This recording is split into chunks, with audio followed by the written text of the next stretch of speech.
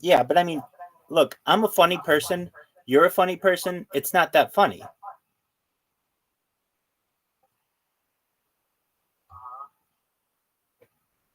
I mean, there are some things that are funny in life, at least currently. That's to the majority of people not very funny. To some people, yeah. But if you're investing your money, you want to make sure that it's invested in quality.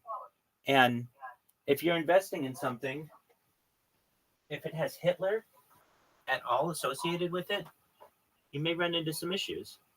So, what I would recommend is you talk to your investor group and you ask them if it's okay to change the name.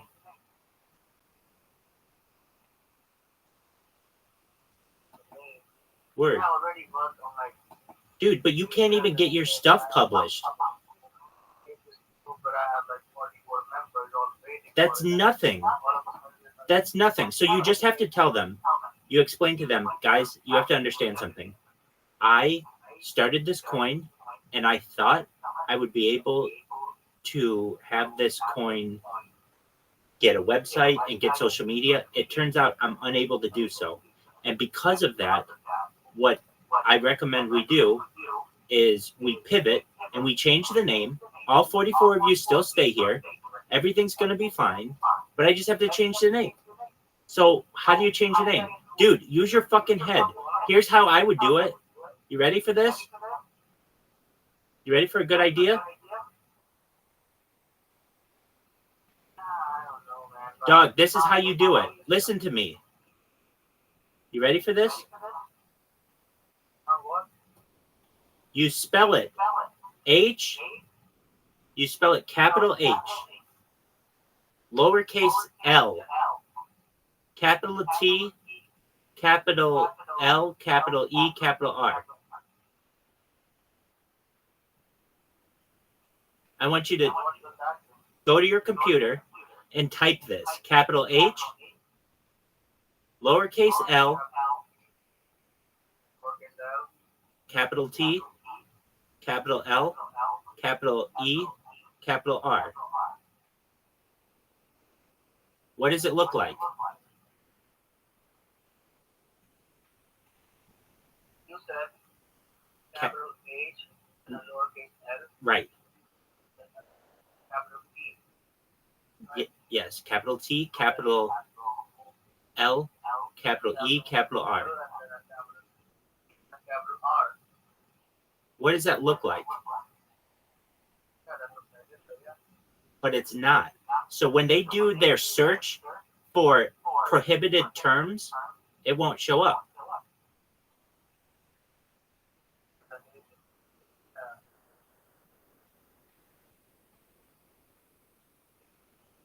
For the domain, we have to do the same. Correct. Domain and for the name and maybe I will try that. I'm a smart person, dog. You're hanging with the best.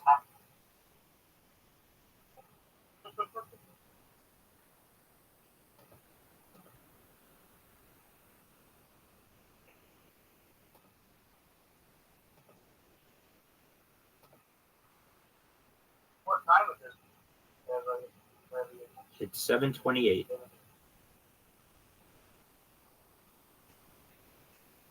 Have a step with it? Usually what I do is I'll be up for like 8 hours, then I'll sleep for 2 hours, then I'll be up for 8 hours, then I'll sleep for 2, and then I'll sleep for like 8. I thought this is a fact that I just made On for this particular one. Telegram? Yeah, I just sent you the link on the Discord. Okay.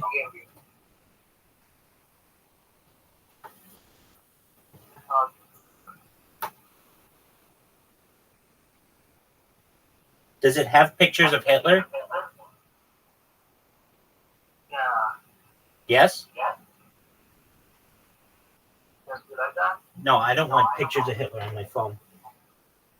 So that link that I sent you, right? I saw that you sent the link, but I'm not going to click it because I don't want pictures of Hitler on my phone.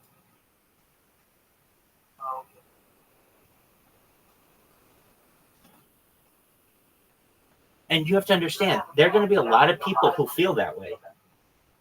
They're going to want nothing to do with your coin.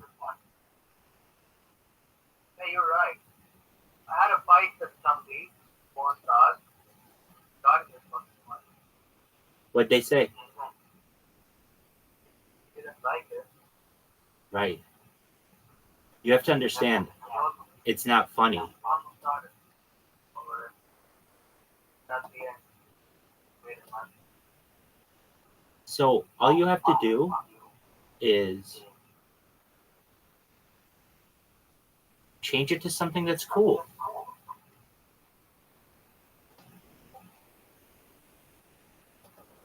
I could give you 1,000 Maybe I things can try that are QR coin, maybe. dog. What QR is? Help me. What are we saying? SPQR? Or that Roman coin? I was just gonna say, isn't that the thing for the Roman Empire? What? That's the thing for the Roman Empire. Yeah, exactly. The Roman. So what do you want to do with that coin? Maybe instead of launching Hitler, I would that I can launch I mean, that's not offensive, right?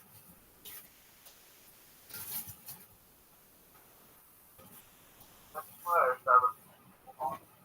Nah, man, I want to launch my So God, so let's think about it. What you would want to perhaps launch a Roman coin?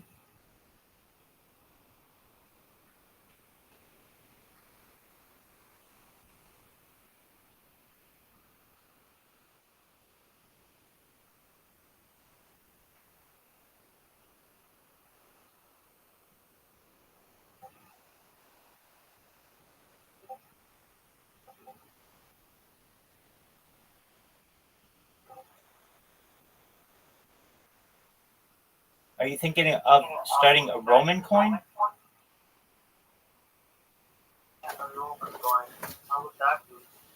Well, I don't look, dude. There's a ton of things you could do that are better than Hitler. So, do you want something that's popular? I mean, you could do like Trump survived the assassination coin. You could do a Hawk Tuah coin. You could do anything that's like somewhat. The hard to a coin is already a thing, right? I think probably by now. That one. Okay. Well, I don't even think a Hitler coin is original. I think a lot of people have had that. Yeah, it is not original. Yeah, that's for sure. But for that specific vibe and that premium feel, I'm about to something members that are in my personal right now and my fucking Telegram. This is something exciting. Okay, so then just change the name from HITLER to HLTLER. Okay. So where do I send you that super pack so that you can look onto it? Dude, I don't want Hitler stuff on my phone. Your Telegram? Yeah, I see it. You gotta understand. I don't like Hitler. I don't want Hitler stuff on my phone. Okay. Take it down. I understand you. Do you know, like, that Hitler is not generally considered a good person? No, he is not a good person. Yeah, that's I know that. So So that's why people don't want to identify with him.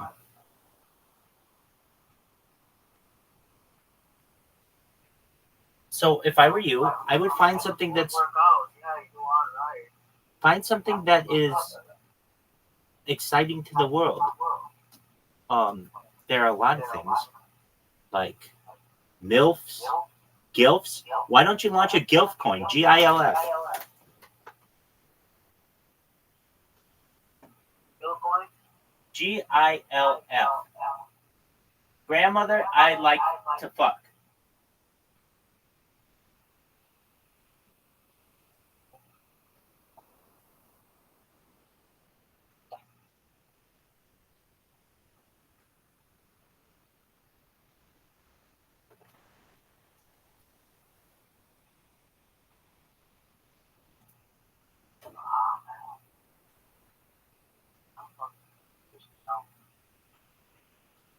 Why are you confused?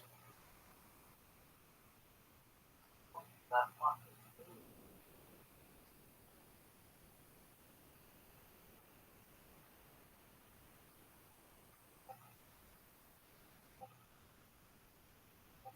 Okay, so you may have had 44 people who liked your idea, but you had a lot of people who didn't like your idea. And if you want mass appeal of a coin, you're definitely not going to get it through a Hitler coin.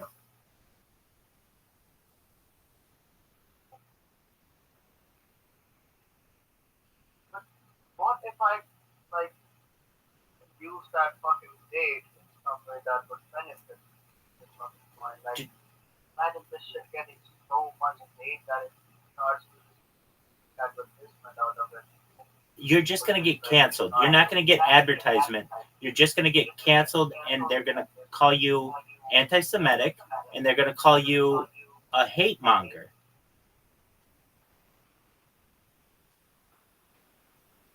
I mean, you don't want to be known as anti-Jew. No, yeah, definitely.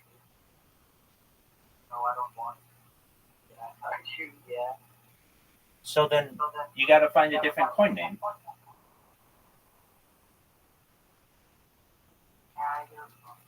So what about GILF? GILF. But what does that mean? Grandmother, I'd like to fuck. It's like a MILF, but her mom. Do you know what a MILF is? MILF. Okay. MILF, yeah. So her mother is a grandmother.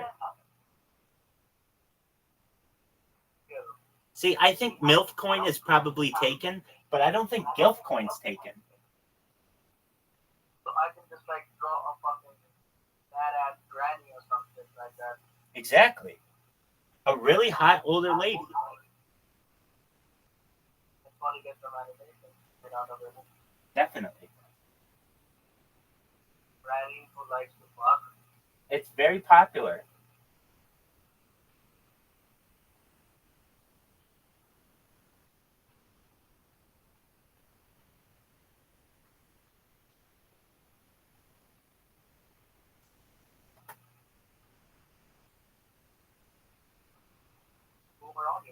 I want to get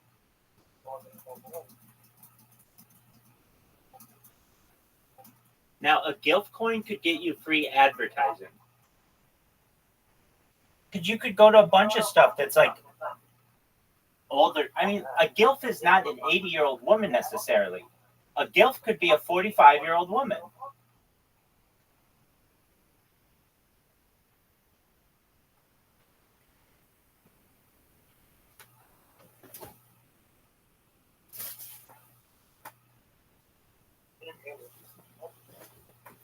Plus, it's funny. It's funny. GILF is funny.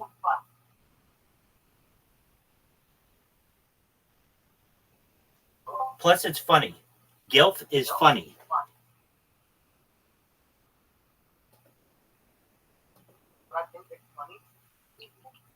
It is funny.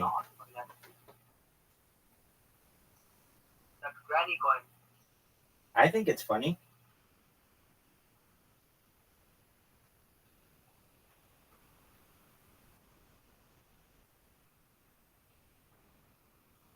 That Hitler coin. Dude, the Hitler coin's not going to work. At least not now. Maybe in 200 years it might work, but it's not going to work right now.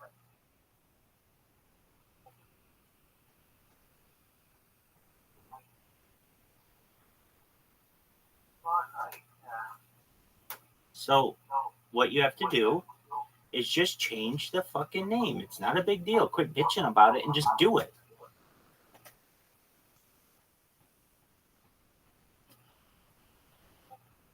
Yeah, I'll try it. Look, let me tell you this.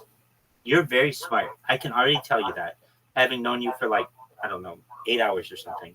You're very smart. What's hurting you is the name of your coin. If you name it something that has more widespread appeal, call it the World Peace Coin. Very few people disagree with world peace.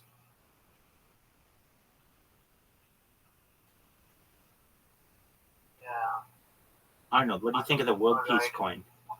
That's a good idea. That has Yeah, World Peace Coin. Yeah, that has global that can work, appeal. yeah. That has global appeal. Everyone in the world wants that who's not evil. Plus, World Peace Coin. Yeah. plus, Let's name it WP. yeah, Yeah. dude, Hitler's just not gonna work. That is a banging.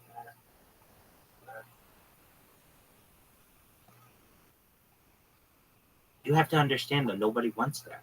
Give people something they want. They want world peace. They don't want Hitler. Like, I'm gonna be honest with you. If you go to someone and you just want to be like, even like, let's say you created a Hitler TikTok account. If they let you have that, nobody's gonna want to follow you.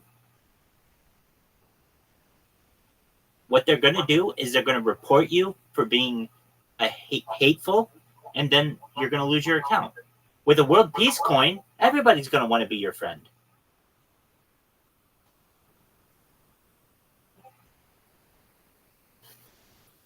So all you have to do is change your website.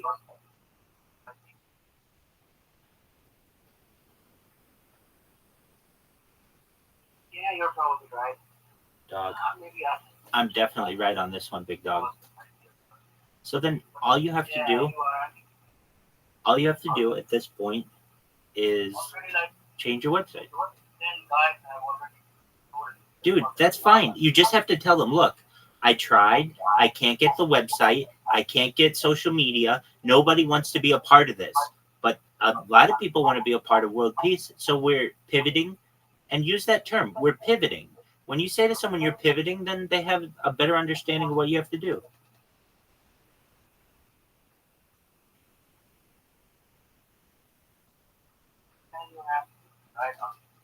I think so, dog.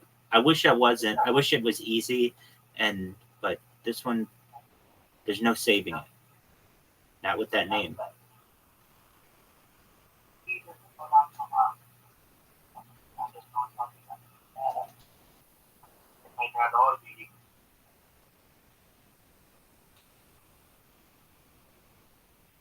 People hate that guy. Yeah, they want nothing to do with him. Right. So you don't want to associate yourself with that. I understand where you were going with it. Thinking like, oh, it's the complete opposite of everything that's good in the world. So maybe people will want to invest in that. But it's just too soon for that kind of thinking. Nobody wants that at this point.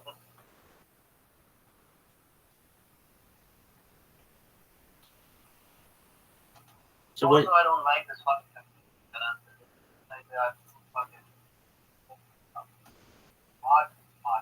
dog, they're in a Hitler community. Of course they're going to be fucked up.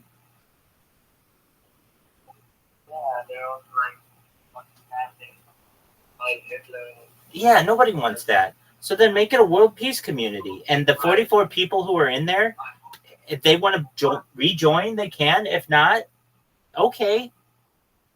They're not going to be you're not going to be the one who looks like an asshole in the end. They will.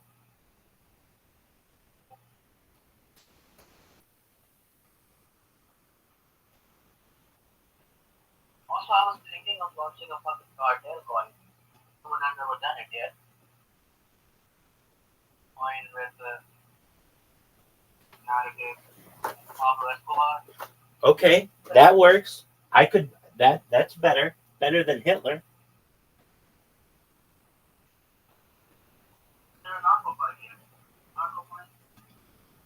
Is there a cartel coin? Yeah, Pablo Escobar coin. That's a good question. I've never heard of one. I think there is one. Like, maybe Pablo Escobar, and his name is fucking Pablo, but I think it's like, he's talking with Pablo Escobar himself. I made a banner for that project as well. So,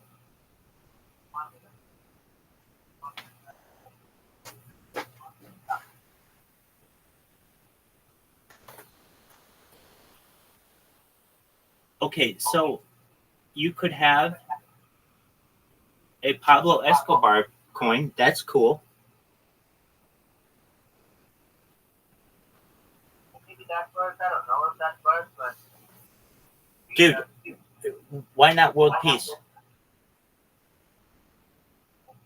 yeah, world peace can work, but later I need guys that are in the right mind first. Well, you have the perfect one. You have the perfect one. You have Rabbi. And what does that mean? I'm here. All I do is talk about world peace and invite people to discussions on world peace. I stream my life for world peace. So it's a great thing that we would link up. If you start a world peace coin, I can tell people, hey, do you know about the world peace coin? And they're like, huh? What are you talking about? I mean, do you see this on my head and on my shirt? This is all a cryptocurrency. This is all Harry Potter Obama Sonic Teninu. Look how I represent this coin. I can do the same just by mentioning your coin. It's free advertising. I'm not saying it's huge, but it's something.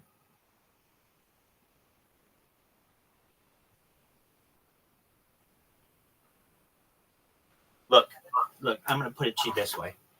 Do you know anyone in India? Okay. You're from India. I love India. Okay. So India is the most populous country in the world. India is the next generation, the next tier, the next wave of developed countries. And essentially over the course of the next century, it's going to go from a developing country to perhaps in many ways a first world country or developed country very quickly. And so if you can connect people to an idea, whether it's India, but globally, particularly with India, I think that that's a very powerful coin in the future. India is very underestimated and will be very, very powerful. I know everyone talks about China, but they underestimate the power of India. Oh, yeah. Wait, like when you meditate? Om. That's a really good one. What's the Om coin?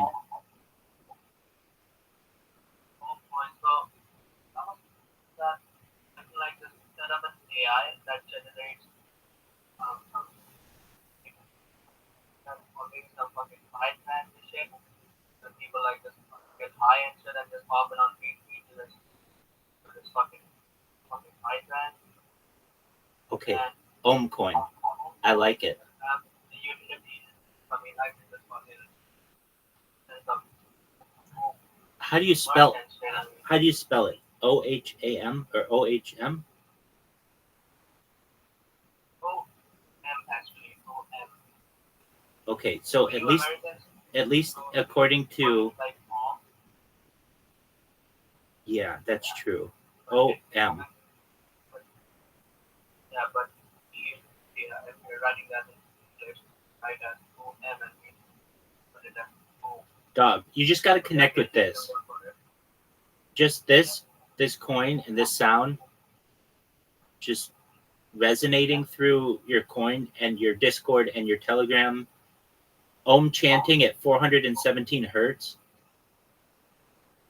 with what are those fucking, they have those like chanting bowls or humming bowls or singing bowls. Yeah. I know about that. Where you like what you say? Or do we have like something like a stick or something that we across that pole and that creates that fucking noise? Dude, okay, so this is a good idea. If you just had a website that was like whatever, let's just say om.com or whatever it is, and you go to that website and all it is playing that fucking om. That's all it needs to be. And when people are like, well, I want it to be more shit. Okay, that's fine. Go do your own fucking coin. This is the Om coin, and all we do is we want peace, and we want fucking resonation, and we want to treat our bodies like a temple. That's it. If you want other shit, go find it somewhere else. And then you have like this place of peace and tranquility. can work, but I don't know, man. It's like those that popular there. I mean, have like 30% taxes in it, That's why I'm so I saying have to send if my money to like if you Facebook if and you then like yeah, that's a pain buy in the that. ass. It's a pain in the ass. What I'm saying though is that you need to be able to sell the idea to a Chinese person, to a Jew, to an Indian person, to an African person. It has to work on all levels. And two that we've mentioned, a world peace coin and an ohm coin, those both work.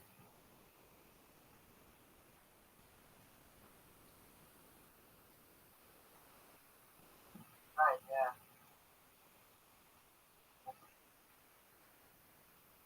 So you have to explain to the 44 people, hey guys, guess what?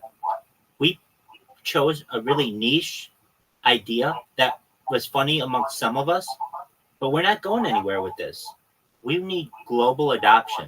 And thus, we've pivoted, and now the coin is the coin, or the coin is the world peace coin. And if you want to continue on this journey, you're more than welcome to. All of your funds are safe. We just had to pivot. And if somebody's like, Yeah, you're right. Okay. if somebody's like, well, I want it to be the Hitler coin, then you can say, look, I understand. You can have the name the Hitler coin, take it, do with it anything you want, and hopefully you have more fortune when you are trying to get social media and you're trying to get media attention than I do, because I didn't get anywhere with it. It was very difficult. In fact, it would affect you. You could tell them it would affect me physically.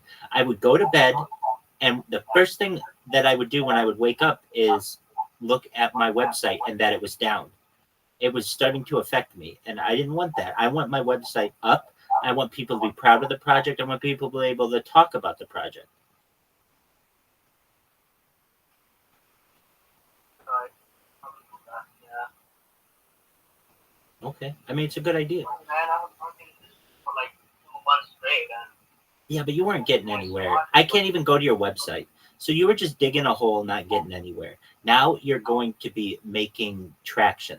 Now you are going to be like a railroad where you are going to have lockstep. You're going to make progress.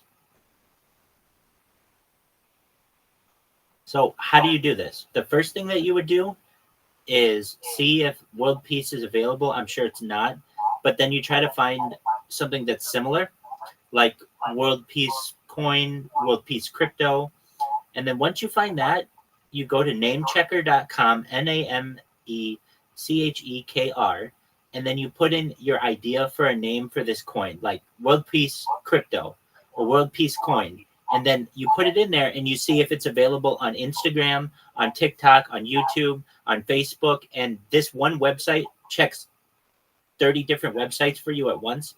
So you don't have to go in and wonder if your username is bro, there's already a world coin. right. I know there is. I want. Careful. It's pretty good too. But their trading volume is low. Well, well, then see if you can outdo it. Try an ohm coin. Now I don't.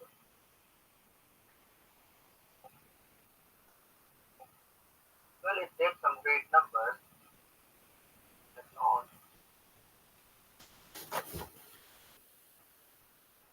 Now it's fine.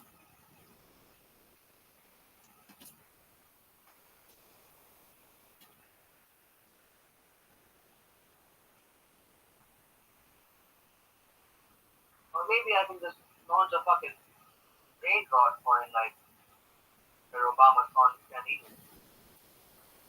Again, if you have the name Hitler in it, nobody's going to want to have anything to do with it. No, I mean I won't have the name Hitler. I'm just saying that what if I launch a fucking brain rot coin like the Harry Potter Obama con is 10 billion coin. Here's what's tough about that. At least in the United States, only like 50% of people like Obama. The other 50% don't. the people, when you say Harry Potter, some people don't like Harry Potter. So Sonic, there are people who don't like Sega, and they only like Super Mario Brothers and stuff. I'm not saying you're going to be able to please everyone, but with every meme that you put in there, it's more and more people that you could disenfranchise. Their memes don't even make sense. I mean, that's the whole point of this point. Right, but it's really hard. It has to make sense. It's really hard to to to replace, to be able to do this twice. I read your mind. It took a lot of work, and even this isn't the first iteration of Harry Potter Obama Sonic 10 Eno. Dog, why wouldn't you just do the Ohm coin? Yeah, I'm fucking with it. I can just talk to my guy. Why don't you do the World Peace coin? I don't know about the word peace coin, but Why? yeah, because I saw the traction of that word when it was already existed. What's the ticker for World Peace coin? You know about the Zelda Eno coin? Zelda Inu? And you know about that? It's on Ethereum mainnet. No, talk to me about it. So they launched this coin where like they're helping dogs and stuff get out from their shelters and like giving them families and shit. I mean, that coin was for a noble cause and it went to like million market cap and now that's fucking dying as well. It seems like they don't want to involve in this. This is 2024. I don't know, people don't care about stuff like that anymore.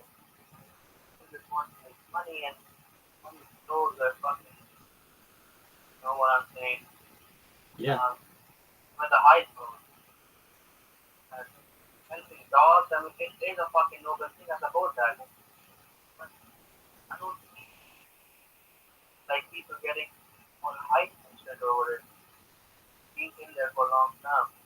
People who are holding that are fucking down like 10x from their all-time high. They are still in for that cause of dogs, but the ones that were in for the profit was like 95% of their holders. All exits. Now that coin is fucking dying. I saw that coin like 3 days ago and it was at 1.5 million. Now it's at 600K. Entire market is pumping and that coin is just fucking dumping.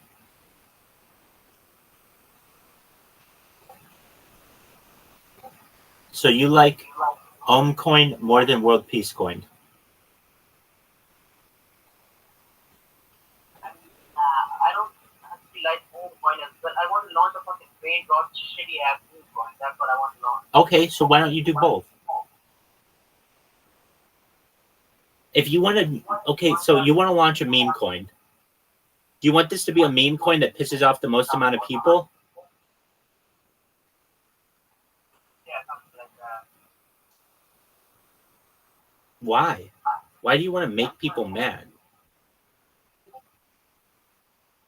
I mean, not a meme coin based on Hitler. No, I'm thinking I'm putting on that idea as a whole. But I'm launching a meme coin that is actually funny and I can keep on just delivering memes on it so that people never get bored of my shit.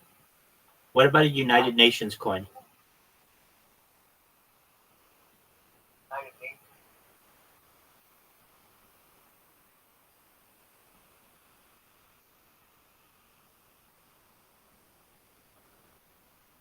Yeah, United Nations, UN coin.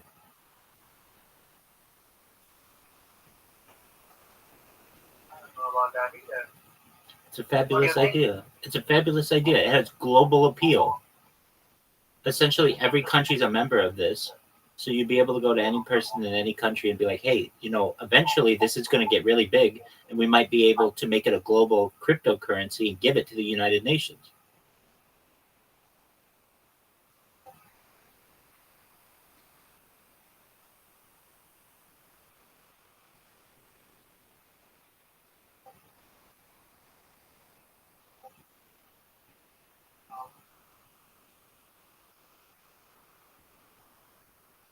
that can work.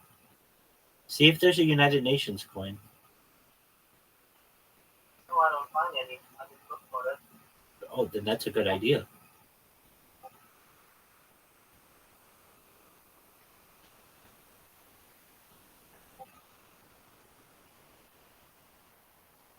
How old are you, sir? How old am I? Yes. 38.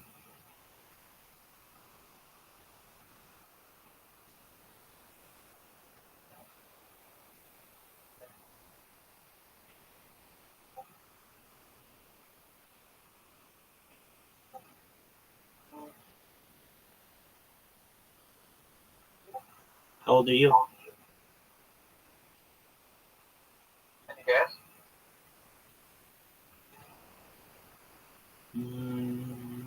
25. No, I'm 32.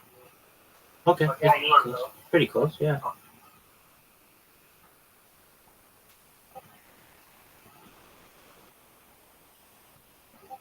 UN coin's a good idea, dog. What if? Yeah, it is. Yes. I just have to convince my team for it. Get them in here. I'll convince them of it. Get them in here. I'll convince them of it. And I can make them aware. Look, I have 3 years of my life on camera, and we have the birth of this coin on camera, our conversations about it. So come on in, and we're going to keep promoting this coin, that it is essentially uniting the world as the United Nations is supposed to do. Or maybe I don't fucking launch a coin at all. That can be a thing as well. Definitely. You don't have to. And just invest. Yeah, maybe I can just stay away from that. Alright.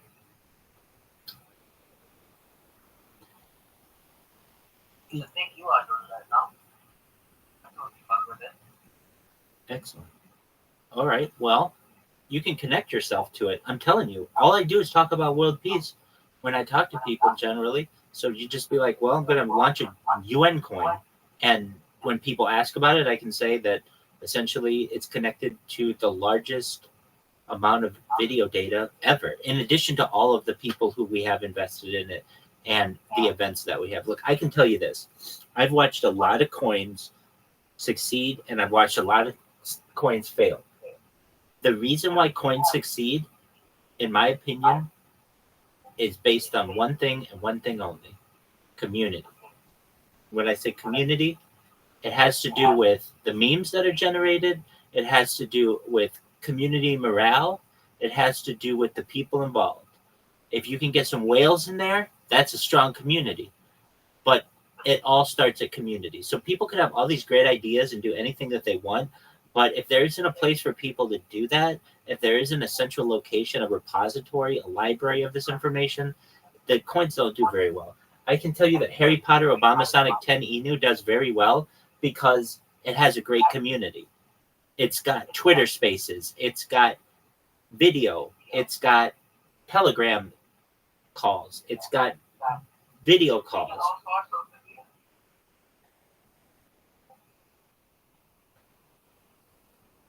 And that's what you'd want to do with your community. So you've got 44 guys right now. So what I would tell you is to tell the 44 guys, hey guys, join my Discord or join my Telegram or join Rabbi's Discord. We're going to start. I mean, I can give you access if you want to start building things in here. You certainly can. But basically, what you want to do is get those people on board to help you build a community around whatever idea you have. And it's hard to build a community around Hitler, but it's really easy to build a community around world peace or the United Nations or OM.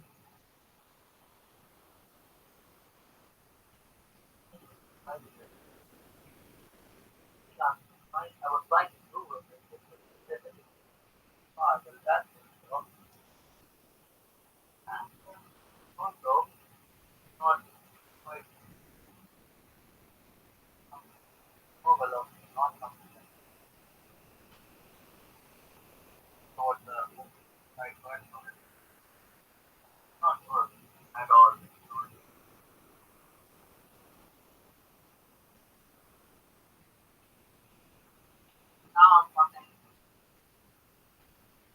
maybe I will just not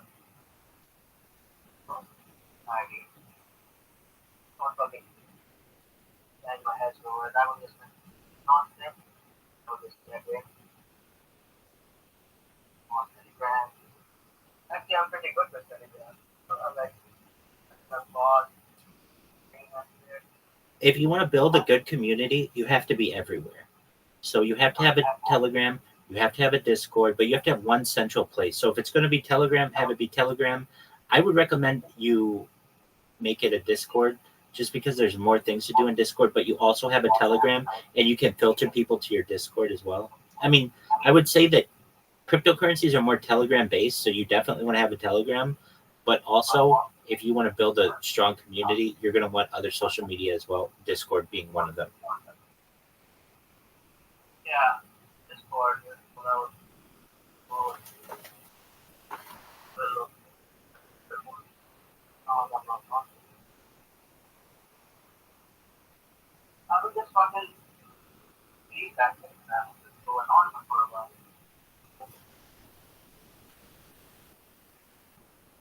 They will not forget about it.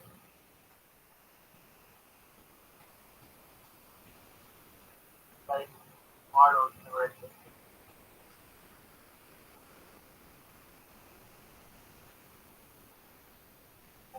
And just like,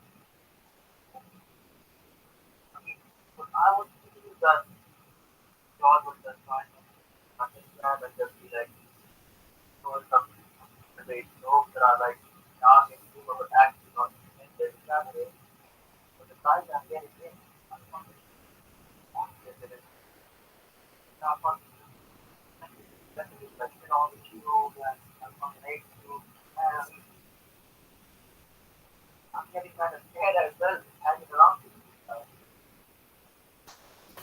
Well, there you go.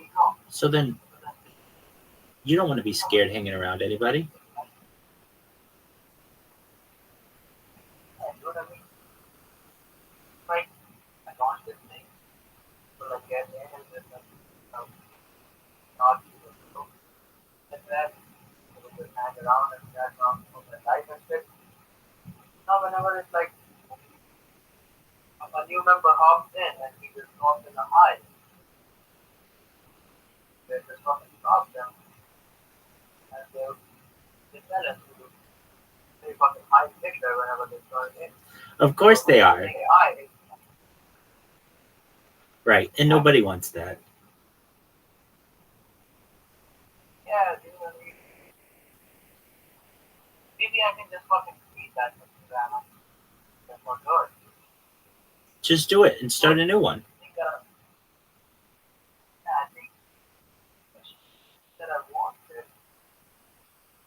go as and not do that.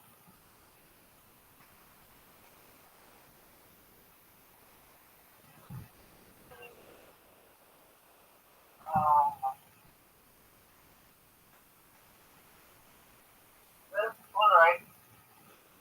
I guess I could just get out for some. I will be back. Please do. Right? Aside from that little hiccup earlier, I'm always live. I'm here. And think about what we talked about. And I think that you will probably have the opportunity perhaps to get a new start in a new coin. Yeah, definitely. Then I'll be back. I'm just clear my head. Let's play that game again. Hey, that sounds like a plan, my friend. You take care. Yeah, okay. Excellent. We'll talk soon, Arl. Peace, brother. That's Arnold, everybody. Arnold is amazing. Yo, how are you? Dude, I'm well. I was just talking with somebody from Harry Potter. How are you? Oh, you said you're well. Good. Excellent. Good to see you, GB. Hey, I appreciate you telling me that you don't do Discord. I get it. I'm not going to force it down your throat.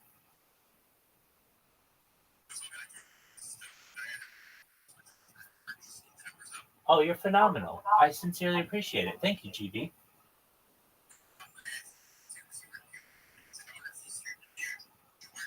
Excellent. Yeah, I wasn't streaming in here, just for like a week or two, but I am streaming in here again. The reason why I just needed that device, I needed its camera, so uh, I was still in here with another device, but it just wasn't streaming the camera. Yo, what up, everybody? How's everybody living? We got GB in here. We got Aqua Shark. We got Bitcoin Martin Luther King, and of course Bitcoin Alex. Dude, Alex. Dude, Bitcoin Alex is in my Discord.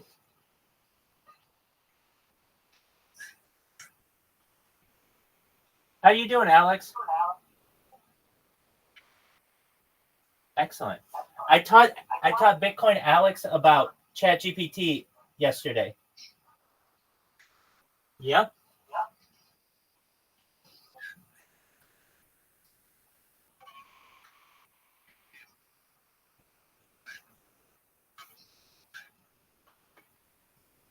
It's pretty amazing.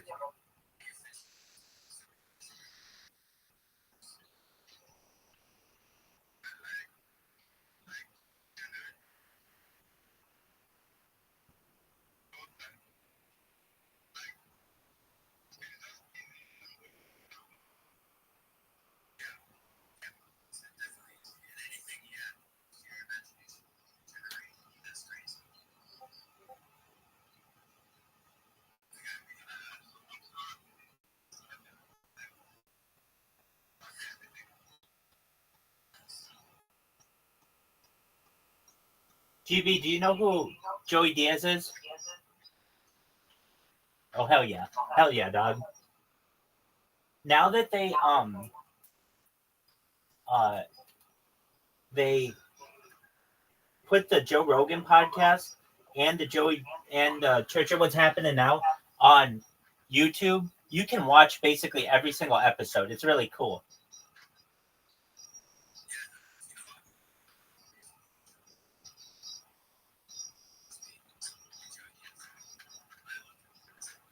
Ditto, man. I'm watching him right now.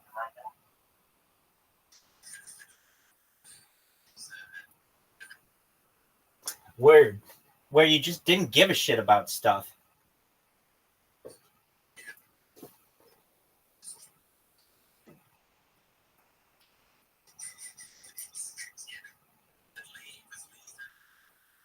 Oh, dude, that shit is hilarious.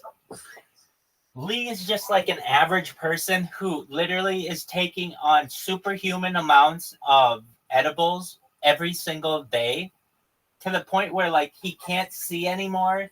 He can't move his lips. And Joey Diaz, I mean, I don't do a good Joey Diaz, but it's like, yo, cocksucker. Hey, have you eaten? You need another edible. You need a star of death. You need a star of death. And like Lee's like, I can't. I can't. Cocksucker. You need another star of death. And he's like, I can't. Oh, quit being such a momo. And it's absolutely hilarious what he'll say about people, and it's like, you know, he just tells it like it is. Lee, what are you doing? Lee, what are you doing? Lee's just like in outer space, like, and Joey will be like, Lee, you're being a lightweight. What do you do? Hey, cocksucker, being a lightweight. And Lee will just be like, I can't eat anymore. Joey will be like, we just started. We're just gonna you just ate the edibles. We got LSD to do. We got shrooms. And Lee will be like, I can't do any shrooms right now. And Joey will be like, cocksucker, take a stem. Cocksucker, eat a stem. Eat a stem, cocksucker. It's quite funny. Welcome to the church. That's right. What other podcasts do you like?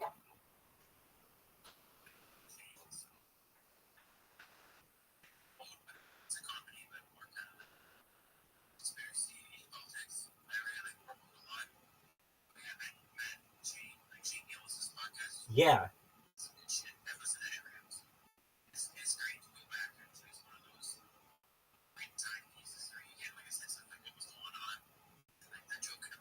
Right.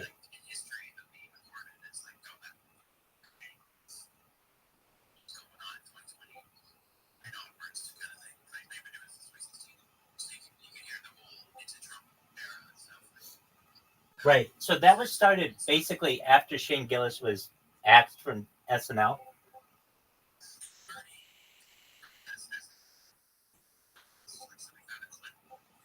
Oh, that's right. That's right. I heard him talk about this. It was absolutely hilarious. I actually watched this yesterday, where he's with Joe Rogan and he tells the story. Have you heard him tell the story about SNL? It's absolutely hilarious. Where he's doing his Lorne Michaels, and he's like, Lorne Michaels, like, is there anything we need to know about you? And he's like, oh yeah, well I've got this podcast. And Lorne is like, all right, oh, what about it? And he's like, oh, I say these words on it. And Lorne's like, oh, that shouldn't be a big deal.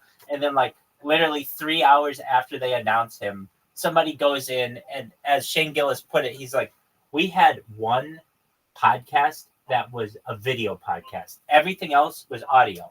And all these people had to do was go to the one that was video. They had to go 3 minutes into it, and they had me. He's like, there's no hiding it. And he's like, and that wasn't even the worst stuff. That wasn't even close to the worst stuff, because people were like, oh, they really had to dig into his background to really get all of this. He's like, absolutely not. It's literally the one video podcast that we did. It's 3 minutes into it. They catch me saying something, and I'm done. There's nothing more I can do. But he gets some kind of, I think he's getting the last laugh, because he's becoming bigger than a lot of people. I mean, he's arguably out there, particularly with his Trump thing, and now he does this EA college football. He plays the video game. He's becoming bigger and bigger.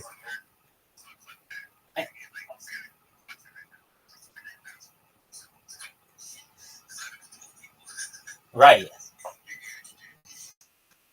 Um, he's moved to Austin. Is that correct?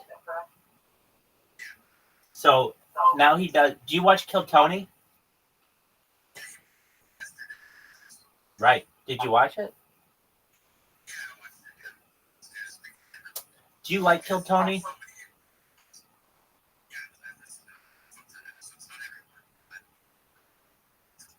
Excellent.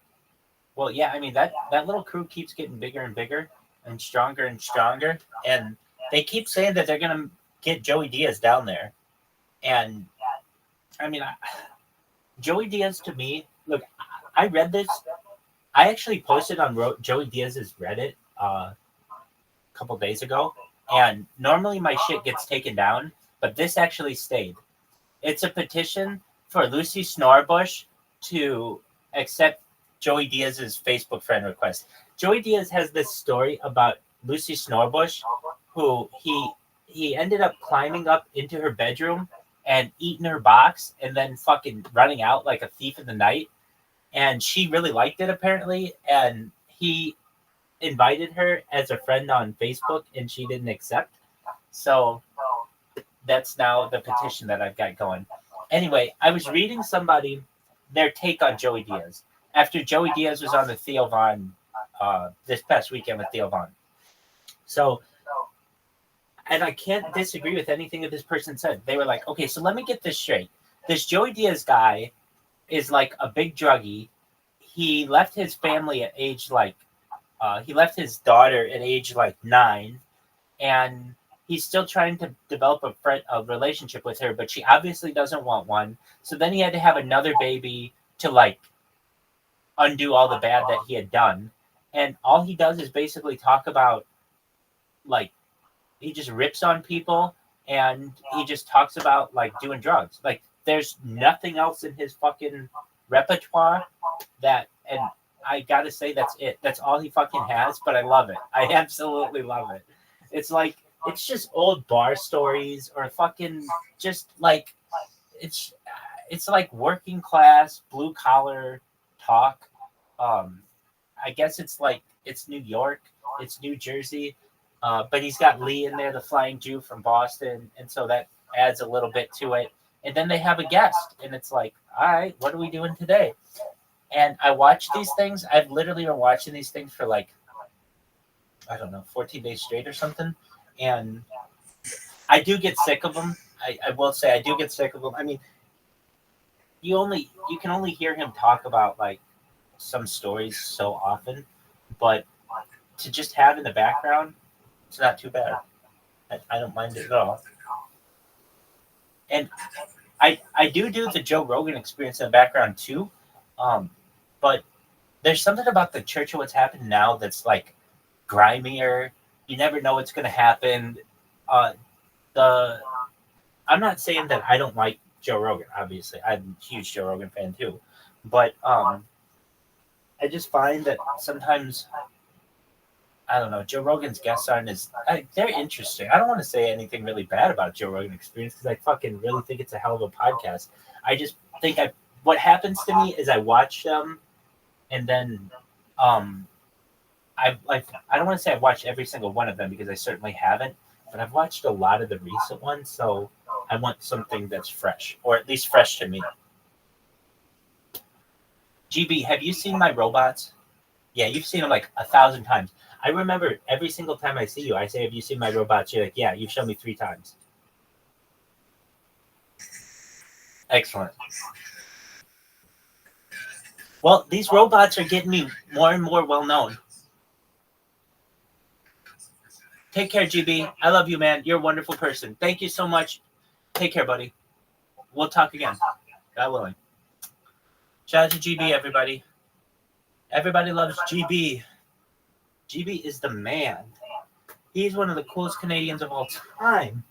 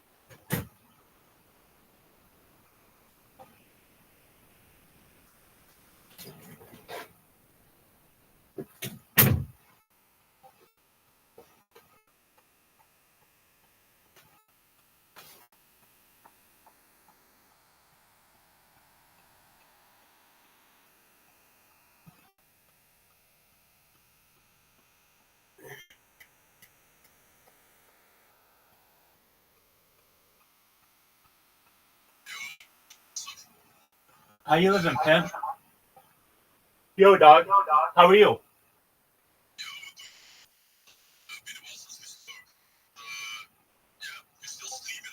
Absolutely, 24/7, baby.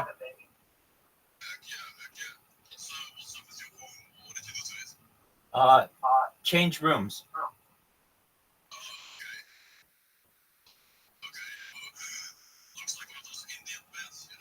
Absolutely, that's kind of what we're going for. It's like a tent. It's like a circus tent. Absolutely. I'm going to send you an invitation. I have transitioned to Discord. Do you know what Discord is? Amazing. Okay. So I'm going to send you an invite, Warp Master. Okay. You'll see, I have over 500 VCs in this Discord. So it's discord.me/Rabbi, and you've got a link to it right now. Okay, perfect. How's Warp Swap doing? Yes, I wanted to ask you, are you an admin in the chat or? No, I'm not. Do you need help? No. I can help you.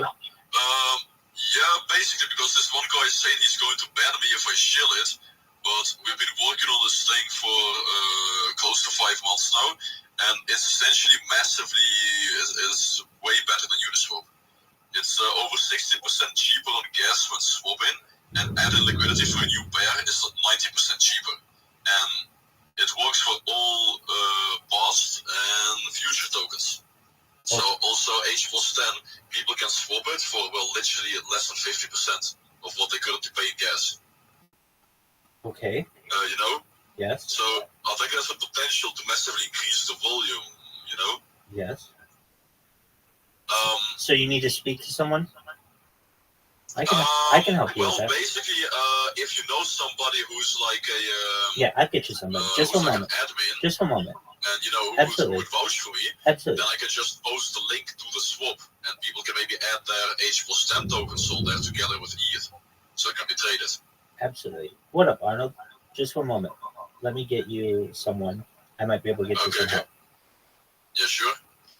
All right, so what we're going to do is we're going to go to this chat, and I'm going to say, can someone on the admin team please assist in the VC when possible? Question mark.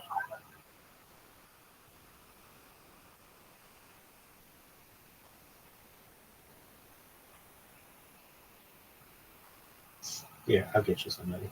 This person's admin. Okay. Hey, Jackson.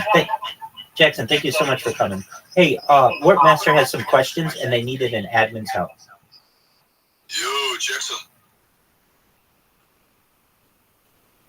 Yo, Les. Hello. Hello. How are you doing, mate? I'm great. How are you? Yeah, likewise. So we just went live with our swap today, and I mean, I've been in H+10 under a different account, and just wanted to chill it because all swaps are 60% cheaper on all ERC20 tokens, and added liquidity is 90% cheaper. It's a massive game changer. It's been rewritten Solidity, uses different code, different logic than Uniswap. And without any gimmicks, without gas tokens, so different token standards, whatever. If you got some H+10, you can try it out and add it on the router, right now, if you want. So, I wanted to maybe ask you if you could check the website, if you think it's legit. You mind if I make a post about it? We can't let you post about it in here, but I'm sure that if there's people curious about it, they'll reach out, but there's nothing that I can really do with it. Yeah, sure, so I can post it. You might check it out yourself if you want. Because, I bet you hold the tokens, right? Yeah, but they're in a cold wallet. I don't usually swap them, so... Okay. Well, you mind if I just advertise it a bit more in voice chat, or you'd rather not have that? Voice chat is Rabbi's realm. Rabbi. Hey, thank you so much, Jackson. Hey, tell us anything you want, so long as it's in VC and it's not written. Tell me anything you want. Yeah. Okay. Yeah, that's it. So I wouldn't want to tell you guys much. Is what I've told you.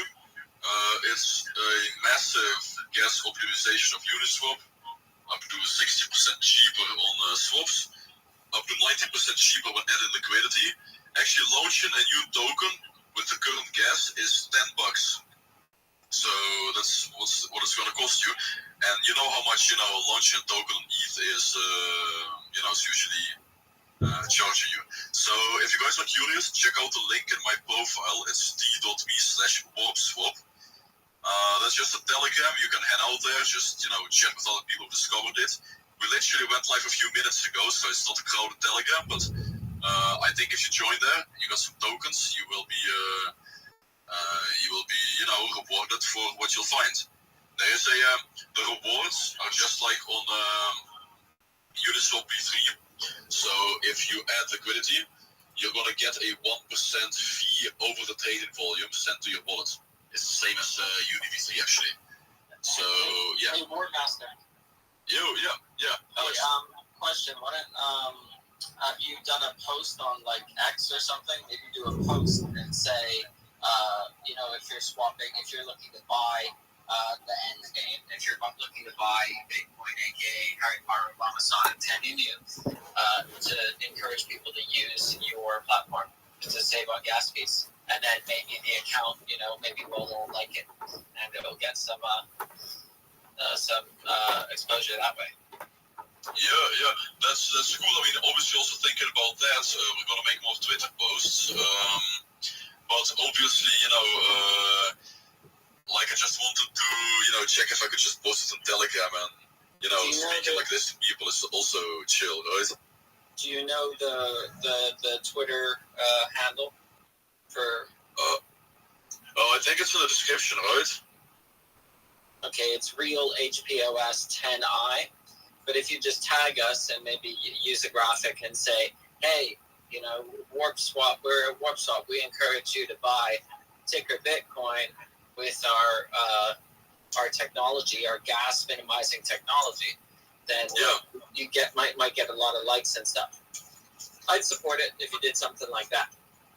Okay, perfect. Good idea. But I posted in here then. I would just post it like on the Twitter and just tag us and we'll see it. Because you'll get it deleted. Yeah, that's cool. That's absolutely cool. Yeah. I'll do that then. That's perfect. Thank you very much then. Thanks. I'm seeing that one guy already joined the TG. So I'm gonna answer him. But thanks, I'm gonna join Twitter then, okay? Thank you very much for the convo, Alex and Rabbi. Most certainly. Much appreciated.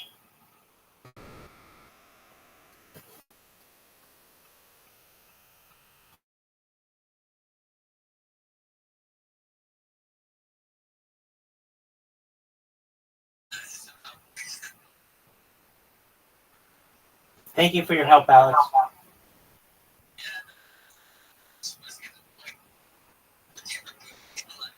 No, I don't even have the ability. I listen to every single person for the last year. Yeah, I've had some characters, but honestly, most people have been really great. And whenever anybody has a question, really with anything having to do with the coin, I do exactly what I just did, which is I say, can someone from the admin team please come to VC and help this person? And everybody's always really helpful to do so. That makes sense. I mean, 95% of people are great. 5% just kind of. Exactly. And I figure, look, if you're trying to promote something aside from Harry Potter, Obama, Sonic 10, the chances are that you're going to be able to post it are slim to none. However, I still do everything I can to help you and see what we can do. And you had some really great suggestions. And I think if that person goes with them, that he'll get some of the traction for which he's looking. Yeah, it comes down to if you're trying to be like extractive. That's exactly right. Exactly right. Thank you, sir. Take care, Alex. I am. Bye bye.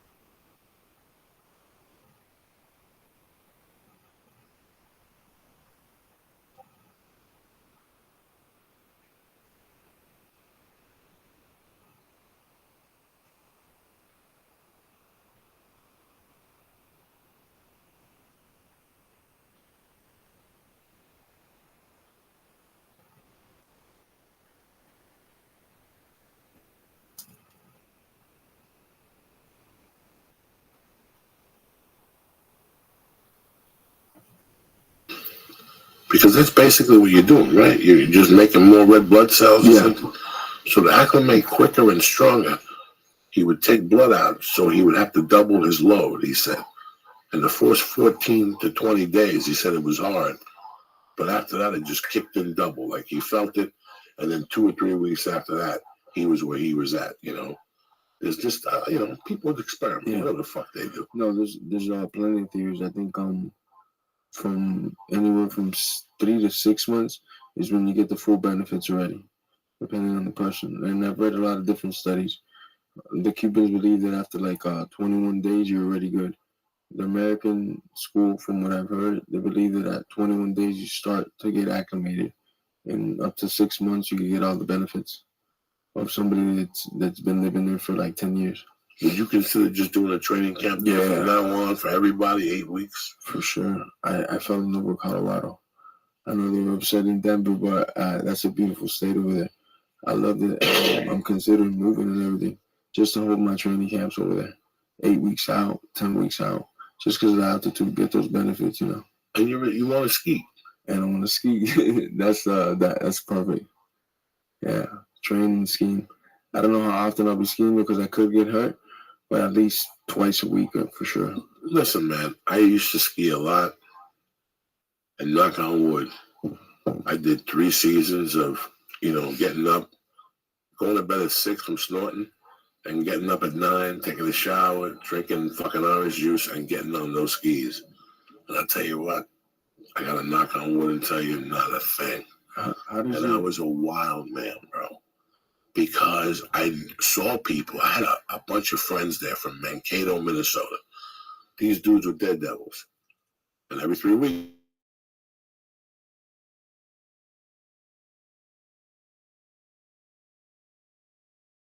I always stayed on the medium, whatever the medium was. I don't remember now. It's been 20 years. and I would do my 3 or 4 runs, and once in a while I'd get cocky. It's the people who would ski off, whatever they call that, backcountry, and all those guys. That's where you cause avalanches. That's where all that shit goes down. It's cute, but it really happens. That's where you cause all the avalanches. So I always just kept to myself. I took falls. But I'm telling you, me and my roommate, we hit the bag in those days. We used to lift weights. And in the mornings, we'd go fucking skiing. And not one of us. No knee injuries, no nothing. Yeah. If you bend your legs right and stuff and keep your knees together and one stop or the plow stop and stuff, unless you start doing those jumps and when that tip gets caught, that's when your knees start going, bro. That's why even at that age of 21, I wasn't Johnny Surfer. In fact, there were times where you pick up some momentum, Jack. You're going a little faster than what you anticipated when you're skiing sometimes. After like 2 or 3 runs, you get your breathing up, and you're flying down that hill, and you scare yourself. I used to scare myself and make myself slow down and go into the side and start all over again, or I'd start cutting and weaving. I don't know what the expressions are now. I'm sorry, people, but listen, I never got hurt like that. If you play the game right of skiing and go in the medium range and just say to yourself, I'm doing 4 runs, as part of my training. I'm going to do 4 runs on the last one to throw my skis in the fucking thing and go somewhere else and run for an hour and a half. And let's warm up the knees, because you're like this. You're really fucking warming up. You're fucking going for it, Jack. Yeah. It's a great workout. You know, when you get to the bottom of the hill, you're sweating. Especially if under that fucking thing. Oh, yeah. If there's fresh powder. That sucks. I can't handle it. Yeah, I'm still learning. I bet for the people at home, they're listening, talking to me about skiing. I used to ski. The first time I skied, they put 185s on me, bro. It's probably completely different now. Then I went up to 205s or some shit, and I was going out there every day, and I loved it. And then I realized, fuck skiing in the morning. The drug dealers would get up early and ski in those days. So I'd fucking shovel the snow, watch them leave, and then burglarize their house. By the time they got back for lunch, I already had an ounce of coke in my pocket. They're up there, ha-ha, and fuck them. You got to be guarding the stash. If you're a coke dealer, you got time to ski. You know what I'm saying? Leave grandma at the house. Do something. Just don't leave the house fucking empty. And then go skiing after you did that? Well,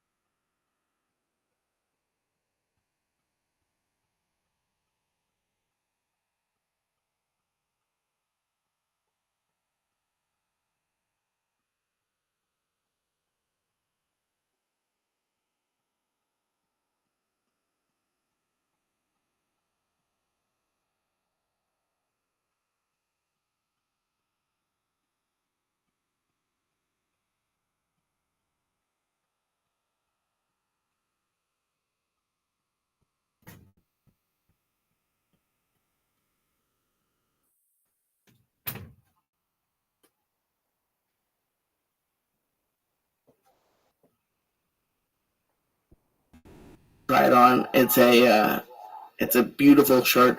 Hope it fits. And it's the shipping was super fast. The site's beautiful. It looks. I'm just excited to wear it. I've never had jeans these nice. Well, it's hard to find the perfect pair of jeans. I mean, you don't want to break the bank, but you need something that lasts. The problem with jeans is a really good pair costs $200 or $300 easily, and those are the bargain brands that just fall apart or look terrible. DSTLD, pronounced distilled, offers luxury grade denim at affordable price jeans that would normally cost you hundreds, dog. DSTLD has starting at just $75. They utilize the same fabrics, factories, and wash houses as the best known brands and designers while skipping the markups and the middleman. The result? Pure, unadulterated denim without the retail runaround. Just go to DSTLD.com.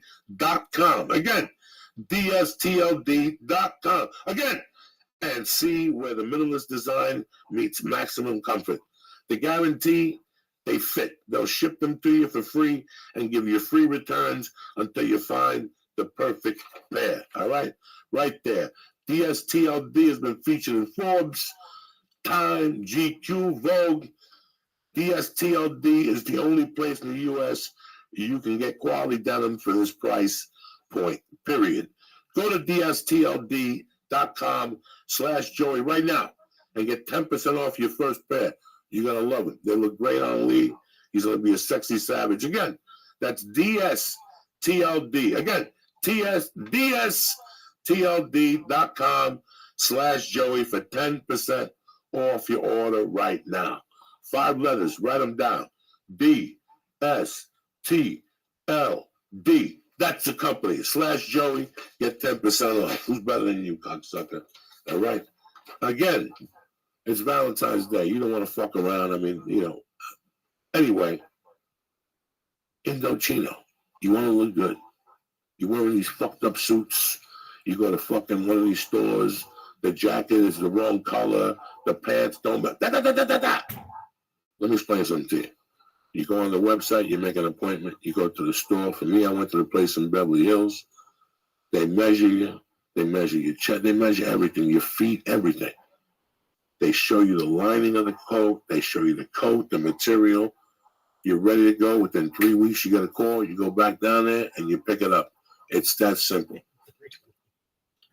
The suits are tremendous. The quality is unparalleled. And I got to tell you something. Even if a fat dude like me, the suit looks pretty good, all right? Every man looks better in a suit, right? You go out to Vegas next week for March 3rd fight, you're going to have a tremendous fucking suit on. Why?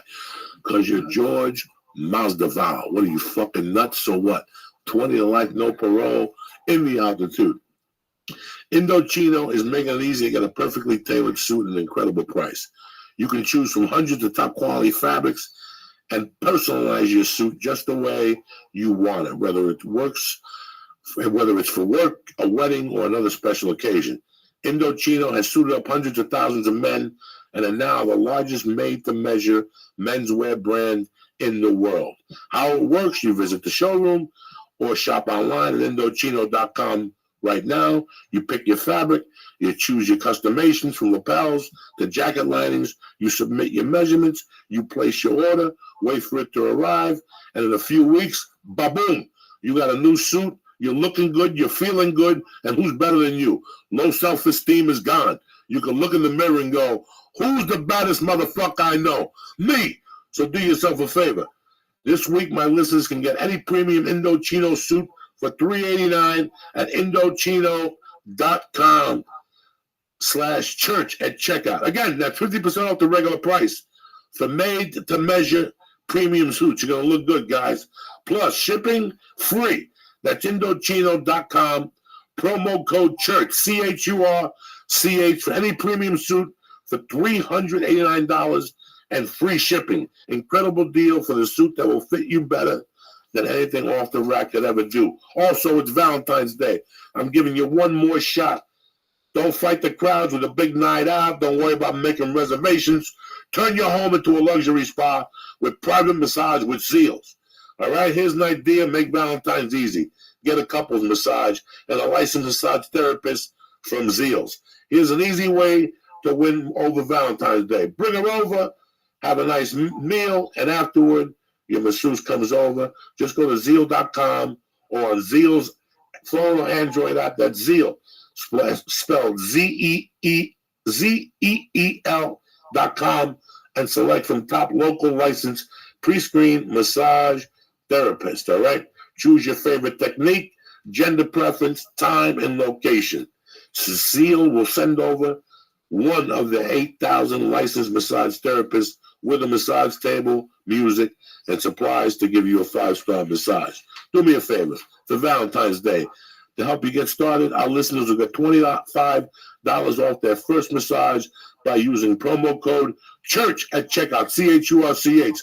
That's Zeal, spelled ZEEL.com, and then make sure to click add promo code at checkout to use code CHURCH. Right now, go to Zeal.com or to Zeal's iPhone or Android app and enter promo code CHURCH at checkout to get $25 off your first in-home massage on demand. All right? I love you guys. I want to thank Indochino. I want to thank DSTLD, Zeal, and I also want to thank my little brother, George Mazdaval, for coming on the show. Shit happens. You know, I love you, but I'm very proud of you. I'm very proud you came on tonight. And I'm very fucking excited to find out who your next victim is. You know what I'm saying? That's how I roll. I'm so fucking pumped, man. I can't wait.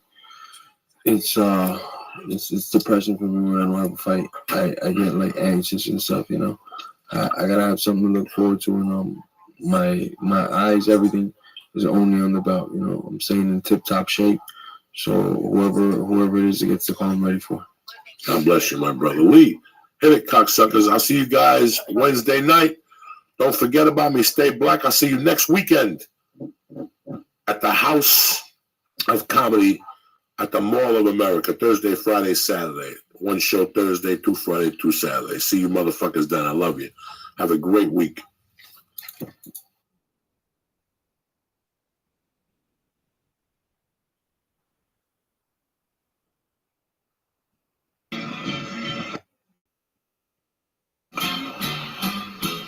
Here we go, cocksuckers. Monday night, February 13th. Tomorrow night at this time, you'll either be getting your balls licked or you'll be masturbating on some chocolate and shit.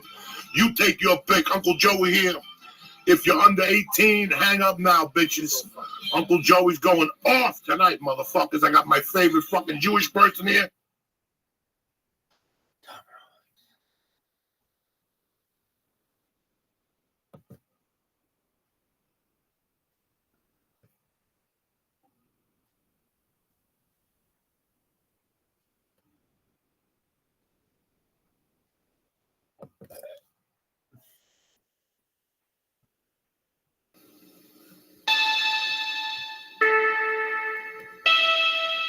Hello, freak bitches.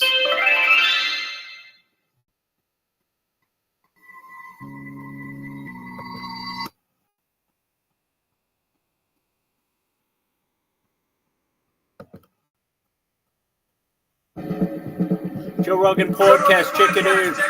That The Joe Rogan Experience. Train by day, Joe Rogan Podcast by night. All day. Are we up? Okay. Let's go. They have a real, like, Estonia? yeah, so, like, the comics there. It's called Humor Clibby, I think. And every show done in Estonia is only produced by these comics. So no one gets a piece of it besides comedians. Oh. Yeah, so they've, like, totally collectivized comedy in Estonia. Oh, so they've sort of developed their own scene, just the comics do. So there was no comedy club that was available, and they kind of created something? Well, Estonia has been a country since, like, 1994. Yeah. You know, so it's, like, real. all brand new. And I think free speech was just legalized, like, you know, last year or whatever. And they brought me over. So, but the crowds, bro, I did a show in the college town there, and I was like, I watched the first two comics, Ari, very funny, not getting big laughs. So I went out there and tried to, like, tackle this crowd. And at one point I was like, "Where do you work, ma'am?" And she went, "No." That was the amount that they wanted to connect. And, like, they don't laugh audibly. But afterwards I'm out there selling merch, and they're all like, "That was a pleasure. It was a time of my life. Thank you." It's like, okay, well, in America, typically we smile at least if we're having the time of our life. It was like someone was going to throw a rock at them if they made any noise. Wow. Yeah. They're probably shell shocked. Oh, for sure. Yeah. Oh, you gotta imagine. But Ari's like Ari Madding, who we were talking about. Yeah. Who is very, very funny. Is such a joyful guy. Silly. Yeah. Yeah. Like, how did he come out of there? Well, I think he's just happy to be out of there. Like it just turned him. Yeah. It turned him into who he is now. Yeah. It's like in The Great Escape when he sees sunlight and all he can do is smile. Yeah. Yeah. Yeah. It's interesting when you see someone who's really talented that comes out of a place that doesn't have any history of it. Yeah. You know, Well, they got to create their own culture there. So they got to figure out how to do stand-up. And I think that Ari can do stand-up in like 3 different languages. Wow. Yeah. So what is Estonian? What do they speak? I think Estonian.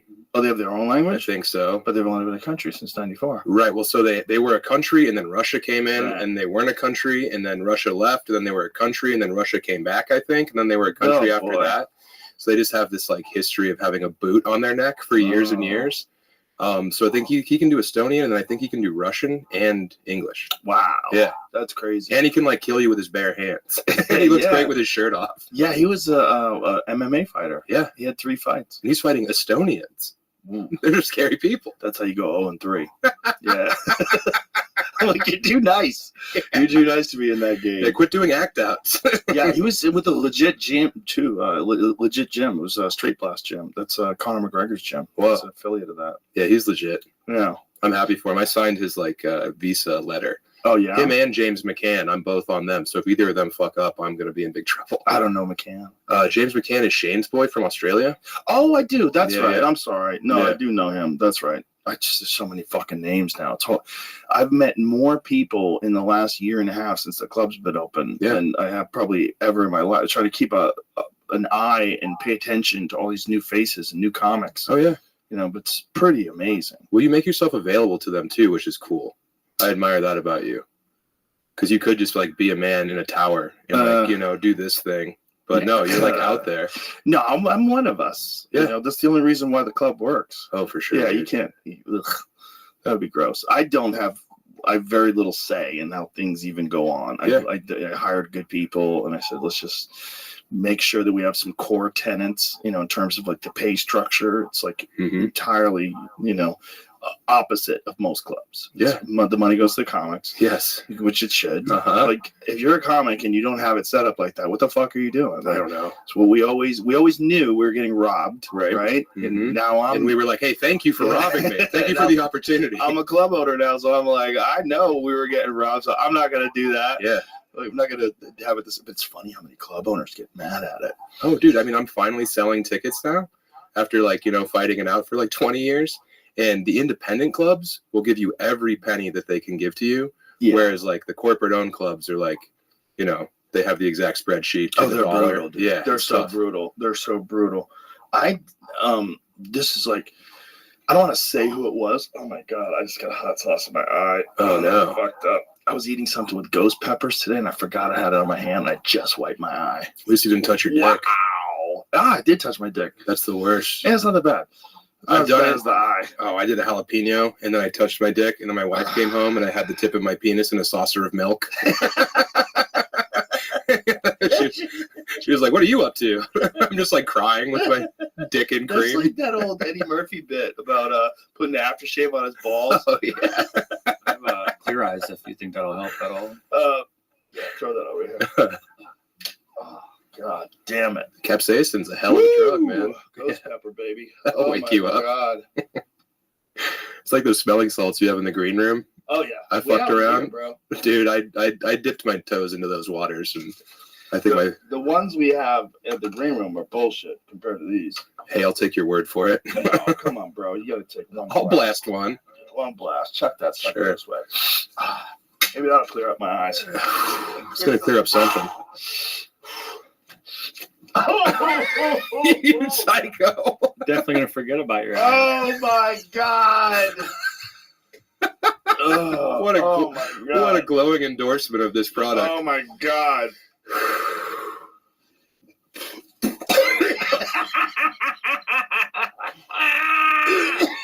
Oh, my God. Oh, dude. I think you went too deep there. So. Yeah, I went too deep, too.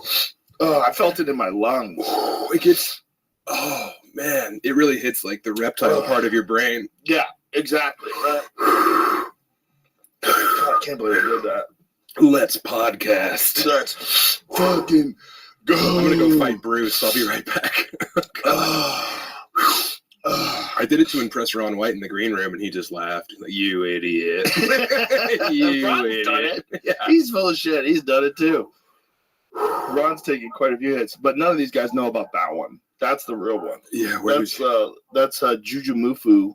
This is a bodybuilder dude. He's got this brand that sells them. It's called That's the real one. That one is above and beyond anything I've ever tried. It's like multiple magnitudes. Are there individual like capsules in here you're supposed to break? What the fuck's in there? Oh my god. This looks like crystal meth. Yeah, it's just rocks and ammonia. My right nostril's still on fire. The left one. No, we're good. That's what Joey did. He's like, I gotta clean up my left one. We went with the left one too. He's had a lot of stuff up that nose. Yeah, I'm amazed he could smell anything. It's fucking... I'm amazed he doesn't have holes in that thing. Whew. Yeah. Well, yeah, thank you for having me back. My pleasure, brother. Yeah, my pleasure. So what's the road been like? You're all over the place, man. I follow you on Instagram. Yeah. You're in all these crazy countries, and did you just decide to like see the world? Like, is that what the plan was? Stand-up's a pretty good cheat code to travel and experience the authentic version of a place because you get to hang out with people from that place while you're there that weekend. Right. So yeah, I did like every state in America by the time I was like 30, and then was like, well, maybe I'll go abroad. And stand-up's so new in the rest of the world that it's like you feel like you're in the ground floor of like, all I can really approximate it to is like the early days of like hardcore, like punk rock, when like Black Flag and Minutemen were out there. Right. And I feel like I'm doing shows like that when I go to Estonia or Bratislava. Right. Yeah. And everyone's so happy to have you. Was there any place that like was really fun where like they laughed really loud and they got the jokes, or was it every place like a little disjointed? It's different because some of those, the more east you go into Europe, the more they watch it like theater. But I remember I was in Hungary, in Budapest, and that show was awesome. And it shouldn't have been. Like the host went up and ate it, and he was getting all sweaty up there, and he had to like take off his sweatshirt because he was bombing so hard. God bless him, you know. But he comes off stage and he brings me on, and he's like, "It's hot up there, bro." And then I went out there and I was, just made fun of him, and the crowd was like, "Very good," And then I killed over there, man. Really? Yeah. And I didn't think it was going to be good because they were all stern-faced Europeans. You don't walk out there and like see like people who look like they've smiled before, but I got them. I took Hinchcliffe to Stockholm once. Yeah, Stockholm's fun. Yeah, I had a great time, but he had never been to Europe before. And I had performed in Ireland, I had performed in England, I had performed in a bunch of different places. And we did 2 shows, and the first show, he's like, dude, they did not like me. I go, you got laughs. He goes, yeah, but then they died off. I go, no, that's what they do here. Yeah. They pay attention. Like they pay attention in between each joke. Yeah. Yeah. Like they don't just keep laughing and talking and making noise. Like they're also not eating hot wings. Right. Yeah. No one's like arguing about splitting the check or anything. That was another thing that I made sure with the club. No food. Yeah. Use food. We're connected to 2 restaurants. Right. There's a restaurant, pizza place to the left, Mexican place to the right. Yeah. We're good. Everyone's fine. Yeah. You don't have to eat. You can take an hour and a half or 2 hours out of your day and not eat. You guys also don't have to worry about being like an Applebee's where there's occasionally comedy, which is a lot of these clubs out there. Not a lot of them, but they still exist. That model of like, hey, the host, by the way, when you do everyone's birthdays, after that, make sure you plug the the queso dip. Yeah, try the wings. Yeah. Yeah, I did a lot of those. Oh, me too. But those are important for learning how to captivate someone's attention span. Yeah. For a comic, it's like learning how to run uphill. If you can't compete with a quesadilla, you should probably hang it up. It's just, it's a good way to maximize profit, but it's not a good way to put on a show. No. When I see comedy clubs and they have food, I'm like, why do you have food? This is a dumb thing. Also, when we got the Ritz, when we first looked at the place, it had a kitchen. Mitzi's Bar used to be a kitchen for the Alamo Draft House. Yeah. So we went in, there's fucking roaches like cell phones running around there. Jesus. And I was like, okay, this is what happens when you have food. Like, you have roaches in your kitchen. Like, we can't have roaches. Like, we got to figure this out. Yeah. I thought you guys were going to put in like a pizza place. When I first toured it with you way back in the day, you were talking about... We were talking about doing next door. Next door. Yeah, where Polo's Pizza is. Yeah. We're talking about doing that, but they don't want to leave. Okay, I mean, they're printing money right there. Now they are. Yeah, you guys raised the property values in the neighborhood. I fucked up. I should have bought it first. Yeah. I should have bought it when everybody was dying during the middle of the pandemic when everything was fucked. But no, I could never imagine it was going to work as good as it worked. The plan was like to just see what happens and build. But like from the opening night, it was just guns blazing. Mm-hmm. And then Dave Chappelle came like a couple of days after we opened, and he's the first guy that ever performed. Well, actually, Shane opened for him. So Shane was the first guy that ever performed in the Little Room. Wow. And then Dave did a set there. And we did that one. I just sold it off of Twitter. I said, we're having a special intimate show tonight at 11:30. And it sold out. No one had any idea who it was. And then when they found out it was Dave, it was fucking pandemonium. And that was in Little Boy? That was in the Little Boy, yeah. Oh, my God. So he did the first set in the big room, and he did a set after me. So they had no idea then either. And again, the club had just opened, and everybody's cheering. I'm like, thank you. Actually, the show's not over. We got one more comedian, ladies and gentlemen, one of the greatest of all time. Please welcome my friend Dave Chappelle. And he goes out, and they just went fucking bananas. People's heads exploded. Yeah, it was awesome. Yeah, they liquefied. It was awesome. So we like from the beginning, it was guns blazing. Then so many people started moving here, and I'm like, wow, okay. And then now we're at a point where I'm like, I think we need another club. Yeah, carrying capacity might have been reached over there. It's mobbed every night. Yeah. So I'm like, I feel like we could get a club like down the street. And, have an A and a B club, and just, it's all for all these young people. It's all about numbers. Like how many you need. Obviously, you need to analyze your material. You need to write, but it's about getting on stage. That's one of the primary components that needs to be a part of this equation. Like you have to go on stage a lot. Volume. Yeah. And in a good environment. Mm-hmm. You need the bad environments too. You need shitty. And you're going to get plenty of those. There's a lot of that around here. I mean, God, I was just at this club this weekend. The Comedy Vault in Batavia, great club, but the AC was broken. Oh, no. So it's just like, and they were packed shows. Oh, and no. people were just in there like dropping out. By the time I got up there, people were not stoked to still be in that room. Yeah. And I'm just dripping sweat. I look like a ham in a window. Dude, the Creek in the Cave was like that when we first moved here. Mm-hmm. They had no AC. The AC was garbage. And you'd be drenched with sweat on stage, like soaked t-shirt. Yeah. And now it's like 60 degrees in that room at all times. Yeah, they fixed it. Yeah. That's the way to do it. I mean, like Letterman always used to have his room like super, super cold. Like the idea is that like warm makes people sleepy, but when they're a little uncomfortable, they're awake. You should just put these at every table, man. Make it mandatory when they sit down. We have people throw it up in the middle of the show. Most people like do not want that. Do you guys do check drop? I don't remember. No. That's the easiest thing a comedy club can do. Get rid of check drop. Yeah, we were doing it in the beginning, and they were like arguing that we had to do it. And it was a different person running things. Yeah. But I was like, no, we don't. Like other clubs don't do it either. Well, it's going to take more time. Then it takes more time. And the show's better. Yeah, the show's better. The most important thing is that the show is like the best show we can put on. Right. That's what we're selling. Yeah. We're not selling a check drop. No. So like you'd be on stage in the last 10 minutes of your set, you'd hear us mumbling and I don't know that. Mm-hmm. One time a guy yelled out, "Bitch, who said you could order hot wings?" And I heard that when I was on stage, and I couldn't. He buried me from the back of the room. I couldn't recover from that. That's hilarious. Yeah. Bitch, who said you could order hot wings? Yeah, the Denver Improv. I've never been to that one. Of course not. Comedy Works is so good, though. Dude, the Improv came and they said, Wendy, you've had it too good for too long. We're going to put Comedy Works out of business. And Wendy's response was to open a second comedy club. And now she has 2 A clubs and the Improv's out there, like, barely surviving across from, like, a Toby Keith's I Love This bar. What I was going to say is there was a club that I, like, when Fear Factor had ended, they decided that I wasn't, even though I'd sold out like every show for like every time I had been there for years, they decided that I wasn't a draw anymore. So they tried to decrease my amount by 25%. And I was like, what the fuck are you talking about? And they're like, we don't think you're a draw anymore. I go, but I sold out a year ago when I was here. Like, what are you saying?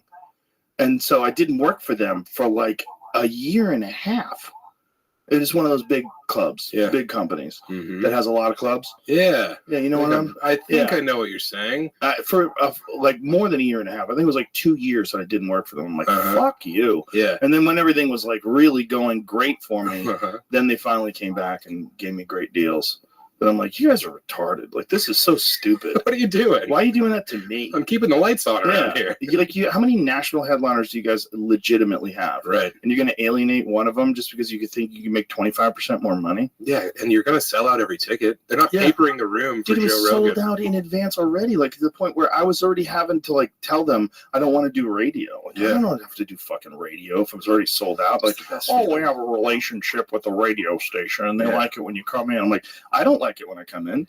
I don't want to wake up at fucking 5 o'clock in the morning on Friday. No. When I'm the least funny I've ever been at 6 a.m. And then I have to go back to sleep and wake up for the show. I'm all be all disoriented and fucked up. Makes the shows worse. Terrible. I'm on there selling a product that is going to be impaired because I'm on this radio show. Also, like, this is around 2007, and by that time, the ship had already sailed with radio. It was kind of already gone. It was then becoming more internet-based promotion. Right. And then by time, I mean, I guess now some people still have to do radio shows. And I talk to these guys, and some of them like go on stage, hey, how many people heard me on the radio today? Like, crickets. It's like a waste of your time. It's a total waste, but I think that it is like built into whatever relationship the radio station has with the club. And just quite recently, I've had to not do radio any longer, and it feels good. It's nice. Well, dude, Kill Tony is a fucking kingmaker. Dude, I had no idea. Isn't it incredible? I was in Bratislava. There's people in Kill Tony t-shirts. It's nuts, mental. Man. Yeah. It's nuts. Have you been to one of the arena shows? No, I haven't. Holy shit. Yeah. That's when you realize. Yeah. When you go to an arena show and they all sing along with like the Hans Kim song. Oh, yeah. And they all know like everybody's like thing. And when William Montgomery comes out, they fucking go crazy and stand up. We like the Black Keys are huge Kill Tony fans. Yeah. And they love William Montgomery. So when they were in town, they were doing my podcast. They were like, can we see William tonight? So I called William. I'm like, dude, the Black Keys love you. And they want to see you. He's like, wow. Oh, that's hell. amazing. Oh, yeah. That's so positive, Joe. I'd love to do a set. That'd be great. Yeah. Thank you, Joe. Thank you, Black Keys. Ooh. Yeah, he's like a caricature of a human being. But that's really him. Yeah. Have you ever hugged him? He started in Denver. Oh, okay. So I've known William forever. Known him forever. Yeah. His hugs are like he might stab you. Like he's hugging you, like he's thinking about stabbing you, but he's controlling himself. Like, what kind of a hug is this, man? It's the most intense hug. He's like shaking. It's like you're calming a baby deer. Yeah. Yeah, he's crazy. When I met him first, he was like full on alcohol, doing coke and everything. Oh yeah. I was like, this guy's wild. I don't know if he's gonna make it. But then when he came here, he sobered up by the time he moved to Austin. And then once we got him off the notes, it's like, man, the guy just flourished. He just became this thing. He's present now on stage. Yeah. So he would have the notes, and then he would do Kill Tony. And when he would do Kill Tony, he would read off the notes. But then with the banter, the notes would be down. Then he'd start looking at the audience and like with a menacing way, looking at certain people and fucking yelling at them. Like, I go, that's your key. That's your whole set. I'm like, this notes thing is a crutch. Yeah. You know the jokes. Just remember them. And you'll get better at remembering them. And also now that you're not polluting your brain with booze and cocaine. Yeah, your memory's better. Right. There you go, buddy. He used to do this bit in Denver where he had a neck brace on, but he would like wear it at all times to open mics. And it was going well. And then another comedian started doing a neck brace thing. No way. Yeah, dude. Imagine stealing a disability joke. It was crazy. I remember being at Comedy Works on a Tuesday and being like, she's doing the neck brace thing. And William's like, she's nice. Yeah, it was a girl. Oh my God, that's hilarious. Yeah, man. Did she actually have something wrong with her neck, which would be ironic? Like, had to do the neck brace thing? I don't think she did. Oh my God, she faked it. I don't want to say she faked it, but I don't think it was as necessary as she made it out to be. That's a weird one, man. You know what's weird? People that wear glasses that don't have vision problems. I hate them. They're stealing valor. I was thinking about that one. Yeah, because you have to have them. I am so blind without these. What is with people with clear lenses? Like, what is that about? It shapes their face, is what they say. It's an accessory. So they'll have like a big fat face, so they'll wear big glasses, or they have like a mouse face, so they wear little glasses. But I really don't trust those people. Very odd. Yeah. It's a very odd choice. It's like having a prosthetic leg attached when you have both your feet. Yeah, I met a guy, and he had those on. He was a comic. And I go, why do you wear those? And he goes, girls think you're smarter. I go, really? Yeah, the dumbest girls. Who are these girls? Yeah. I think you're smarter because you can't see good. Yeah, if the glasses are doing it, just shake keys at one of them. That'll probably work too. Well, I guess the stereotype at one point in time was that you ruined your eyes by spending too much time looking at a close surface, like a close object, which is what happens. Which is why cell phones are very bad for your eyes. So bad for us. So, like, the idea was, this guy reads so much. I see. That his eyes suck. He crippled his eyes with his lust for knowledge. Okay, so answer me this question. Why do I think it's hot when I see girls in glasses? Because I do. I do too, man. Why? Because they do this. Oh, that's right. They take the glasses off. They flick their hair back. Before they... That chick is the best. Bro, first of all, I just saw an interview with her. Yeah. She got on stage at the Zach Bryan show, and she sang with him. You know, at the end, he sings Revival, and he has people come on stage and sing with them. It's a great fucking show. He puts on an amazing show. So he brought her out there, and she yells out, "Hot to the whole crowd. They're like, like, who the fuck would have ever thought that would have happened? I don't know. She just looks like the classic, like, you know, American 8. Yeah. Where it's like, I have a chance with her, and she seems fun, and she loves sucking dick. It's like, of course. Great personality. Of course she captured the zeitgeist. Yeah. She's funny. You know, like, even the way she says it. You get me? Yeah. Like the way she says it. Yeah, we understand. Yeah, we get you. Communicating. She's only 21. Yeah. I was watching an interview with her. She's only 21. She wasn't a school teacher. All that shit that people say. She got fired. Nope. She's too young to be a teacher. She's 21. And, you know, she wasn't a bartender. All that stuff's bullshit. She's just a young girl who was just on the streets in it was Nashville? Nashville. I think so. And just went viral. Yeah. And the most weird, but I love that we live in a time where that happens. Like, it's such a strange time. I'm sure she'll be stealing club weekends from me in no time. Here's something that should go viral. Jamie, pull up that guy that I tweeted, because people think I was making fun of this guy, which I kind of am, but also it is a catchy tune. You know, there's a lot of people. Let me just say this. There's a lot of people that I feel lean into certain things because they think it's marketable. You know, like when that Sam Smith guy dresses up like Satan. Start that from the beginning, please. This fucking guy is on stage at a pride thing. But here's what's important. How'd you get this footage of me, Joe? I have eyes everywhere. Here's what's important. The fucking dude is talented. Yeah, it's ridiculous that he's got a G-string on and he's fat and he's wearing a biker helmet on and he's got queer tattooed across his belly. But listen to him rap. Listen to this. I'm going to stop playing through. Damn. Action Bronson put the weight back on, huh? He did put the weight back on a little bit, unfortunately. He was on the podcast.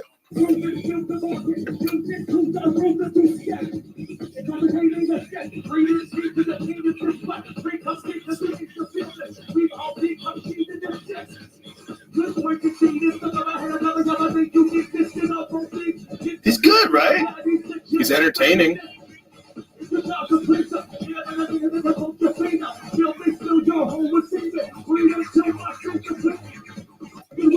Like, one of the lines was, "Let me fill your hole with semen." I'm pretty sure that's the only thing that I could get out of all of that. Like the little dance. But it's just the flow. His flow. I mean, everybody's freaking out about it. Oh, the end of the world. Listen, that's a grown man out there swinging dick for other grown men. Yeah, and they're having a good time. They're having a consensual hit. Yeah, he's having a good time. People like it. But my point is, like, that's that guy. That he's got queer tattooed across his stomach. He's not. He's not fucking cosplaying. It's not performative. Yeah, that's who he is. Pure. But he's fucking talented. Yeah. Like, that rat, like, the flow is good. Like, it's fucking good, man. Also, if you go to a show, don't you want that guy leading the band? Hell yeah. That's a blast. That's Fat Gigi Allen who'll suck you off. Yeah, I'd love that guy to open up a show. He should open up Fully Loaded. That's what he should do. Him and Jelly Roll. Bert's fucking buddies in the old, the Bert's crowd. Just have that guy go out there first. And then Bert would come out in the exact same outfit. Yes. Yeah. With the machine tattooed on his belly. Yes. Yes. With a fucking biker hat on. Yes. Yeah. Yeah. I'm all for that stuff. Me too. I like freaks. I love freaks. I like freaks of all I mean, here's the thing. Like, a lot of people are upset about the Pride Parade. Because they're like, oh, they're doing the Pride Parade and they're doing it in front of all these children. Hey, don't bring your kids to a fucking pride parade. Right. I know you want your kids to be tolerant. Is that him? Simply Marvelous. Chris Condi, queer conscious rapper. Is that him? Boy, it looks a lot like him. Oh, those are different tattoos, I think. No, he's there's queer on his queer. belly. That's him. He's based in Austin, it says. Oh, hell yeah, dude. hey, fella. Whoa, he has a song called American Faggot. Well, there That's you go. hard as hell. Yeah. But just talented. That probably was in Austin then. Oh, for sure. Yeah. It looked like it was at a farmer's market based on the crowd. So, like, there's this thing that people are saying about, like, the Pride Parade, because all these people are walking around naked at the San Francisco Pride Parade, and so they were interviewing these people, and they have their dicks out. Yeah. Listen, if you don't want your kids to see gay guys being sexual, that's what Pride Parade is. Yeah. It's not like a bunch of 40-year-old gay engineers holding hands, like married guys who are just holding hands, like, Blowing hey, each we're other proud. kisses. Yeah. It's different than anything else, like any other kind of pride thing, because it's not just like we just happen to be gay. It's overtly sexual, always. It's guys with fucking ball gags and dog leashes. And Pissing on each other. yeah, it's nuts. Like, I'm not against it at all, but you can't complain that that's happening because you brought your kids. You can't take your kids to the cage fight and complain about violence. Exactly. Yeah. Don't take your kids to Pride and complain about the gays. Yeah. They're having a blast. They too. have a good time. Yeah. I used to do a bit about how, like, I would always think, am I exaggerating about, like, the gay neighborhood? Like, in LA, they have Boys Town in Santa, and it's so crazy. Like, I was always saying to myself, like, maybe I'm exaggerating. Maybe I need to drive through again. So every now and then I would take the right turn and then go down Santa Monica Boulevard and head towards the ocean. Yeah. And it's 5 blocks of no one saying no. It's just wild madness. It's dudes in cowboy hats and G-strings on poles, guys making out in the middle of the street and humping each other. It's crazy. Having the time of their life. Having the time of their life. Yeah. All yang, no yin, and no one can get pregnant. I'm all for it. Yeah. You wrestle, but everyone wins. Well, also, those guys have their own neighborhood. The difference between the gays and lesbians, unfortunately, never developed this, because I have a theory. I think that straight men find out that lesbians move next door and they go, I'm an ally, and then they become their neighbors. Whereas, like, straight men never move into a gay neighborhood. Very rarely. Yeah. You can't, like, The property straighten up values. a gay neighborhood. No. But they've figured out a way to make, like, a whole area all gay. Yeah. Like, only gay guys can do that. It's admirable. It's great. It's great. It's wild. Mm-hmm. But it's just wild that they can pull it off in almost every city. Well, and also they can go into places, and then they gentrify these places on the margins of the city, and the next thing you know, all the houses are worth so much money because they invest so much in their properties. They invest so much in their property, make things more safe, and they keep a lot of people from moving there. Oh, yeah. It's a good move. If you can tolerate a lot of techno and dudes walking around on Molly, for sure. Fucking live there. But also offering you Molly, typically. Yeah. They're very generous people. Oh, yeah. Yeah. Yeah, when I was a kid, I lived in San Francisco. So I lived in San Francisco from age 7 to 11. Yeah. So I lived in a fully gay neighborhood. And the city of San Francisco. Yeah, but it was we were in Haight-Ashbury, like that area. We were right off of Lombard Street. So we were in there in, like, the mix of the whole thing.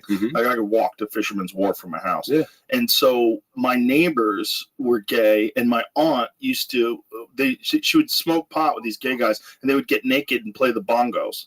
And they'd be like, oh, she's over there playing the bongos with the gay guys. It's like, okay.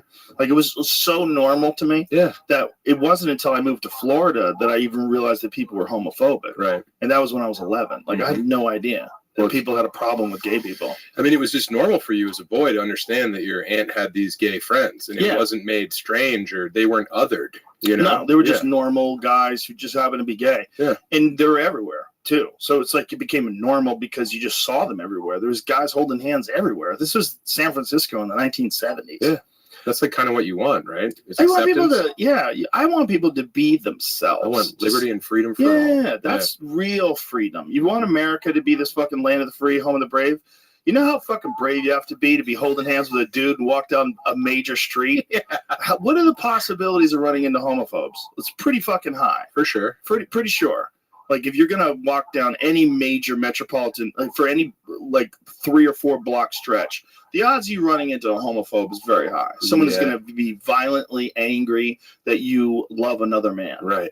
Yeah. I think that the young people now, they want to be homophobic, but I think that most like 18 to 23-year-old dudes have probably sucked a dick or had their dick sucked by a fella. Really? I don't know. I'd venture to guess. What do you that think is they're- happening today? Well, There's a hey. mist. They pump into the classrooms. It's like the gay bomb they tried in Iraq. Do you know about that story? No. Oh my God, you don't know that? No. Oh my God. What? The United States spent millions of dollars trying to develop a gay bomb. Wow. And so it's based on this hormone and this chemical, and they would detonate it above a city. And apparently it'd make men so randy that they wind up fucking each other, and it would demoralize them. This was the supposed idea. No way. Yeah. This is how goofy our fucking government is. Not knowing anything about the Spartans, who are gay as fuck, who were like one of the greatest armies the world has ever known. Yeah, they could They comfort were each other. so gay. Yeah. Not just that, but when you fought next to someone your and they were lover. your friend, Yeah. that was one thing. I But if see. it was your lover, you would protect them to the death. That's so smart. Yeah, man. Well, they just also, I think people were just gay then. I think people back before they realized, like, hey, you probably shouldn't fuck kids. They just fucked everything, Yeah. you know? Yeah. And then the kids started writing down, and once my uncle fucked me, all life was downhill. And you read that, like, oh, they probably stopped fucking kids. Yeah. It like took forever before they figured that out. Because if you think about it, like Aristotle, Plato, Socrates, you go back in time, all those guys had like young boy lovers. Yeah.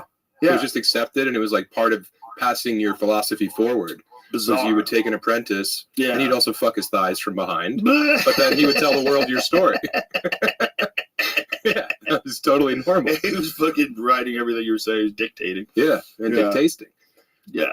But there was like that thing with like the philosophers. Some of them thought that it was low-minded to actually have sex with the children's butts, so they would just bang their thighs from behind, and that was like Low-minded. cool. Yeah, Interesting. I think so. So they just titty fuck their thighs. Exactly. Yeah, that's a good move. It's a real soft part of a body. Yeah, you don't get that hurt from it.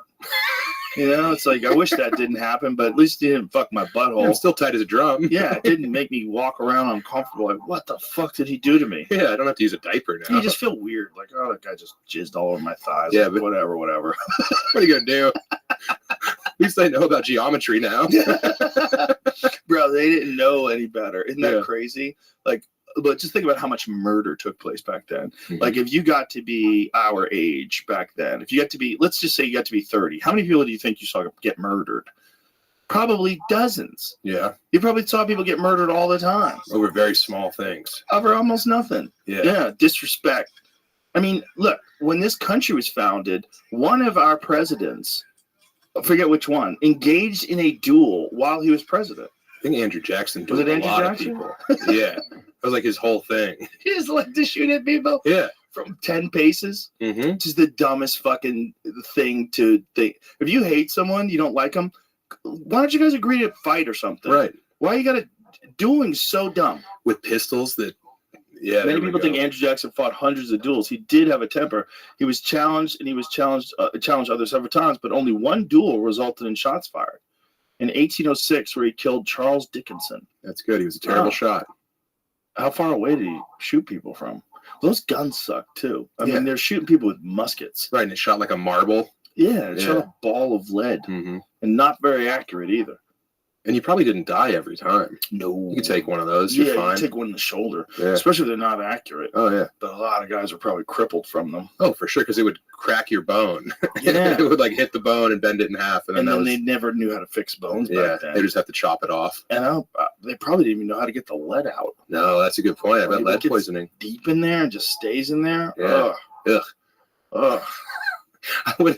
You should have the door guys duel for stage time with period type guns, you know? Right. They just paintball guns. Yeah. Did you ever see that scene in that Mel Gibson movie, The Patriot, where the guy gets hit in the face with a cannonball? Oh, yeah. Yo. Yes.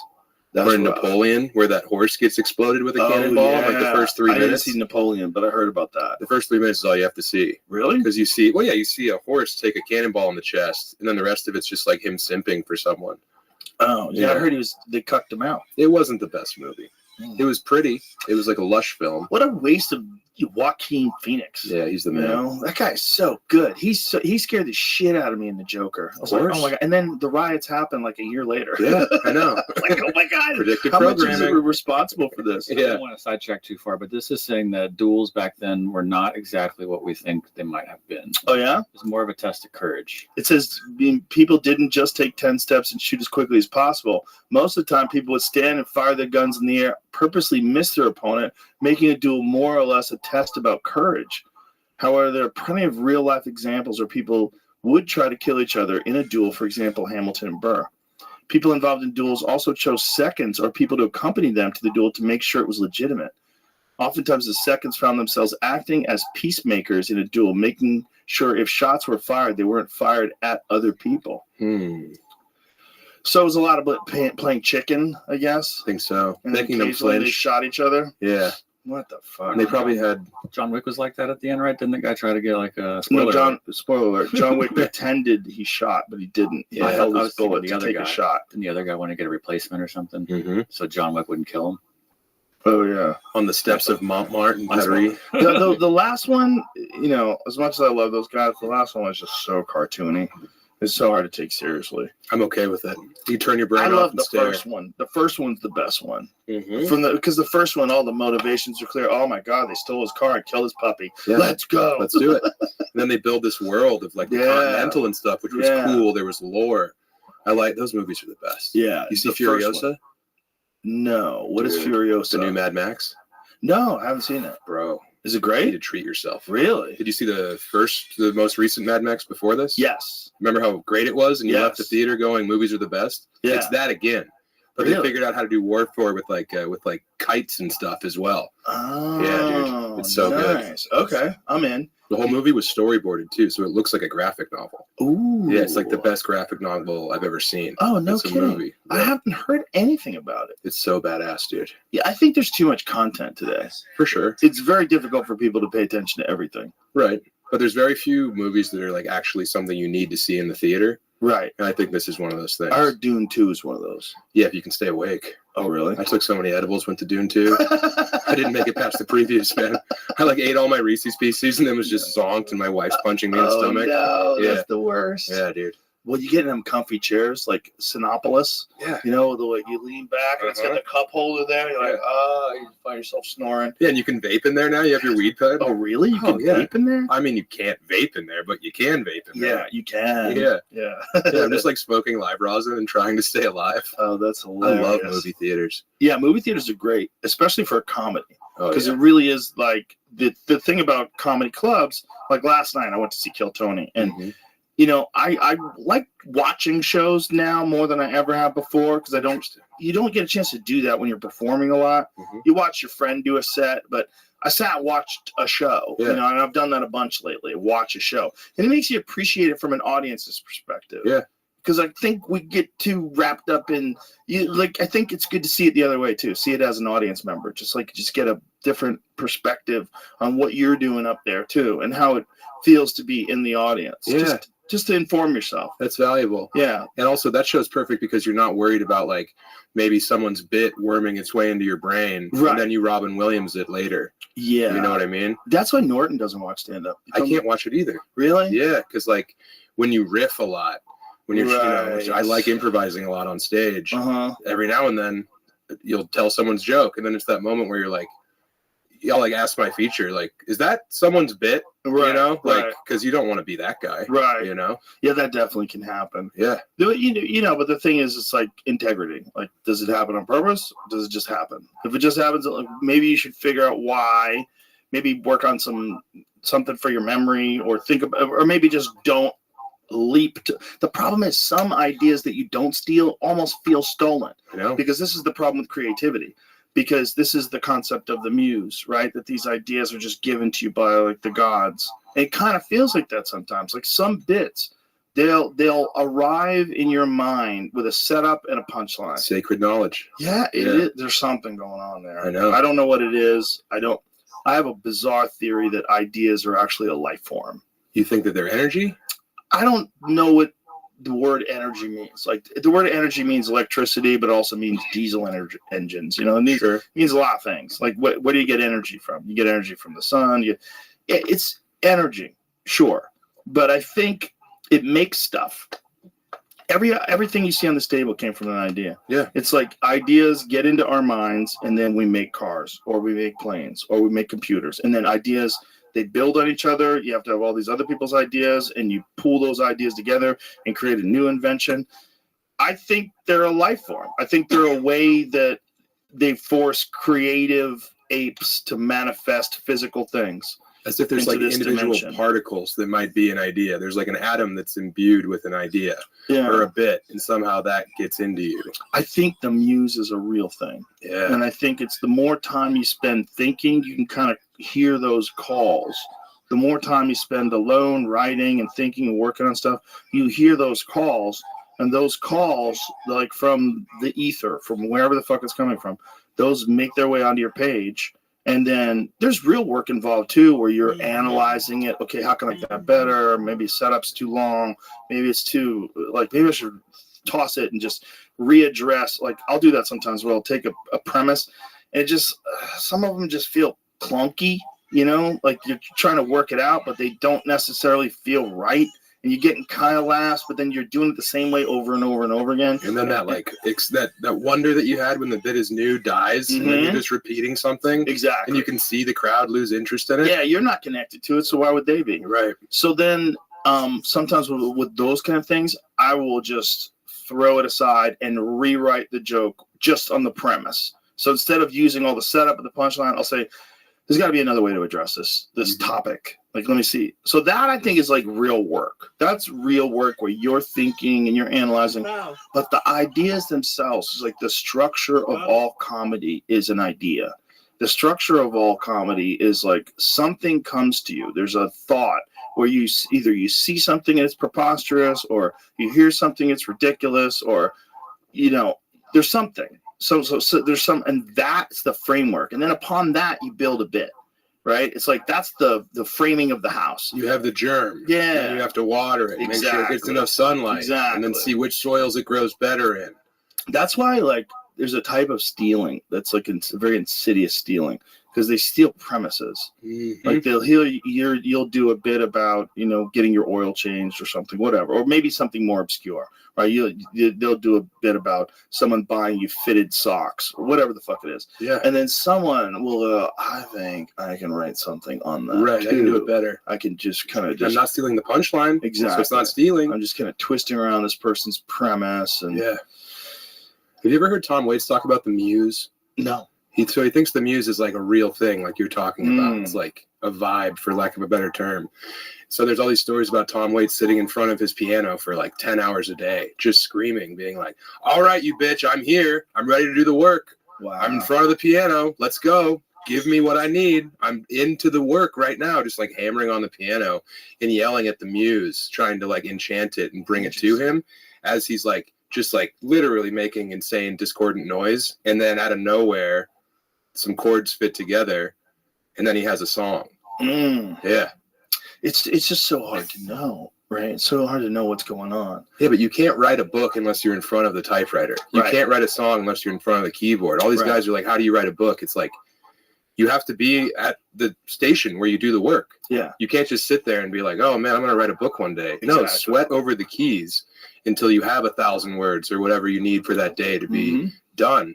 Because everyone wants to talk about like, oh, I want to write this book. And it's like, you telling me you want to write a book just set you back 6 months. Yeah. Because you get the same hit of adrenaline and dopamine by telling someone your idea as actually like accomplishing that thing.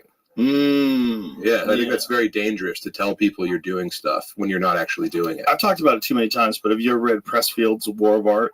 No, I have not. Oh, we have a copy of it for you then. I'd love He sent us a box of them because I used to give it to comics when they would, or any kind of creative person when they came on the podcast. But Pressfield wrote this book, and he talks about the muse as if it's a real thing. Yeah. Pressfield was kind of like a ne'er-do-well until he was like 40. Kind of like was like half-assing it until he was 40, and then somewhere along the line he realized that it's just about being a professional and like showing up, and so he started addressing the muse as a real thing. And then he wrote The Legend of Bagger Vance, and he wrote like some great screenplays and books, and just became like very prolific. Well, it's like we always count on inspiration to come into our lives, but if you can kind of like create a situation where that inspiration is more easily available to you, whatever that is, it's playing your music, it's drinking coffee, like however you can like try and harness that ethereal thing that is inspiration, I think you can be a better creative. And like you said, become more professional in creating. There's also different ways that ideas come, right? Like one of the things that Stephen King would do, a lot of people would do this, is they would write and then they would go for a walk. So while you wrote everything, and now let's go for a walk and just think about what you wrote. And he would have a little recorder and he would talk into it. I've heard a bunch of writers say they do this. That was a big thing for me when I wrote my book, was to write and then go on a walk and maybe smoke a little weed. And then you see it all differently, and you can come back and realize what was bullshit and like what was a complete waste of time, and then go back in and try and address that, and then also grow the things that were like a little idea, but then you can expand upon them. And it's literally just not being in front of the computer. It's your eyes seeing real light, I think, is a big part of it. Because I have to write like at my desk in my computer, but then as soon as you get outside, you're like, oh, that's how light hits a tree at this time of day. Or like, that's actually lavender. I was talking about lilac. There's just all these little things that are, I mean, romantic for sure, but also very applicable in concrete ways to your art. I think it's also getting out makes your blood pump. Oh, for sure. You know, it's walking around. I think there's the thing about walking is it's a very low level cardio. So like your heart is pumping, you're moving your body, but it's not exertion. So you're not because like when you're really tired, you can't, like if somebody got you on an Airdyne bike and I started asking questions, you have a moron's brain. You have like 10% of your brain capacity. If you had to do an IQ test, if I had to do an IQ test when I was on a Versa climber, it's probably 10. My IQ's 10. You know, you're smart as the Versa climber. You can't think. You're fucking tired. So you don't want to be tired when you're thinking things, but you also want to be a little bit energized. And there's something about walking that just sort of, because the heart is not beating 60 beats a minute. Now it might be beating 75 or 80 or just a little extra, just a little something. So when you're walking around, you get that flow going through you. Swimming's good for that too. Swimming's nice. You get in the pool and all of a sudden everything is changed. You have a complete different perspective, and you're just in there doing your laps, or even if you're just like floating. Like when I was in Vegas, I had to swim because you can't walk around outside. So I'd just be in the pool. I remember there was this big fat dude, and he was like, "Hey man, you're putting in the work, man." And I was like, "Thanks, bro." And he's like, "Just keep doing it, man. This is good for you." And then he got out of the pool, and he had a giant swastika tattoo on his back. Oh my god, that's hilarious. He was my pool buddy, though. He was encouraging me. Maybe he did time. I think so. He's trying to survive. They probably did that to him while they were fucking him. It's not all that. It wasn't just his thighs. He wasn't receiving platonic knowledge. Yeah, they're not being nice to you when they fuck you in jail. I don't think so. Especially when they put a swastika on your back. Maybe that helped them come. Like, look, it would make it quicker if I could just put a swastika on your back. It's hard to come, bro. You got a big, stupid, hairy ass. But if I could put a swastika on your back, I think I'd just nut immediately. Give me a target, man. Maybe you made a deal with them. Okay. All right, sure. Okay, that's really what's going to help make this quicker. He was good in the water. He was like a seal. He's probably so happy to be in the water. He never had water in jail. You can't get fucked in the ass in water. True. It'd be very hard, especially in deep water. Like, I mean, good luck. Like there's that. How could you even be hard? What was that like? That boat during, I think, the Pacific Theater of World War II that like they sank it, and then they were in these shark infested waters, and they just kept getting picked off. Like you'd be floating with your buddy, and then all of a sudden he would just disappear forever. Well, I heard on a podcast that also there was feverish homosexuality. So dudes would be like on a plank of wood and just savage each other because they like, and I don't remember why it was, but there was all these accounts of like dudes butt fucking, raping each other on these like little planks of wood while other people were like bleeding out in the water and like their flesh is coming off from salt water and shit. I think I heard that on the last podcast on the left. See if you can find anything on that. I was already looking before he finished talking. Oh, yeah. He's got a lot of butt fucking windows open over there. Butt fucking while getting eaten by sharks. Yeah.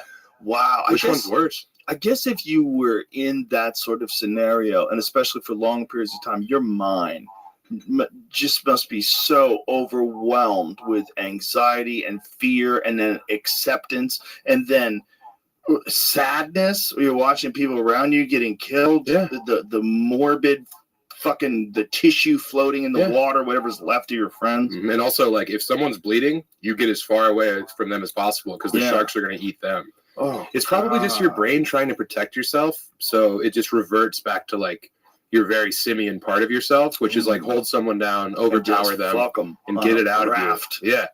And all the other people, they're going to die too. Yeah. Right. Yeah. We watched you fuck Harry. Why'd you do that? Harry said stop, and you kept going. Hey, why? I thought we were all going to die. Yeah. I didn't think anyone would be able to tell this story. Sorry, bro. 1940s. Meanwhile, I made it to a podcast in 2024. Uh-huh. Wow. We're not naming names. No, I don't know any names. I would gladly if I knew. I would if I knew them. Yeah. I'd name their names. Yeah, where's their plaque? This guy butt fucked a bunch of people. How about the guy who got butt fucked? Right. Not only did he watch all his friends get eaten by sharks, he also got butt fucked. He got a purple heart and a purple sleeve. And he's like, don't worry about it. We're all going to be dead in an hour or two. Take me. And then they get rescued. They're just tattooing swastikas on him. And then when they get rescued, that guy who he butt fucked, hey! What about what happened on the fucking raft, dude? Yeah. Sorry, man. I lost my mind. LA Times, I think this, I didn't catch the year, but here you go. Okay. As the Indianapolis sailors struggled in the water, there was bravery and self-sacrifice, all vividly detailed by Vincent and Vladek. There was also violence, cannibalism, and even sexual attacks. Mm-hmm. In the water, the dead outnumbered the living. Men continued to expire so quickly, it became almost impossible to move around without having to shoulder through shoals of corpses. Jesus. Holy fuck. And then the sharks. One moment they behaved like gentle and curious giants, moving up close to inspect the men with black, unblinking eyes. The next moment they attacked, their steel-trapped jaws snuffing out a man's life before he could draw a breath to scream. It's making you pop up. I'm not interested, you fucks. I don't see anything else. So the sexual attacks. I guess that's all this was. That's it? Just a mere mention? You'd think the LA Times would want to get involved in the more lurid details. Yeah. You'd sell a subscription. You guys need to sell some subscriptions. Yeah. Yeah, they apparently just let a bunch of people go.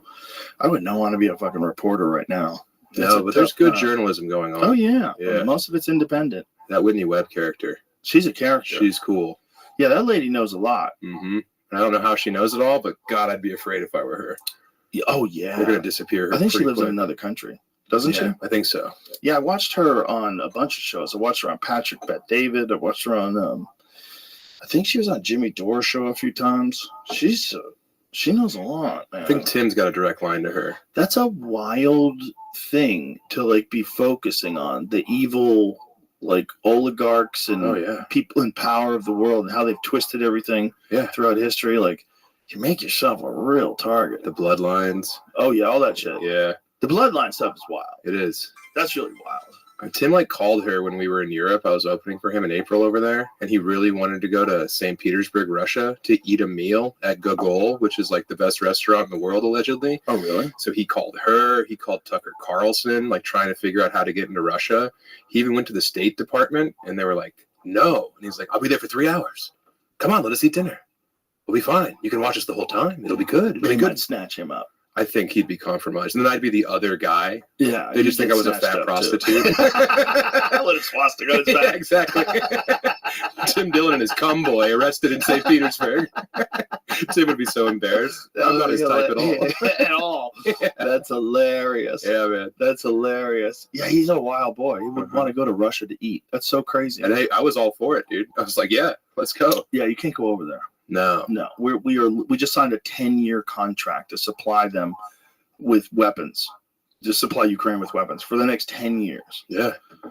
I think this whole thing it's terrifying to watch, but it's also a very clear money grab. Yeah. There's so much money going over there, and there's so much money we continue to send, and it's just like, how is this okay with everybody? How is anybody letting this happen? Yeah.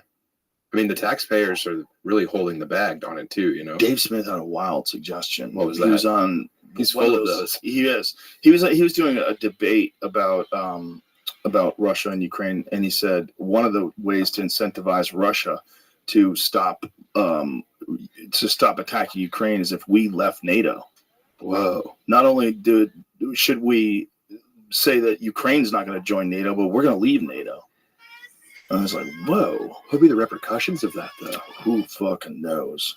We would just be look at the repercussions of being a part of it. Look at the repercussions of what's going on right now, because Dave is the best at explaining, and he'll credit Scott Horton and a lot of other people, but Dave is really good at recalling information, explaining how the whole red line with Putin was Ukraine joining NATO. They always knew that, and they kept moving NATO-based countries.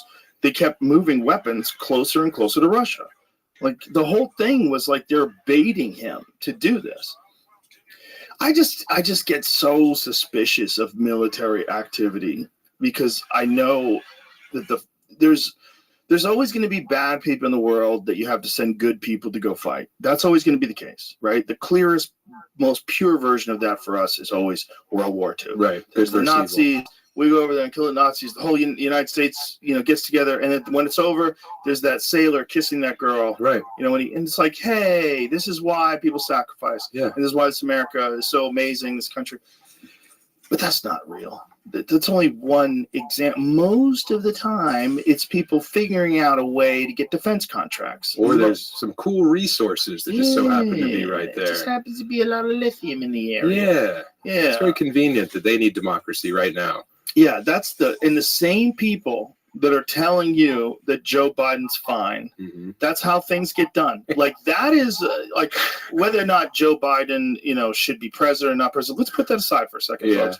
Everybody knows there's something wrong, right? The people that are telling you there's not something wrong, the reason why they think they can do that is they do that with everything. Yeah. They do that with Venezuela. They do that with Yemen. They do that with Ukraine. They do that with everything. Mm-hmm. They bullshit and gaslight depending on what the narrative is. You're very creative with what facts. And the facts change over time, and they're not really, sometimes they don't even know. Like one of the more interesting exchanges about the Ukraine war was with, of all people, Candace Owens. Mm-hmm. So Candace Owens was talking about how corrupt Ukraine was. So someone sends her a message from the New York Times.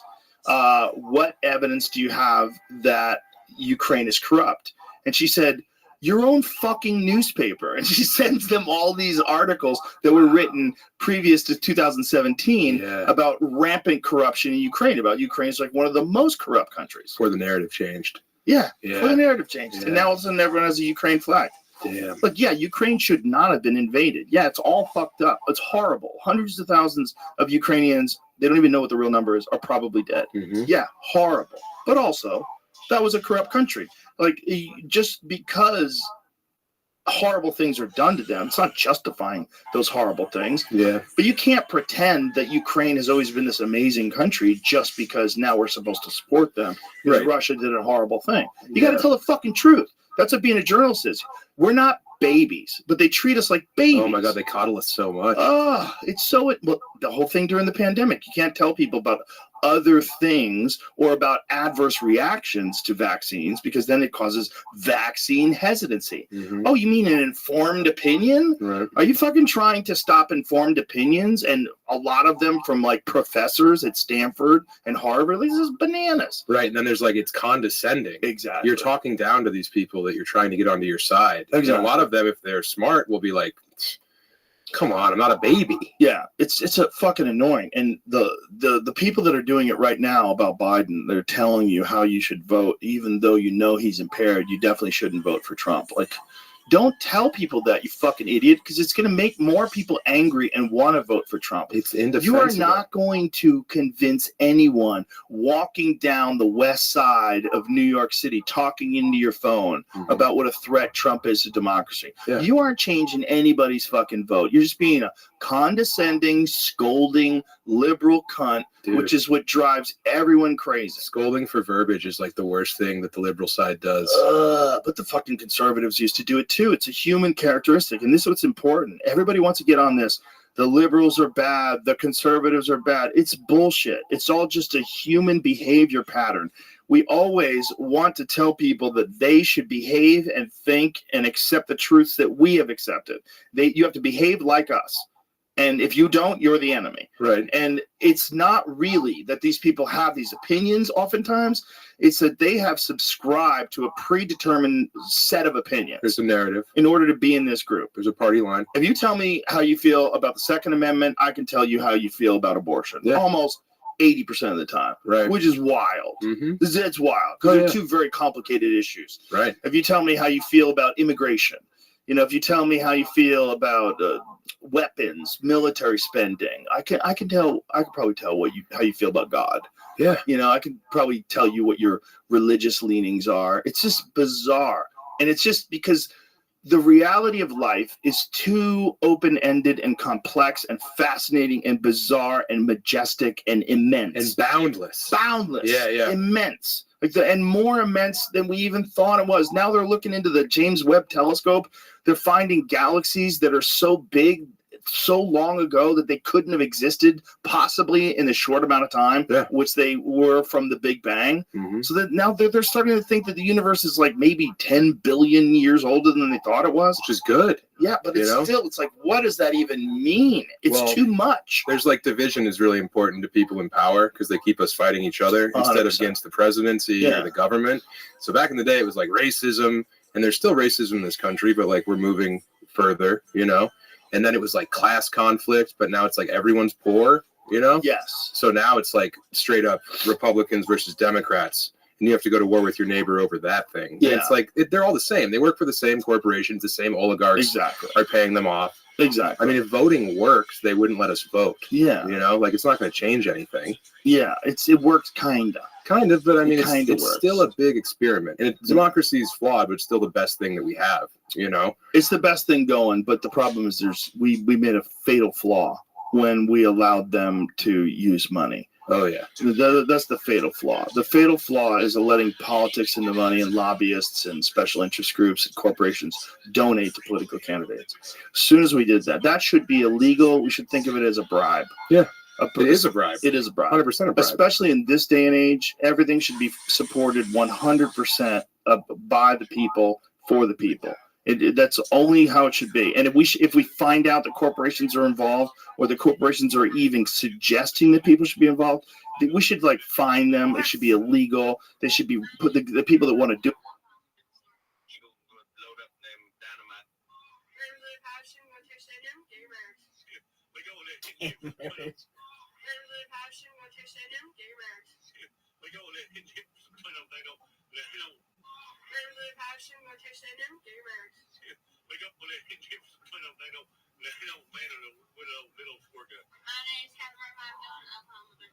She go load up them dynamite and old cannon like that, they would have boom, man, that old cow flied all over. Hi, my name is Macy Jerry, I'm going to OU. Boomer Summer, baby. Hey, man, that's a dang good old deal, man. I tell you what, $100 a month, man, get them hook up, get them old dang two top jiggling around everywhere, whatnot, man, nothing but that dang old trash, man.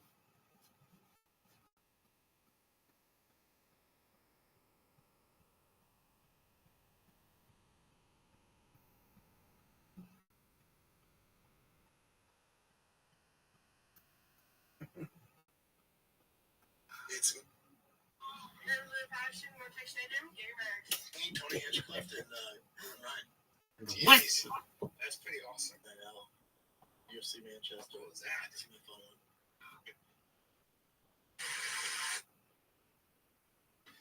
This person could be one. I pulled it out of the bucket. It is the Kill Tony debut, I do believe, of Jacob Barr. Everybody, Jacob Barr. Oh my God. Oh shit. Thank you. Well. Oh my God. Okay. Careful what you wish for. Okay, hold on. We're gonna reset this, Jacob. Gonna give you a nice clean slate in the full 60 seconds. We were. That's awesome.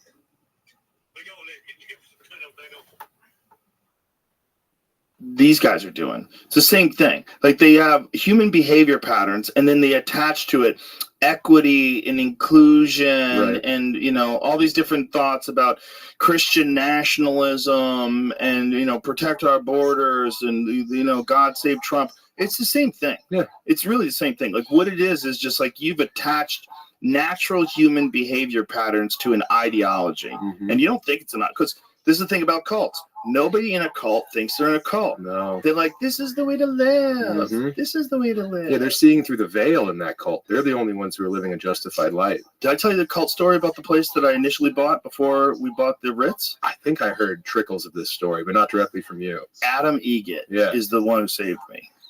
This is what happened. So Ron White fucked me. So Ron White, we had just gotten here and we realized, I was like, we need a place. We cannot be out here just doing a bunch of random clubs. Like Yeah. the thing about the Comedy Store that I recognized like very early on is its home base, and comics need a home base. And the way everybody was developing, one of the things that helped us is like, if I'm on the road, I don't get to see Bill Burr's hour. No. I'm on the road. He's on the road somewhere else. Right. I don't get to see Dave Chappelle. But when we're in town together, then we could all see each other's sets. Right. So we would all like, and then hang together and Right. talk. And so I was like, all right, we need a spot. And so Ron goes, you should buy that place the Cult owned. I fucking performed there. I killed. It was beautiful. It's a beautiful theater. I think it's for sale. I was like, wow, a theater that a cult owned, that'll be fun. Yeah. And then Adam calls me up after I already signed paperwork and everything. Oh, no. Adam calls, hey, man, did you watch the documentary on that cult? I'm like, they have a documentary? That's not good. No, Yeah. it's bad. The documentary is called Holy Hell. And the guy who was the cult member, the cult leader, was a gay porn star who was also a hypnotist. Oh, those are two of the worst things you can be.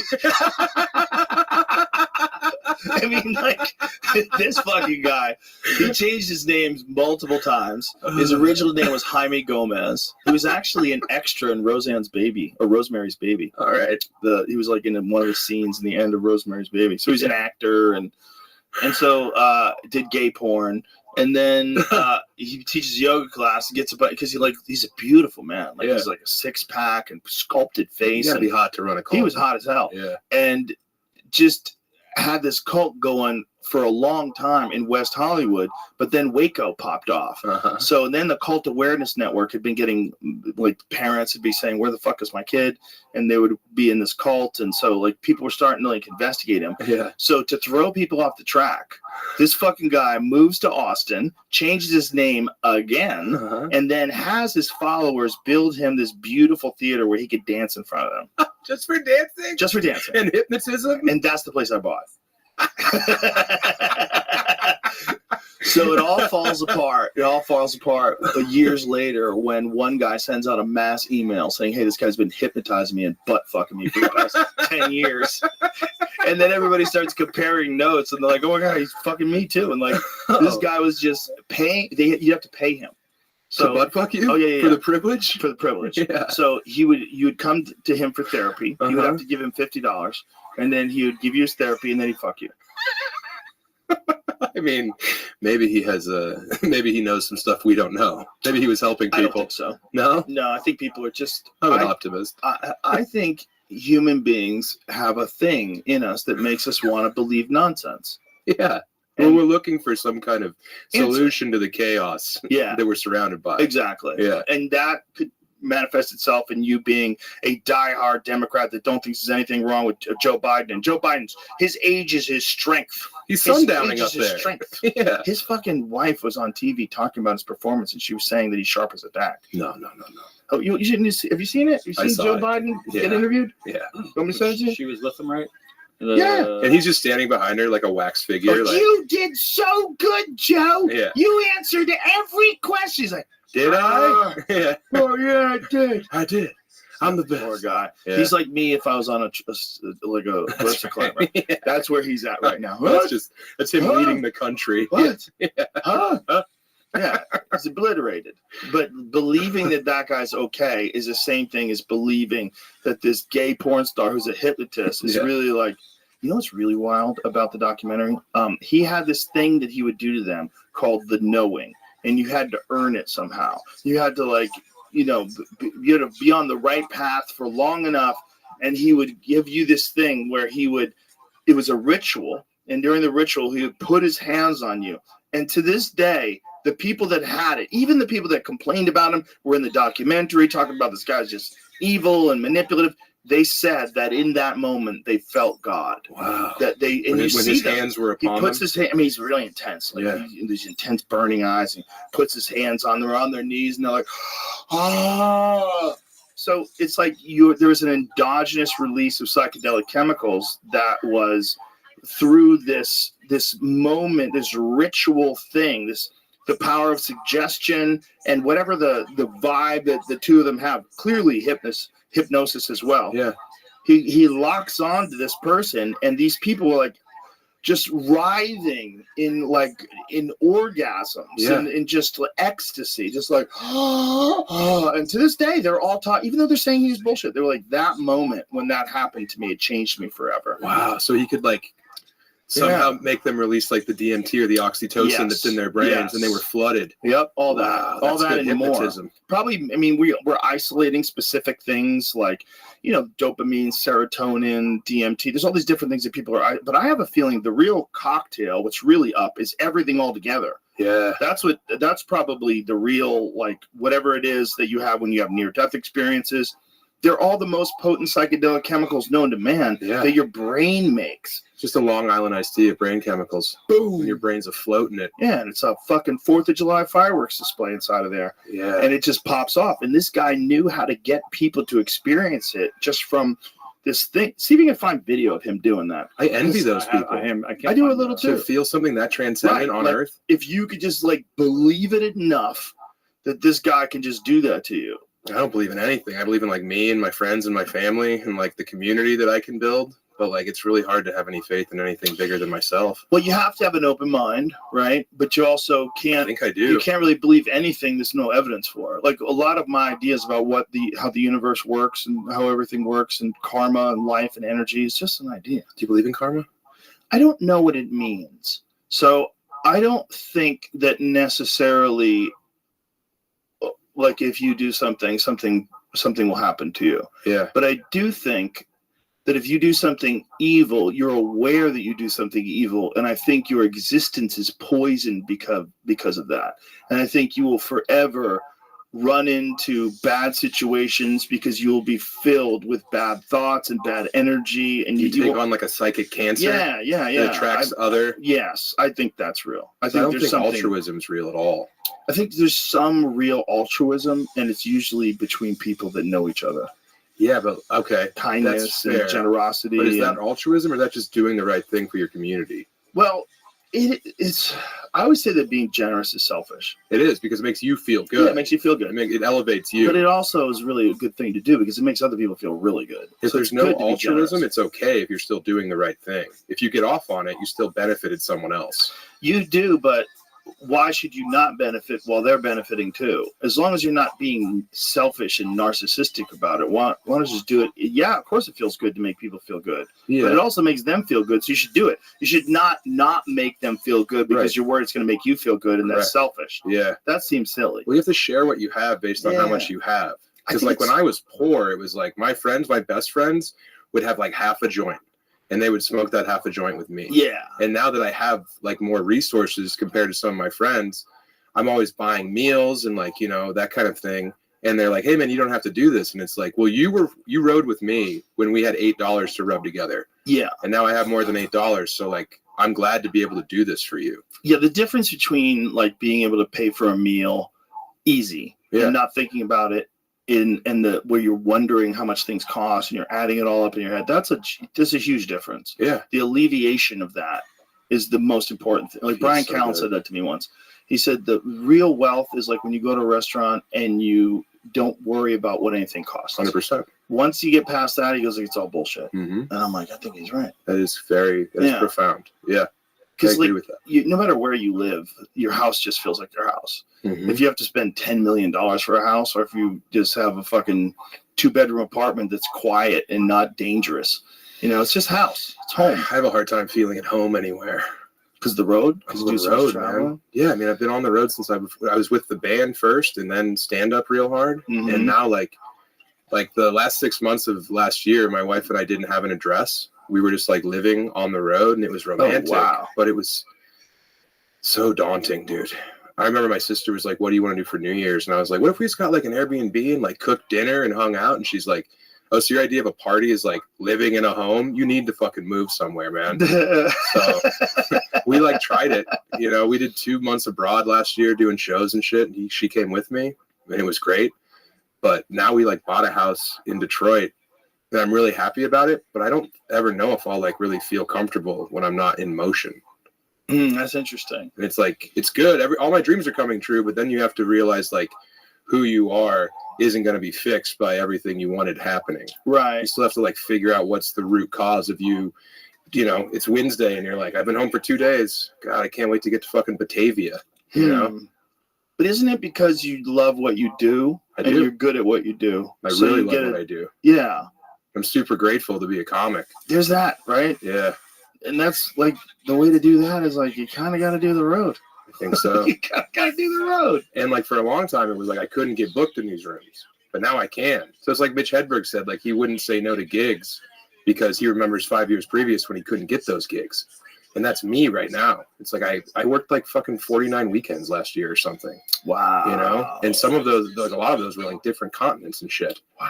But I love it. I'm not complaining. I'm just like, this is a new thing with the buying of the home and the moving to the home of me being like, what does being at peace look like for me? Right. Because I'm used to existing in chaos. You know, I'm used to being constantly going forward. And you enjoy it. I love it, dude. Yeah, there's nothing wrong with that. Nothing wrong with that. So the thing is, like, people will tell you because of a narrative, like from a movie or a book, that you're supposed to settle down somewhere. Yeah. Says who? I don't know. Listen, there's a reason why there's flights and hotels. Because people like to travel places and stay, and they don't have a house there. Yeah. So they go to the fucking hotel. Yeah. It's simple. Like, it's there set up for you, and if you take advantage of it, it's fun. If that's what you enjoy. Some people don't enjoy it at all. Some people like to. The real problem with the travel all the time is your health. Because it fucks up your sleeping, it fucks up your eating schedule, it fucks up a lot of stuff. And then there's a sense of loneliness and desolation on the road that you try to fill in with booze or drugs or unless you travel with friends. I do now. I got to bring my own feature, and it's the best. And he hasn't drank for 8 years. I pumped the brakes on boozing, you know. I'm like drinking with purpose now when I do drink, not just like 15 Miller Lights every night. I drink with purpose. Yeah, it's like my purpose is to get fucked up. Well, I know, but and that's a valuable purpose. But when you're just doing the Friday early show and you've already had 7 beers, and then you wake up Saturday and you're like hungover, and you're like, well, I guess I have to have 12 more beers tonight to get normal. Ooh. And you're not even getting drunk. You're drinking Miller Lite, and you're just confused and bloated. Right. That's all you get out of it. Well, you lost a lot of weight. I did, yeah. I'm like 50 pounds this year. That's awesome. Yeah. Congratulations. Thanks, man. That's fucking huge. I have to. And you just do that by hitting the brake? Yes, please stay alive. I love being alive. We need more funny people. Thanks, man. Are you just hitting the brakes on booze? That's all you had to do? Hitting the brakes on booze. Well, that's 1,500 calories in pure sugar that I'm not taking in every, 4 days out of the week. Wow. So that's great, And then also eating better, and then moving around. I spend a lot of time outside. And now that we're like actually going to be in a home, like the weight set's going back in, like there's a pool in the neighborhood, like, because for so long it was like I had nothing, and I was just like so desperate for some like, okay, I'm sleeping on this guy's floor tonight in Springfield, Missouri. I have a room. I would go on stage and be like, hey, I don't have a place to stay, because I didn't want to spend the $40 on a hotel, dude. Wow. So you'd be telling people, can I stay at your house? I wouldn't even ask. I would just say on stage, like, you look rich. Can I stay in the boathouse? And they'd be like, all right, get in here, you crazy kid. That's amazing. Yeah. And that's how I survived on the road for like ever. Wow. So how many times do you think you did that? Countless. Hey! That was my move. That was straight up my move. And you stayed in people's houses. Yeah, because I learned it from like punk rock. Like we would play only all ages shows. So you would either stay in the venue, you'd stay in the squat, or someone would bring you home and like you'd hear them have a conversation with their girlfriend in the next room, and then she'd be like loud, and she'd be, you guys got to be up by 6 a.m. But we had a roof over our head. Wow. And then you had the next day. And that sense of purpose that you have on the road is so pure. You have a destination that night. You have a thing you need to accomplish. Right. And like, luckily, I read like because I came from like I really admired like SST records, like early '80s, like hardcore. Like that's where I came from. And I remember reading, I think it was Henry Rollins' book, Get in the Van, where the first trip he did with Black Flag, they practiced for like 2 months in LA, and they got real good when he joined the band.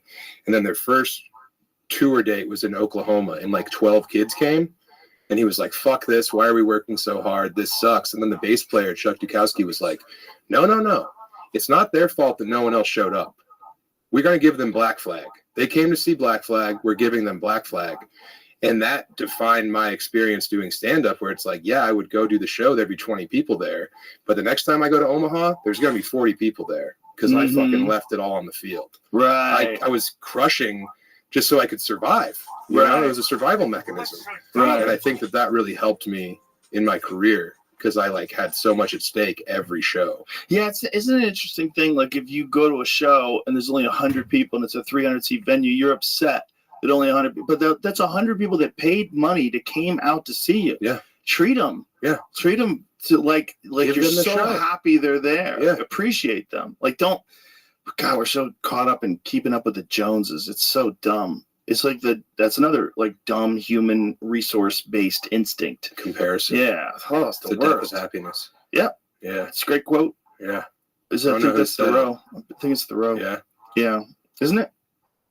Probably. He's always saying cool stuff. He said a lot of cool shit out in that pond. But it's like you can't compare yourself to your friends. No. Like if I compared myself to Shane, I would be like crestfallen. Right. What I am is happy for Shane. And his rise is so good for comedy in general. And he's been so generous. You know, he put my special on his channel. Like he doesn't have to do any of these things. Right. And I told Shane that he's inherently punk rock, and he rolled his eyes.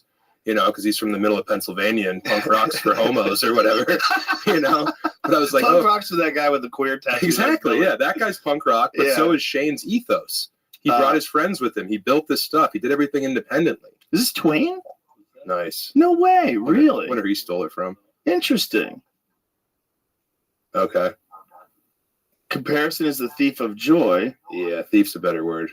The death of joy. Roosevelt said thief of joy. But who was first? I don't know. Who was before? When was Roosevelt? Roosevelt was post Twain. Yeah. So you probably heard it from Twain and snatched it, a la Joe Biden. Have you ever heard what Twain did for Ulysses S. Grant? No. So like Grant's the president, but everyone thinks he's this like insane booze bag because he got busted being drunk one time on watch. So he becomes president, leaves the Union Army, but then the money wears out. So he's like on a train, Ulysses S. Grant, and and his brother like spent all of his money. His son was a total fuck up. Like he has no cash. And this guy's like, hey, would you write your memoir and I'll publish it for my publishing company and I'll give you like $1,000. And Ulysses S. Grant's like, for sure, that's awesome. And then Twain hears this and he's like, don't sign that deal. I'll publish your book myself and you'll make so much more money. Like, and Ulysses S. Grant was like, but I made a promise to a man and I'm a man and I must honor my word. And Twain's like, okay, pump the brakes on that, Ulysses. So he publishes Ulysses S. Grant's book and it becomes a national bestseller and changed his life and gave him all this money. Oh, wow. Yeah. And they would have sold him down the river. They would have given him $1,000 to have a best-selling novel. Wow. You know, or not novel, memoir. That's right. I had heard about that. Yeah. Yeah. Mark Twain I think he was the first comic. I agree. Yeah. Right? I think so. He would read funny things in front of people and they would laugh. And he had to because he didn't have any money. Oh, yeah. It's like when Jeremy Piven hits the road. You know? So when Twain did that, he didn't have money back then? Like, I think publishing deal, he was the first like dude who harnessed the reins of his own production and like writing. I think Dickens did that to a certain degree too, but he owned the publishing and he would like sell it himself. But then he hit the road.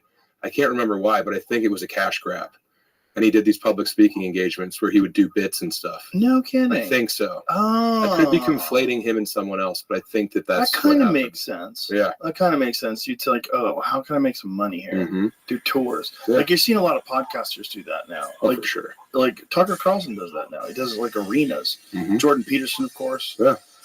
These people, they do these tours where they just like, oh, look, got to make hay while the sun's shining. I get it. You got to cash in a momentum when you have it. Yeah. It's the hardest thing to accrue. I get it too, especially if you don't have jokes. Oh, dude. Like if we're just used to doing stuff in front of audiences. These guys, they look at that as like some frontier that they have to. Yeah. And we're like, oh, we have fucking tents out there. We've been living out here for 100 years. Oh yeah, we're Bedouins, man. You want some fucking camel milk? Yeah. Sam Talent can't even feel comfortable in his own house. Yeah, because I'm just so used to being like, what are we doing today? What's our purpose? The people that haven't experienced that before, like Jordan, like he was telling me how much it wears on you. Yeah. Like, yeah, it wears on you. It wears on you when you fly. Like I just flew from Vegas on Sunday morning. Mm-hmm. It wears on you. Yeah. That day, you're like wrecked for no reason. You're not. And also, I have a hard time like spending the money to move up front. Mm-hmm. You know? Right. Like right. I spent $600 once to fly back from Australia in first class. And it was an insane deal. And my wife was like, do it, dude. And then the whole time I was sitting up there, I was just pissed at myself for being such a bourgeois pig that needed to be comfortable. Yeah. That's going to be a problem as you become more successful. I know. That'll be an issue. I know. Yeah, there's a lot of I mean, there's one thing that definitely happens is people develop this sort of crisis, you know, the imposter syndrome sort of thing. That happens when you become famous and when you become successful. Well, I don't have imposter syndrome. I know I'm good at the job. Yeah, what I have is like just turning your back on your ideals of like punk rock, like moving out of dumpsters. That thing's hard for me to get over. Right. And I see what you're saying. Well, yeah. I know a lot of people that get the imposter syndrome thing too, because when success comes at a very high level, it becomes baffling. Like you're hanging out with famous people. It doesn't make sense. It feels weird. It's so weird to be in this room. You know what I mean? It's so strange to me, dude. Like, I'm really grateful to be here, but it is just like also weird to remember how far away from this room I was for such a long time. That's funny. Yeah. Well, this room's been around, well, not this one, but one of them been around for 15 years, which is, that's crazy too. That's hard to believe. Yeah, perspective is such a warping experience. Yeah, it really is. How far you've come. As you get more successful, you're going to get weird with money. It's going to feel weird to you. It's not what you make, it's what you save. Yeah, but it's like, what do you do with it? Like, I think of money as fun coupons. Sure. That's how I think of it. Like, how much fun can I have with this? I think of it as safety. It can be taken away at any moment. That's up to a point. Once you pass a certain bank account number, then it becomes fun coupons. I remember when I had my first comma in my bank account. I called my dad. Nice. Yeah. Got a comma, dad. Yeah, dude. Yeah, commas are nice. But it's like, the thing is, you're still going to be you. Yeah. You don't have to sleep in the back of the bus, and you don't have to do anything stupid to just prove that you used to be poor. You don't have to self-flagellate yourself. Yeah, but there's also like, you have all these fun coupons. Mm-hmm. Why do you have them if you're not going to spend them? You should be spending them. Oh, I mean, I'm burning them down. Did you get a nice car? No, I have a 2007 Chevy Impala. Oh. I don't have a bunch of cool jewelry. You got a nice watch. My wife got this for me. It's $400. It's a beautiful watch. It's a great watch. What kind of watch is that? It's a Bulova. Oh, it's pretty. But I do spend money on dining, and I do spend money on if my sister-in-law, wants something nice for our niece, I'm like, well, here's 3 different models of that nice thing you want. Oh, that's cool. Like how I shower people with. That's great. Love and affection. No, that's definitely cool. But I did spend we should get a nice car. $50,000 on dining. If you didn't feel like a bourgeois pig driving a car, what kind of car would you drive? I would like a very safe car. You know what I want, dude? I want a Ford Astro van. Or I want one of those Benzes, those passenger vans that they have. Oh yeah, skateboard teams right around it. That's what I want. You could have that and put a podcast studio in the back. Oh, I could. We were going to do that. Yeah. We had talked about that in LA. Remember, Jamie? Yeah, we talked about taking one 95. Yeah, Ooh, right look there, at that. Look at that. You get a new one. Plus, you can take naps in there too. Like if you have to park somewhere, like if you have to be somewhere for a little bit and you have some time, take a little nap in the back. I wish I could nap. No. Really? I have a really hard time napping. Really? Yeah, it's like I can't turn my brain off in the middle of the day. Wow. Yeah, it sucks. That sucks. It's really bad for radio. Exactly that. Oh, so once you're up for the whole day? Yeah. Oh, I know. And then there's just an amount of coffee have you tried have to jerking keep up. off? I've dabbled. Yeah. That's usually the best. Turns out it's That's pretty like cool. a sleep button. It is pretty cool. But I do like to conserve that essence for my wife. I hear you. So you just save all your loads? I save every load, man. Okay. I come home and I batter my beautiful wife. That's honorable. Yeah. Nothing else? You try melatonin or anything else? Sleep mask? Anything?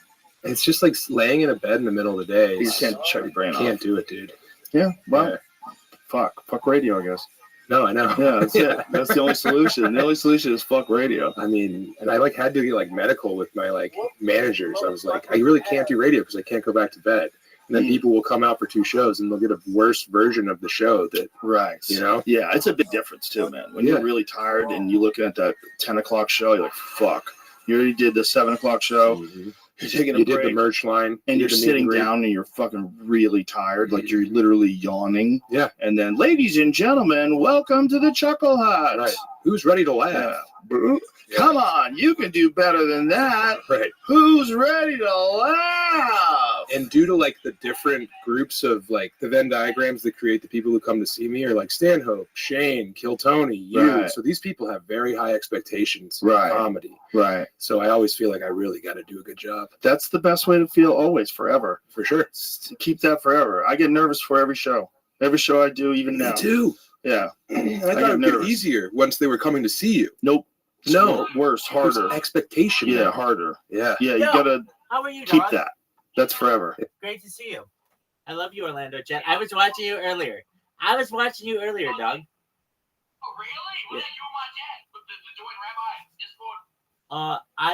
I was just watching you, observing you as a creator. How are you? I'm good. I was just downloading Minecraft, and then someone said, "Why the fuck is Rabbi in Coles for a month?" And I was like, "I'll show you who he is." Oh yeah, absolutely. Well, perfect. I appreciate the opportunity. So, are we on your stream? Yeah. Excellent. Well, if you don't know who I am, I'm Rabbi Rothschild. I'm the biggest fucking deal in global history. I stream my life 24/7, 365 for world peace. I don't want war anymore. Here's what we do. I live in this Discord 24/7. I also live in Orlando's Discord. He's been nice enough to allow me to live there for the last month. I'm also live in Telegram. I'm live on 8 different YouTube streams right now. I'm live on 5 different other platforms, just the big ones: Twitter, TikTok, Instagram. I'm live on 33 other platforms. I have been live that some of these platforms start up and shut down, and I end up lasting longer than they do. Oh, Rabbi, I missed you. I miss you too, big dog. We're getting some fun people in here, so you should know. Yeah, when it comes to Australia, so we do a stream together. Dude, absolutely. And we're going to pull major tail. Absolutely. Gigantic Australian tail. Like crazy. It'll be like, we're going to have to line chicks up and just, it's going to be wild. It'll be like Outback Steakhouse on, have you ever been to an Outback Steakhouse? No, I have never been to one of you. Hell yeah. Okay, that's like an hour away. I can do that. I can tell you that. Jay said what's your interview? What interview was he talking about? Probably a recent podcast I did. It would ask him if it was a recent one. I did a podcast like 2 weeks ago, 3 weeks ago. Oh, whose podcast was it? It's called The American Idiots, I believe. I met them on Kick. They're streamers on Kick, and it's like an hour long. It's very good. I have to say, I was impressed. Smokey wants to go on a 2-man mission. Excellent. Normally I'm a lone wolf, but I'll go on a 2-man mission. I'll be his wingman. Hey, you don't want to go, Rabbi? Oh no, I do want to go, dude. I've got some things about which to pick your brain. Just for a moment, I'm going to join this Discord. I like to write on big topics because, like, I know that this is going to be really big if people end up, it goes viral, and I will have a huge amount of influence on the world. So here are some things. On what side of the road do you drive? On what side of the road? On the left. Exactly. So eventually there are going to be some things that need to occur on Earth for us to eventually get off of this planet. One of them is we need to align globally on which side of the road to drive. Another one is the metric and the imperial system. Does this make sense? I understand, but that doesn't necessarily make sense. So what I've done, and this is all published as well, if you look in the rabbinic insights part of this Telegram, of this Discord, I write these essays basically. So I get I did some research on the left, driving on the left versus driving on the right. Okay, and basically this was done in 1967 in Sweden. They went from driving on the left to driving on the right, and eventually we're all going to have to get on a unified system. Don't you agree, Orlando Jet? Yeah, I agree. I thought we should just drive in the middle. I know, but then we'll get into accidents.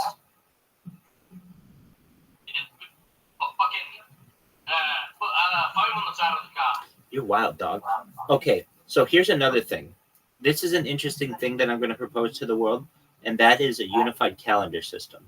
Now, you may be like, oh, we have a really great calendar system now, Rabbi, but it needs to be modified. And I mean this. When I talk about things, I talk about them in like really far into the future, and that's how we have to plan as humans. If we ever want to get off of this earth, we need to make sure that our figures are exact. So one of the things that arises is, how long is a year? How long is a year, Orlando Jet?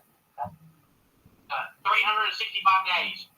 Sometimes, but then sometimes also there are things called leap years, right? Yes. Wait, how many days is it in a year in a leap year? 366. So it's not also that easy where it's every 4 years. Here is the rule for leap years. If the year is divisible by 4, it's a leap year. But if the year can be divided by 100 as well as 4, it's not a leap year. Now, I know that sounds really confusing. It is. However, if the leap year is divisible by 400, it is a leap year. This system keeps the calendar aligned with the solar year to within a few decimal places of accuracy. Now, what does this mean? It means the year 2000 was a leap year, but the year 2100, 2200, 2300 will not be, but the year 2400 will be. It's very confusing, right? Yeah. Okay, so here's Rabbi's plan. We're going to have a calendar that is based... Sorry, somebody said something. What was their question? Here we go. Dion says hello. Oh, well, hello. Okay, so... Hey, get in line. Here we go. So what is Rabbi's plan? Well, firstly, this is what the calendar is going to look like. And you can see all this in the... It just says Rabbi's new calendar proposal below. You don't have to look at it right now, but I'm just going to read it to you because it's amazing. The week structure. Each week consists of 10 days. Okay? So no longer do we have 7 days a week. We have 10 days. 3 days of work designated as work days. Then there's 1 day off. Then 3 more days of work. And then 3 days off. Now, I know this is like, what? Let me see it. This is what it looks like. There's no more weekend. Oh, perfect. Orlando Jet. This is my new friend. Arnold, this is Orlando Jet. Orlando Jet is a big-time streamer from Australia. One of the biggest streamers in all of Australia and one of the biggest kit creators there is. So you should know Arnold is a big deal. Arnold is a friend of mine from the crypto world, and I'm glad that you guys have gotten the opportunity to meet. How you doing, Arnold? Nice to meet you, man. Orlando. How are you, man? I'm good. How are you? Yeah, I'm doing all right. Do you fuck with this guy? What's doing? This is my uncle. Oh, really? It's my uncle Rabbi. I wish. I'm an only child, so I don't think I ever will have any nieces or nephews, but I would love to. I'm going to adopt the world. Arnold, do you know Smokey? No. No, this is curious. Someone asked. Oh, okay. And, do you like what this guy is doing? Yeah, I love what he's doing, man. I think it's great. You're a sweetheart. Thank you. I mean, he's got like a shit ton of data with him as well. He's about to store his consciousness into a hard drive, and then... That's exactly right. Yeah, when the technology comes in, he's going to revive himself once again. That's exactly right. How are you going to do that, Rabbi? Well, it's a process called mind uploading technology. And so what you do is you scan your brain, just like currently we can scan our brains with an MRI or a CAT scan. we scan your brain into a computer for later download. So that all that information that's in your central nervous system will be uploaded for into a computer for later download into a cyborg, a cybernetic being, a robot, an ethereal being, a clone of yourself, an avatar, whatever you would want. If you want to be an animal, there's the potential that you could even be an animal. So I can become a fish? Yeah. Actually, would you still be friends with me if I was a fish? Would I do what with you if you were a fish? Would you be friends with me? Yeah, we would have a really interesting relationship. But this isn't that far off, okay? Because one of the other things here's the thing: wherever people think the saying is, where there's a will, there's a way. And essentially, with enough time, we'll be able to bridge all of these gaps should we want. So there's another type of hypothetical technology that is being researched, and that is in telepathy, and basically the ability to communicate via waves and generate brain waves. And if we're able to use telepathy with humans, eventually there's the opportunity to perhaps use telepathy with animals. So to be able to communicate with you as a fish is a potential. Someone said, Rabbi, I have a genuine question. Do lobsters have penis?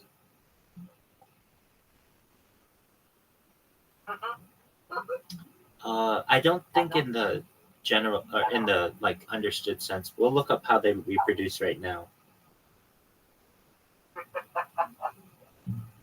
Hey Kai. Yeah, he's a man. No funny shit. Ask him if he thinks I'm cute. So here's how a lobster ports.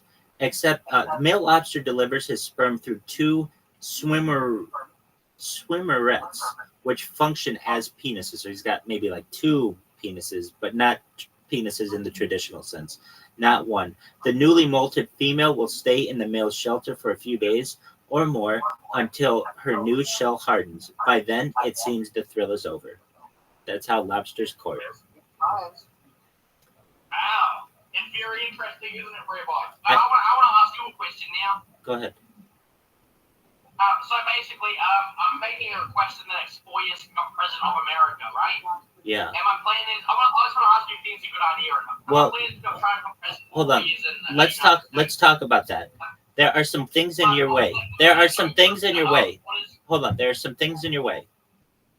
Wait, someone wants me to drag. James, when is Discord? When is Discord, guys? If he wants to join my Discord, it's discord.me/rabbi. Orlando Jet. There are some things that are in your way. You have to be what's considered a natural born citizen of the United States. So unless you were born here in the United States, you aren't eligible. Now, you see, my plan to be for president is to open up the borders for everyone, legalize every single drug, and that's basically my whole plan. Excellent. Well, here's the thing, though. You can certainly advocate for that, but you can't be elected under the current constitutional rules. So what would have to happen? We'd have to have a constitutional amendment that says that anyone can be elected president, and then also you have to be 35 years old. Oh, you're right. I'll get a fake ID. Okay. So those are all options.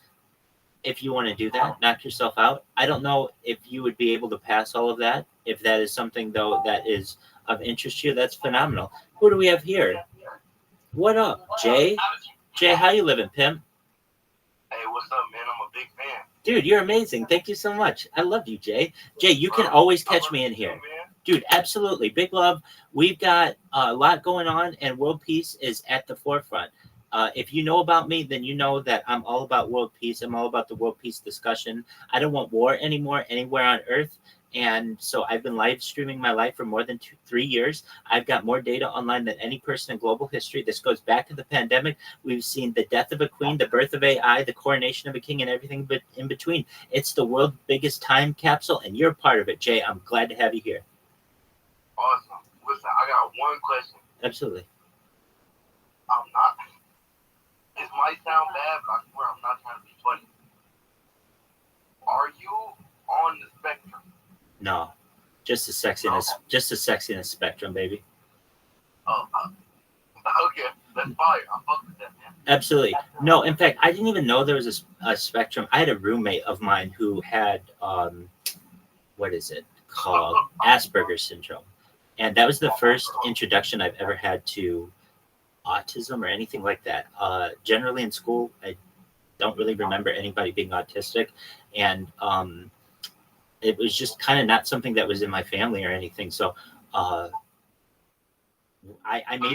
may be eccentric, but I'm definitely not on the spectrum, except the sexiness spectrum. I'm off the chart on the sexiness spectrum. Orlando, what were you saying? Absolutely. Definitely. Hell yeah, man. And actually, I shouldn't say it. My first foray into that world was the movie. That's okay. Was the movie Rain Man? I was fascinated by Rain Man because Rain Man. Did you ever see this movie with Dustin Hoffman and Tom Cruise, Orlando Jet, or Arnold? No, you never saw it. Okay, so it stars Dustin Hoffman and Tom Cruise. They're brothers. Tom Cruise is normal. He's a cool guy. Dustin Hoffman has autism, and he's able to do some outlier things. He's able to count toothpicks. He knows like all the answers on Jeopardy. He can count cards in Las Vegas, and it's a story about that, going to Las Vegas and using your brother's gift to count cards. It's just that after that call, he feels fulfilled now. Excellent. Well, he's amazing. Tell him he can join whenever he wants. Rabbi, this is sleeve your stream up, so obviously, Rabbi, cat and shit. This is him. This is the guy that does it. Yeah, I'm the real deal Holyfield right here. If you have any questions for me, I'll give you a tour of my room. I'll give you a tour of my robots, whatever you want. It's a big deal. You can watch me. I'm live on 8 different YouTube streams right now. I have over 1,000 TikTok accounts. I have over 2,100 Twitter accounts. I have over 5,000 Kick accounts at this point. This is the biggest event in global history. People will study this in the future. Orlando Jet, have you seen the movie The Truman Show? I've seen it. I don't remember it though. I don't have a text and says watch movies anymore. My attention span is fucked. Dog, I know what you're saying on that one. I have to have a phone or something. I get bored very easily during movies nowadays. Yeah, I have to be doing something too. Okay, well, I understand. It is one of those few movies, though, that I can watch and tolerate, even though it's older. And that's what I'm essentially doing, is living a person's life that is on camera. And I want people to be able to learn from this in the future, how people do things, how people adapt. We will be able to study human behavior, human eating habits, human bathing habits, human psychology, human sociology, everything about the human psyche. We'll get a really interesting view into it. They want to see a tour. They want a room tour of the setup. Absolutely. Just one moment. Yeah, no, you're right. You're going to show you a tour of Absolutely.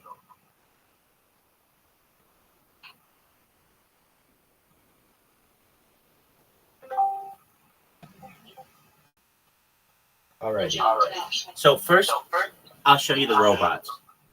I have 4 robots that I've created. 1, 2, 3, 4. These are the robots. And what they do is they're 3-pronged. It's like a trident. They follow people, they create clips, and they spam people.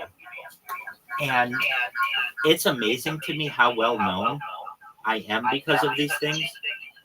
Because everybody's talking about me on the platform, and I don't even stream on that platform. It's amazing.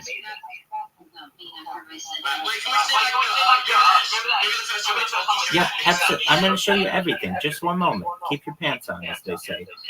So what does this robot do? It's very smart. It has image recognition. So you're going to be able to see this robot recognize where certain shapes are on the browser. What it's going to do here is it's going to recognize where the follow button is. It's very smart. It's going to press the follow button in a moment. And that follow button can be anywhere on the screen, and it will position itself accordingly and follow. And then what it does is it will create a clip. And within the clip, it will put this Discord. So I've got 4 of those. That's how the robots work.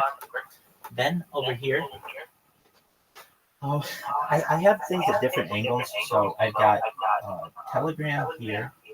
I got Instagram here. On here we have YouTube. I have my religious books here. I have my tefillin here.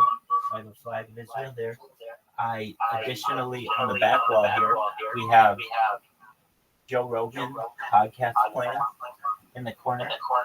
I have yet another computer, and what that does, I also have a ceiling cam, so you can actually watch me from above on a bunch of different cameras. I have a set of tablets here set up. That's where Orlando's Discord is.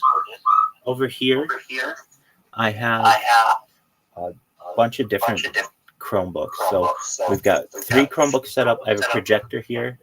I have the other Discord that you can see here. And then I have Instagram here. So these are going at any given time, 24/7. And then additionally, I've got like, apologies for the feedback, I've got like phones going in random places as well. It's wild.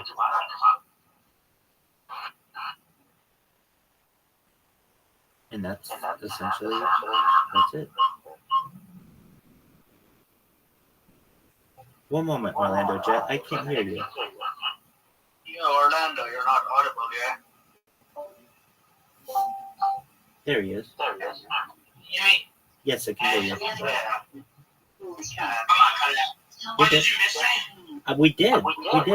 I had to kind of rethink my whole life, what I'm going to do without you for those moments. I'm glad you're back. Also, you're still spamming him.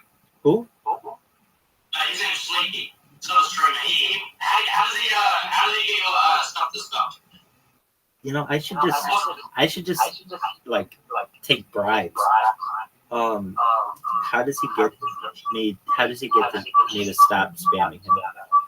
He really wants to know. Yeah. Okay, he should put the amount of time that it takes to chat with him to 2 minutes. I said follows only on 2 minutes and the subs. Word. Yeah, you sleep, you just follows only 2 minutes. And then you're good. That's exactly right.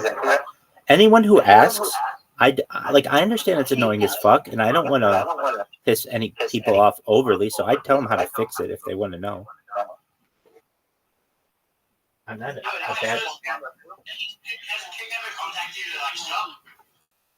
Well, if they have, I don't know, because I have so many different accounts.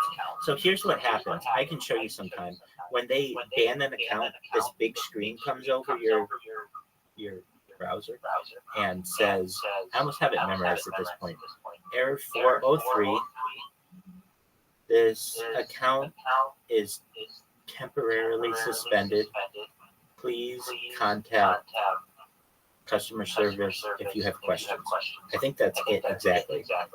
And it's a big gray page with that letter. And I actually like seeing that, because when I see that, I know that my bots are working, and to the point where somebody who's getting paid by Kick has to go in and ban them. And that tells me these things are working. Because it's not just one individual person who's going through and like having to block me. No, this is the entire platform. It's a big fucking deal.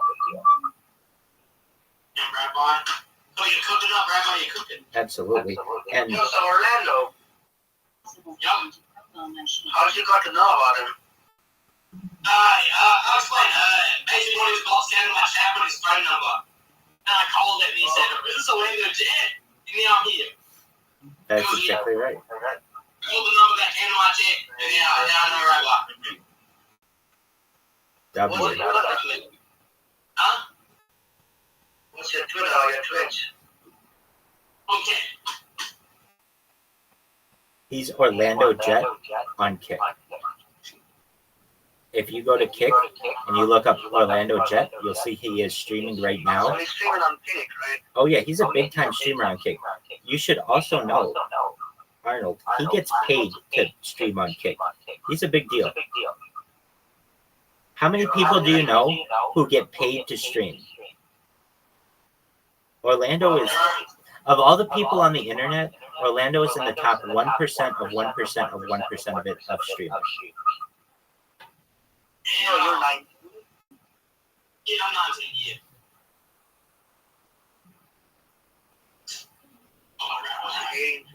Arnold, were you able to find his Kick page? Yeah, I found him. People Excellent. are saying, yeah, bro, W2, he's cool as fuck. Well, they're cool as fuck as well. Anybody wants to hang out whenever you want. Discord.me/Rabbi. Followers. Love you, bro. Dude, they're sweet, and I want them to know I'm going to make all of them rich. I'm going to have more money than I know what to do with in the future when I'm able to monetize all this data. And all of their comments are recorded and will be able to go through.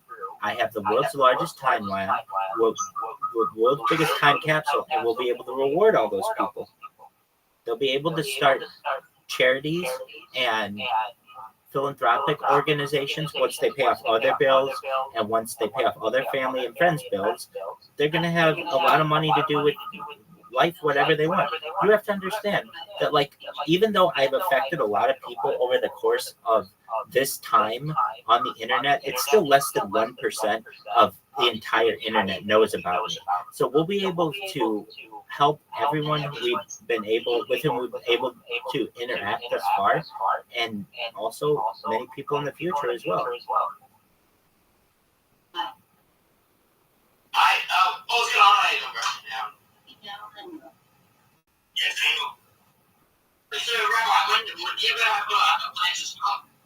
No, that's a phenomenal question, Orlando Jet. No, I don't want to stop. I want to do this the rest of my life, and I want the world to be able to learn from it. While it's not a complete human life, because we don't have the first 35 years of my life on camera, we do have a lot of it on camera. Because I've worked in places, like I've worked in financial institutions that have had cameras and things like that. So there's a lot of my life on camera, and I think that the world can learn from that. I've done everything in my life generally to the best of my ability, and also as honestly and with as much integrity as possible. And because of that, I don't have fear that people can look into my background, people can look into my history and watch it all on camera and learn something from it.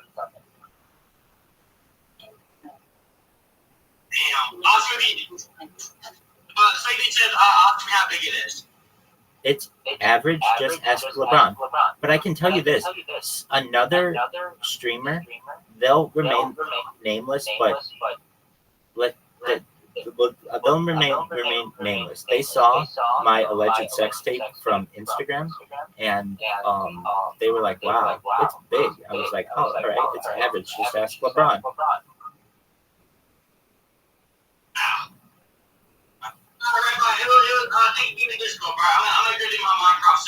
You please do.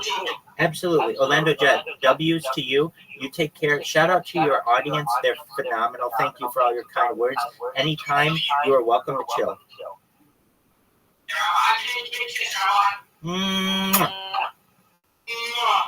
Take care, Orlando. Isn't he cool? Yeah, he was a nice man. He's super nice. Yeah, you got that right. How are you doing, Arnold? Yeah, pretty alright. Just took a shower.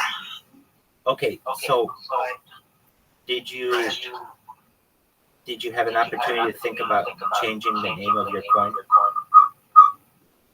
I'm thinking about not launching a coin anymore. Okay. Yeah. What do you want to do? money on some fucking shit coins and expect him to give me 1,000x. Okay. I understand that. What do you do in crypto? Great question. What do you know about baseball and How to get it to know about? That's a great question.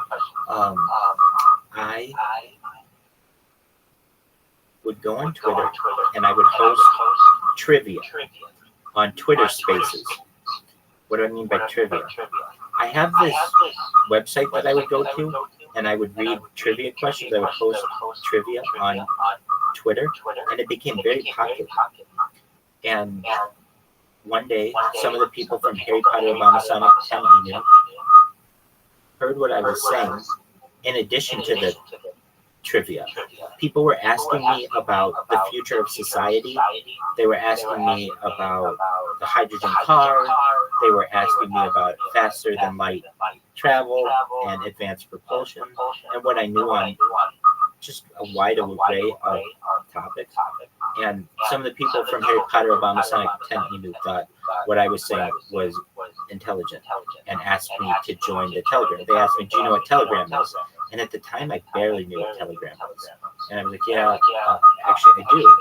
And wouldn't you know it, that was like more than a year ago. And I've been live streaming my life in their Telegram ever since. So literally for a year, I've been taking questions, just like you did. You came in and I said, hi, or whatever. Here's the difference, though. I didn't have the Discord. And the reason why I didn't have the Discord was I didn't have a way to advertise the Discord. So there's a difference between me just being in the Discord and chilling for a year and me being in the Discord and having these robots that are promoting the Discord and I get random people in here. That I can do. And they're kind of the same within Harry Potter Obama Sonic 10 We'd get random people in Harry Potter Obama Sonic 10 and I would get to know them that way. But it was like fresh people, fresh blood coming in, as opposed to just no one coming in, it being dead silent, etc. So now that I've got this Discord, I just promote that link everywhere, which is basically discord.me/Rabbi. And, you know, people have to trust it. And I understand not everybody's going to trust everybody's links, but little by little, we get random people in here. And it's exciting, too. When you find out, like, hey, how'd you find out about me? People sometimes say TikTok, sometimes they say Twitter, sometimes they say Harry Potter. You know, like Orlando Jet found out about me from one of my bots that was just spamming my telephone number. Who else puts their telephone number out there to just call them? And he did. And I answered his call, and we've been friends ever since. I mean, to the point where he's given me a little spot in his Discord that just says Rabbi, and I've been live streaming in it for more than a month. Now, yeah, a couple times a week.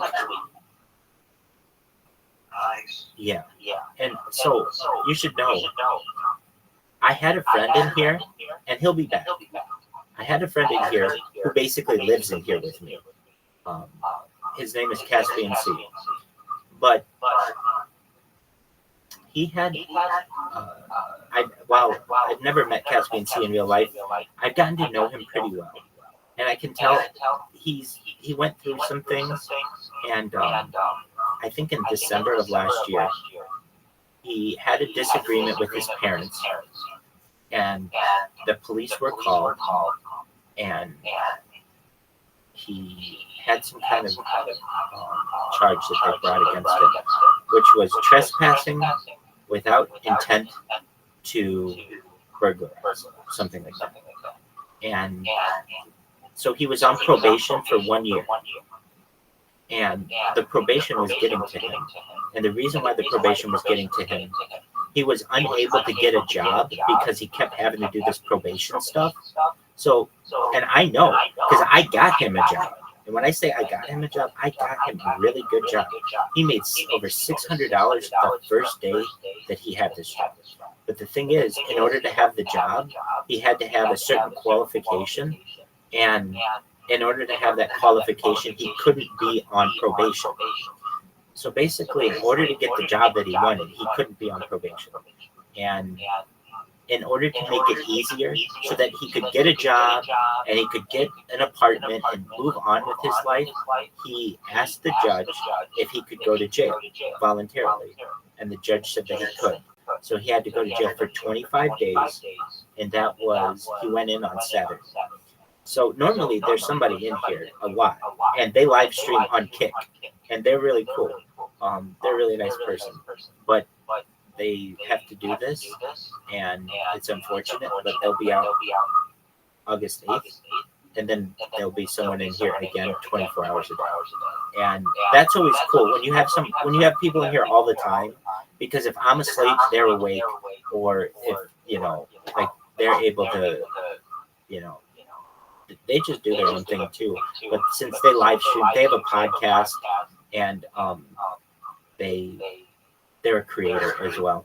So it was kind of an interesting thing that this person had to do. Normally, at least in the United States, if you're on probation, you just stay on probation for a year or whatever. But I understand they were making him do a lot of things with this probation. He was having to do all kinds of drug tests, which was fine. But when you're working a job, you can't just leave the job to go do drug tests. It's very difficult. And also they were requiring him to do some other testing. So he is, I guess now I say it, he's in jail. But he's in jail voluntarily. He took this as a opportunity, to just get it over with. So then on August 8th, he can get a job again. He already has one perhaps lined up, and then he can go get a place to live and all the other things. But yeah, that's who was in here for the first 13 days when I started this. So the way that person, Caspian C, found out about that, there was a creator on YouTube, and this creator was someone Caspian C followed. The creator came to my channel, and what this creator was famous for was making fun of people and trolling them. And they came to my stream and started talking to me, and they were trying to troll me, but it wasn't being successful. I mean, I was just like, I don't know, whatever I was saying wasn't it was perfect for what I needed to do, but at least for what this creator wanted to do, he couldn't troll me. And Caspian C was a fan of this creator and watched that I was basically the only person that this creator was unable to troll. The creator would be like, oh, all you do is, like stream your life all day. And I'm like, yeah, that's exactly what I do. It's really important to the world that we have all this content. You're absolutely right. So it's hard to insult me. And Caspian C thought that was cool. So he became one of my fans on YouTube. And then one day, I told him that he could join me if he wanted in Harry Potter Obama Sonic 10 Eno. So then he joined in Harry Potter Obama Sonic 10 Eno, and he had been live in there for 2 months or so. And then it was just recently that I was like, you know what, what happened was I was doing shout outs to different creators on TikTok and Instagram, and it was really, really successful. So I would go to the biggest people on Kick, and I would go through all their social media. I'd go through their Discord, I'd go through their Instagram, their TikTok, their Twitter, and then I would do a shout out to them, and I would add captions, and I would post it and tag them. And I would get a lot of them to follow me or to like the video or to say, hey, that's really cool. Excellent. So then what happened? I realized that all these creators had Discords, and I didn't. And I started to become somewhat of a Discord snob or a Discord connoisseur, where I could basically judge these different creators by their Discord. Do they have anybody in there? How big is it? How many members do we have? How active is it? All of these things. And I realized, you know what? I already have a Discord, but I'm not utilizing it. If I take that Discord link and start advertising that on Kick, I might get some random people in here. But even better, eventually somebody's going to see that and see everything that I'm doing. They can come in here. And I mean, I don't know if you've had time, but you go and you click on the little different things. I have a lot of different stuff to see. And eventually they'll just be like, wow, there is a lot going on here. And if anything, just tell their community about it. Hey, you got to check this person out. They say they're going to make you a trillionaire. They've got 8 cameras on them at any given time. That's just on YouTube. This is wild. And eventually it will get the ball rolling. Basically, you're like Brian Johnson, but for a different cause, right? You know who Brian Johnson is? Please enlighten us. The guy who is reversing his age for like research purposes and shit, so that humans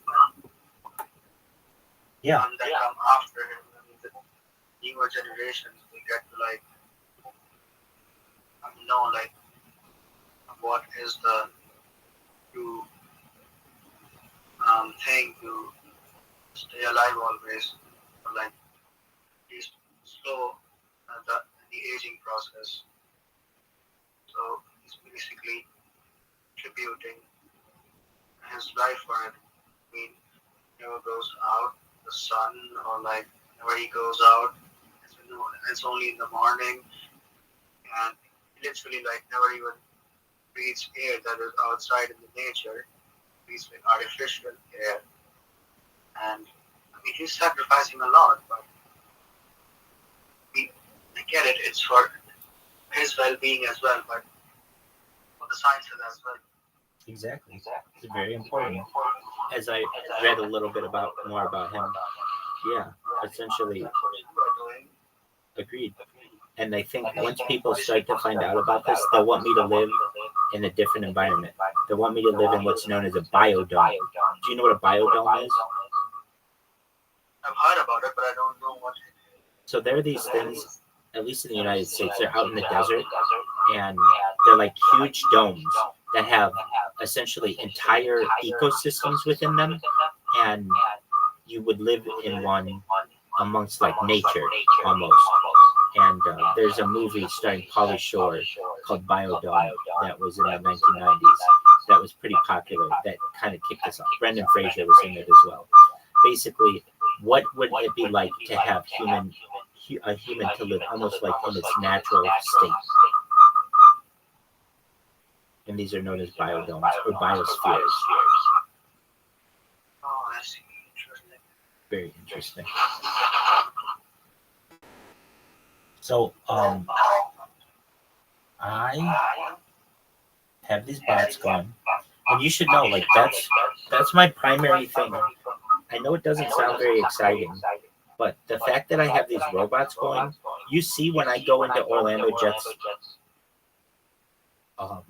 chat or even get interviewed by him, people know who I am. I'm pretty well known on this platform. And it's like, okay, well, Rabbi, why haven't you taken off? That would be my question. It's my question to myself. Why haven't I gone viral?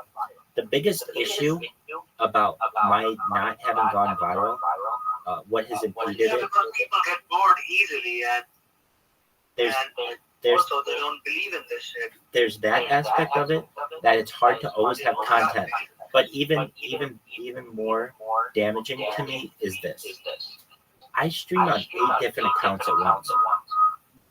And the reason why I do is because I want redundant streams. In case one account goes down or one account gets a copyright strike, I've got a backup of a backup of a backup. But that means I can't focus on any one channel.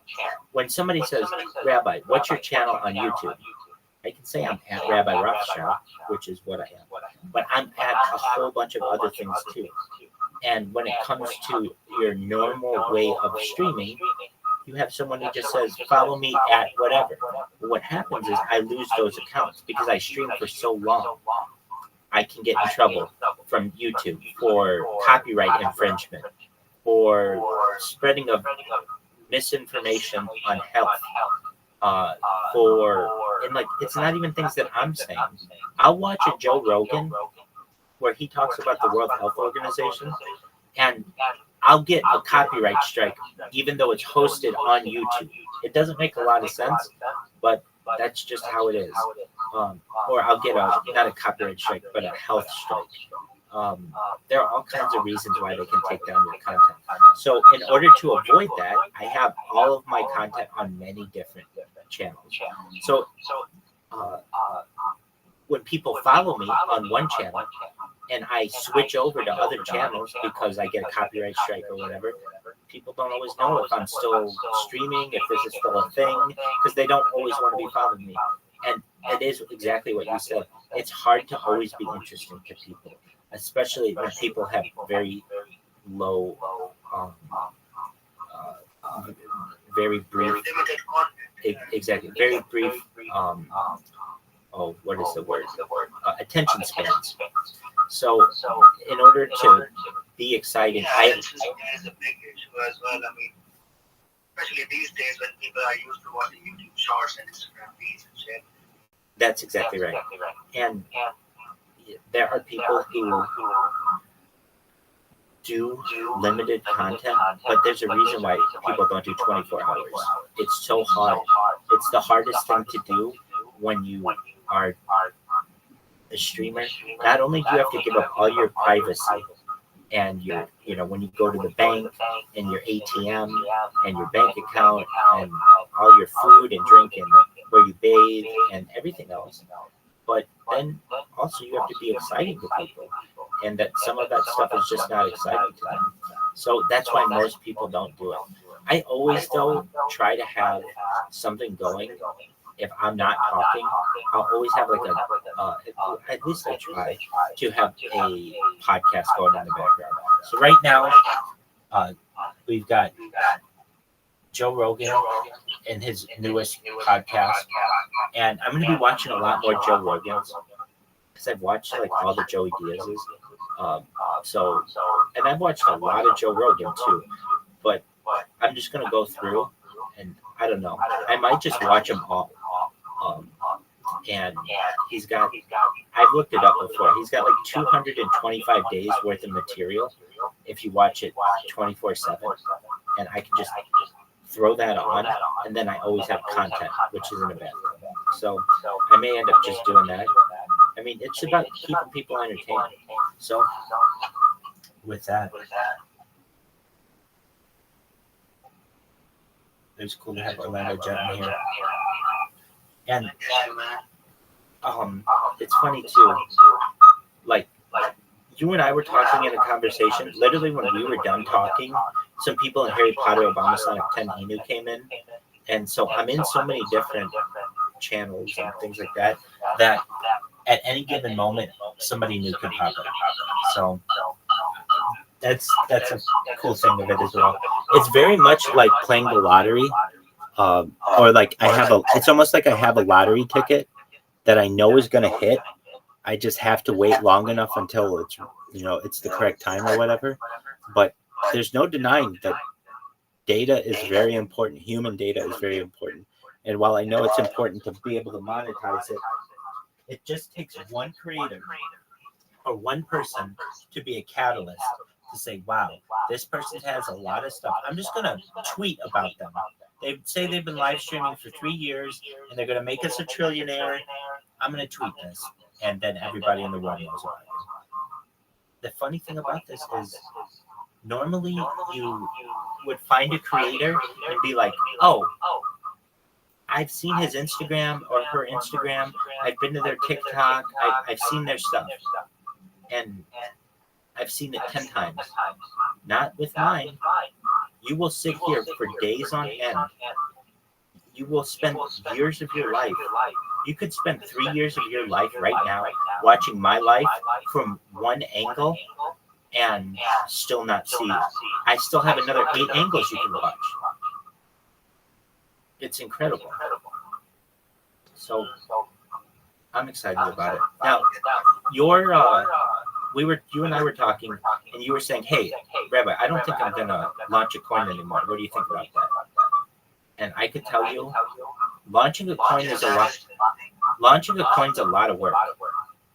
Yeah. Also, my mates are launching this coin, SVQR. It is launching around 8 hours and 40 minutes. I mean, if you'll be available, you can hop in on this fair launch. So if I were you, why wouldn't you just pump and dump?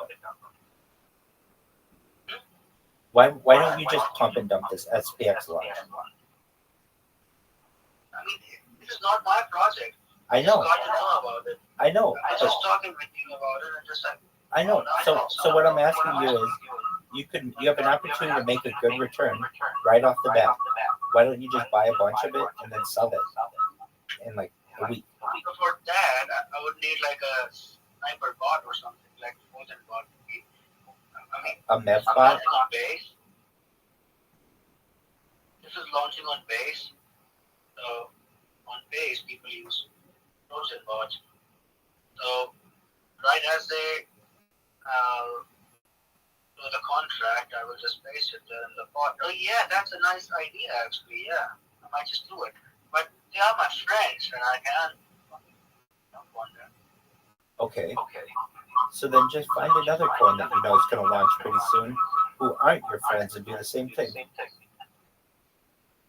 I mean, I might buy their coin and just hold it for eternity. We'll do that with your your. bot for like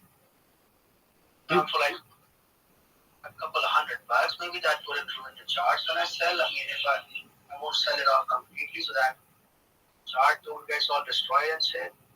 That makes sense. I can use a bot, yeah. Definitely. Fucking hell. All right, let's just set up a bot. There you go. Rothschild bot. Where is it?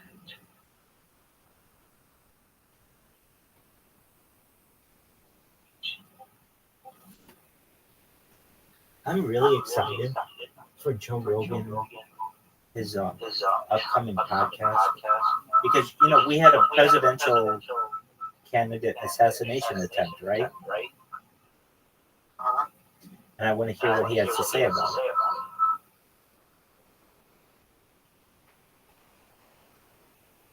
What's you asking? I want to know what he has to say about it. That election. I mean, that's USA politics. I don't get involved in that. I understand. So I don't know. It's just, how do I put it? I mean, I know that Trump got hit. Yeah, exactly. And we're not hearing all of the, like normally in the United States, they're very, very. Some guys are saying here in India that was staged. I don't think so. What do you think? It looks very staged. Wait, not staged. Not staged. Not staged. It looks very much like it was an inside job to kill him. Like you support him? Support Donald Trump? No, I think he's corrupt, and I think Biden's corrupt. I think both sides are corrupt, and I don't support either side. But what I can tell you is that normally the Secret Service makes sure all of the precautions are taken to ensure everyone is safe. And in this situation, it looks like they were purposefully told to allow this to take place. And we have been thinking as well. I mean, Donald Trump is a fucking billionaire, right?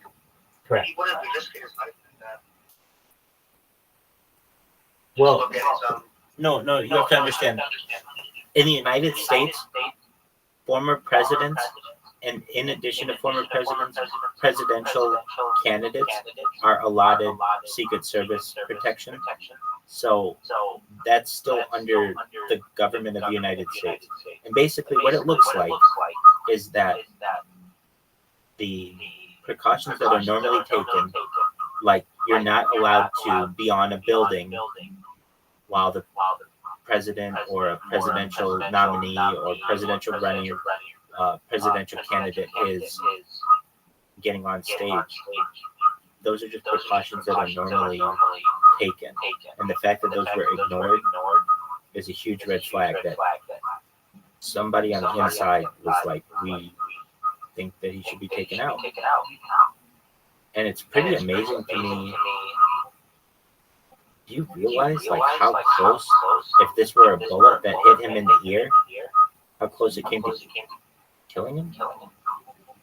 Yeah, I mean, imagine if like the winds were off even a bit, that could have cost him life. Exactly. I've never heard of a potential assassination attempt where it hit the person in the head and they survived. Yeah, I mean, that never actually happens. Right. I mean, there are some cases where people got shot in the head at like point blank range and they still survived, but that's only because that bullet just hit a certain point where like the basic mobility things and like their consciousness doesn't get affected like that. I mean, it was probably at like the right side maybe or like the left side. It was his right I don't side. really know that. It's okay. I don't really know the region of that pain, but yeah, that happened. Someone Right. survived. Oh, in a case. Yeah, no, I certainly know that it can happen. It's just, I don't know of a case where you had a leader of a country or perhaps a former leader of a country who That took. happened here in India like 60, 70 years ago, and the assassination was successful as well. It's wild. Rajiv Gandhi, that was like the Prime Minister of India like 60, 70 years ago, and yeah, he got shot and killed right on stage. Wow. Do you hate the British? And do I hate what? The British? British. Yeah. What? Yeah. No, I don't hate it. Little. Why would I hate it? Because they suck cock and they suck your entire country from all of its destiny for like the last 300 years. No, I mean, it wasn't the Britain's fault. I mean, it's clearly their government and also the government from like 100 years ago. So like, I don't give a fuck about that. I mean, that was clearly our fault. I mean, we were dumb enough to fall in that trap. That's what I believe. Okay. Have you ever seen? Have you ever seen an elephant? Yes. That's amazing. Elephants are amazing animals, especially their memories. Their memories and also their motor skills are quite well as they can basically perform tricks and shit and basically have a larger mind than us. I mean, they have the consciousness. Right. It's like above us, I think, in a sense. Hey, I have. So I'm somebody who I think will be very influential in the future, particularly just because I have so much data. I'll have a huge impact perhaps on people. There's a section of this Discord entitled Rabbi's New Calendar Proposal. You click on it on the chat. I want you to open it up.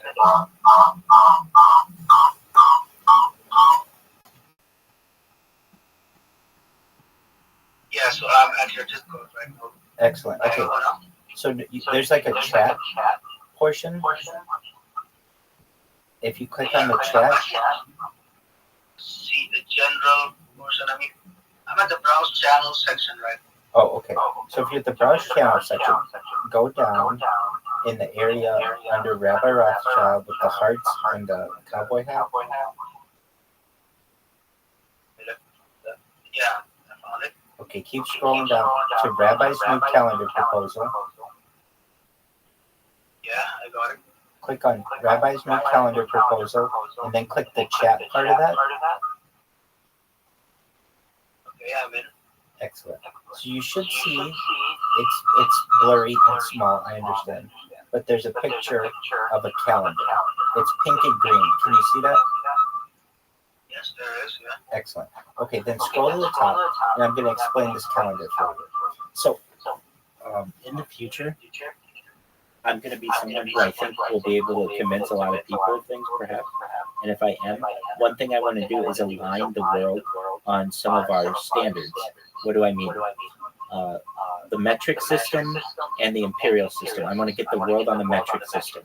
Whether you're driving on the left-hand side of the road or the right-hand side, as a globe, we have to align. We have to get on one system.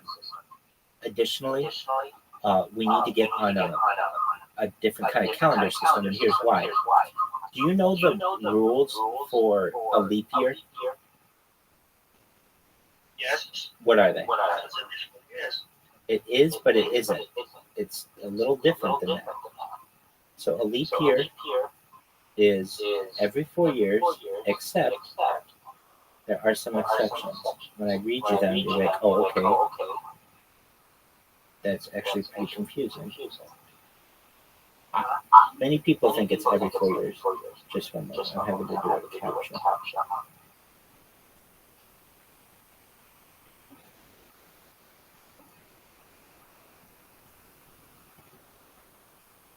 Okay, so many people think it's every 4 years. It's not. There's a little bit of a difference. And why is this important? Because when we talk about traveling interstellarly, like really far distances, it causes issues. So a leap year, it adds an extra day to a typical 365-day calendar. However, there is a rule that comes into effect. If the year is divisible by 4, it's a leap year. But if the year can be divided by 100 as well as 4, it is not a leap year. However, if the year is divisible by 400, it is a leap year. It's extremely confusing. So what does that mean? The year 2000 was a leap year, but the year 2100 is not. The year 2200 is not. The year 2300 is not. But the year 2400 will be. 2500 is no. 2600 is no. 2700 is no. But the year 2800 will be. 2900 no. 3000 no. 3100 no. But 3200 yes. It's very confusing. So what do I? I mean, what is the science behind a leap year? I mean, great question. Because the amount of time it takes for the Earth to revolve around the sun isn't exactly 365 days. It's more like 365.25 days. But it's 0.2534121187. It's not a perfect number. So you can't have a calendar that, well, many people thought you couldn't have a perfect one. There is a way to do it. People have proposed other calendars before, and like the fucking Mayan calendar. There's the Mayan calendar, there's the Islamic calendar, there's the Hebrew calendar. There are many different calendars. But I want to align things. So one thing on which I'm going to, I think, be able to align the world is the metric system, especially when people find out that everyone has to change the metric system. And what do I mean? The amount of a meter is going to change. Like, Rabbi, you're going to change a meter? Yeah. Here's why. When the meter was invented, it was like 225 years ago, and it was supposed to be the distance of 1 million the length from the distance from the North Pole to the equator, but they were actually slightly off. So normally that would be 10,000 kilometers, but it actually turns out to be about 10,000 and a little bit more. And when you go around the whole world, the circumference of the Earth is 40,075 kilometers. When using the old way, or the way that we should originally thought that the meter should be, it should be an equal 40,000. So what's going to happen? The meter's just going to have to be extended just a slight amount. No one will know. It's such a tiny amount that it's really, it's almost as if it doesn't even matter. But in long distances, it will matter. So it will make it so that the circumference around the Earth is 40,000 meters. That's the way it was intended. Okay, so what does that mean in terms of other things? When we talk about the calendar system, when we talk about traveling a light year is the amount of time, the distance that light travels in 1 year. But how do you calculate the year? It's 3.25 blah blah blah blah blah blah blah blah blah. But it's not always the same. It varies. So I've come up with this system. While there are other systems, this one avoids having to use a leap year. So here's how you do it. The calendar structure has a weekly structure of 10 days. There are 3 days of work, 1 day off, 3 more days of work, and then 3 days off. It's essentially 3-day weekends. The month structure is this. There are always 4 weeks per month, making each month of 40 days. All except the last month. The last month's a little different. The annual structure. The calendar comprises 9 months of 40 days each, totaling 360 days. That leaves an additional 5.25 and a little bit accounted for. The 10th month. The 10th month serves as a catch-up period for the leftover days of the year, approximately 5.25 days. The month is not divided into regular weeks, but rather serves to complete the year. The benefits of this are simplicity. The calendar simplifies scheduling by maintaining consistent week and month lengths. There are no leap years or complex adjustments needed. Predictability. Knowing that every month has the same structure, 4 months of 10 days each, allows for better long-term planning and routines. Regular rest. The pattern of work and rest is evenly distributed throughout each month, potentially leading to improved work-life balance and productivity. Cultural and religious significance. For communities observing specific religious or cultural practices, such a calendar could align more closely with their traditions or beliefs. And environmental impact. Some proponents suggest that Rabbi Rothschild's calendar could have positive environmental impacts, although the specifics would depend on broader societal changes. But this is just one idea that I have of a new calendar. I want you to know about it. So basically, what this calendar is trying to prove here is that a leap year isn't actually like a 4-year event, right? It's correct. And what it is proposing that, but isn't that just because the Earth's revolving faster every day?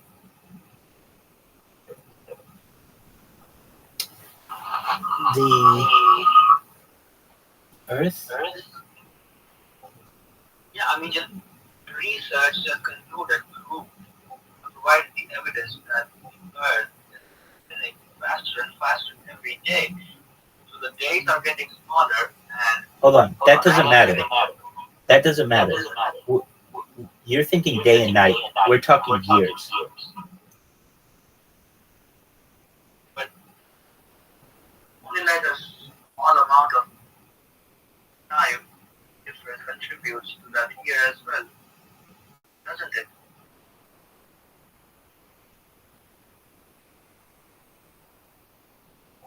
That's a dumb question.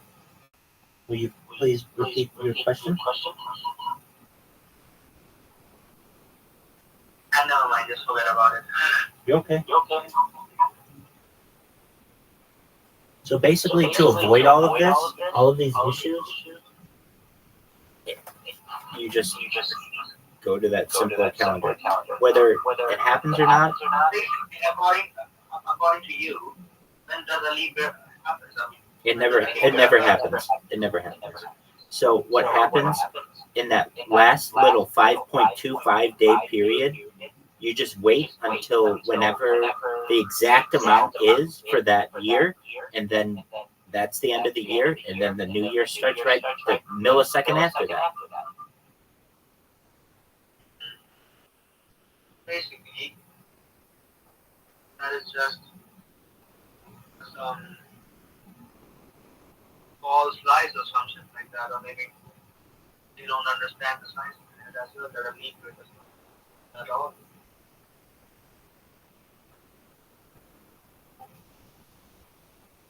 It's wild stuff.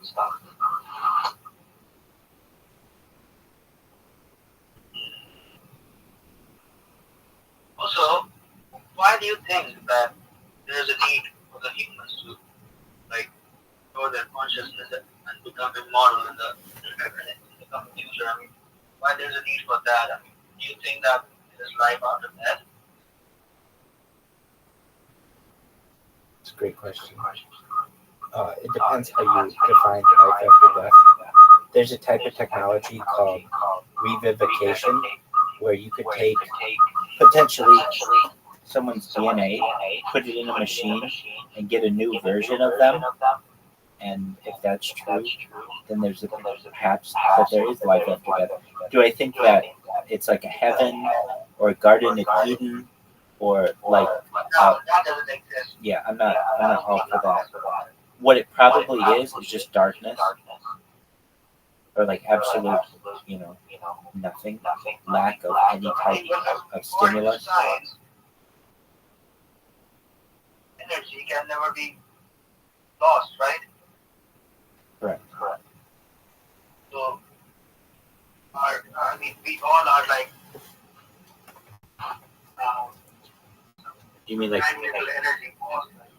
So according to conservation, the law of the conservation of energy, essentially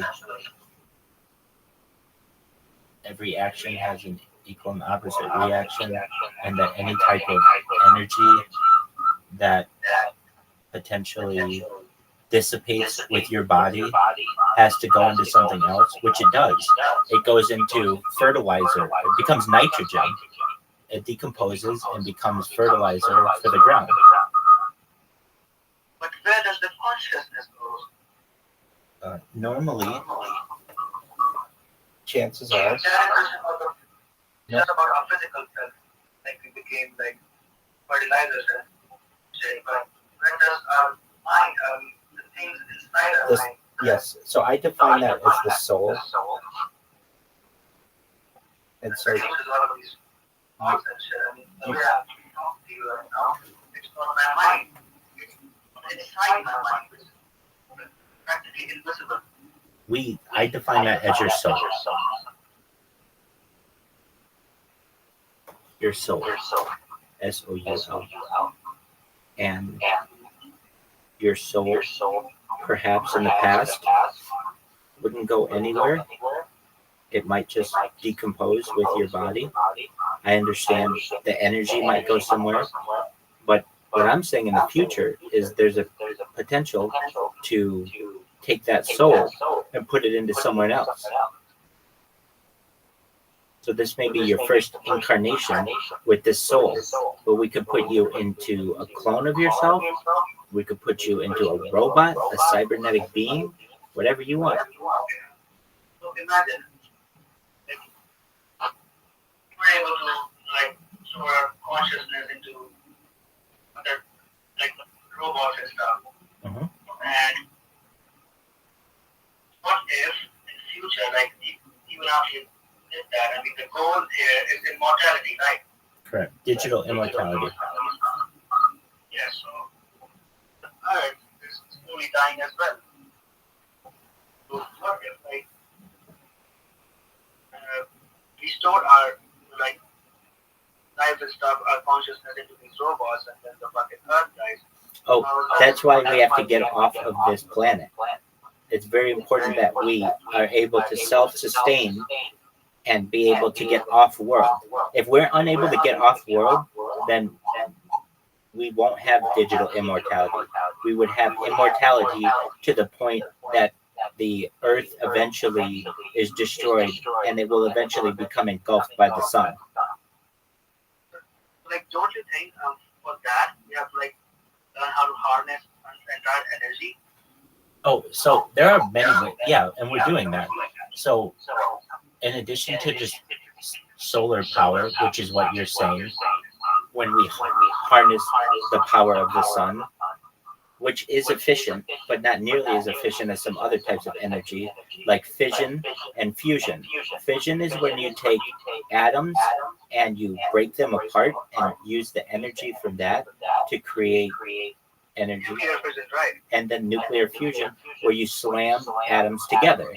So both ways create a huge amount of energy which we can use to propel ourselves. And there are a lot of ways to be able to travel in space. In addition to nuclear and fission and nuclear fusion engines, there's plasma, which is essentially like creating an incredible heat source and using that to propel yourself. There are also things known as a solar sail, where you create a huge sail of solar panels basically and use the sun to propel yourself. There are quite a few different ways to do it. How will we get the resources for it? I mean, We have the resources here on Earth. it's such a big thing. We have it Most already. certainly. We have the resources here. Huge amounts of them. We haven't yet scratched 1% of 1% of the Earth's surface when it comes to the amount of minerals that are in the ground. Earth's crust is 75 miles deep. And we have only started to get the most easy minerals possible. With enough time and radar, ground penetrating radar, to the point where we can identify exactly in the ground where an element is, we'll be able to resource whatever's needed to create these items.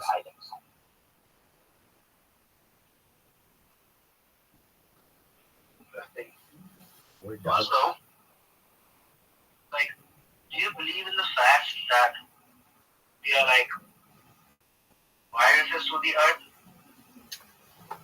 I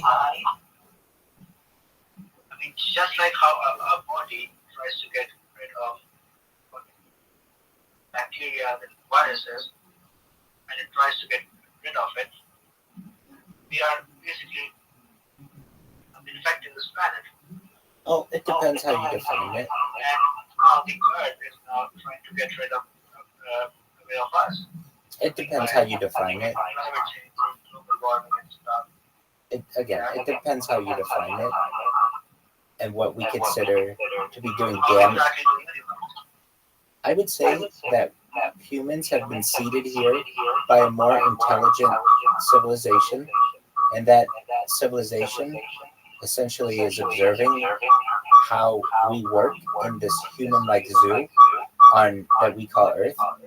I would say that Earth, in its purest form, would probably be better if we consider Earth like Gaia, like all the fauna and flora that makes up the Earth, except for humans, that it would probably be better without humans. However, we could operate here just fine, basically, and have for the last 200 million years of human development, up until the last, say, 10,000 years, when we were doing major environmental damage.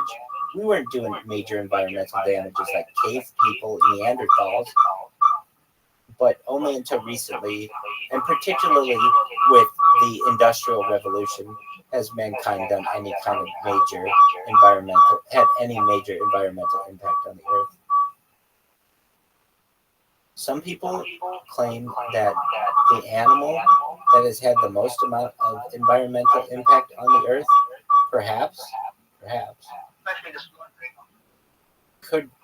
wouldn't be humans, but might be beavers.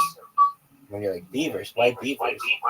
Because during the times of the glaciers, beavers would create dams, and there was this kind of beaver, at least in North America, that was the size of a bear, and basically these beavers and the dams that they would create would cause major issues with glaciers and cause major lakes to be created when they wouldn't have been there before. Like all the Great Lakes. Yeah, but that helps. I mean, we aren't the only culprit here. Also, yeah, and also about that, us being seated by a higher consciousness. Yeah, I totally agree on that. I believe in that as well. Just because it's a coincidental thing that we have the highest amount of consciousness in this entire planet. This isn't something that happened here on this planet on a coincidence. Strongly believe in that as well. I'm in agreement with you. And if you look at government documents, at least according to Bob Lazar, there have been 64 major DNA sequencing alterations. I mean, our DNA doesn't even match the fucking chimpanzees and monkeys and apes, right? Well, actually, 99% of it does. 99% of our DNA is identical to a chimpanzee. But how are they still chimps and how are we humans? Well, that last 1% does a lot.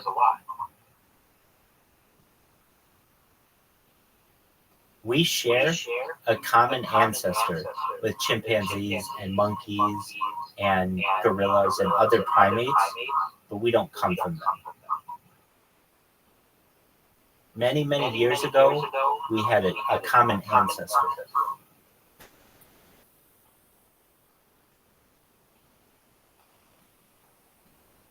I mean, I've heard about our ancestors as well. We have like so many of them.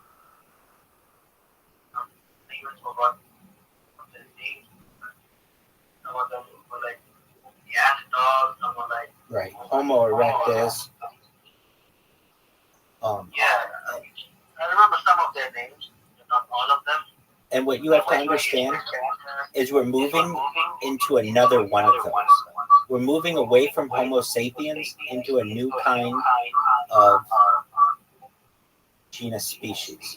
Because once we're getting to a world where humans don't die with this mind uploading technology, that's a new kind of species. That's no longer Homo sapien. Homo sapien dies. Whatever this new thing is, that doesn't die. That then becomes a new kind of evolved being. It's a new species. And that's why it's very apparent to me, there's a breakaway civilization that's happening here on Earth between the haves and the have-nots. And those who are the haves are using transhumanism to eventually create a new type of species to get off the world. And then Homo sapiens, the normal people out there who can't afford all this shit, will eventually just live perhaps temporary lives, and then eventually may go extinct.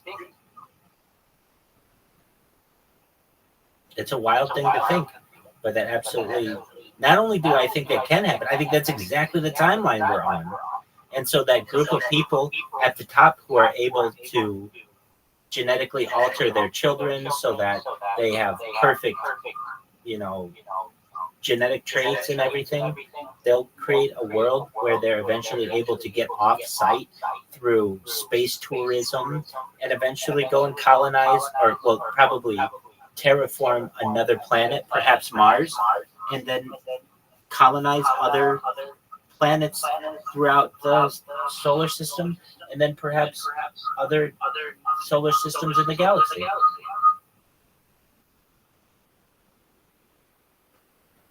Yeah, makes sense. And it's wild shit. you believe in cryomission? Yeah, I'm a huge advocate of it. I've experimented with it on my own. On your own? How? So not cryopreservation, but cryonics, the use of cold on the body. So it's really good. There are these things called like cold shock. Yeah, exactly. There's like cold shock therapy that you can do. I think can be very valuable to humans.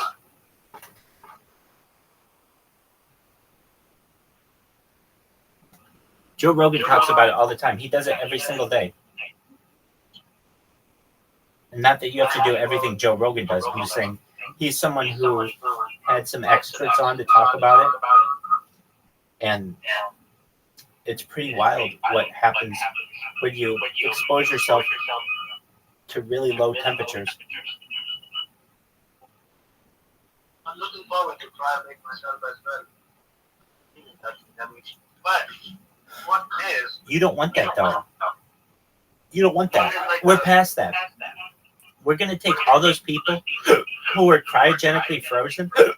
Pardon me, I've got the hiccups. Oh boy, I got really badly. We're gonna take all those people who were cryogenically frozen, and we are going to thaw them and bring them back to life. But what is like the guarantee of it? Like they actually do it. Well, I mean, we had to start with animals, and we've done enough on it now that, at least in China, they're already. Aren't there like going to be some government regulations and shit? It's already done on an unregulated level. So, and like people in China, they'll take people from the Uyghurs, and they will experiment on them and see what, like, you know, can we freeze this person and bring them back to life? No, I mean, I was not talking about the prohibition on whether or not that human will damage or something like that. I was talking about like the human population is increasing day by day, right? So what if the government plan on like not allowing them to reincarnate that person who is cryogenated or like freeze? Well, the thing is, the people who we just like in the future. The people who want this type of technology are very wealthy and they're very wealthy and they're very influential. So they'll just ensure that no ban on this type of technology ever takes place. I mean, just because of the population, I mean, if we like start bringing back people from the dead, doesn't that just contribute to a higher population? I mean, there already has been like how many people cryogenated? It's still low. It's under 10,000 people. Yeah, so I mean, 10,000 people is nothing. That's nothing. Imagine how many guys will we have in like 100 years. Here's the thing. Unfortunately, but this is the way it works. If you are of the bloodline of a billionaire, that we could fill this place with trillions of you. If you're from the developing world, that you already have too many of you.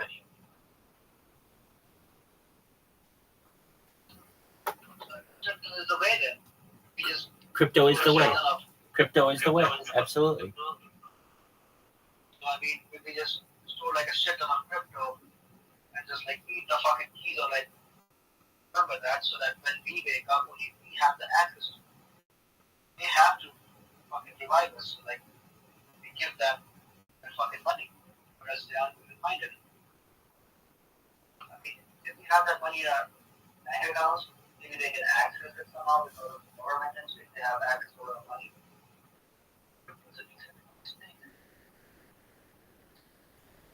No one can like manipulate it. Like take money out of it. How's your concern? Yeah, it's not like a hit of money to crypto on the fucking guy. The thought.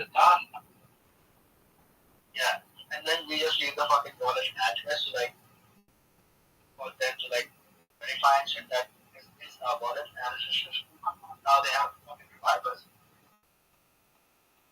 I can just write like an agreement or something. I mean, if this person revives me, he gets basically person of the fucking movie like that. It's definitely a thought. It's almost like a prize. Like if you're able to revive me, you'll be rewarded with all this cryptocurrency.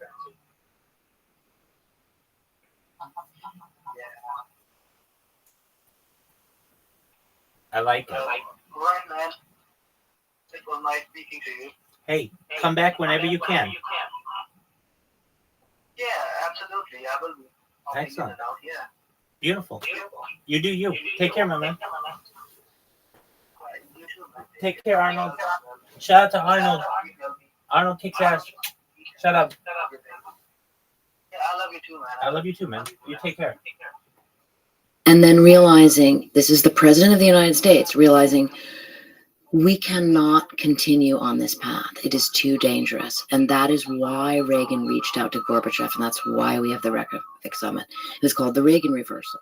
So in other words, my point is, Reagan, who, the axis of evil speech, like this idea of seeing your enemy as the arch evil villain, had to change for him when he understood nuclear war by seeing a film.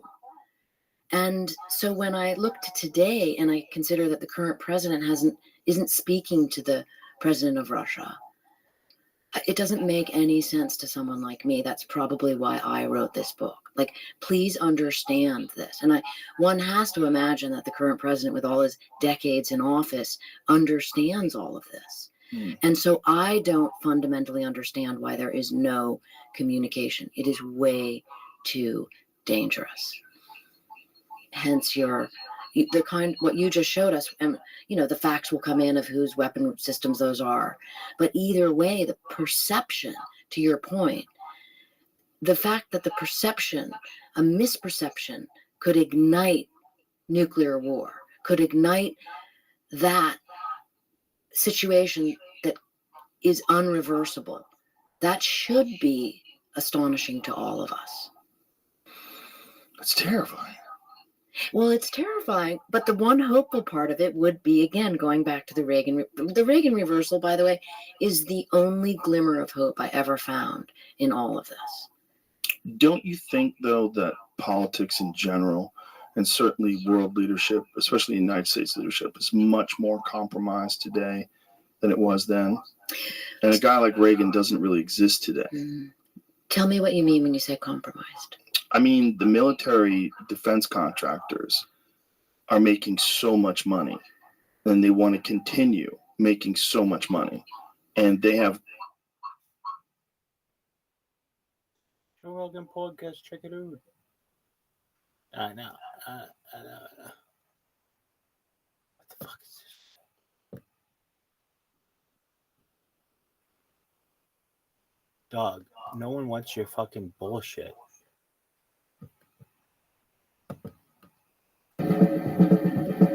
Joe Rogan podcast, check it out. It's out, not it. Check it out. Hey, Joe Rogan podcast, check it out. Joe Rogan podcast, check it out. The Joe Rogan Experience. Train by day, Joe Rogan podcast by night. All day. What, Joe Larkin? What? It's Zionism. If he didn't have that, I think he could be president. But you mean RFK Jr.? Yeah. Oh, I was confused. I meant figuratively. I was like, how does this have anything to do with the boycott of Starbucks and McDonald's and Sirhan? Like, what? Some rabbit hole shit I didn't know about? Is that possible? Sirhan, his house was in Pasadena, which was close to where I used to live. Really? Yeah, one day my wife was like, yeah, Sirhan lives over here. I'm like, get out of here. Have you ever read into the MK Ultra connection between Sirhan, Jack Ruby, and Jolly West? So, no, I haven't, but I'm working with Kurt Metzger, and he knows all that shit. he knows too much. I'm like, he can just go ruined him. You ruined him. Because I don't think he's aware of so many legitimate, actual conspiracies, meaning like where governments and corporations conspire against the American people, lie, twist facts, distort things. But Kurt is one of those guys that once he finds out something, that, because he grew up in a cult, right? Yeah. So he's in a Jehovah's Witness cult when he was young. Yeah. Sorry, Jehovah's Witnesses. And then becomes a comedian, and, he's so averse to bullshit. He's like, oh, no. Because, you fucking ruined my childhood. I know what this is. I've seen this before. I've seen this in another form. Mm-hmm. I know what this is. Yeah, that's his, superpower, because he's been through it. You ruined him. You ruined him. He's so crazy upset now. Oh, he's so mad now. Do you see him get upset on the show? He gets legit angry. Here it is. Other controversial cases West was assigned to, including evaluating Sirhan, who assassinated Robert F. Kennedy at the Ambassador Hotel in Los Angeles, June 5th, 1968. West claims Sirhan was the subject of psychic driving, a mind-altering technique involving hypnosis or paralytic drugs. Psychiatrists often use barbiturates for this. Settle the fuck down. You used acid. Stop lying. What is this? Oh, maybe possibly barbiturates or something legal.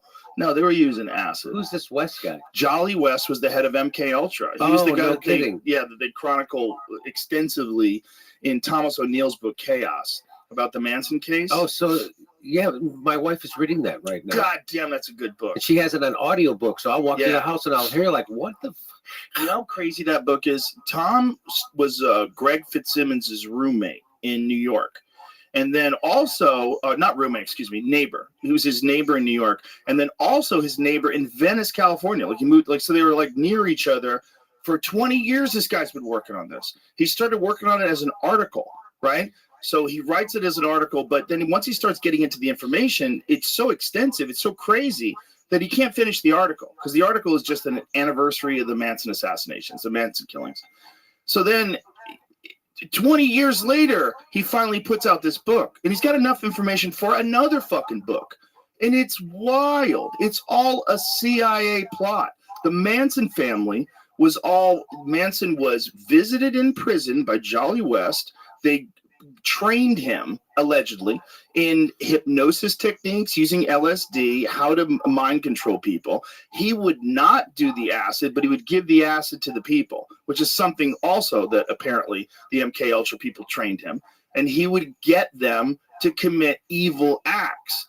And the whole thing was to discredit the anti-war movement. That's the whole thing, was the hippies. So they turned hippies into something fucking terrifying. So hippies used to be like, oh, she's a flower child. Oh, they're peace and love. You know, cute, nice stuff. But then they turned hippies into fucking psychotic murderers who cut babies out of movie stars' bellies and paint on the wall, pig, you know, that kind of shit. Kurt was also telling me about that. Like, that's the perfect way to discredit the anti-war movement. Yes. Well, that's also why the Psychedelics Act of 1970 was passed. Oh, really? Yes, the Psychedelic Act of 1970 was passed to go after the Black Panthers and to go after the civil rights leaders and to go after the anti-war movement. Because those people were all taking drugs. So they're eating mushrooms and trying to come to like some sort of an understanding of our place in the universe. And they said, okay, we're going to take all of these psychedelic compounds that are literally creating a cultural revolution. So you go from the 1950s, you get, I always let's say music is like the best representation of that, and comedy as well, but really music. If you look at like Buddy Holly, great music, great stuff, and then Jimi Hendrix is 10 years later. What the fuck is that? Right. That's like a revolution, like out of nowhere. Something is insanely different. Like it's not even from this earth. Yeah. Not even from this earth. That's all psychedelics. And we've never had a leap like that since. Nope. Isn't that weird? Like you can listen to music from the 80s and a lot of it sounds like it could be made today. It's coke music. The 80s, they were all doing coke. They were watching Miami Vice. They were doing coke, wearing no socks with loafers. But remember, whenever I hear a Prince song, I'm like, oh, that could be made today. That could have been from right now. Yeah, well, Prince was the most versatile, right? Because he could do anything. Like, if you go to his early stuff, it was like this real sweet music about fucking, you know? Yes, he was all like about Head. fucking. You ever heard that song, Head? From his first album, or I think his second album? God, he was good. He was so good. I love that he had that. There was that band, Morris Day and the Time. Yes. I like them almost more than Prince. I just like them. Oh, he's got this one song that's on I think it's on the playlist. I hope it's on the playlist. It's called, if it's not, I'm going to put it on there right now. It's called Cool, because I'm cool. Yeah, that's right. I'm down in San Francisco. Dance all night in Rome. That's it, yeah. Yeah. Oh, Morris Day was the shit. Yeah. Maurice, bring me by. I love that. I thought that Morris Day was going to be bigger than. I know. Well, I didn't think he was ever going to be bigger than Prince. I think Prince is a legitimate genius. Oh yeah, he was. And he's another guy that we lost because of fucking bullshit, because of fentanyl. Yeah, you think that's what? That's what happened to him. Yeah. What do you think about? So now people are revisiting the mic. It wasn't in the playlist. It is now. Oh, it is. I had to put it in the Mothership playlist. So how's that not? He has a song called "Walk Everybody, Walk Your Body, Everybody Walk Your Body." Yeah. I'm about to walk a hole in my Stacy's. He was just so cool. And so then I would go out and buy Stacey Adams shoes. I would. And so there was this place, there was a very derogatory, it was Maxwell Street in Chicago. And they used to call it, I can't say it, but because it's anti-Semitic. And so we would go down there and you could walk in, there are all these clothes stores and you could bargain with them. And I never experienced that before. Like you walk in and usually the price was the price. You go to the mall, the prices, you can't bargain, but you could bargain. So it was like an exciting thing to do. Me and my brothers would all go down there and you'd go into all these stores and you'd like put all these clothes together. Like we'd start bartering like, okay, how about this? How about that? It was fun. I miss those days. That's where in the Blues Brothers, remember they go down to get the black guy who's the clarinet player and you better think. So that whatever that's where that took place. Oh wow! And but I think that's all gone now. I think they got rid of that. And they I don't know what they put. It's probably an Applebee's. I think the University of Illinois Chicago maybe expanded into there and took it over. Interesting. But those were the days. I missed the Morris Day and the time. I missed those days. These are the best days. But then there's these days right now. These are the best days. You think? Yeah, by far. By far. Well, they are for me. By far for everybody, because we get all the other stuff from those other eras. We still can listen to that too. We can still watch that too. But we have a bizarre time where the world is waking up, where people are so much more aware of the corruption. And the just the way the world works it's more highlighted than it's ever been before, and I think it's more fun. It's like some of the things that are stupid are so stupid. Like when you see Biden, we beat Medicare, and they go, "Thank you, Mr. President," and they smash cut. Like, how the fuck is that real? How is that real? The guy like locks up like Windows 95, stammers for 15 seconds, and then he says, "We beat Medicare." I was doing a show the other night at the Hotel Cafe in Hollywood, and I do a joke about Joe Biden, like why don't they get a dog to lead him off stage, and the people in the crowd, like they're all like 20-something Hollywood people, and they go, oh. And I was like, what? I go, I have friends like you. I know what that it's. Listen, they've done a good job. They've done a really good job of pretending that they're compassionate. Joe Biden. I've always loved Joe. No one's ever fucking loved Joe Biden. Yeah. He's always been a joke and a punchline. And this idea that somehow it's Joe Biden's integrity and truth telling against Donald Trump. He lied. The first time Joe Biden ran for president, he had to drop out because he got exposed for being a pathological liar. He said he graduated at the top of his class. He graduated at the bottom. He said he had 3 majors. He said he was chosen the most outstanding political. No, it was all lies. And then he got caught plagiarizing. Someone else, not only just their speeches, but like their life story. It was like, who does that? And so he's been a joke, always was a joke. And this idea, the reason why Black and Brown I had to, tell this to Cornel West when he came on my show. Hey, the reason why Black and brown people are locked up at way higher rates than their population is because of Joe Biden, not because of Donald Trump. Donald Trump actually did the Step Back, right? Which is probably why he's getting 20% of the black vote right now. All their narratives are falling away. People are waking up, and not only in America, but I do miss a time before cell phones and the internet. It was like more of an innocent time. I do miss that time. I'm glad we went through it. Yeah, I mean, I'm also. But I don't miss it. Okay, but I was just in Europe, right? I went on a 11-day tour or whatever, and I didn't know if I was going to have everybody's going to show up. They did, and it's like the same shit that people they're upset at the media, they're upset at the control, they're upset at the censorship. And I didn't know, like Jeff Bezos, I was in Norway, and they're like, yeah, Jeff Bezos owns freaking media here too. I'm like, what? I didn't know. I never thought about it like that. Of course they would. Of course. Okay. And so, and everybody's going through the same shit. London, Sweden, Denmark, Norway, they're all fucking pissed off like I am, and they're like all sick of being lied to, and they're all hate their media, and they all feel controlled. That's what's good about today, because before the media used to do exactly what they're doing now, but they didn't. It wasn't transparent. Right. Nobody knew. Right. Well, there used to be 50 giant media companies, so there used to be more truth that could get out. But now, because of Bill Clinton and the Telecommunications Act in 1996, we went from 50 giant media companies down to 6, meaning that every TV show, every newspaper, every magazine, every radio show, it's all comes from one of the 6 companies, right? And that's why journalism sucks so much right now, because journalists used to come from blue-collar backgrounds like me, but now they know they all have to work for one of the 6 billionaire-owned companies, right? And so the billionaires handpick those people from Ivy League schools now, and they're all going to be class loyal. And so that's why the whole thing is, it's a great time, but also we're pitted against each other now by the media like never before, right? Like no matter what the story is, they have their minions in the press reported in a way that makes you hate your neighbor and blame your neighbor and not the guys doing it, right? Like, so the oligarchy keeps us fighting amongst each other, and that's real. That's not made up.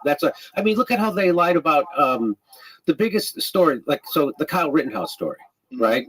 Now, I hated that kid because the corporate media told me he was a white supremacist who didn't live in that community. He traveled across state lines with guns to shoot 3 black people at a Black Lives Matter rally, and I hated him. And then I watched the trial, and it turns out he did live in that community. He was a lifeguard in that community. He was asked to protect a car dealership by immigrants of color because the cops wouldn't. And he didn't travel across state lines with guns, and he didn't shoot 3 black people. He shot 3 white people. And I was like, I think he only shot 2 guys. Maybe you're right. It? Maybe. Well, he killed 1. He definitely did he shoot 3, and then he shot the other guy through the arm. Yeah. And they're all 3 criminals. Yeah, that's another part they leave out. They're all 3 criminals, terrible people. This is the thing about riots, right? When riots are too much like a war, like anytime there's a gathering, protests, when people get angry and they're marching, I think that ignites in us the same feelings of war, and people start doing wild, crazy shit. They went after that dude with a skateboard and tried to hit him with a skateboard. He ran away from them before he shot him. So he shot the first guy who was the pedophile, right? And we know that guy had threatened to. So he shot and killed 2 men, wounded another man. So 3. So he killed 2 and wounded 1. So the first guy he shot had threatened to kill him all day long, and we know that he attacked him because his fingerprints are on the gun barrel. It even says it right there in Wikipedia. Go back. Yeah, grab the barrel of his rifle. There it is. But it says, look at this. Race was a major theme in the U.S. media commentary, although Rittenhouse and those he shot were white. White. Isn't that wild? Yes. Most people didn't know, including people that met Kyle Rittenhouse. Like David Lucas, the stand-up comedian, he knows Kyle Rittenhouse. He brought Kyle Rittenhouse to the mothership. And guys who were there, who met him, the guys you shot were white? Yeah. Everybody's like, what? Yeah. And then you have to tell them, not only were they white, like these guys are like career criminals. One guy was a pedophile. The one guy pulled a gun on him. Yeah. Yeah. And the media just fucked that kid, and he won. And he got exonerated, and now. Go ahead. No, people say to me, they go, Jimmy, why are you defending Kyle Rittenhouse? I go, I'm not defending Kyle Rittenhouse. I don't know Kyle Rittenhouse. I'm defending the truth. And why aren't you pissed off that the corporate media lied about a 16-year-old kid to divide the country? Because that's what that was about. Yeah, and you're just going to polarize that kid even more. I mean, that kid's going to lean so far right now. Of course. Of course. They're the only people that stood by him, and everybody else lied about him. The media lied about him. And so many people had this. So there's surface narratives, right? And surface narratives are the best. The media is the best at propagating surface narratives. They're best at headlines, even if they're misleading. Safe and effective. Yeah, but these surface narratives are the ones that get into people's heads that are the least informed. And that's the general population. People still think Russiagate's real. Oh, yeah. Look at people like Bill Maher. Oh, yeah. That was shocking to me. I'm like, I thought he just hated Trump. But he doesn't even know what the WEF is all about. He didn't even. Did you see Roseanne had to tell him? Yeah, he didn't even know what MK Ultra was. That's crazy. He does That's crazy. And then he got the balls to tell Bill Burr, this isn't your lane. It's not your lane either, Bill. You don't know fucking anything. Bro, Bill chewed him up. That was wild. That was you can't go tat like that with Bill, because he does that to himself all day. All day. He's like battling out in his own mind, having arguments. Well, look at you, fucking Bill. Look at you. You fucking stupid sneakers on. You're 55 years old, dressing like a teenager. What the fuck are you doing? What'd you ever do? Why should people listen to you? You're fucking pasty retard. You're not a general. You never did anything. Exactly. Exactly. But that's the the biggest shocker to me is like the bubble that people live in, right? And it's like, it's just like with the debate. Like, do you think that the lies that the media has been telling I've been saying Joe Biden's been a demented walking death rattle since 2019. And it's because it's been obvious that he's suffering from something. Well, there's a decline, right? If you just saw him in 2019, it wouldn't be as obvious. But if you saw him from like when he was running for president in 1988, which I did, did I ever tell you about Joe Biden night that we used to have at Stitches? No. Stitches Comedy Club in 1988, we had Joe Biden night. And what is that? That would mean I would go on stage and do your act. And you would go on stage and do my act. Because he's a plagiarist. Exactly. So we would call it Joe Biden night, and all the comics would go up and do each other's acts. That sounds like fun. It was fun. It was so fun. Because just like some guys, you watch a guy like Jimmy Tingle or, back in those days, Steve Sweeney. And you could go up and do their act. Fitzy. And the guys you work with all the time, where you got to see their set all the time, you go up and do their act. And we had a great time. But it was open mockery that he was a known plagiarist. In 88. I know, that's why this rehabilitation, it's all because of Trump derangement syndrome, that they have to pretend like Joe Biden's some kind of guy with integrity and dignity instead of, the horrible criminal anti-worker guy that he's been his whole life. He's been anti-student, anti-worker, and he crushed a goddamn railroad strike. And everybody just memory holds that happened. Like if Trump did that, it would be on billboards forever. And it's what Joe? Why do you think that because my whole life the establishment loved Donald Trump, right? Well, because the only option is if you don't go with Biden, then you're not with the Democrats. And the Democrats view themselves as a team. They view themselves as a team as much as patriots think of America first. It's like that team is Democrats first.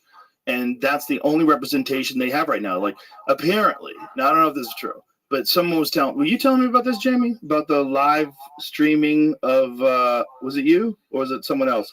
Of Rob Reiner and all these people. Oh, they were earlier too. Like, I'll find the story. They were all live streaming the debate and freaking out. Barbara Streisand's crying.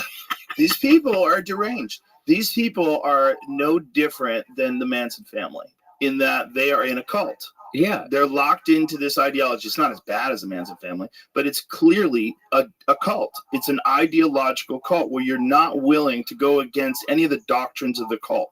And you're not allowed to. You're not allowed to have. You have to practice groupthink, and that's it. And Bill Maher's a heretic, even though he's very much a liberal. He's a heretic because he says. Because every once in a while he'll tell the truth. A lot of times, he's not as informed as I'd like him to be about some of the stuff, like MK Ultra, the WEF, or Ukraine.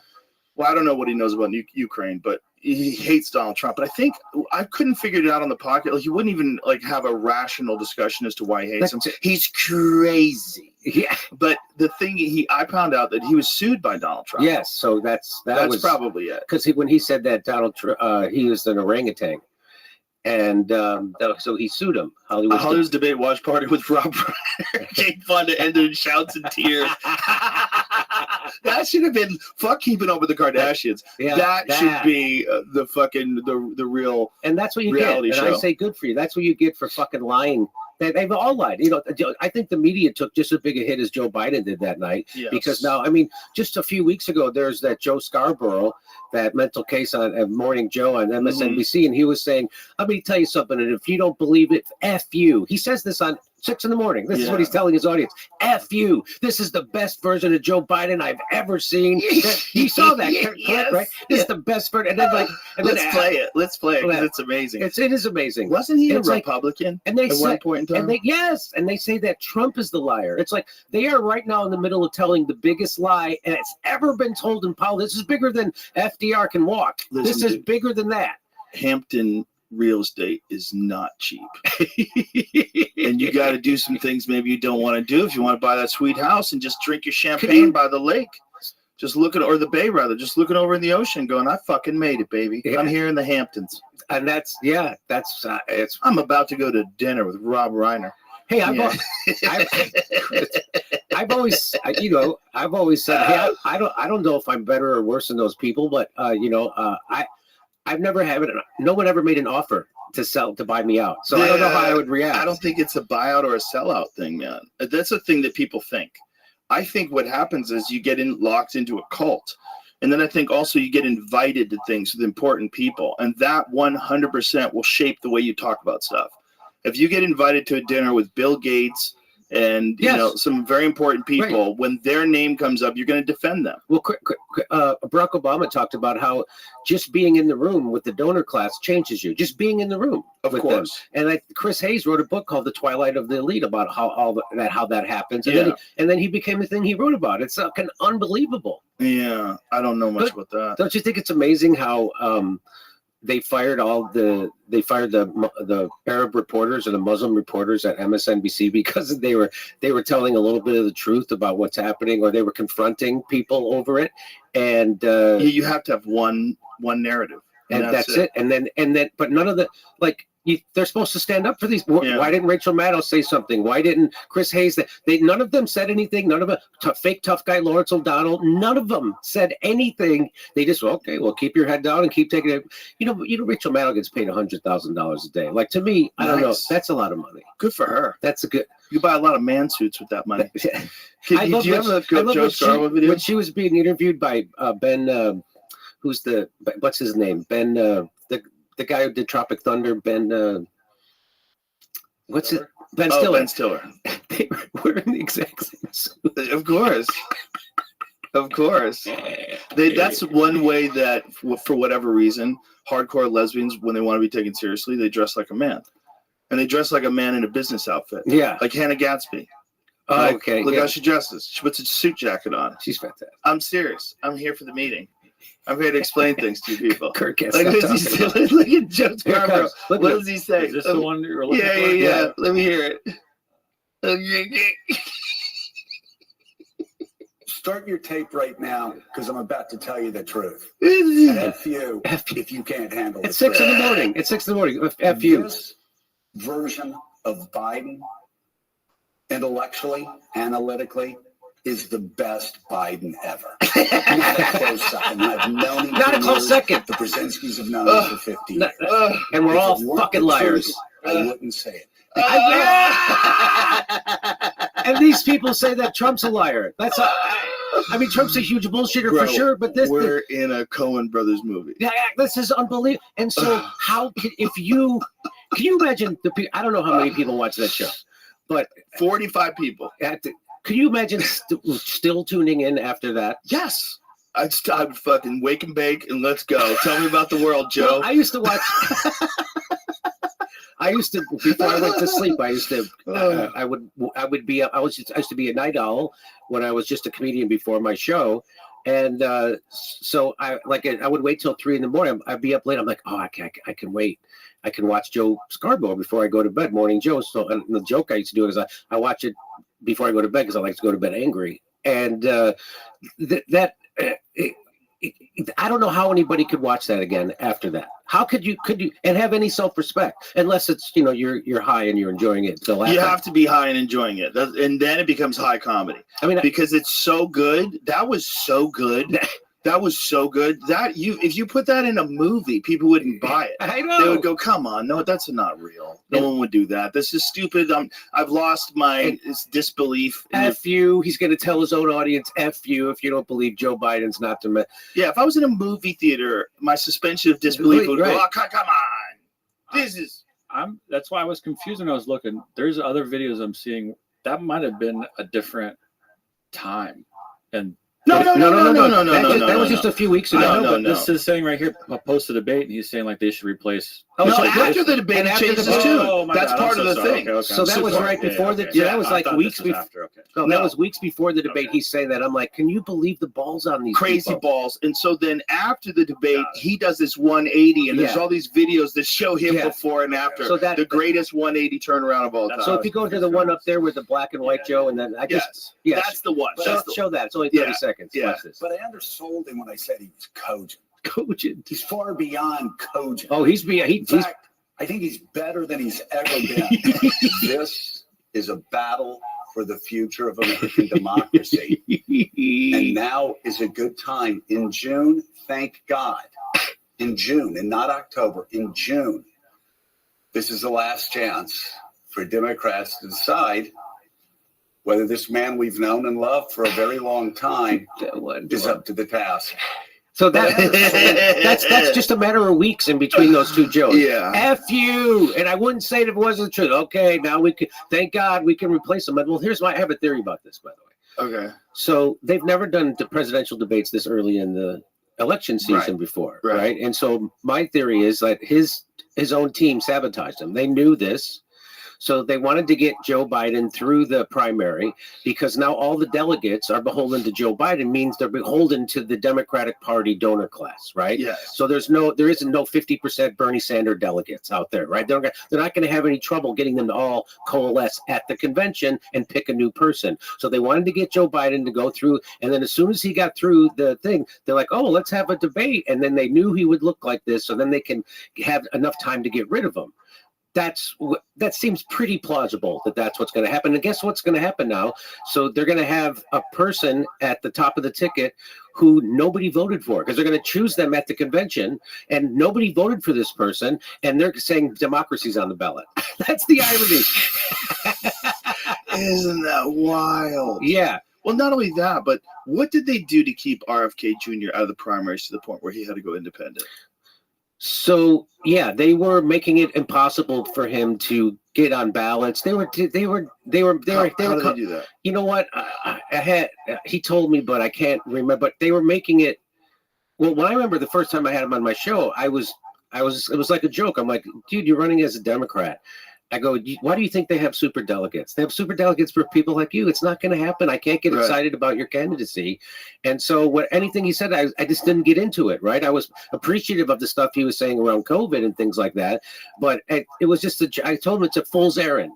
Right. And he's like, oh, I'm a Democrat. I've always been a Democrat. I'm a Democrat. And I'm like, yeah, the Democrats are going to screw you. And they did. And so I don't know exactly how, but it got so untenable that he couldn't run inside because they would have these different rules that they were just making up just to screw him. So now, do they do this once there's an incumbent, right? Once there's a president in place, do they do this because there's so many jobs that are completely dependent upon that guy being in office? Not just the Democratic Party, but that guy. So if a new guy comes in, like if RFK Jr. comes in, if he wins, then everyone's out of a job. Oh, yeah. Well, the whole machine's out of a job. So it's very clear watching Joe Biden talk, very clear, that he's not making all his decisions. And someone writes his stuff down. We've seen the cue cards that he has. They tell him what to say. We see him read teleprompters and say, end of quote. You know, he says things like that. He just did it again. Does it all the time. So we know that there's no fucking way he's the man behind the machine. So that means there's a bunch of people that work for him that are essentially running the country. Right. And those people don't want to lose that position, including his wife. His wife apparently, by all takes, and she did an interview afterwards where she said he's smarter than he's ever been, and I know him. I see him buying clothes. She doesn't want him to stop. Pure evil. What is that? That's just pure evil. I mean, do you think it's just like a power thing? She's in power. She doesn't want to not be the first lady anymore. Like, what is it? Yeah, of course. I think that's what I think it is. Well, how could you not have compassion for your own freaking husband? I mean, Jesus Christ. I mean, he should have had his keys taken away years ago. Yeah. And here she is trying. And you did a good job. You answered all the questions. That's how you talk to a 3-year-old. He answered all the questions. I could see answering 1 or 2, but all of them. If my wife talked to me like that, I would just start laughing because I'd think, oh, she's fucking with me. I wouldn't just stand there. Yeah, and but you would be saying, yes, I did. It's a wild video. Don't play that video. Play that video of Jill saying that to Joe because it's. I saved. And by the way, I listened to the debate again on the plane. Why? You get the pertinent information from round 1.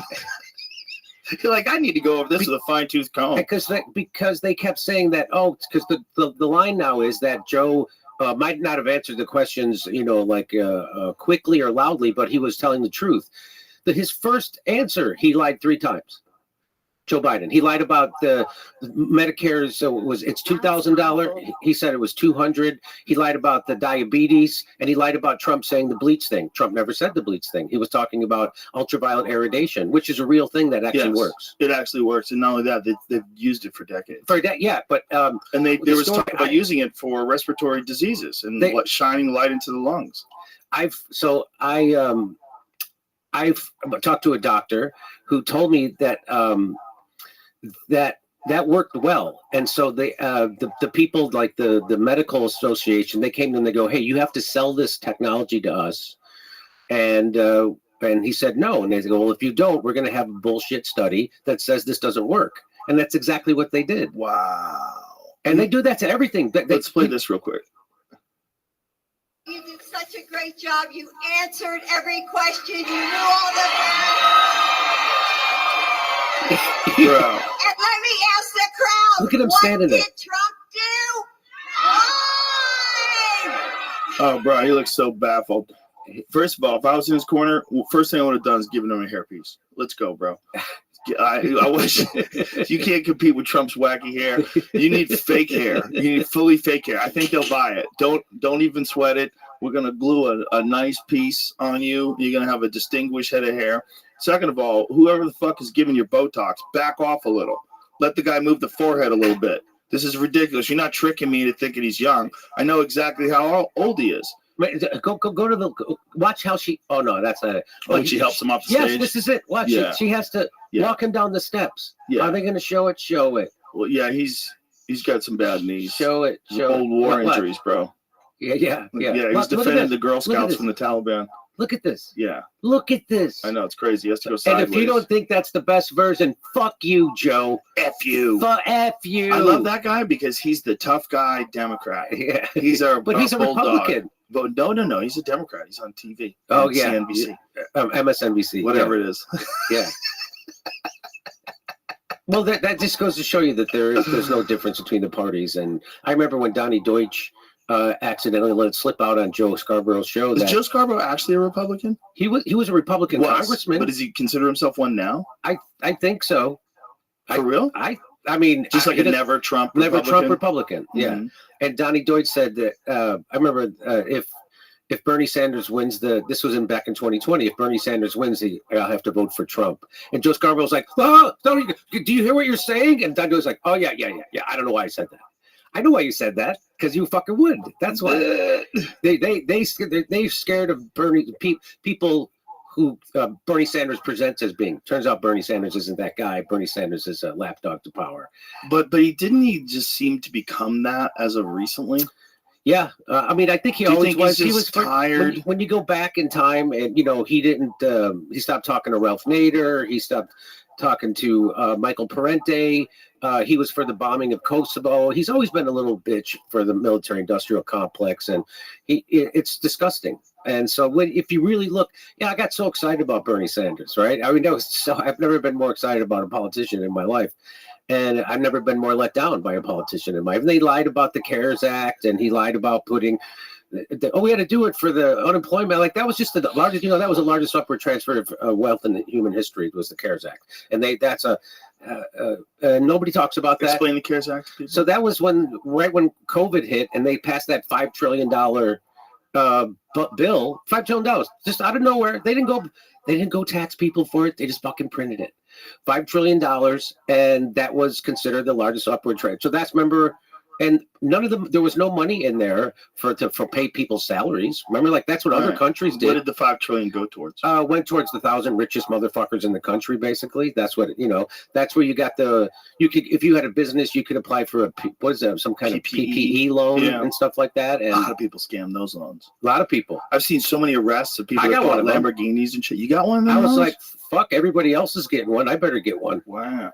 And I was like, I told your staff and everything like that. Yeah, I told my wife, I go, we don't know what's going to happen. So I said, hey, apply, see what happens. They gave it to us. I was like, what? I couldn't fucking believe it. So you have to pay it back? Is that what it is? No, it's just free money. No, if you don't lay off anybody, like for a certain amount of time, then you get to keep it. But if you did, yes, you just get free money. Yeah. Whoa. Yes, that's everybody crazy. It was $5 trillion they gave out. Joe, yeah, and they gave it out probably to companies that didn't lose profit. I bet, yeah, right. So they didn't fire companies and it didn't stop operations. I wonder if somebody should look into how much did Amazon get? Did they get money? Did they get that kind of money? Even though they're smart, they got paid.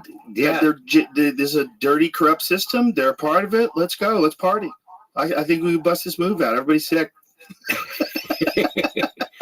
But don't you think it's called the CARES Act? It's called the CARES Act. Act. The Patriot Act. What? Aren't you a patriot? And they say, yeah. Are you a patriot, Jimmy? You don't care about America? Why do you care about America or no? Why do you hate freedom? Yeah, why do you hate freedom? You won't sign the Patriot Act. It's called the Patriot Act. The most Nazi-like thing ever. The government can now spy on you. That's the Patriot Act too. Oh, okay. You're thinking of the Patriot Act too. Okay. Electric Boogaloo? Or the National Defense Authorization Act. Oh, yeah. Those ones. That passed through in the 2011 NDAA, Section 1021, Barack Obama got rid of habeas corpus. That's not important. What's really important is that we get these trillionaires all their money for COVID. Got rid of habeas corpus, Joe. So now, habeas corpus was in the Magna Carta. Mm-hmm. So now we're operating on a liberty view from somewhere around the 1100s. And people don't. And democracy's on the ballot. You fucking more. Democracy hasn't been on the ballot for decades and decades. You don't live in a democracy. You live in an oligarchy, which was proven by a Princeton study over 10 years ago. And when are you going to get pissed off about that? No, because the TV guy says, no, it's the Joe Biden's democracy and Trump isn't. And don't you love all that shit about how, he'll never leave office? I didn't know that was an option. I didn't know a president could just decide to not. So every president has left office just because they're good people? Just because they decided to? Oh, he's going to be a dictator. I didn't know a president. I thought we had co-equal branches of government. How is this all shit? They just say this shit, and none of it's true, and they all just make it up. He was already president one time. He left office. Yeah, we already lived through it. Everybody's pretending that if he gets into office, he's going to be the horrible thing that they predicted that didn't take place when he was in office for 4 years. Why would he? What evidence are you basing this on?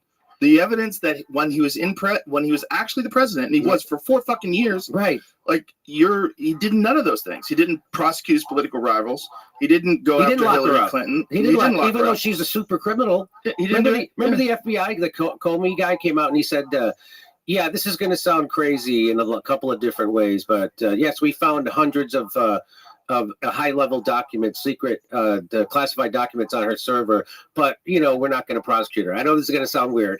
Do you remember that? Yeah, I do. They made it. Yeah. Somebody made a hilarious video out of it. They put it to music. It was weird at the beginning because a lot of people, myself included, saw him firing Comey. I'm like, whoa, you're going to fire the head of the FBI because he doesn't like you? Like, that's crazy. That's crazy. And Comey's a piece of shit. But because of that, what I was going to say is because of that happening, it caused so many people to start going, what has the FBI done? Like, what are they doing? And then you start reading stories and you start understanding the history of it. And you're like, oh, what? What did they do? What have they been involved in? I know what. Good things. A lot of good things. There's a few, but like with any kind of large organization, there's a lot of competitive people trying to rise to the top. You're going to get unscrupulous fellas. Sociopaths. Rise to the top. Yeah, and they're going to do some things. And if they're in high positions of power and they can manipulate everyone around them to go with it, that's what you get. You get in every human situation. Yeah, you know what you get? You get January 6th. Yeah. That's what you get. You get Russiagate. I know that the FBI lied to the FISA court 17 times so they could get a tap on Donald Trump's phones. That happened. They lied to the FISA court 17 times. Nobody talks about that. Nobody pays a price for that. They did it to the goddamn. I'm sure you saw the video of when Chuck Schumer was on with Rachel Maddow, and he says, well, talking about Trump, that he's being really dumb to criticize the intelligence community, meaning the CIA and the FBI. And Rachel Maddow says, why? And he says, because they've got 6 ways to Sunday to mess with you back. So what he really was saying there, that was the leading Democrat in the Senate, the leader of the party. He was telling people into a camera that the president, that the CIA and the FBI doesn't work for the president, that he has to worry about them. And if they don't work for the president, who the fuck do they work for, Joe? Right. Exactly. And of course, Rachel Maddow never asked that question. She's never going to do that because, she's a lapdog of the military-industrial complex, Wall Street, Big Pharma, all of them. They're all the same. It's a natural thing that takes place when any organization gets extreme power. And that was supposed to be mitigated, right? And this is like the problem that Kennedy had with secret societies. This is the problem that Kennedy had with the CIA and what Kennedy had with the NSA. Whenever you get people that are above everything, like this concept of the deep state, you put your tinfoil hat on when you just say the word deep state. Everybody who is not paying attention, people that are just reading mainstream news, you say deep state, they go, oh God, he's a QAnon guy. Get out of here. The deep state's real, and it's 100%. It's real. It's the intelligence community. And Chuck Schumer said they don't work for the president. Okay, well, what? They don't. And they don't. They don't. And so they would even brag about it when Trump first became president. They would go on Comey and other people would go on interviews and they would say, Mr. President, we're going to be here a lot. We were here before you. We're going to be here after you. Yeah. So they don't give a shit about the press. I mean, they're just saying it out loud. They would say it out loud. And so, so people are conditioned. But isn't that just what happens when you have competitive human beings locked into these organizations that have extreme power? It's just you're always going to have that with human beings. These are like human behavior patterns that they always follow. It's that just like our country is ending the way all empires end. We overextend ourselves militarily, which brings me to what is that you're smoking? It's a cigar. Oh, really? When I don't want a full cigar, I smoke one of these little tiny Monte Cristos. It's a little baby cigar. Want a cigar? No. I'll smoke a real one with you. No, I did that once, and because I used to smoke cigarettes. And I'm like, everybody started smoking cigars at one time when I first moved to Los Angeles. I was like, I could smoke cigars. These are the nice ones because Ron White turned me onto these. It woke up the beast and I started smoking cigarettes again.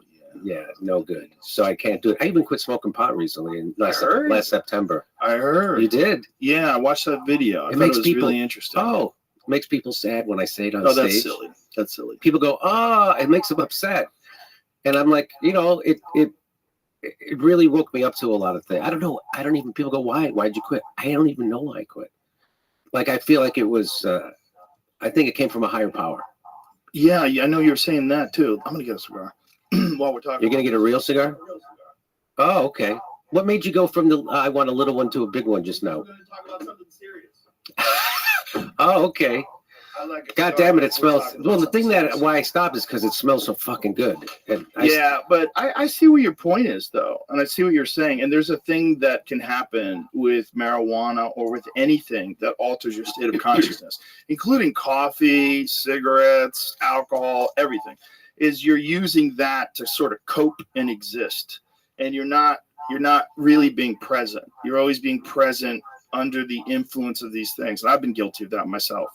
Just sometimes you just want to catch a buzz. Don't want to be here. I just want to have a couple of whiskeys. I don't want to be here. I want to be here, but just be, it's like sometimes the world's overwhelming. And I think you miss a lot if you live in that state. You miss a lot. Like one of the things that happens with people that have drug problems when they're young is they don't really mature properly.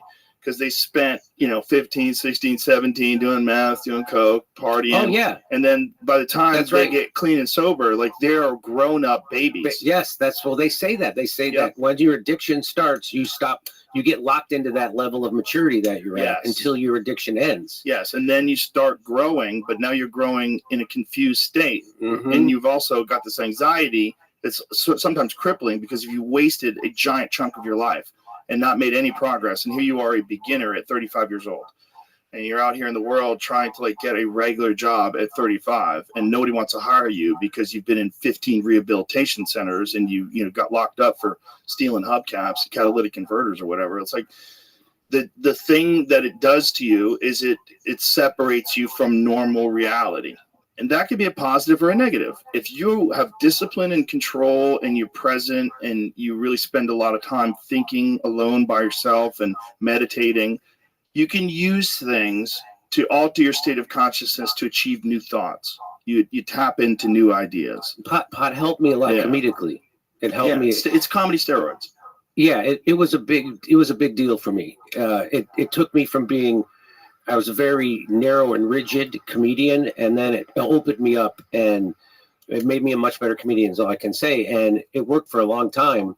And it didn't take away my discipline. I still had lots of discipline comedically. And then when I started my podcast in 2008 or 9, and then my radio show. And then, I was always. You're OG, 2008 or 9? Yeah. You're up there with me then. We were at the same time. Yeah, wow. I started with Todd Glass. I started a show called Comedy and Everything Else, and we would interview comedians. And then I did 152 episodes of that. And I just got tired of it. And then I started doing the Jimmy Dore show because I got a radio show on KPFK in Los Angeles, which is a public radio show. So it was all politics. and comedy, you know. And so I just shifted over to that, and it was a pretty popular, still is the pop. I mean, it would get like 50 to 60,000 downloads per episode, but it never sold tickets. Is the weirdest thing. And but when I went on YouTube, that was immediately I started selling tickets. Immediately. No, and that's, you know, as you know, that changes your whole life. Yeah, the YouTube thing's that's a different world. Everybody has it. It's on every phone. It's on everybody. If you have Apple TV, people. I watch YouTube more than I watch Netflix. Oh, no doubt. Oh, no doubt. Yeah, because if I watch Netflix, it's like I want to watch Peaky Blinders. I sit down and watch it. You know, but if YouTube's like, let me just fuck around, see what's going on in the world of ancient archaeology. Let me watch a professional pool match. Amazing. Let me see this new muscle car build. I get lost for hours. If I want to zone out, if I'm exhausted and I just want to zone out, I've did everything that I have to do. I just want to just chill. YouTube. I go right to YouTube. Yeah. So, hey, Jimmy Dore, what's he talking about? Oh, I didn't know that. And then I'm watching you yell at Cornell West or some other fucking person. And I'm like, this is amazing. Jimmy's a mad dog. I love how mad. I love having Kurt on the show because he gets upset, for, you know, and subplay. And then, like, I get to be amused by it instead of me getting upset. Yes. Oh, it's a perfect balance. Kurt's sitting there going, everything's a fucking psyop. And everything, your whole life, everything in the world, okay? Everything. That's like at the 2.5 hour mark of the show. Everything, every fucking thing, everything. And I just, it gives me joy. So you were saying before I interrupted you that you think that it was a higher calling, that like quitting pot. So I started, and when COVID happened, I started getting into Carl Jung and my unconscious and analyzing my dreams. And then I realized that that there is what Carl Jung calls God is a transpersonal self, and he's the one who kind of figured out we have a collective unconscious. That's we're all. So there only is one conscious. I mean, you've done DMT and all shit, so you get all that. But he was able to give himself like a mushroom trip when he was conscious without taking mushrooms, right? And he would call it active imagination. So he could go into his unconscious and confront all these things that like archetypes and God that lives in your unconscious. And he had to have a person that was there to make sure he didn't go crazy. And so he did this for like 4 years, from like 1913 to 1917. And he wrote it down in a thing called the Red Book, which he would not allow to be published for 50 years after he died. Whoa. Because he knew if people read it, it would discredit his work in psychology because it sounds crazy, all the shit. It's like he had mushroom trips and he would write it down, right? But it was real. And so what he did, during those 4 years, he then spent the rest of his life trying to explain to people what he had learned in those 4 years in ways that they could understand it. And so that's what the rest of his life was about. And they asked him, I remember they asked him, do you believe in God? He said, I don't believe in God. I know. And I was like, man, that's badass when you can say shit like that. And so anyway, I started to get into this. And so he figured out that we have a collective unconscious because he would see these symbols in his dreams. And he knew that they were like meaningful, but he didn't know what they meant. And then he started to study alchemy, which alchemy isn't what you think it is. Alchemy was about turning a psychological lead into psychological gold. And they were onto a lot of shit. And they had to keep it secret because of the church, I guess. And so they had to speak in code, kind of. And so he started to read alchemy, and he started to see these symbols that were in his dreams that they had written about, and they had already figured out what it meant. And he was like, well, how the fuck could I have a dream about something I didn't know I never read this book before. I don't know and that's how he started to figure that out. And so that shit has happened to me. I'll see symbols in my dreams. This happened. So I was, this is going to sound crazy. So I'm in the jungle in a clearing, and this creature comes over to me. It looks like a big ape. His body's like a big gorilla, but his head is like half of a lion, half human. And I'm like, what the fuck? And he puts his hand out, and I'm like, oh, he's going to crush me. But I put my hand in his hand, and he took my hand gently, and he walked me into the jungle. And I was like, what the? So I tell this to I have an analyst Jungian analyst who helps me decipher what my dreams mean. And he said, that's an archetypal God, and that that was them telling you it's time for you to go into the jungle of your unconscious, but you'll be safe if you long. And I was like, oh, so then like a month later, I'm reading this book, and there's that fucking thing, the ape with the lion. I'm like, I'm like, what? That's the thing I saw in my dream. Like, how did that show up in my dream before I ever saw it before or knew? So I'm having the exact same. Is there a drawing of this in Young's book, or is it just description in Young's book? It's called a Mithraic god. That's what I come to know. I was like, that's the fucking thing that was in my dream. So there's also another thing called the old man. So Carl Jung talked about this a lot. Like, he would meet the old man in his dream, which was like a transpersonal self of God. Yeah, like That's that. It? Wow. Yeah.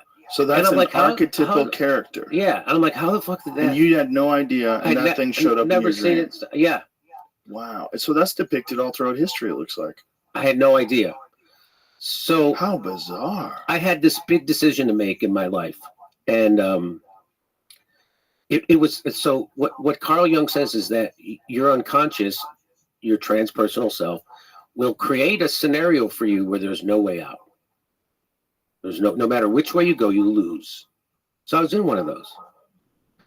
And I had a dream, and I'm standing in line at a Starbucks at an airport, and this guy taps me, and I see a shortcut. So whenever there's a shortcut, I'm gonna because it's a long line, and so I figured out I can go over here and I can sneak and get in and get my coffee first, and so I'm like doing that, and all of a sudden this taps, and it's the old man with the gray hair that Carl Jung had talked about. I didn't know it at the time, and I just thought this old man, he didn't say anything to me. It's like, he just grabs my hand and he points to the end of the long line. And I go, fuck you, old man. Get away from me. What the fuck do you know? And, whoa. Well, yeah, well, now I eventually did take the long line not in the dream, but in my life. And as soon as I did, so Carl Jung has another saying. He says, the biggest problems in your life can never be solved. They can only be outgrown. And so I outgrew that. I was like, oh, so it happened. And so I've had these experiences of. So, but you didn't finish that thought. Like, what was wrong with the back of the line? Like, what did you realize by going to the back of the line? It's like I don't want. It's a little personal. So Okay. Like about the situation in my waking life. But I just knew that what I had to do then.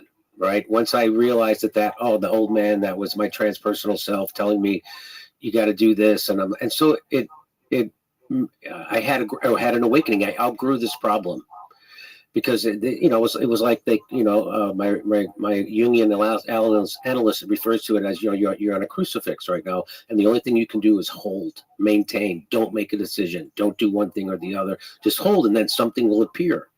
And that's what appeared. It was in my dream. It coincided with the synchronicity in me reading a book about what I was supposed to do. I'm like, holy fuck. What do you think dreams are? So I think it's a mistake to dismiss them. I think dreams are the same consciousness that creates this waking life, creates your dream life, right? And they're important. And if the more attention you pay to them, the more you'll get out of them, and the more it'll rise up to meet you. And so I keep a dream journal. I write down every dream I have, and you'll start to see patterns. And I've had. So I was reading this book called The Undiscovered Self by Carl Jung, and it's amazing how it fits to what's happening right now today, right? And I tried to get Bobby Kennedy to read it with me, but he says in there, how during COVID. How comedians flipped, and all of a sudden you weren't allowed to question. I did that bit about that you quoted before, and you're not allowed to question and think for yourself. And it used to be called reading. Yeah, it used to be called reading. Don't do your own research. It's just reading. So now they're shaming me for reading, right? So Carl Jung talks about that. You have a need. You have a psychological need to have an experience of the divine and a deity and all that stuff. And if you don't have that, you're going to create it. And so that's how those people, when I'm reading this book, I'm like, oh, that's what they did with COVID. They turned Fauci into a god. They turned science into a religion. Right. That you can't question it, right? They're archetypes, right? So that I'm like, what? So they just projected. So Carl Jung's all about projection, that we're projecting all the time, and that's how we get to know ourselves, right? So like when you fall in love with someone, that's his big one is that you have a feminine side inside of you, and it's called your anima if you're a guy, and if you're a female, you have a male, and that's called your animus. And when you fall in love with someone, like, oh, you know that thing, like, oh my God, I can't live without this person. This is the thing that I've been looking for. That's when you project that part of yourself, it's in your unconscious, onto that person. And so that's a real religious experience because you're rejoining, religion meaning to rejoin. You're joining your conscious self with your unconscious self. And that's why it feels like you're being stimulated from the inside, because you are. And you feel this oneness and this wholeness. And if I lose this person, I'll die. Right. And so that is what most people, that's why guys in their, and it happens to guys in their 50s. And that's why a lot of guys leave their wife and they go for, it's fucking amazing how that happens, right? So that's all projection. And then eventually the projection falls off and then people get divorced, right? Yeah. Interesting. So the religious experience is the combining of the two souls. The combining of your conscious self and your unconscious self, right? In someone else. And yeah, so you experience it by projecting it on someone else. So, and that's the phenomena, and nobody knows it. That's the phenomena of love, of romantic love, right? And there's this whole book. There's this old myth about Tristan and Isolde. And I read this whole book by this Jungian scholar that explains what it's all about. And you have to give up. So, by the way, I meet my anima in my dreams all the time, and it's unbelievable. It's fucking unbelievable. Yeah. So they have different people's. How often do you remember your dreams? Every day. Really? Yeah. And so, like, to the point where if I'm going to have a session with my Jungian analysis, I'll take a nap, and I know I'll have a dream or two, and I'll wake up and we talk about it. I'm a good dreamer, especially when you quit smoking pot. And is that when the dream started, or did you have dreams while you were smoking pot? I had dreams while I was smoking pot. But they're just more intense now? Then they get, after you quit smoking pot, your dreams become vivid and intense and over the top almost too much, you know? But now it's gone back to a normal level. So let me ask you this again. What do you think dreams are? I think dreams are spiritual, whatever is in your spirit, whatever is, it's God, for lack of a better term, trying to communicate with you and talk to you through symbols. Wow. That's what I think. I mean, I'm not an expert on this stuff. I just been into it for like the last 4 years, and I just know my experience. And so it is very strange how. And so if you don't have an experience of the divine, you are going to create it, and that's what people did during COVID with science and Fauci and all that shit. They projected it onto that. And luckily enough, I've been having experiences of the divine through my dreams and my dream analysis. And then I also see it when you see synchronicities. And Carl Jung talked about synchronicities, which are coincidences that have meaning. They're not just coincidences, right? So, and and once you start to look for them, you see, it's like when you buy a new car, you see that car everywhere. It's like once you start to look for synchronicities, they start to happen. So then it's like I'm constantly in communication with God. That's how I, for lack of a better word, that's how I feel about it, right? And so everything that happens in my dreams and in my waking life comes from the same consciousness. Carl Jung said that the future is set up by your unconscious long in advance, which is why it can be guessed at by clairvoyance. So anyway, so this book, the Red Book, that he wrote down his experiences for those 4 years where he could give himself like a mushroom trip. And it finally got published in 2010. And I'm not even able to read it. Like I just look at it, it's just like super confusing. It looks like crazy talk. So what I do is I read books that he wrote up, after he had that experience. And I read books by other Jungian scholars explaining shit, because he's dense, man. He puts a lot of info in a little bit of, like, it took me a week I was reading a book called the Mysterium Canuncio that he wrote, and it took me like a week, just the opening paragraph, just to keep going. Like, what the fuck? And I tried reading his book on flying saucers, Oh, really? Yeah. What is Carl Jung's book on flying saucers called? But he had this concept about flying saucers. He thinks they're constructs of the mind, but not necessarily that they're not real. It's a very strange flying saucer. It's a modern myth. If you go to the back, go back to where a modern myth of things seen in the sky. Oh, really? Yeah. I haven't heard about this. See if you could find just a synopsis. What did Carl Jung believe about UFOs? See, does it say here? Okay, what does it say? In the late 50s, the height of the popular fascination with UFOs, flying saucers is the great psychologist's brilliant, prescient meditation on the phenomenon that gripped the world. A self-confessed skeptic in such matters, Jung was nevertheless intrigued not so much by their reality or unreality, but by their psychic aspect. He saw flying saucers as a modern myth in the making to be passed down the generations just as we have received such myths from our ancestors. In this wonderful and enlightening book, Jung sees UFOs as visionary rumors, the center of a quasi-religious cult and carriers of our technological and salvationist fantasies. 40 years later, with entire religions based on the writings of science fiction authors, it is remarkable to see just how right he has proved to be. Wow. Yeah. I'll have to read that book. Yeah. I think the best book to start with Carl Jung is Memories, Dreams, Reflections, which is his biography, and he wrote. Mm-hmm. And that he let you in on a little, because he was more than a psychologist. He was a mystic. Right. And it's made all the difference in my life. I considered myself a Sam Harris atheist. I used to call myself, and that was mostly a reaction to me being brought up Catholic. And so I was rejecting religion, but at the same time I was also rejecting spirituality, and I didn't realize it. But now, because of this experience, I realize, oh no, that it's just terminology. God is real. There is your ego doesn't control things. Your ego needs, once you can make your ego subservient to the transpersonal self and your unconscious, that's the key to life. To realizing that you're just, the way I describe it to people is that, we're all part of consciousness. Consciousness is an ocean, and then there's a huge wave. The part of the consciousness we see is the wave, right? And all I can do is surf that wave. I can't create that wave. I can't control it. All I can do is try to surf it as best I can. And by making yourself, your ego subservient to, and keeping your eye on the transpersonal center, this is what Carl Jung talks about. That's kind of the key. It's unless you experience it, it's hard to understand. It's even hard for me to explain it.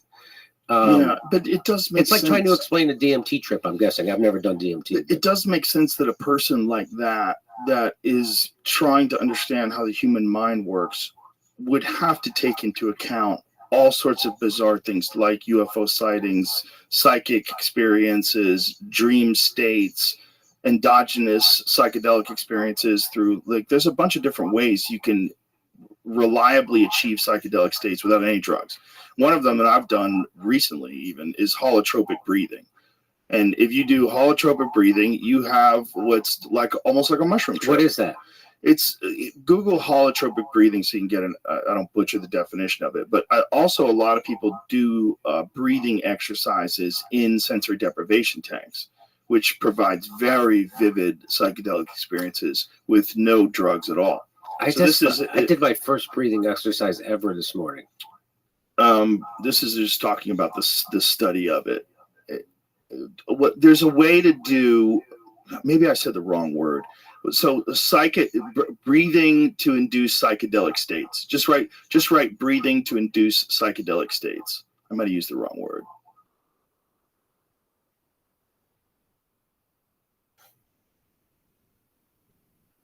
All right, here we go. Breathing their way to an altered state. Oh, that's look at it. It's in the yes, right there in the fast New York Times, January 10th. So you know it's a lie. Okay, what does it say here? So do they call it holotropic breathing, or am I using the wrong terminology? Okay, there it is. Vigorous modality known as holotropic breath work is offered at the end of an 8-month training. 8 months before they get you the holotropic breathing, to provide a lawful taste of the therapeutic potential and pitfalls of altered states of consciousness. So Dr. J.J. Purcell, a naturopathic doctor from Oregon, was amongst the trainees that walked into the early October session skeptical that a couple hours of intense breathing could induce anything close to a psychedelic trip, but she was stunned. The depth of what I experienced was so similar to psilocybin, Dr. Purcell marveled, referring to the psychoactive compound in magic mushrooms. It was trippy.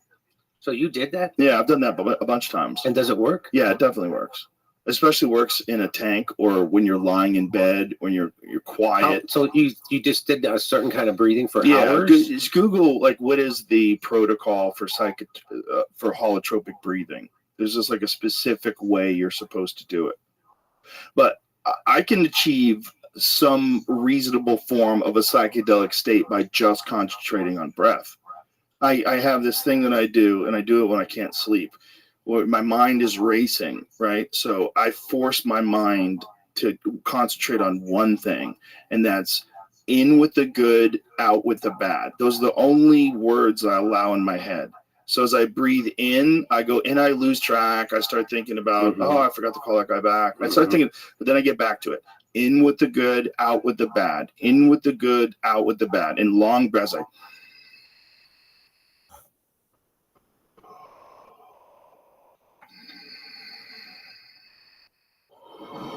when I'm doing that, I'm only allowing those words in my head. The other ones are getting in there, but I'm pushing them out. Get out of the door. I'm the bouncer. And then eventually I can achieve this very strange state. It's a very strange state that with your eyes closed, you start seeing patterns. You see this like weird sort of like matrix, like for lack of a better term, almost like a geometric grid of the world.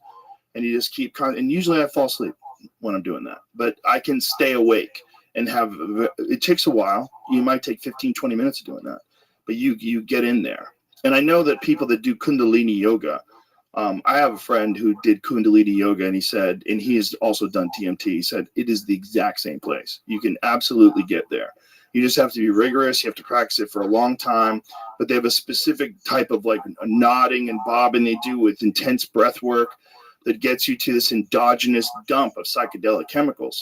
So one of the reasons why it's so insane that sweeping 1970s psychedelic drug act took place is not just that they used it to target civil rights leaders and anti-war movement people and the Black Panthers and anybody that was inconvenient, but also that it stopped us from being able to explore what these things are.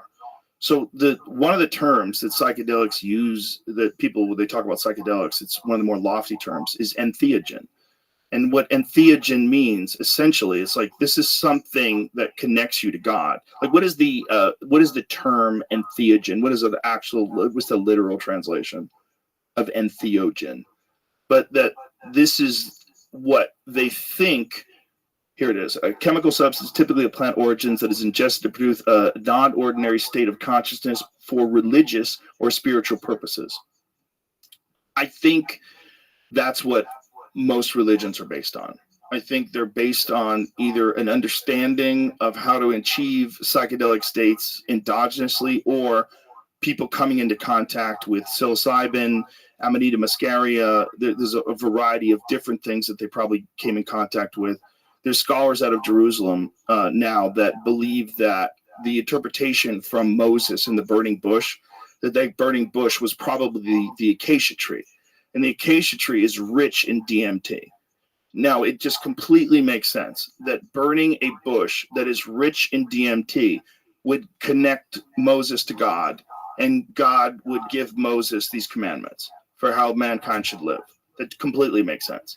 Well, it's probably a psychedelic experience, and there's probably a bunch of different ways to get them. I think that's what monks are doing when they're spending the entire day isolated and meditating. I think they're achieving I think that's why they're willing to keep doing it. I think that's why they're willing to stay. Everybody's like, oh, those poor bastards. Look at them. No pussy. Dressed like a retard. Like, look at them. This stupid fucking orange robe. But those people, I think, are connecting to something, some other state that is more exciting than this one that we're kind of trapped in. Well, I've had the experience of, I've only done mild doses of mushrooms in my life, maybe 5 or 6 times. And the last time I did it, I remember when I would close my eyes, it would seem more real then when I opened my eyes, it was like, oh, everything seemed flat and uninteresting. And when I closed my eyes, I was like, this is the real thing. I'd like to stay here longer. So it's got to be what you said. That's why people are willing to sit in a cave and meditate every day, and because it's more real. It's a more like a rich experience. I think we operate under the biological dimension. That's where our thing moves around, under the biological dimension, and all of our senses are tuned into the biological dimension because it involves injury and death and illness and crime and injustice and all these different things that can get you all ramped up in the biological dimension. But we're also connected to something else. And you can define that thing. You can call it things. You can call it heaven, the well of souls. You can call it a bunch of different things. I think calling it anything is a problem because we don't know what the fuck it is.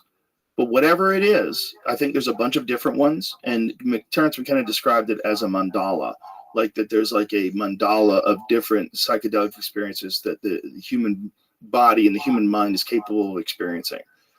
And that there's all sorts of different ones. You're going to a different neighborhood, and that these chemical gateways that get you into these states, that's what these psychedelic drugs are. We're looking at it like, oh, he's just escaping reality. I think they're chemical gateways. I think they're chemical gateways into other dimensions, into some other realm that you cannot get there with this thing that's worried about, oh, I'm getting a belly.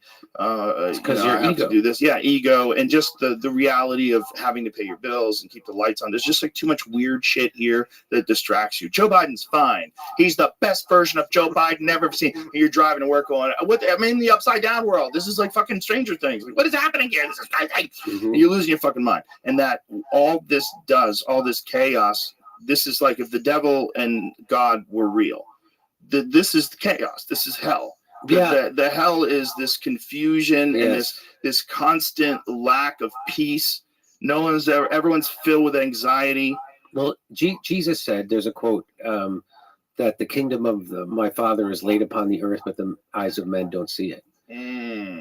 So, so we're creating our own hell, right? And it's, I think, over identification with the ego mind. Which is different than, you got a big ego. That's different. The ego mind is like what you're conscious of, your idea of who you are. And then the things that you don't like, according to Jung, you split them off and you put them into your unconscious. So when people who hate Trump, like when you see people who have Trump derangement syndrome, that's because they're projecting that part of themselves that is like Trump onto him. And so then they can hate that. And that when you have a big reaction to something external, whether it's you love something intensely or you hate something intensely, that tells you it's about you. That's about so I never hated Trump. I hated the system that got us Trump. Like that's, I tried to keep my focus on, it was because Barack Obama bailed out the banks and kicked 5.1 million families out of their homes, and then went on to give us a right-wing fucking healthcare plan. It was a giveaway to big pharma and insurance company, and he didn't really help. That's what laid the groundwork for people to go for someone like Trump. That always does. So that's what when people hate, the people who hate Trump the most are people who have split off that part of themselves that is Trump and put it in their unconscious, and then they're experiencing themselves as they project it onto him. And you know those people. I know a lot of those people. Like Rob Reiner. Like Bill Maher. Like there's lots of those people everywhere. And they, then they just tell these fantasies about him. He's never going to leave. Oh, Robert De Niro. Now, Kurt's convinced that Robert De Niro's on some kind of Epstein list or some kind of thing like that, and then he's afraid that if Trump does get power, he's going to expose him, and he is actually going to come at him. Of course, Kurt thinks that. That's what Kurt thinks that. Kurt thinks that about every fucking thing that happens in the world. I think Robert De Niro's just got Trump derangement syndrome. I think he's old too. There's a thing about old men, and they want to yell at everybody. And he's completely. Did you see when he went and gave that speech outside of the trial? That was bizarre. Told him that was a good idea. And then he starts yelling at regular people. He's like, "Fuck you! You're a gangster! Go fuck you!" Like, it's crazy that that's the guy from Taxi Driver. Yeah. You know what? Also, I think those guys have no friends. I think the only friends they have are Hollywood phonies. And so you're in this weird world where everybody you talk to is a phony and you become a phony and everyone's a phony and your grasp on reality is very slippery and your eyes are going, right? Mm-hmm. So your vision of the world, your actual vision of the world, your ability to read a phone. You ever see old people's text messages? The fucking text on their phone is like as big as my hand. Yeah. It's crazy. And so your vision of the world is blurring, literally and figuratively. And then you're getting old. And when old people are tired and cranky, they just want everyone to listen to them. And they don't have time to have a calm conversation. And you state out your opinion. I'll state my opinion. Let's see where we have common ground. Get off my lawn. And that's what he's doing. That's what he's doing. He's being this old grumpy man that is so lost that he thinks it's a good idea to stand in front of a bunch of people on the street and give a speech on camera about how bad Donald Trump is. With all the shit that's going in the world. That I know. All the craziness of the world. Right now, the guy you're voting for, a lot of people consider is funding a genocide. Right. So you don't think that's horrible? Look again, if he knew what was happening in Ukraine, more people are being slaughtered in Ukraine for what? And we just signed another 10 years of that. Yeah. Signed on for another 10 years worth what? $800 billion. So this is all money funneling operation. That's what Afghanistan was. And as Julian Assange taught us, that these wars aren't meant to be won, they're meant to be ongoing. They had a peace agreement, you know that. They had a peace agreement almost immediately after the invasion, Russia invaded. They had a peace agreement, and the Ukraine agreed to it. Zelensky agreed to it, and they flew Boris Johnson out there and said, you can't do this or we're going to kill you. And so that's why he can't do it. And so that's why this war is ongoing, and they have to rip people off corners and put them in vans to go fight in this fucking war. The average age of the Ukraine military is over 40 years old. Have you seen the videos of guys getting kidnapped? Yes, I can't even watch it. Guys with their families. They grab a guy. I just grab them. Grab them, and people are screaming. They're throwing them in a van.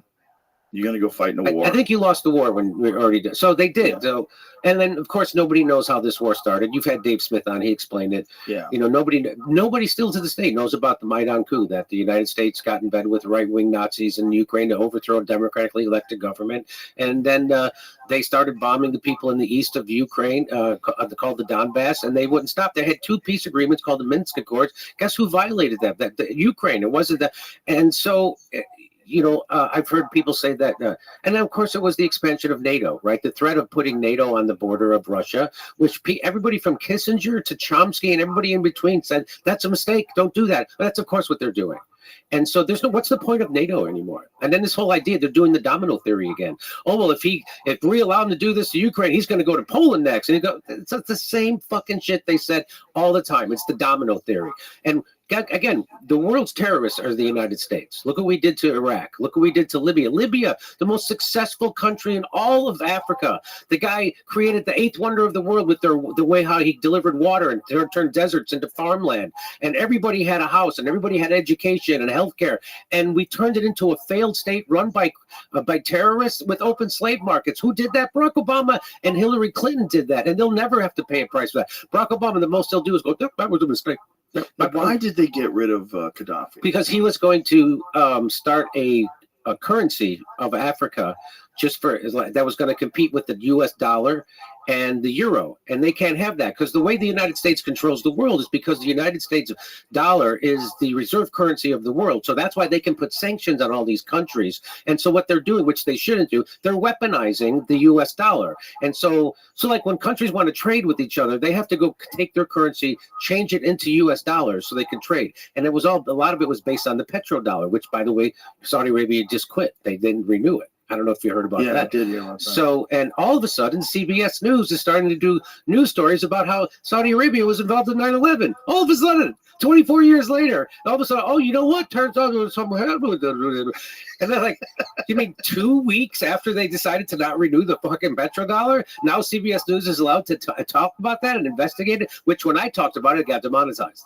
But anyway, so that's why, because Gaddafi was doing that. Mm-hmm. He was going to set up a currency for all of Africa, and it was going to be based on have a gold standard.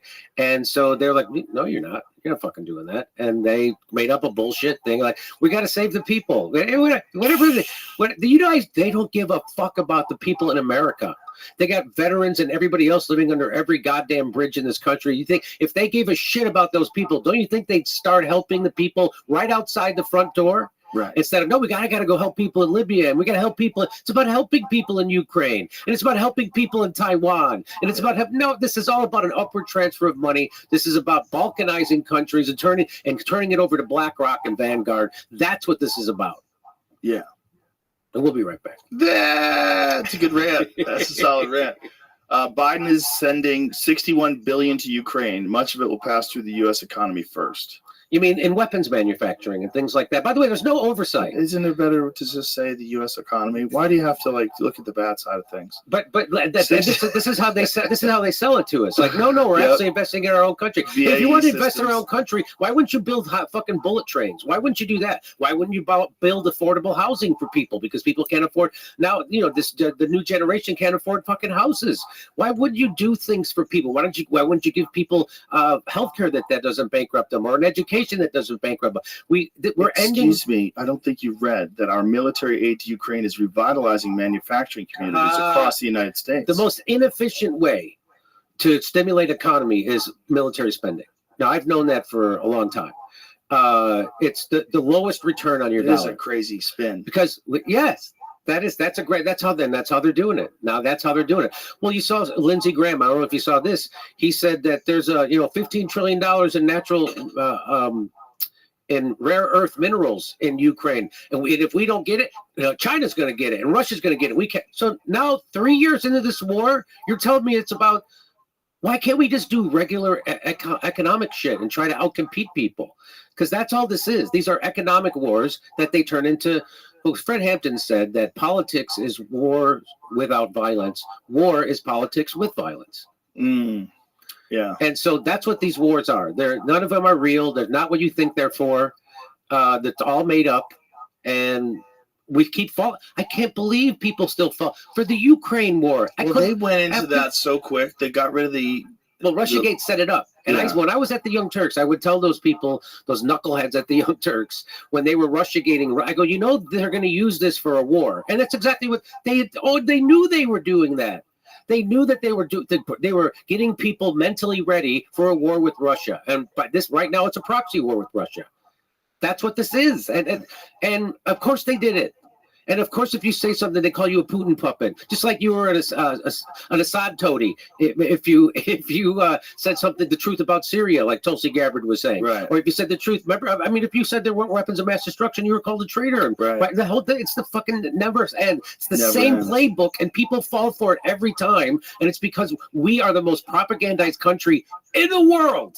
You think China is? When people in China watch the news, they know it's propaganda. In the old Soviet Union, people knew that was propaganda. The difference between that and now is people in America, they think they're watching the news when they turn on Fox, CNN, MSNBC. And isn't it weird? It never clicks to anybody that when Rachel Maddow and Sean Hannity are telling you the same thing about Ukraine, doesn't that someone will go open? My spidey sense is like, oh, this is fucking bullshit. Yes, it is. Yes, when they're telling you the same thing about COVID or vaccines or lockdown, doesn't your spidey senses go up that this has got to be bullshit? So they all agree, again, just like the Republicans and Democrats, they all agree on the worst of things, right? They all agree on war. They all agree on screwing workers. They all agree on keeping us having the most expensive healthcare in the world. They all agree on not doing anything to fix homelessness and not investing in our own infrastructure. But so they agree on all the worst things. It's like having two divorced parents, but they both agree on sending you to military school. Yeah, it's a conundrum for sure. But don't you think that more people are aware that it's bullshit than ever before? I hope so. I think a lot. I think COVID woke up a lot of people. I think it did too, and I think shows like yours and these shows that are online now that aren't beholden to a corporation, that are independent shows that can actually connect the dots with knowledgeable people that actually understand the history behind everything. It's just a different world now. Even with YouTube, Joe, it's amazing how many people told the company line. They told the company line around Ukraine war. They told the establishment line around COVID and vaccines and shamed anybody for. It was just amazing. I'm like, what the fuck is going? So there's only maybe a couple of places that you can get reliable news, even in independent news, right? Yeah. The Gray Zone had to debunk everything, and the Gray Zone. Yeah, it's Max Blumenthal and Aaron Mate. Okay. Yeah, and they helped debunk Russiagate. They helped debunk the Syria gas attacks. Aaron Mate did extensive work on that. I was first, but I'm a dumb guy. I have to take credit where I can, And but how did you debunk that? I knew because Robert Fisk had done reporting on the ground. He was one of the most decorated war reporters in Europe, and it didn't make any sense on its face that Assad, who was winning the war at the time, would do the one thing Barack Obama said if he crossed that red line and used chemical weapons. He would then go do it, and they only killed like 50 people at a time with a chemical weapon. So why the fuck would he do that? Of course, that was a false flag done by, and then the OPCW. Whistleblower. So the OPCW, which is the Organization for the Prevention of Chemical Weapons, right? And so they used to be considered, nonpartisan and non-captured. And they would go in and if there was a chemical weapon used, they would go in and they would do a report.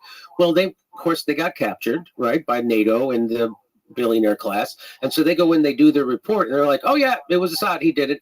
But then the whistleblowers came out and said, no, that's not what happened. They suppressed the engineer's report. They suppressed this report. These canisters were laid there. This wasn't dropped from a helicopter. So it was all bullshit, right? So of course Assad didn't do that, right? And so I was onto that first, and then Aaron Mate came back and he did meticulous reporting on it. He's written at least 10 articles on it, which nobody will ever debunk. Nobody, because they can't, right? Mm-hmm. And and Russiagate, I knew immediately Russiagate was bullshit because I brought on Bill Binney, who was the NSA's number one code breaker for decades and decades. And he came on and he explained to me that they didn't hack into that DNC server that was downloaded locally, right? And now we know that how much shit they wrote a smear piece about me in the Washington Post because I was asking logical questions about what happened with Seth Rich. Yeah. Hey, where was he from the time he left the bar to the time he got home? You're not allowed to ask ethical questions about a guy that WikiLeaks said leaked them information that right. DNC was conspiring to keep Bernie Sanders out of the primary. You're not allowed to. I remember they wrote that Jeff Bezos hired a guy at the Washington Post to smear me over that, right? And they did. I don't know if Jeff personally was involved. And I think Jeff's busy. I mean, it was his paper, but I mean, how much time do you think he's spending at his paper? Realistic. Why do you think he bought that paper? You think he bought that paper because he wants to inform people about what the billionaire class is up to, Joe? It's super profitable. It's not. It's not. It makes billions of dollars a year. No, in fact, it does really well. It only tells the truth. In fact, the head of the Washington Post went into the newsroom. This is like a month ago, and I don't know how it got leaked out that he said, "Hey, nobody's reading your shit anymore. People are done with the corporate news. Hopefully, yeah, right? They're fine. Well, that's why you saw that." I can't think of her name. That idiot for the Washington Post who covers social media. She's the Taylor Lorenz. Yeah, the 40-year-old teenager. Yeah. And she did a TikTok about how I don't know people. You don't know what the people don't understand what the country's going to look like without these corporate journalists. Because they just fired like 10,000 of them. And I go, I know what the country's going to look like. I'm going to wake up every morning and an animated bluebird is going to land on my shoulder and we're all going to break out into song. Okay. Yeah, because corporate news is fucking nothing but bullshit propaganda. We've known this forever. Right. And but people keep falling for it. I think people don't think that independent news can replace it, but I 100% think it can. And I think it has more of a likelihood of doing that because if you can get independent journalists that now they can develop Substacks and podcasts and they can go and do things on their own and they get funded. They don't need anyone else anymore. So then they can tell the truth, right? So they're not beholden to some enormous corporation. If a podcast had a building like CNN's building in Atlanta, I'd start getting nervous. I'd be like, hey, how much overhead is this? Yeah. How are you guys paying the bills? Right. You got so many people working here and your show sucks. You have nobody watching and there's so many people. This is a fucking disaster. Like, what are you guys doing? They just closed their Atlanta building. Did they? Yeah. Yeah, of course they did. How do they have another building open? How do they have any buildings open? I don't know how. Imagine a show that gets a podcast that gets that few views, but has who knows how many hundreds of employees, giant buildings. They're on an airport, so you get 0 views. Nobody gives a fuck. I mean, it's a crazy business model. And you look, and Don Lemon started his own YouTube channel, and it's wonderful. Nobody's watching. It's wonderful. So I got invited on that show. Joe Scarborough talking.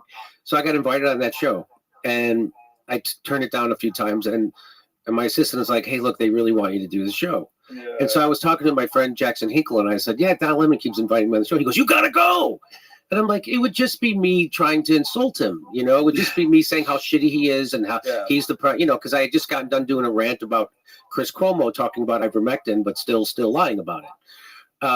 And he goes, "Yeah, that would be fun to watch you do that." And I go, "Okay, I'll do it." So I told my assistant, I could tell him I'll do the show. So we set it up. And I go, "Just me." I go, "I'm not going on with anyone else. I'm not having a debate with another asshole and Don Lemon." I go, "I'll just go on with Don Lemon." And they agreed to it. And so the morning we were supposed to do the show, an hour show, just me, they canceled. Really? Yes. Interesting. Yeah. Wonder And so why. and I maybe because Don Lemon's like, "Oh, who am I interviewing today?" And then he Googled me. He's like, "No, we're not." No, we're not. And that was right when I did a video, you know, calling out Chris Cuomo for being a lying piece of shit. That went kind of viral. And so, all right, so Chris Cuomo probably called up. They probably talked. They're probably homies. He probably saw that video. Yeah, he probably went to, you know, put in Jimmy Dore on Twitter, and that comes up. Well, he should be, if he wants to become successful, being an independent person, he's going to have to engage in conversations with people he disagrees with. He still calls the truth about COVID conspiracy theories. Yeah, he's a fool. He's a fool. He's a genuine fool. He's one of those guys. Ivermectin's horse paste. Mm-hmm. He's the lab theory is racist against Chinese people. Mm-hmm. So not only that, he had a whole episode with Sanjay Gupta. After Gupta came on, admitted that they were lying about ivermectin, and then they tried to pretend that they weren't. But it is horse medicine. It was used for human beings for 12 fucking years before they ever used it for veteran medicine. Don Lemon, you fucking moron. It's just so the idea that these talking heads who they had on CNN should be some sort of a moral compass and an ethical compass for the rest of us is so fucking stupid and so insulting, especially when you see these people on their own. So when you see these people on their own, like when you see Dave Smith debating Chris Cuomo and just fucking nuking him, and then you see Don Lemon doing his show, and you go, okay, this is who you guys are, for real. Yeah. This is the real for real. When you see fucking Brian Stelter doing that WEF thing, hiking up his skirt for those lizard people. The whole thing is like, this is who you really were. This is you guys. And you surviving on your own in this independent platform. Good luck, because this platform is transparent. They're going to see you for who you are. No producers, no fucking scripts that you're going to read off of. That shit won't even work in this realm. It doesn't work. So I have this dream to produce a show that would compete with Bill Maher. Because I don't know if you've ever seen, I do live shows, right, with a panel and a live audience, right? So it's kind of like Bill Maher, but it's funny and it's accurate, you know. So that's why I've been pitching it to Rumble. You know what Rumble is, right? Sure. And so thank God for Rumble, because I don't have to ever worry about being censored. Right. Rumble's great. They've been out in front on the free, like, we're not going to censor you, whatever the fuck you want. That's up to you. They're great. It's up to you and your audience. Yeah. And I'm like, oh my God. And so I travel around the country and nobody's fucking heard of Rumble. I mean, except more people have now than ever before. People are starting, and so I tried to talk them in. They're like, "Hey, why don't you finance a show and a soundstage for me, and we could compete with Bill Maher, and instead of real time, we'll call it Rumble Time, and we'll put a billboard up in Times Square right across the street from where Bill does his fucking show, and this is, you know, to be like a good idea." And they were on board, and but I guess there was too much money. I don't know how much money they had. It wasn't that much. It's like not. I got it down to like 90,000 an episode for like a real thing that would look exactly as good as Bill Maher, which, you know, that costs $2 million an episode. And would you do it in front of an audience? Yes. Yeah. Of course. I've like got your the shows, studio. like your stand-up shows. Yeah. So I do those. I travel with that show. I do a video show hooked up to my computer, and it's kind of a mixture of the Daily Show and Bill Maher show. I have a panel and and we have the comedy, and it's I've seen it. It's very funny. Oh, okay. Yeah. That one thing about the Rachel Maddow lying 35 times. Yeah, I love that, man. Yeah.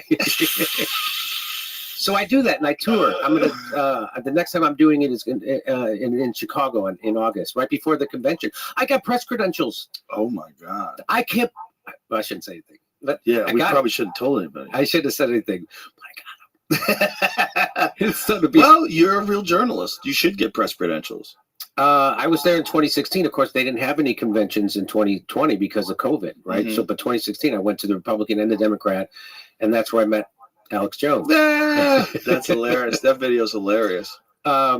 It's hilarious in retrospect. It was, I guess, at the time too. But yeah, it's nice that we've made up. And yeah, the Alex Jones thing is strange. It's amazing how right he is about shit. How he's right about. He's way more accurate. He's way more accurate than corporate news. That's for sure. But he got that one thing wrong. The one thing wrong. One thing. Well, he's gotten other things wrong, but that one thing was a big one.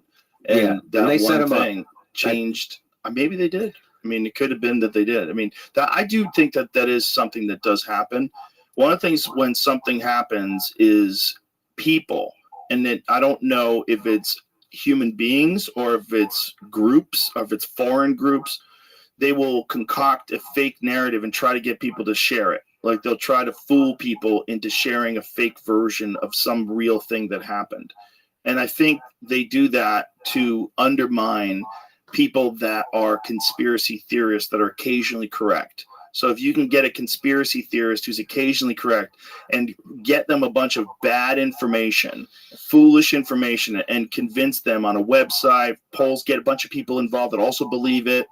I think that's where Flat Earth got started. And you get all these people like sharing things and believing things. And then if this person, they take the bait, and they'll go, this is what we're hearing. We're hearing this is a false flag. And then next thing you know, like, we got him. Mm-hmm. We got him. And if you're a guy like Alex Jones, who at the time was legitimately experiencing what you would call like a psychotic break. He was breaking. The guy was drinking like crazy. And, when you're uncovering real conspiracies all day long, every day, which is what he does. Nothing seems crazy. Everything seems off the wall. The whole fucking world seems topsy-turvy. Nothing makes sense. He fucked up, but he's right so often. If you look at what CNN is fucked up on, how come they're not in trouble for the weapons of mass destruction? How come they're not in trouble for Russiagate? How come they're not in trouble for so many? Which fuck up do you think is bigger? The one that Hillary and Barack Obama did in Libya? Yeah. or Alex Jones? Yeah. Which one do you think is bigger and worse? Yeah, one of them seems bigger. Yeah. But it's it's like the news. The news, when they were lying about certain things, how much damage did they do? Well, I've always said this, that imagine if the news people were skeptical about the vaccine. The news people were skeptical about not being able to use off-label medications at a doctor's discretion, especially ones that have been actually shown to stop viral replication in vitro. And there's a history of success in using these things in other countries, like Uttar Pradesh in India. There's a bunch of different things that were going on simultaneously, and yet they're still being stopped. Wouldn't the real news, imagine if the real news is like, hold on, it seems like there's special interests involved here, and there's a financial incentive to push this one thing, which is what they have to do in order to get the Emergency Use Authorization Act. There can't be any valid pharmaceutical drugs that are available currently that we could prescribe. That's the only way you can get some new thing to pass through. Imagine if that was the news, and podcasters were like, it's safe and effective. It's safe. If you get it, you won't get sick. If you get it, you won't share it to anybody else. The virus stops with you. And then there's none, this talk about side effects. It's not true. It's not true. I've never seen a single person that had a bad reaction to this new experimental gene therapy. Imagine if it was the podcasters, we would all be in the news. Yeah. We would all be getting sued. They would use it to shut us down. That would be the misinformation that they would feed us to get us to say stupid shit so that we would endanger people's lives and ruin people's health, and they would shut us down. 100%. I just, how are they not suspect of an industry that has immunity from lawsuits if their product harms people? Like they're in the history of the humanity, that's the only one. Yeah. And why did they pass a law that? Well, because they're safe. Well, that doesn't make any sense. That's not true. But if they were safe, you wouldn't need to fucking pass that law that gave immunity from lawsuits. Well, literally, when they were trying to figure out why they needed this, and they were saying, why don't you make vaccines safe? the literal explanation was it is impossible to make them entirely safe. So what you're saying is they're not entirely safe. Well, you're going to with injure some people. Almost all medications, of course. If you give them to enough people, you're going to have side effects. And then when you have a new one, and then when you understand how they're allowed to do studies and how they're allowed to throw out all the studies that show it does harm or it doesn't work or it's not effective, and then you fucking finagle the numbers in a way that you can push it, I think we're going to see a real improvement here. Like, okay, run with it, go! And then the money starts rolling in. But of course, yeah, and that's how they captured the news, because Bill Clinton let them in 1997. I think they passed a law to let Big Pharma. Now, most of the funding for news comes from brought to you by Pfizer, right? And so, of course, they get to. So they're not.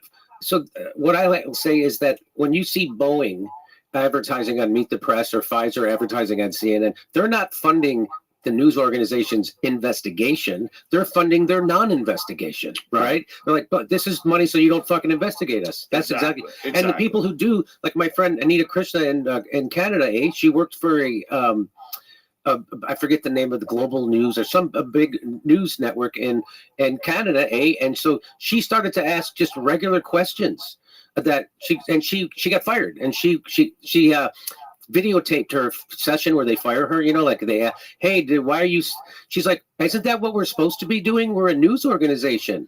Aren't we supposed to be asking the questions why there's all these miscarriages that are happening at the. What up, dog?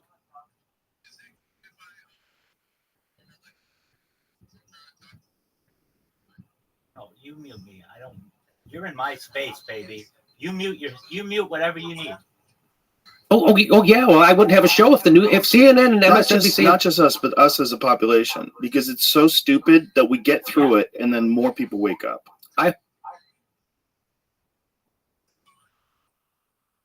keep bumping into, I go to comedy clubs and you live in LA. That's the problem. You got to get out. God. Texas is a different world. Is it really? 100%. Wait till you come to the show tonight. Here. Oh my goodness. Oh my goodness. You just wait, sir. Really? Yeah, you're in for a time of your life tonight. Yeah, it's wild out here. All right, that's it's wild. It's a different world. I did a set, like I said, I did a set in Hollywood just last week, and the comedian after me called me an anti-vaxxer. I was like, you're fucking kidding me. It's so dumb. It's so dumb. You're kidding. What does that even mean? It's such a dumb. I took the fucking vax, asshole. Yeah, it's so dumb. Anyway, but there's this new thing, Joe. So I found out. So when I quit smoking pot, I couldn't sleep, and I thought I was going to die. It was, but for some reason, I didn't go back, because if you don't get sleep, it's the worst thing in the world. I would sleep for 2 hours. I would fall asleep and wake up. Whoa. And I was like, and so I was told about this thing called HCG.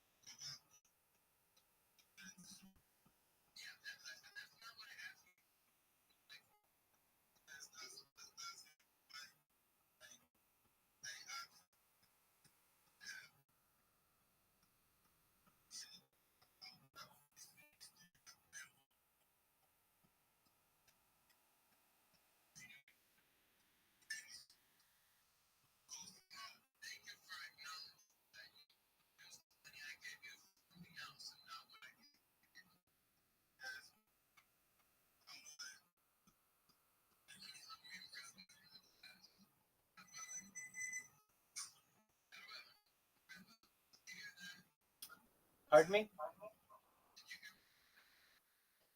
I'm not paying attention to you guys. I'm sorry. No, it's not that. You were the one who was like, hey, how do I mute you? So I'm not paying attention to you guys.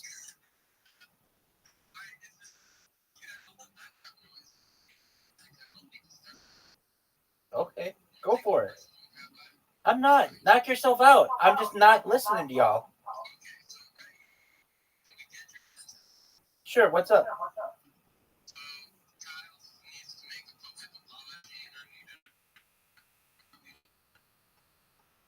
Okay, go for it.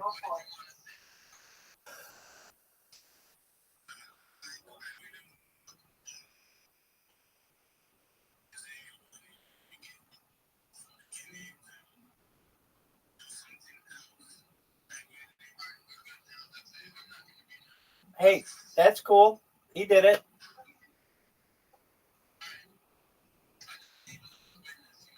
Dude, I got you. I mean, yeah. He manned up though, so good on him.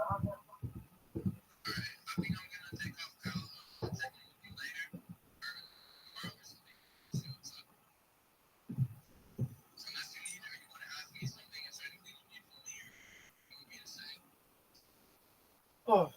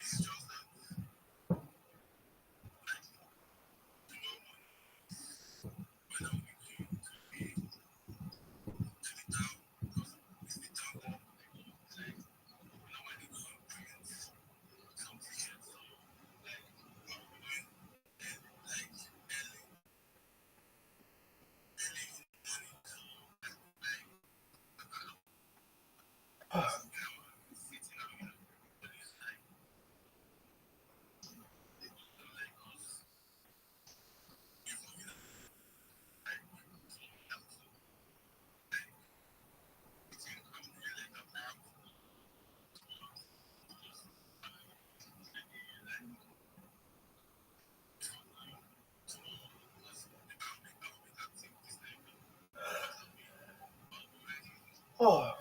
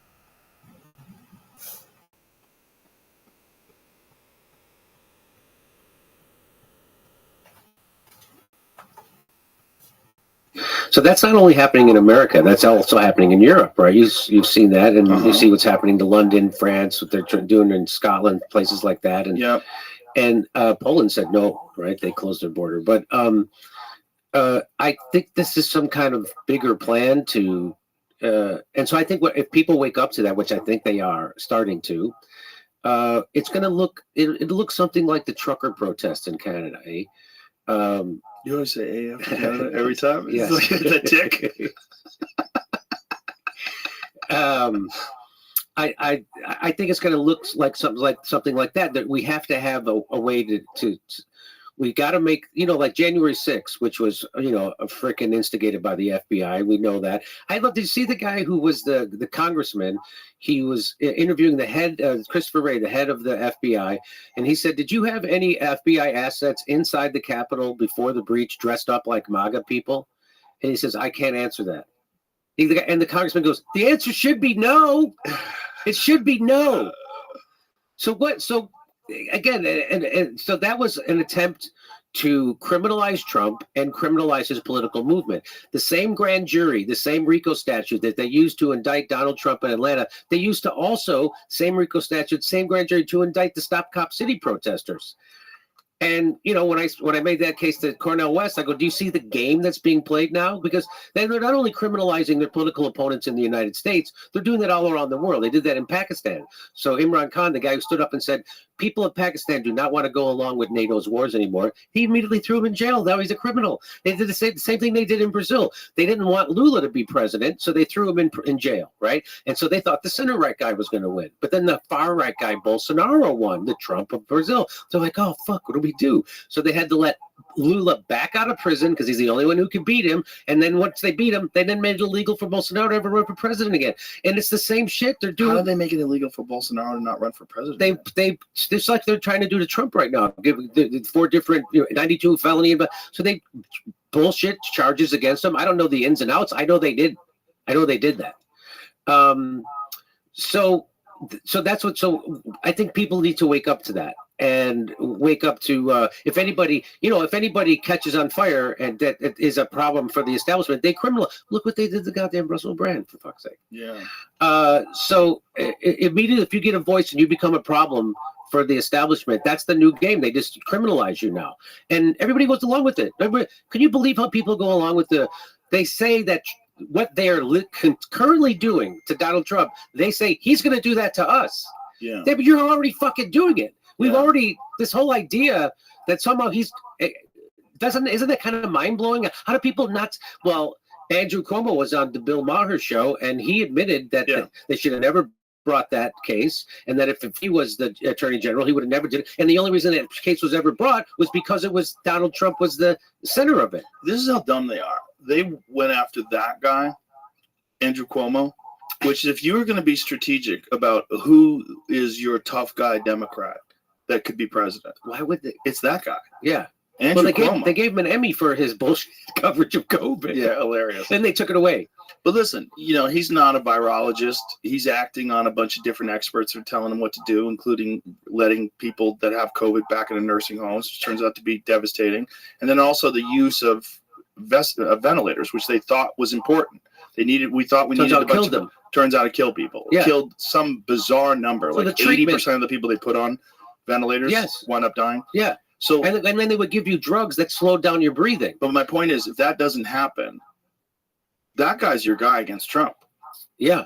That guy's your guy. I mean, that's a big, tough guy who speaks well. He's charismatic. This big Italian guy who's going to lay. I mean, great speaker. You heard him on Bill Maher. I'm like, boy, if it wasn't for this one scandal of him liking to hug ladies.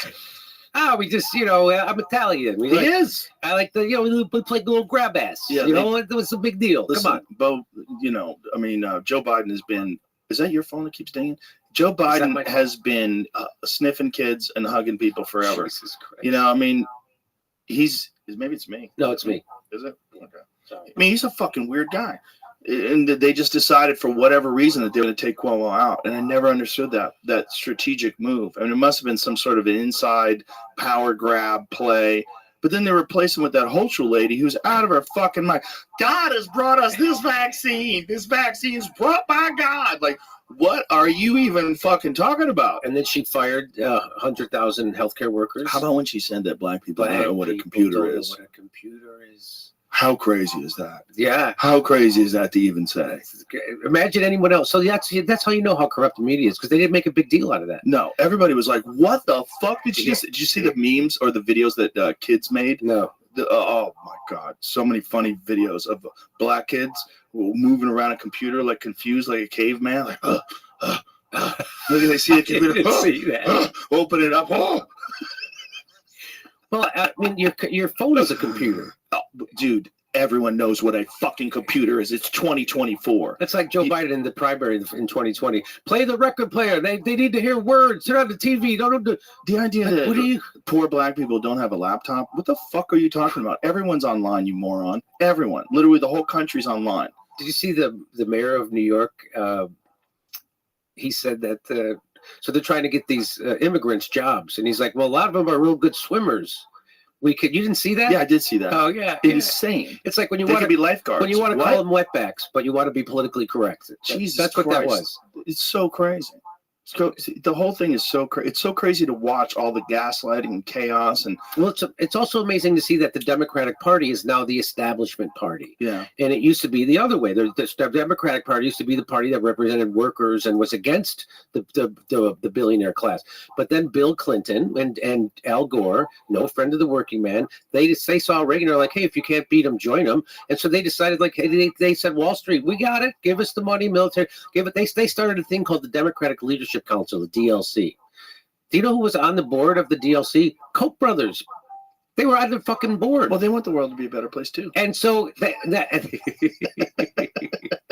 and so they just want to help people. That's what it's about. That's all it's they about. Want to bring democracy. That's what I've been saying. I'm glad you came around. Thank you. That's why I brought you here. I brought you here to educate you. Yeah. I'm an educator. Breaking. President Biden says at a conference call he's staying in. Yes. I'm running. I am the leader of the Democratic Party. No one is pushing me out. I've been knocked down before and counted out my whole life. When you get knocked down, you get back up. I think I bet my phone was lighting up. I like his moxie. I like it. I've been told by I have a billionaire friend who's like a donor. They go, hey, they had a big donor meeting in Denver, like 40 of the top Democratic donors, and they said, who here wants to get rid of Joe Biden? And every hand went up. So I think Jill Biden is a secret Trump fan. That's what I think, and I think she knows the way to get Trump back in the White House and straighten this country out is to keep her husband, Joe Biden, running. There's no way she thinks he's okay. So something's going on. What like conspiratorially, pretend to be Kurt Metzger for a moment. And what do you think? Like, if you had to say, why would she want him in? You would say, well, because she thinks maybe he can win, even though he's demented, and maybe she can stay in power, but also maybe he doesn't get prosecuted. So this is my question about the recent Supreme Court ruling about the presidential immunity. If I was in the Democratic Party and I looked at what's going on with Donald Trump, and I looked at the very real possibility that Donald Trump might get back into the White House, I would say, listen, all this Burisma stuff, all this is big time shit. There's a lot of evidence, not a little bit of evidence like the Trump thing, not 34 charges of felonies, which is just a misdemeanor. That's just 34 different checks he wrote for a porn star, which is what a cheap bastard. He paid her over 34 different times, like in payments. I'll give you installments. I'll give her installments. A little bit here, a little bit there. She doesn't get it all in one lump. Well, did you ever see the video of how Bill Clinton paid off Paula Jones back when he was running for president? When she had a big, she had the big check. Remember she had the big check that she won a game show? Oh, really? Yeah. It was $850,000 he paid her off. Right. And back then. And they admitted it. They go, hey, okay, now this is over. We paid her off. Yep. How?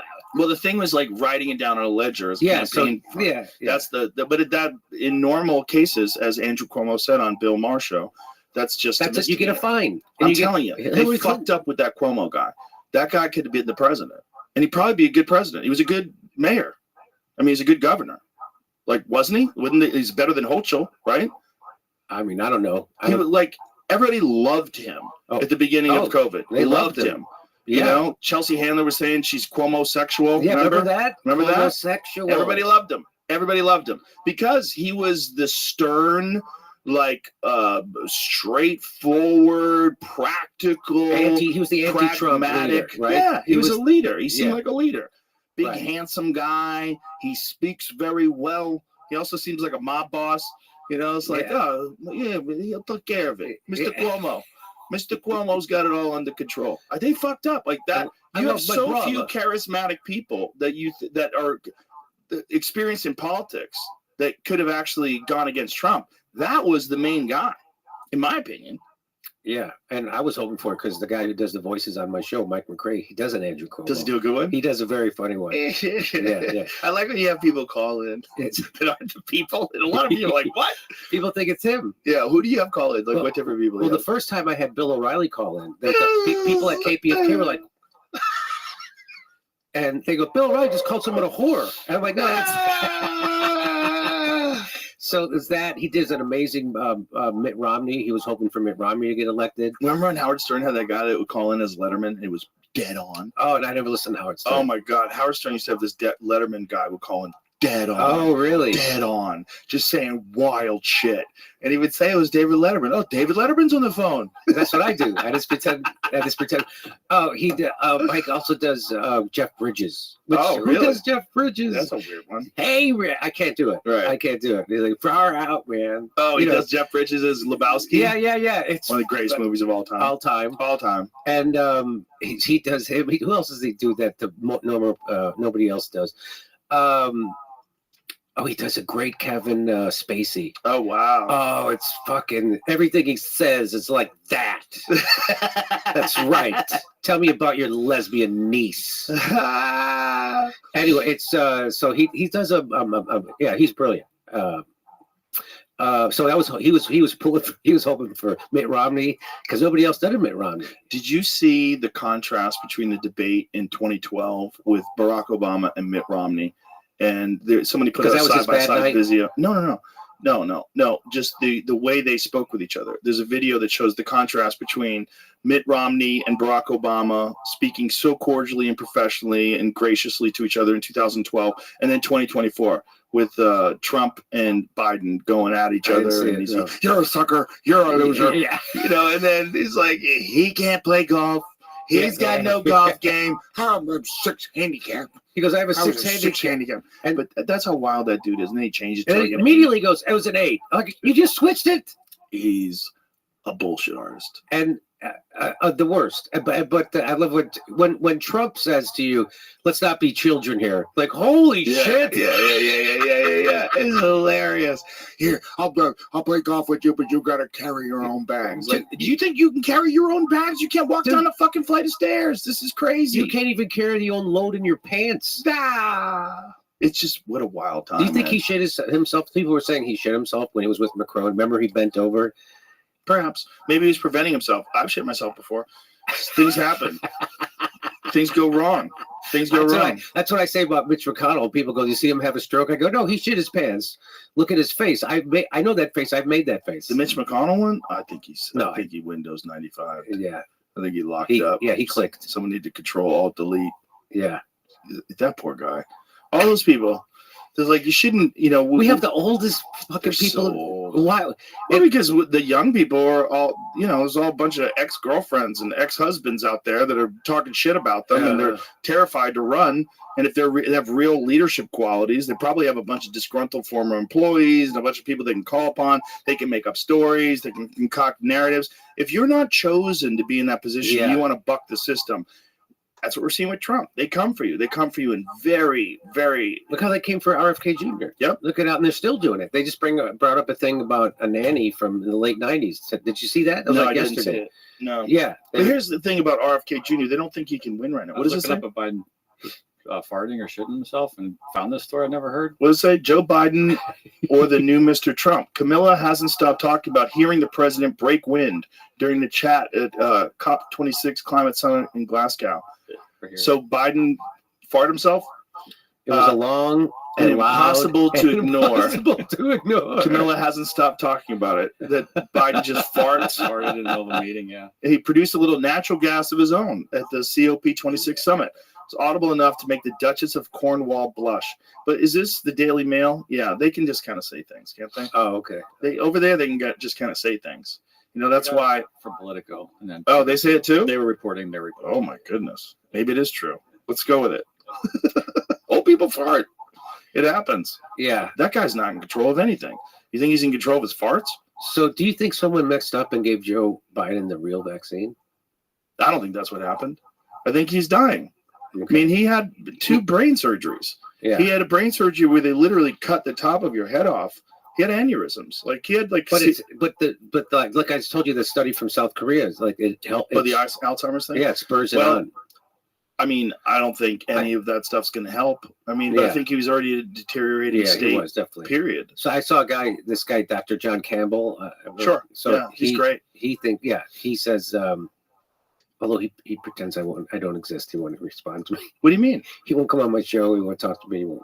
Wonder why? I don't. He goes on everybody else's show, but including Russell Brand. I'm like, what? But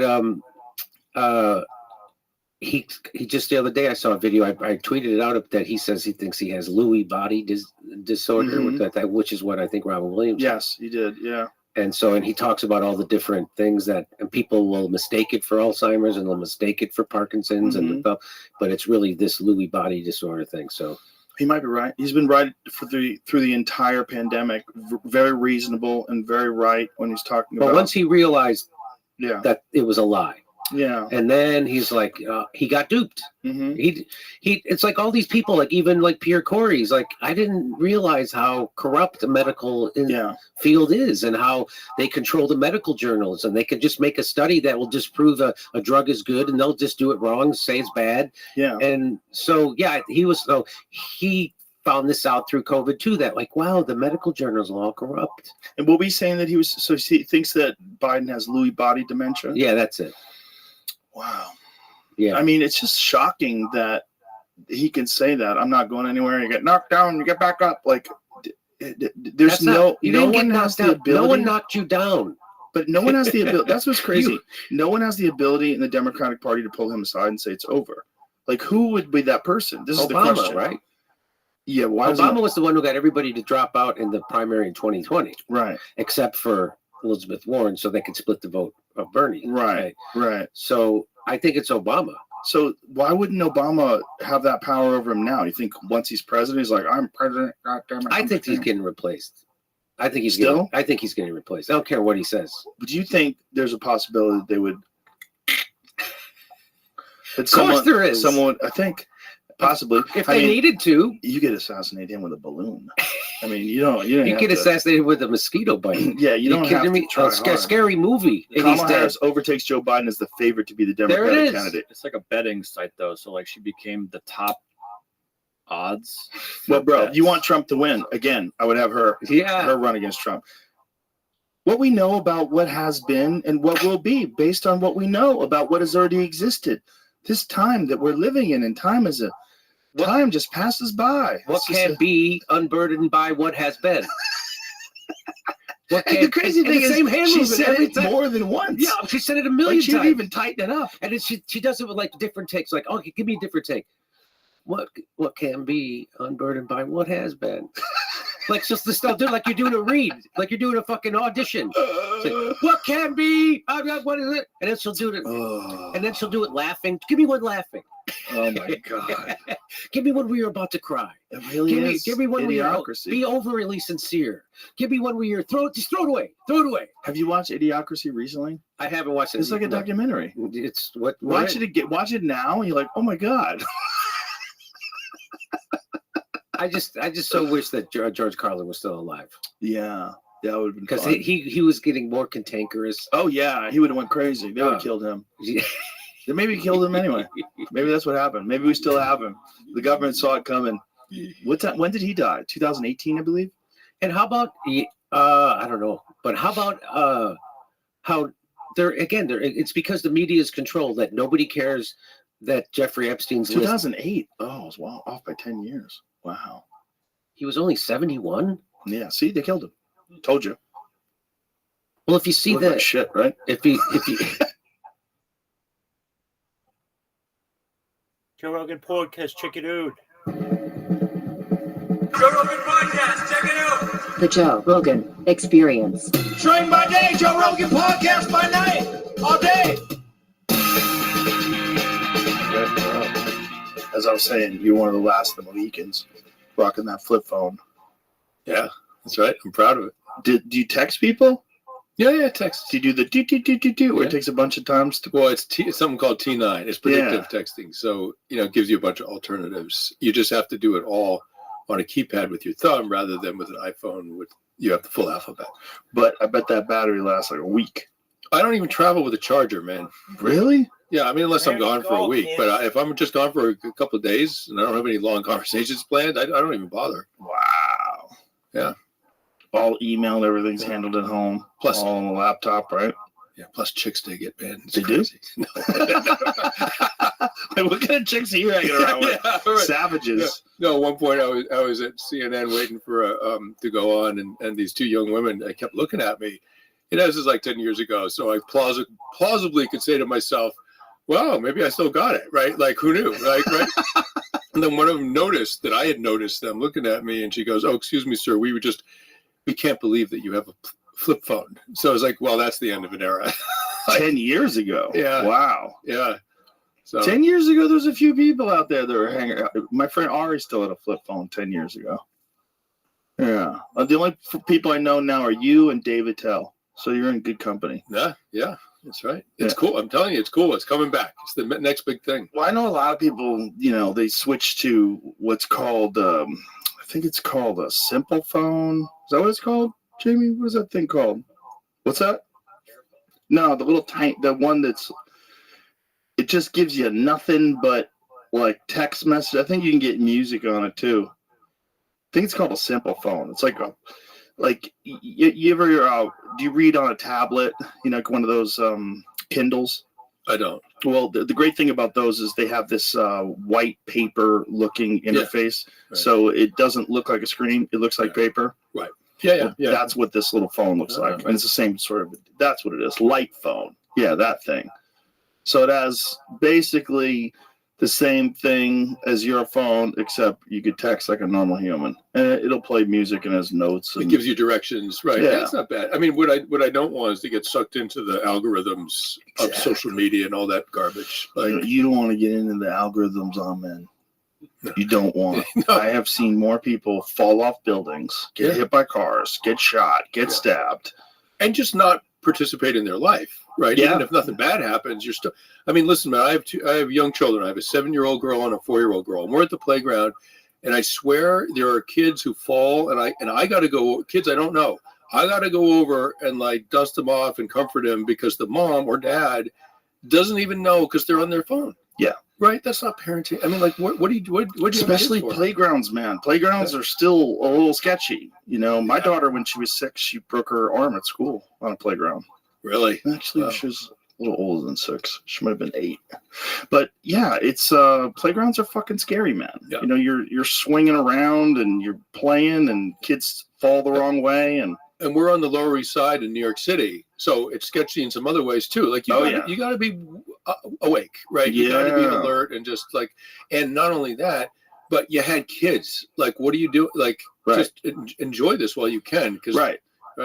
Is a TikTok video more interesting than the human that you made? Yeah, exactly. You guys made humans. Yeah. I mean, that still freaks me out to this day, even when they're mad at me. I'm like, I just can't believe you I made you. I made you, and now you're mad at me. Like, well, how does that work?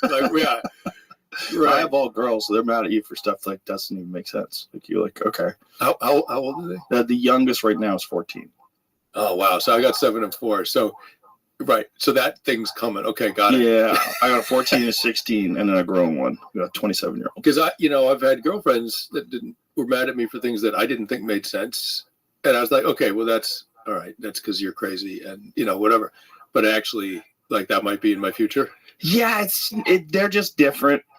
It's just women and girls are just different. And me, I think the universe did me a solid by giving me only daughters. Yeah, me too. Because you have a different perspective. Like if I had a son, I'd be like, I got to keep this fucking savage out of jail. I got to, because I'm passing my genes. That kid's got to go to the gym. I mean, I got to get you into a jiu-jitsu gym early. Yeah. Like you got to start doing challenging things early. And then also you have to deal with the fact that you have a successful father, and that puts a lot of pressure on a kid because they, a lot of kids, they try to measure up to their parents or compete with their fathers in some sort of strange way. So you have to mitigate that in advance and tell them that you're there for them. You're on their side. It's like, there's a lot with kids, but with girls, they're so different, man. I don't think I understood until I raised children. I just didn't understand how different they are. Yeah. Yep. I agree. And I have two girls. I'm thrilled. I mean, it's the best thing that ever happened to me in my life, that and meeting my wife. Like that, just incredible. And partly because they're girls and not boys. I have nothing to learn from boys. I already know what that's about. I am one, right? But girls, it's just like, it's amazing. It just, and it wakes up some part of you that was dormant and you didn't know was there. And it's just like, it's an amazing feeling. Dave Chappelle said to me once that not only did it change the amount of love I have, but it changed my capacity for love. Absolutely. Yeah. Absolutely. Yeah. That's a great way to put it. It's just a completely different experience. And I have friends that are just avowed bachelors. I'm never getting married. I'm never having kids. Fuck that. And I'm like, I get it. I know if you've had a bunch of bad relationships, you have a bunch of people that are annoying and there's constant drama and dilemmas and all these different things. But man, you're missing out on a different phase of life, a different experience of life. That's just, it's so humbling. But you got to meet the right person, right? I mean, if you're not with the right person, I imagine being on top of that, that's hard enough just on its own. On top of that, parenting with the wrong person must be a freaking nightmare. Yeah, you've got fucking going to dinner with the wrong person's a nightmare. A nightmare. just dealing with nonsense. Yeah, especially if you're not the type of person that handles nonsense so well. Yeah, it's just. Well, what I do, for a variety of family reasons, I flatline. Like if someone's coming at me with something that doesn't make sense and they're really upset, I just sort of emotionally flatline. I get super rational and just zero Kelvin, like nothing. Right? And which is a kind of a good place to be because it's not escalatory. Yeah. But I've come to find out that's also exceedingly provocative to do to someone who's upset. Oh, so they try to like get a response out of you. Yeah, and they think that your non-response means you don't care. Ooh, that's a problem. And then you're just so screwed. That's also a problem with emotional manipulation, where you realize that this escalation of emotions is really just to incite a reaction. It's not the real feelings. Right. That's right. That's which is why it's so exaggerated. And I think I'm doing the relationship a favor by, it was like, somebody's got to stay sane in this room, right? Right? Or it's going to, the cops are getting, whatever. So I'm like, all right, I'm going to flatline. The only way to do this, because you're making me really angry right now, is to flatline and feel nothing. Yeah. I'm going to do us a favor by doing that. I'll be super rational and calm and blah, blah, blah. But I didn't realize like that's completely inflammatory also in a different way. So there really isn't a good choice until that person figures out how to emotionally regulate. Yeah, the good choice is get the fuck out of Dodge. That's right. A good choice. That's Stay rational and calm as you can until you can abandon that relationship. Yeah. Unless that person has just a complete understanding of what went wrong and apologizes and realizes like, oh, I'm being fucking crazy. I knew a guy who was, I won't name him, his older brother, they're both sort of pretty well-known writers, and his older brother was in a bad relationship of that sort, and they were walking through, I think it was Paris. They were visiting Paris, and all their stuff was at the hotel. This is before smart cell phones. This is in the early 90s, late 80s, something like that. And they're walking through Paris, and they stopped to look. She stopped to look at some clothing in a shop front, through the window. And it took him some steps to realize that she had stopped and he had kept going. And he looked at her and he looked down the street. He was like, this is my chance. And he just started sprinting. Oh, my God. And he sprinted all the way to the hotel, paid the bill, left $500 on the bed, threw his stuff in his suitcase, out of there, straight to the airport. And that was the last time they ever saw each other. Wow. That's it was intense. that bad? It was that bad. The Yeah. pressure that he must have been feeling that allowed him to make that decision. Like he must have just been in hell. And I don't think he was just a dick. He might have also been a dick, but I think one of the things that was going on, because I've been in relationships that were pretty tough, is that you can't even have the breakup conversation because it goes full nuclear. Ugh. Right. So you don't know what to do. Right. And you gotta flee. I support him. And it's just, I mean, if he's a rational guy and he's never done that before, that seems like if that's his move, that maybe you're, maybe it's you. And then he met the right gal, and they had a family, and he's a great dad, and blah blah blah. So it's not like he was just a congenital asshole, right? Like, but that was his move in a split second. Wow. Split second, I'm out of here. Crazy. Yeah, and no cell phones, of course. So there's not like now you just get. You'd be getting speed dialed over and over and over again, right? Wow. So he never saw her again? No. Oh my God. Oh my God. That's wild. Boy, that must have been a mess. I love that moment where he looked back like, she's in front of the store. And he just ran. I have a 20-yard head start. That is so crazy. That's such a I don't support it, but I get it. Yeah. Like I've never been that bad of a situation, but I've known people that have. Yeah. Sometimes you just gotta do what you have to do to stay alive. Yeah. Yeah. That's right. Like literally, because like bad relationships and bad friendships and bad jobs and bad a lot of things they'll rob you of your peace. They create anxiety, which creates like physical problems. Your body's under stress, your cortisol levels get jacked up. That fucks with your sleep, which fucks with your health. Like, you're literally robbing your life. I have a couple of buddies who I love, who are bipolar, and I lost one of them. He killed himself, and it's tragic, but the other guy is okay.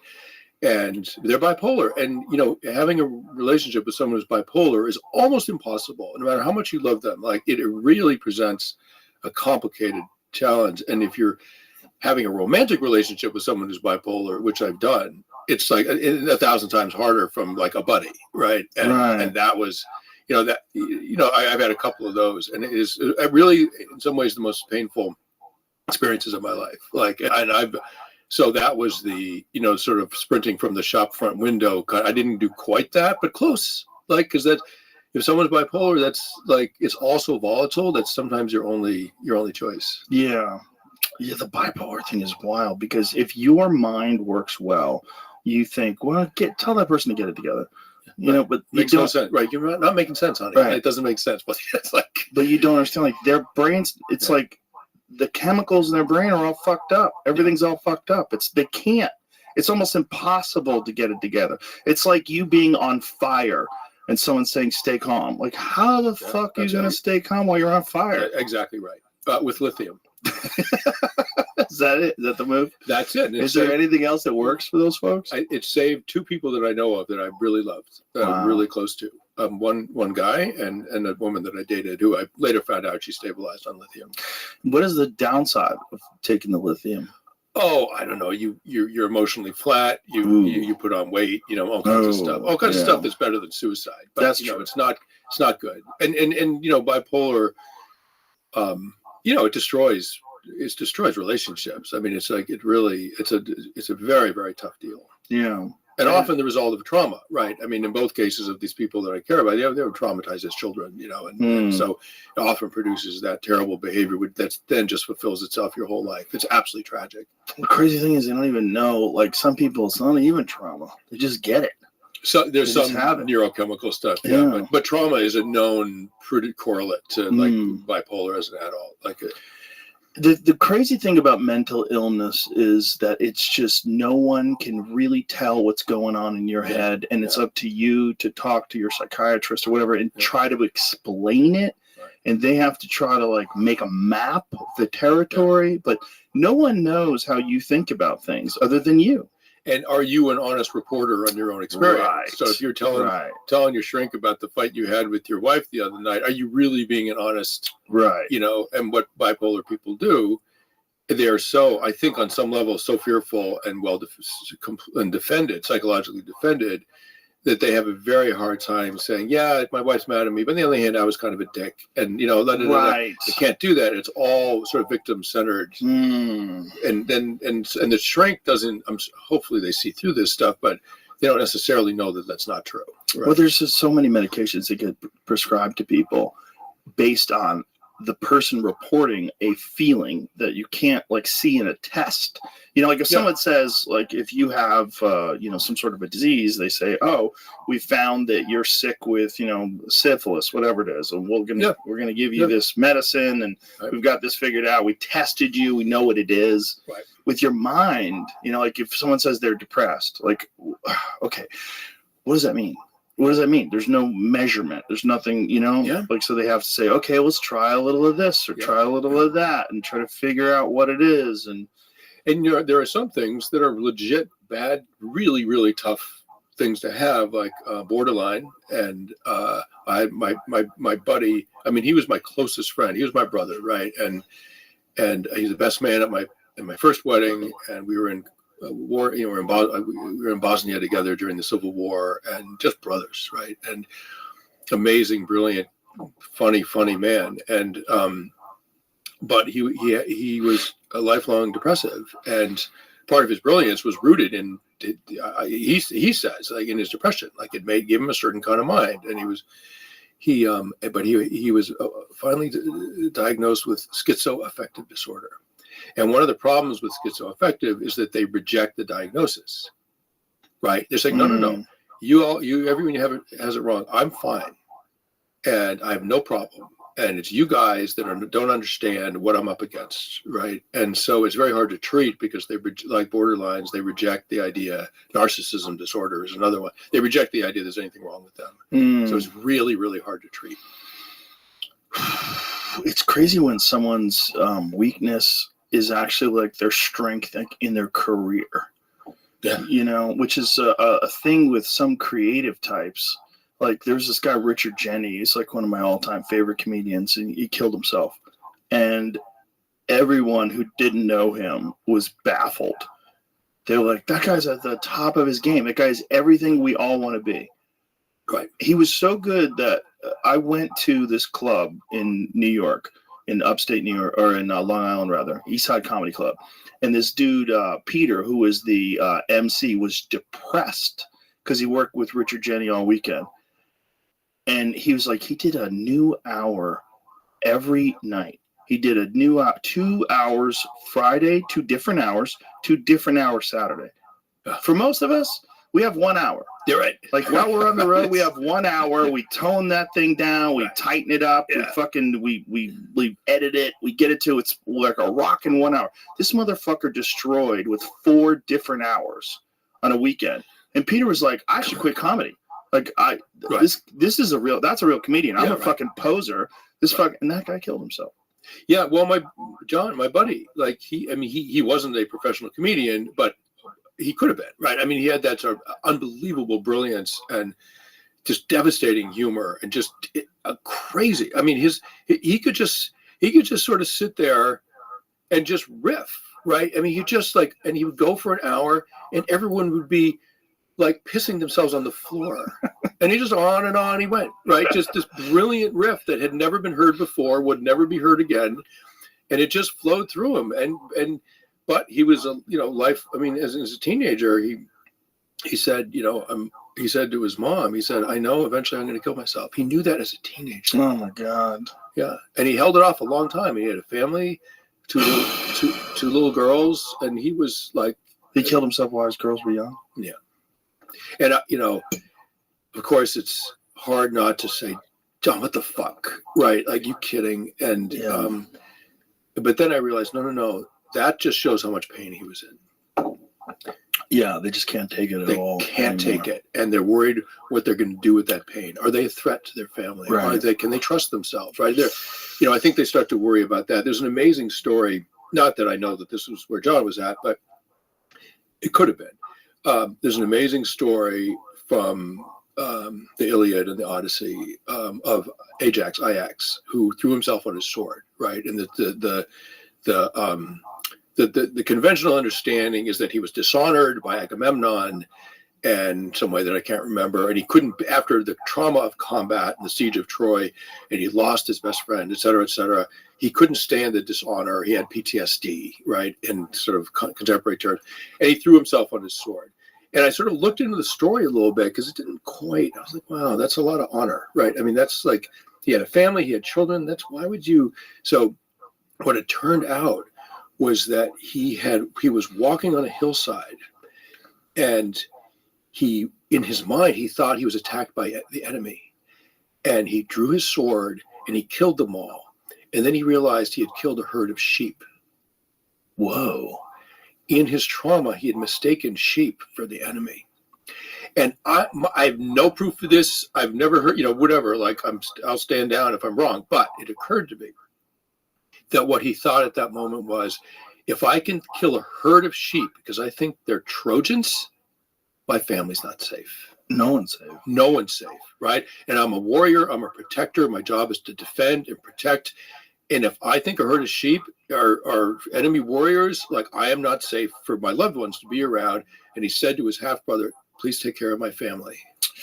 And then he went down to the beach. He buried the handle of his sword in the sand at an angle. And then he ran and he threw himself on the sword and killed himself. Oh, that's a rough way to go. Yeah. But if you're worried you're going to kill the things that are most precious to you, how can you not?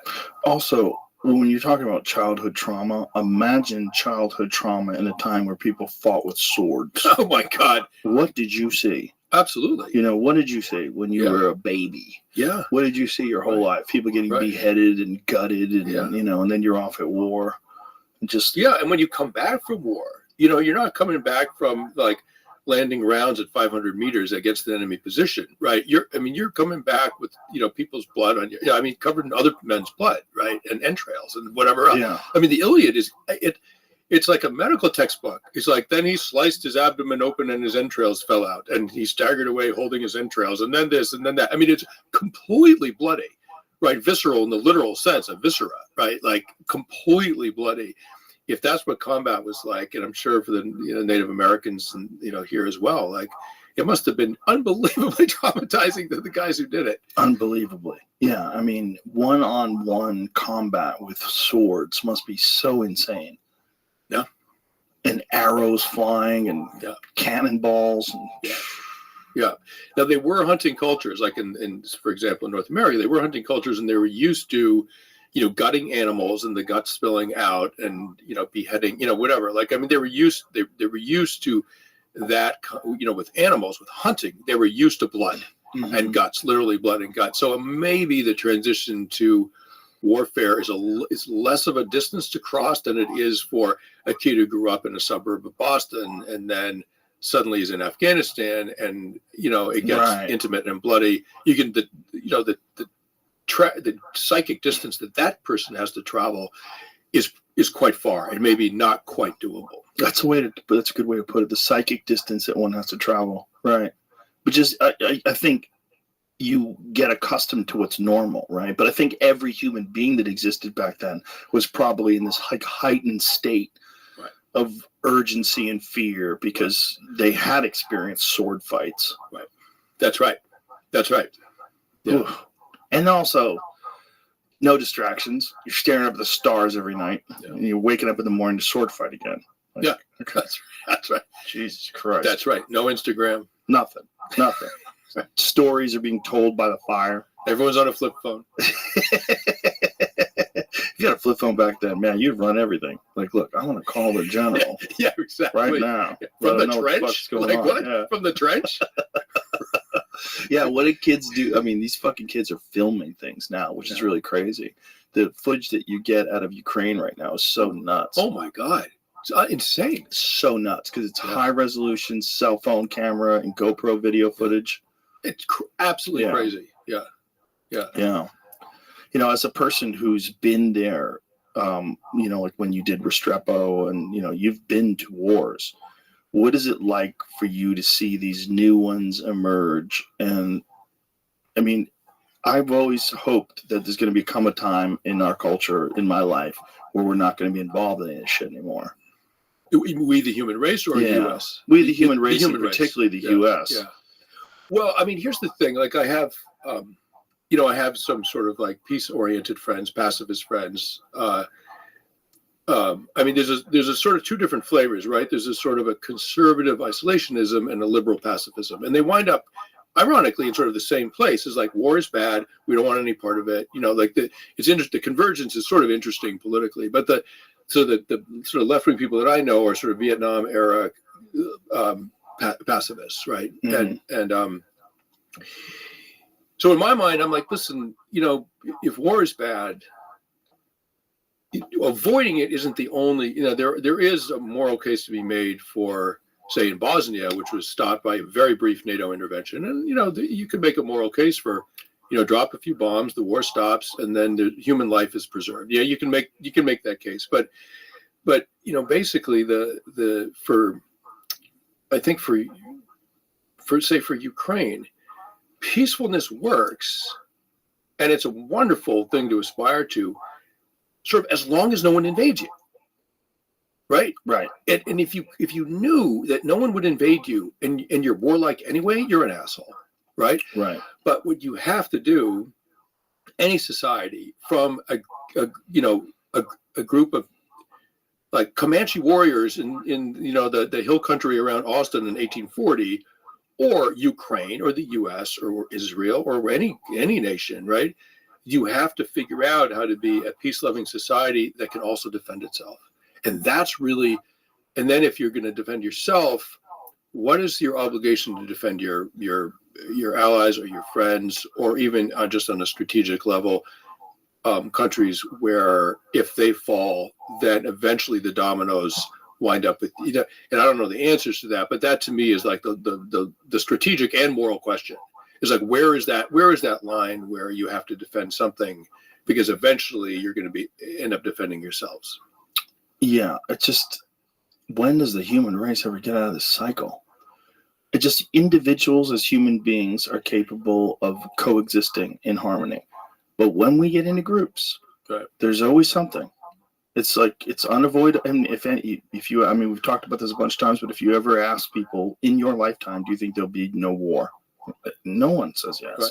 Well, there's always the possibility of a bad actor that's like, you know what? I want those oil fields. I want those diamond mines. I want whatever. Like, there's all, and we've been that guy too sometimes, right? And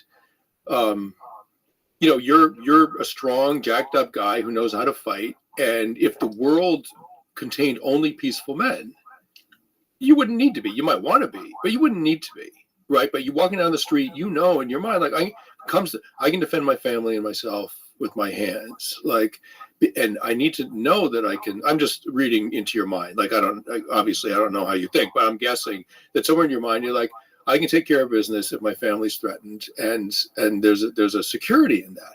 And if you just knew for a fact that there were no predatory people out there, not one, you wouldn't need to be, right? But that's not. We're social primates, and that's not the world that we evolved in, and it's never going to happen. Yeah. Yeah. Unless something changes, something really big. Right. And it's not going to change overnight. No. Right. I mean, we have the DNA we have the cultural wiring that we have, so, all the democracies, which are, tend towards sort of fairness and peacefulness, because it's frankly good for business. Right. I mean, war is not particularly good for the stock market. Unless you are Raytheon.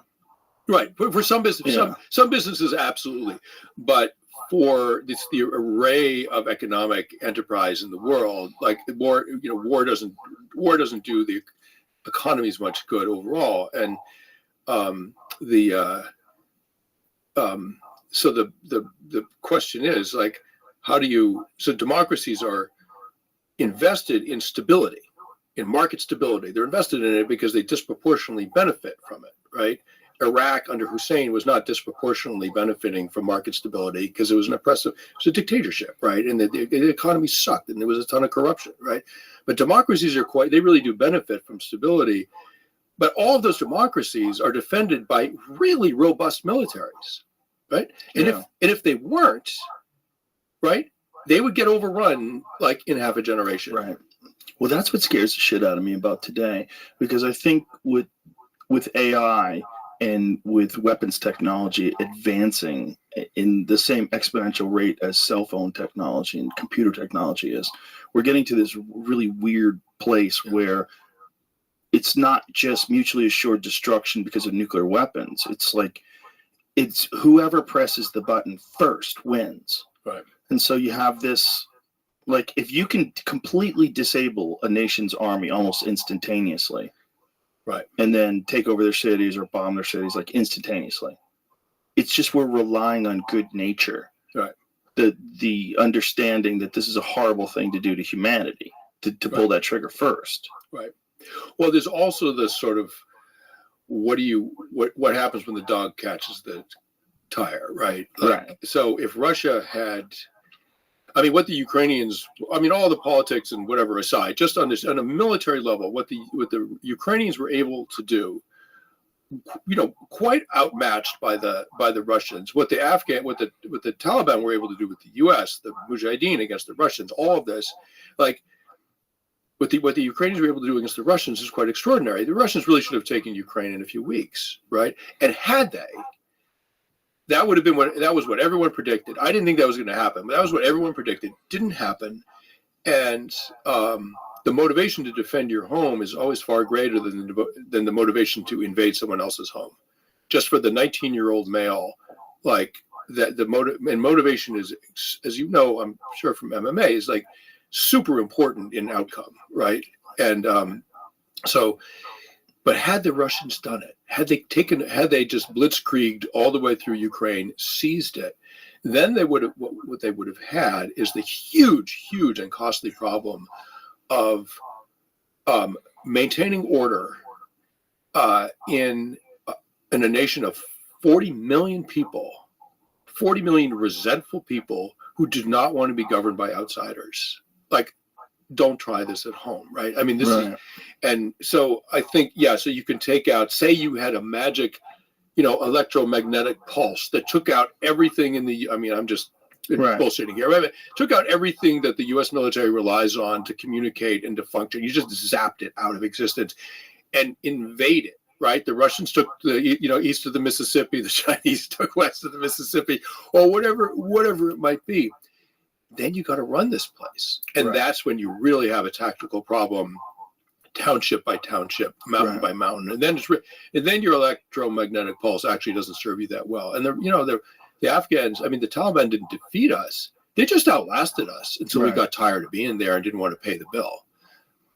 Yeah. So when I got reached out to about you was that you had gotten through a near-death experience, and I really didn't want to read into it at all. I just wanted to ask you about it. Sure. So something happened. You had an aneurysm that burst inside internally. Yeah. Is that what it is?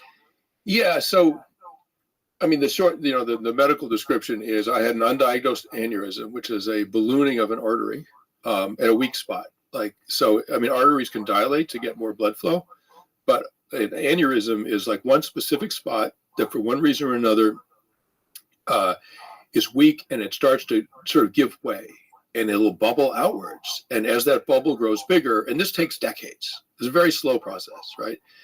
I have a ligament in the wrong place, and that set in motion a sort of vascular problem that resulted in an aneurysm, and they don't hurt. There's no way to diagnose them. I mean, unless you scan someone's abdomen. I've always been super healthy.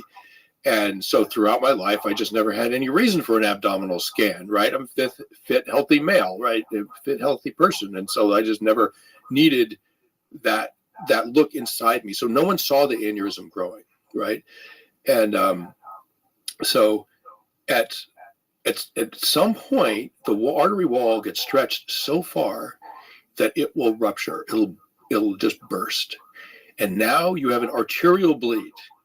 So you know what that, you know, if someone shoots you in the femoral or stabs you in the abdomen and you have an arterial bleed, you know, your life is measured in minutes or whatever, or hours. And if someone does you the favor of stabbing you in the abdomen and severing your pancreatic artery, which is the artery that ruptured on me, it's a little artery, this thickness of a number 2 pencil. It's not a big deal, but it's arterial blood, right? I mean, don't stop that shit, you're gonna die, right? And so if someone just like stabbed you in the abdomen, you rush to the hospital, the doc is no problem. The doc, if you're still alive, they'll transfuse you. The doctors know exactly where to sort of put their finger to plug the leak. It's no problem. The problem with an internal hemorrhage, an abdominal hemorrhage, is the doctors have no idea where it is. And your abdomen is basically a big bowl of spaghetti, right? I mean, right? And it's filling up with blood. They have to find where it's leaking. Yeah, because the blood, if you're stabbed, the blood's going out of your body onto the kitchen floor. With an internal hemorrhage, it all stays in your abdomen. So it happened. It was during COVID, and we were in a remote area, an old house that we own at the end of a dead-end dirt road in Massachusetts. And it's so remote, there's no cell phone service. The phone lines are old and they short out when it rains. And my wife and I had a little bit of babysitting at the time, a 3-year-old and a 6-month-old. We had a little bit of babysitting from the teenage girls that lived down the road, that we knew the family, and so they came over to give us a few hours. And my wife and I went out to this cabin that's even deeper in the woods, and paradise basically, right? And so we're out there, and in mid-sentence, I felt this sort of pain in my abdomen, like, ooh, what was that, right? Like, not kidney stone pain, but worse than indigestion, right? And so I sort of twisted and turned to see if I could work it out, and then nothing helped. And then I finally stood up. So I said, maybe I can walk it out. And as soon as I stood up, the floor just reeled away from me, and I almost fell over. But what was happening is my blood pressure was just like tanking, because I was losing all my blood into my abdomen, and my body hadn't compensated yet. So I was just like my head was reeling, right? So I sat back down, and I said, was something I never thought I'd ever have reason to say to my wife. I said, something's wrong. I'm going to need help, right? And you don't want to ever have to say those words, right? And you're fit, I'm fit. It never crossed my mind that I would ever have to say that unless someone shoots me or something, right? Like, but not in my life. I stopped war reporting. I gave all that gambling with your life. I gave it all up. I had a family. We're in this beautiful spot. Like, are you kidding? It can come after you here too, right? Who knew, right? So, she dragged me through the woods. I had my arm around her shoulder. I'm sort of like a stumbling drunk, right? And she's sort of dragging me through the woods, and she gets me to the car, and puts me in the passenger seat of the car, and we're a 1-hour transport to the hospital, right? And I'm bleeding. I'm losing a pint of blood every 10 or 15 minutes. My wife didn't know this, and thank God I didn't either. But I was literally a human hourglass, right? And she put me in the passenger seat of the car, and I'm lying there. Now I'm starting to go blind, right? Which is one of the things that happens when you lose too much blood, is you go blind. She ran into the house. The sort of electric white just took over the world, and that's all I could see. Electric white. If you bleed out, that's the last thing you'll see. And then darkness, which is what I finally got to, was the darkness. But so she ran into the house, told the teenage girls. One of them ran out. The phone line didn't work, but one of them was able to get 1 bar of signal, like in one spot on the driveway, like 1 bar. And she called the ambulance, and the ambulance guys came. And you go into something called compensatory shock if you're bleeding out, and the body senses in its miraculous way. It senses that there's a 5-alarm fire going on here, and we got to tighten our game, right? So it literally shuts down vascular, like, blood flow to parts of the body you don't need, like your legs and your arms, your skin, and it sort of hoards the blood in your chest, your abdomen, your chest, and your brain, around your heart, right? Those things go, you're dead. So it collects the blood around there and keeps it there through muscular tension, right? And you don't know you're doing this, but what happens is your blood pressure goes back up, and suddenly you're sort of back in the world. And I was no longer going in and out of consciousness. Suddenly I could see again. The ambulance guys get there, and they're like, how you doing? I'm like, well, belly pain, but I don't want to be a complainer here. I'm feeling a little better, maybe blah, blah, blah. My wife, and this is why there's a famous statistic, married men live longer. My wife is like, you know what? Because they were going to leave me. They were like, "Oh, it's a hot day. Drink some water. You probably just dehydrated." Oh shit. Yeah. My wife is like, "No, he's going to the hospital." I watched him. He was in and out of consciousness. He couldn't stand up. He was going blind. Like, what's it take? Yeah. Guys, what's it take to get a guy to the emergency room? So anyway, they took me. My body stayed in compensatory shock for that hour that it took. And but I was losing blood.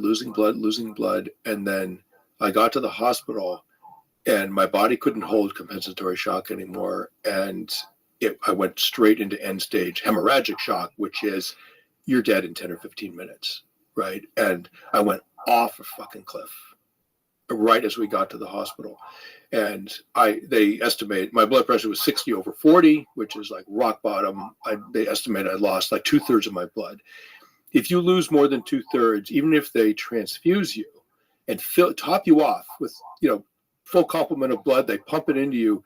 If you lose that much blood, there's complications that happen with coagulants and all kinds of things like that will kill you. So people can die of blood loss with a full complement of blood that they've gotten from transfusions, just because this chemical process gets initiated and they can't reverse it, right? And that starts to happen when you've lost 2/3 of your blood, which is right where I was at, right? 10 minutes later, I'd have been dead. And so they rushed me into the trauma bay, and the doctors knew immediately what was going on. And one doctor had this sort of large gauge needle, and he started, and she asked my permission. I had no idea I was dying, right? And he asked my permission to stick it through my neck into my jugular, which didn't look like a lot of fun. And I was like, really? Is this totally necessary? Like, we really need to do this? I was like, why? Like, in case there's an emergency? And he was like, no, this is the emergency. Like, I had no idea, right? I'm 10 minutes from dead. I have no idea I'm dying. Zero, right? Thank God, because I would have been terrified, and I would have been thinking about my family, and I would, please, yeah, you don't want that, right? And so he said, this is the emergency. I was like, well, if you say so, go ahead, have at it, right? So while he's working on prepping my neck, and it didn't hurt at all, right? So if you ever have to have this done, don't worry about it. But while I'm lying there and he's sort of working on my neck, it took long. It felt like it took longer than it probably actually did. But while I'm there, all of a sudden, and I have to stop and say, I'm an atheist. I'm a lifelong atheist. I'm a rationalist. I'm not spiritual. I'm not a mystic. I'm not woo-woo. I'm nothing, right? And my dad was an atheist and a physicist. I have to say all this because of what's coming. And I'm still an atheist, by the way. But so all of a sudden, I sensed below me and to my left this black pit open up, this black abyss, like this infinite black void. And I was getting pulled into it. And it's not like darkness had taken over the world. The world was here. I could see the doctors. I was talking to them, right? Here I am. But the darkness was contained in this hole that was underneath me, and I was getting pulled into it, right? I didn't know I was dying, but I had this instincts of a wounded animal. Like, if I go into the pit, the infinitely dark pit, I'm not coming out, right? Like, I just sensed, like, don't go in there because you're not coming back, right? And I started to panic because I felt myself getting drawn in, right? And then my dead father, appeared above me and to my left. Now, there's a whole body of inquiry of NDEs, near-death experiences, and I didn't know anything about this stuff, right? I didn't know anything about it. It didn't interest me. I'm not culturally prepped for anything like that. I'm not Christian. I didn't see angels. Like, I'm a zero in that regard, right? There's my dead father above me, right? He's been dead 8 years. I love him. But I was not happy to see him, right? I was shocked. I mean, literally, I was, Dad, what are you doing here? Like, and there he was, and he communicated to me. And so what I saw, see isn't quite the right verb, but I don't know if there doesn't exist the right verb. I sensed/saw him, and it was his essence, his energy, his presence, right? It's not like I see you, right? It's like, oh, there you are, right? It wasn't with that clarity. In some ways, it was with a deeper clarity because it was his essence, right? And there he was. His presence was right there. And above me and to my left, it was like quite specific. And he communicated to me, again, not with words, but with some manner that I understood, that I can't quite explain what it was. But basically, the idea was, you don't have to fight it. You can come with me. I'll take care of you. It's okay. It's okay. Don't be scared, right? I'll take care of you. I was horrified. I was appalled. I was offended. I was like, you're dead. Why would I want to go with you? You're dead. You're the opposite of what I am. Why would I possibly want to go with you and be dead with you? Because I'm alive with my family right now. Like, I'm not going anywhere with you. Like, get out of here. And I said to the doctor, you have to hurry.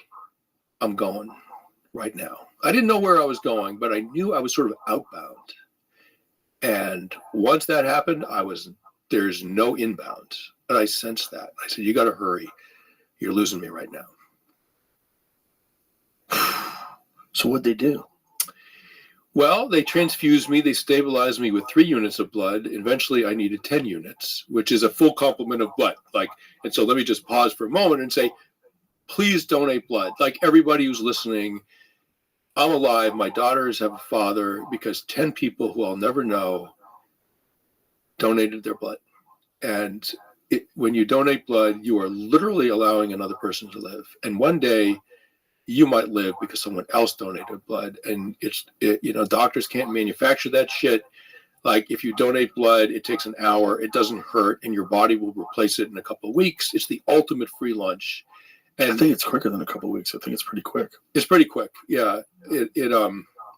Yeah. I mean, to get up to 100%, I think it's a little long, but whatever. It doesn't matter, right? It's like, we're talking about human life here. Right. And if you want to be part of something greater than yourself, it's blah, blah, blah. Right. All these things that we all kind of want. Like, how do I participate? Nobody needs me. I'm not part of anything. I feel lonely. Give blood, man. Then you'll be part of something amazing, right? And you might. So I give blood regularly. So at any rate, there's my pitch. But so they stuffed some blood in me through my jugular. I stabilized, and they brought me to the the cath lab, the interventional radiology suite. And what interventional radiology is, it's a freaking miracle, right? Like 20 years ago, I'd have been dead, right? I mean, even the advances are so fast and so miraculous. So what they do is they put you on something called a fluoroscope, which is basically sees into you with x-rays, but it's x-ray video, right? So they can see in real time what's going on in your body, and then they pop a hole into your femoral from your right groin, and they insert a catheter into it, which is a flexible rubber tube or wire. And because of the way the heads of these catheters are designed, they have little shepherd's crooks and little curves and all this stuff, and they can navigate through your venous system, through the twists and turns, and they can get that thing almost anywhere in your body. And then once they're there, they can pop a coil and plug a leak, or they can inflate and put in a stent, or whatever. They can do miraculous things. They can inject radioactive dye, and then they see where it goes, and they turn on the fluoroscope, and then they can see, the dye is leaking into the abdomen from here. Here's where the leak is. It's amazing what they can do, right? And so they popped the entry into my femoral, and then threaded a catheter up through my venous system. And because of this ligament that's in the wrong place, the arteries in my abdomen are very distorted, right? And they're tortuous. They're called tortuous. And they couldn't get the catheter through these twists and turns, right? And they couldn't get it to the site of the bleed, which they knew where it was, right? And they couldn't get the catheter there.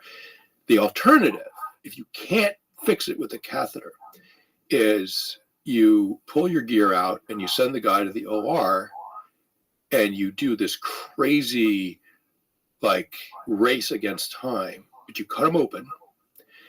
And then one of the reasons the blood loss slows down is that there's so much blood in your abdomen that there's back pressure. And it keeps it slows down the blood loss from your artery because now it's trying to flow into a full container, Right. and it doesn't leak as fast, right? So as soon as you open up the abdomen, you can imagine what happens. I mean, you geyser blood, and you got to like push the organs aside, and it's this desperate search for the bleed before you bleed out. And as you can probably guess, it doesn't go well very often, right? So it's not quite a death sentence, but if you go into the OR with an abdominal bleed, they bring your wife in to say goodbye to you, basically, before you do that. They don't tell you or her that, but that's what they're doing. And that's what they would have done with my wife, who got to the hospital. The ER doctor was like, you better come now. And so at one point, I'm in agonizing pain because I've got all this free-floating blood against my kidneys and my liver and my spleen, and just agony. It's like kidney stones, right? It's just, I'm in agony, and they can't sedate me because my vitals are too low, right? So I'm conscious through all this. And I'm watching the doctors. And at one point, I watched one of the doctors just sort of shake his head and shrug, and was basically like, well, we tried. This isn't working. And the other doctor nodded, and he's like, yeah, we tried. And it was the first moment where I realized, oh my God, I didn't realize we're playing for keeps right now. This might not turn out well. I might not be going home. I couldn't believe what I'd seen. And then the first doctor, who's this brilliant interventional radiologist named Dr. Phil Dombrowski, he saved my life. You have in your mind a special relationship with someone, a man who, or anyone who has saved your life. It's a very particular relationship, and I've never been in that position before. And so Dombrowski said, we can try one last thing. Let's try going through his left wrist. And so because of your vasculature, like the left wrist allows a different point of attack. You come down from above instead of coming up from below, and you don't have to go through all those twists and turns. And he had to get through a problematic spot in my celiac artery that was impeded by the ligament that's in the wrong place. Well, it was a lot of problems, right? And you had to be like a super high level IR guy to even think of this, much less do it. Like I was told, a very, very few interventional radiologists would even think of doing this, right? But he was a genius, right? So the other doctor said, I like the way you think. And I watched them put a catheter into my left wrist. I no longer have a pulse in that wrist because it messes up the artery, and they did it. They got the thing to the place. Like they got the catheter to the bleed. They popped a coil in there. It blocked the artery, blocked the leak, and then they sent me to the ICU. They knocked me out, sent me to the ICU. I remember seeing my wife very briefly afterwards. I held her hand, and that sent me off. And I woke up in the ICU the next morning. And so the blood in your abdomen, do they drain it? Does your body absorb it? No. I guess maybe they do sometimes. I know your body absorbs it. Wow. Yep. 6 pints of blood. And I could feel it in me. I mean, it didn't feel good, right? And you're sort of discolored. I mean, it's awful. Not a good look. Right. Now, you keep saying you're an atheist.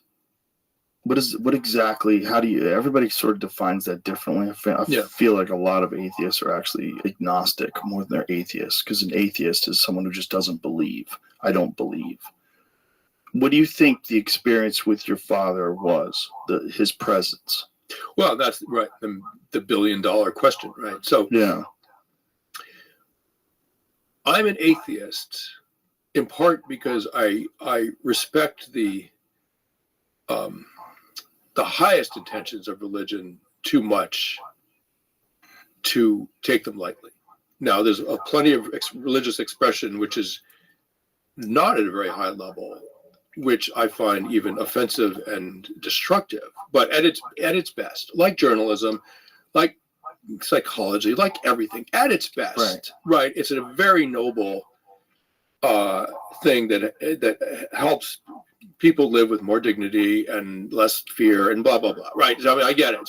So I take that stuff really literally, and so for me, believing in God is an active thing. right? And really, it's not like that you found God. It's God found you. Like, oh my God, suddenly God was in my life, right? And it's like when you fall in love. You can't choose to fall in love, right? It's an overwhelming feeling that you can't resist. And if it's not, you're not really in love, bro. You might have married Betty, but you're not in love with Betty, right? But when you have that experience of overwhelming love, like, oh my God, I'm in love with that person. I got to be with them. My life is with them. Like, that's love finding you. You didn't manufacture it, and you didn't make an executive decision. Well, I'm in love with Betty now, and we're getting married. I mean, people used to do that, and it just isn't love. It's a contract. It's a decision. It's an arrangement. No problem, right? And so what I can't do is make an executive. When people say, you got to find God, you got to find Jesus, I'd listen, man, even if I wanted to, which I don't, but even if I wanted to, it doesn't work that way, right? I can't just decide to love God. That's not a feeling that you can summon and dictate to yourself. So I'm an atheist because I don't make God as sort of part of my daily practice. It's not part of my life. It just isn't, right? And I can't just choose to make it be.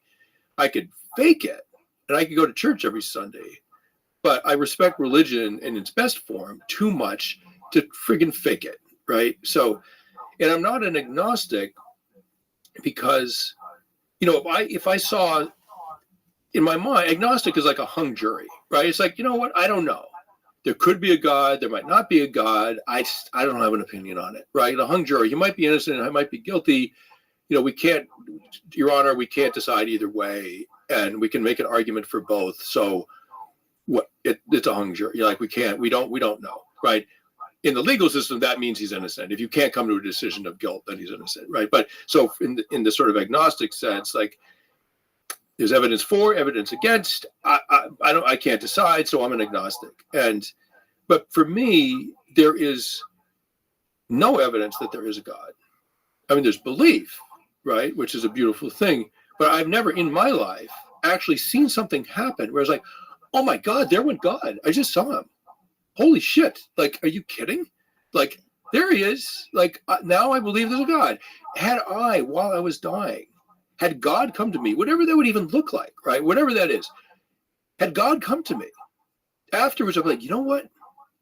I don't know. Maybe there is a God, right? Because I saw some strange shit.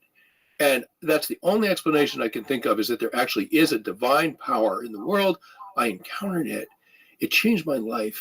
Like, even if I'm not religious, I'm at least agnostic, but it's never happened to me, right? So I'm not an agnostic because I have no reason to think there is a God. It never happens, right? I'm an atheist, right? So I'm happy to stand corrected if someone offers up some proof, but thus far it hasn't happened. And when people say, you know what, the proof of God is that the universe exists. Who created the universe, motherfucker? Like, who do you think? It has to be God, right? And I'm like, well, not really, like, because if complex systems need a creator and that's your proof of God, clearly God is a complex system that's at least as complex as the universe he created. So who created God? Like, that will not get you, that doesn't prove anything, right? So that's the theology aside, like, what did I make of my Father appearing above me, right? So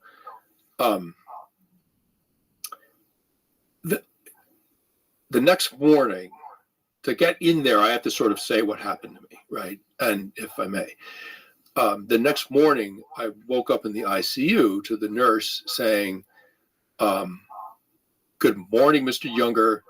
Congratulations. You made it. Like, it's a miracle. We almost lost you last night, and no one can quite believe you're alive. It's,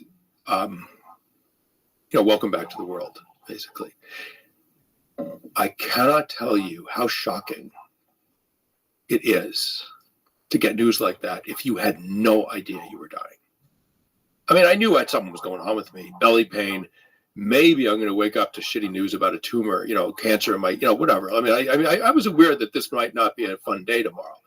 I had no idea I was dying in that moment, right? So it's absolutely shocking. So that and particularly if you have children, right? And my little girl, I immediately thought about my little girls. And then I remembered my father. I'm like, oh my God, I saw my father last night. and the pit, right? All came back to me. And I didn't know what to do with it. I was, Jesus, like, are you kidding? What was that? And so I'm left there with my thoughts. I'm throwing up blood. I'm a freaking mess, right? And then the nurse comes back later and says, how are you doing? Like, not that great, frankly. Like, thanks to you. What you told me is terrifying. Like, I can't stop thinking about it. And I almost died. And she said, try this. She had an awesome Boston accent. She was like one of these, she was sort of middle-aged lady, like heart of gold, straight shooter, tough as nails, buried 3 husbands, you know, whatever. She's one of those ICU nurses, right? I liked her enormously. And she was like, try this. Instead of thinking about it like something scary, try thinking about it like something sacred. She walked out. Like a hell of a thing to say to an atheist, right? So, you know, for me, all those wonderful words like blessing and sacred, they have beautiful secular meanings as well. So I feel entitled to interpret them in my own way. And for me, you know, say something sacred is anything that allows, you know, as I was saying before, any work, any task, any knowledge, anything that allows people to live with more dignity, with less fear, more connection, more love, that just helps the human condition a little bit. Like that's sacred knowledge, right? You know, it could be a minister, right? It could be a shrink. It could be a journalist, right? You could be doing sacred work for people. I'm sure you are. And so, you know, the things that you say are helping people navigate their painful lives. Yeah, bro, absolutely. We're all capable of sacred work, right? That's what it means to me. So when she said that, I'm like, okay, I've been going to front lines my whole life and coming back with knowledge that, you know, in my most grandiose moments, right, I thought might help humanity. Like what's going on I wasn't in Ukraine, but right now, like what's going on in Ukraine? What knowledge can we come back with that will help the world and the United States make better decisions about how to preserve human dignity and human life, like whatever that means, right? So that's at its best, that's sort of a sacred task, like many others are. And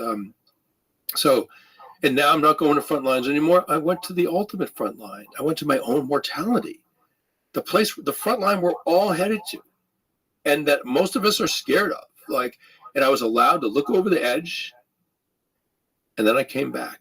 I was allowed to come back. Did I come back with sacred knowledge? In other words, with knowledge that would be helpful to me and to other people lead their lives, and with less fear, more dignity, etc. And that was the challenge. And I set about doing it. At that moment, I just lay there. I was like, all right, what did I learn? What did I learn? And the big question that I had to answer for myself was, what the hell did I see with my father? Like, what was that?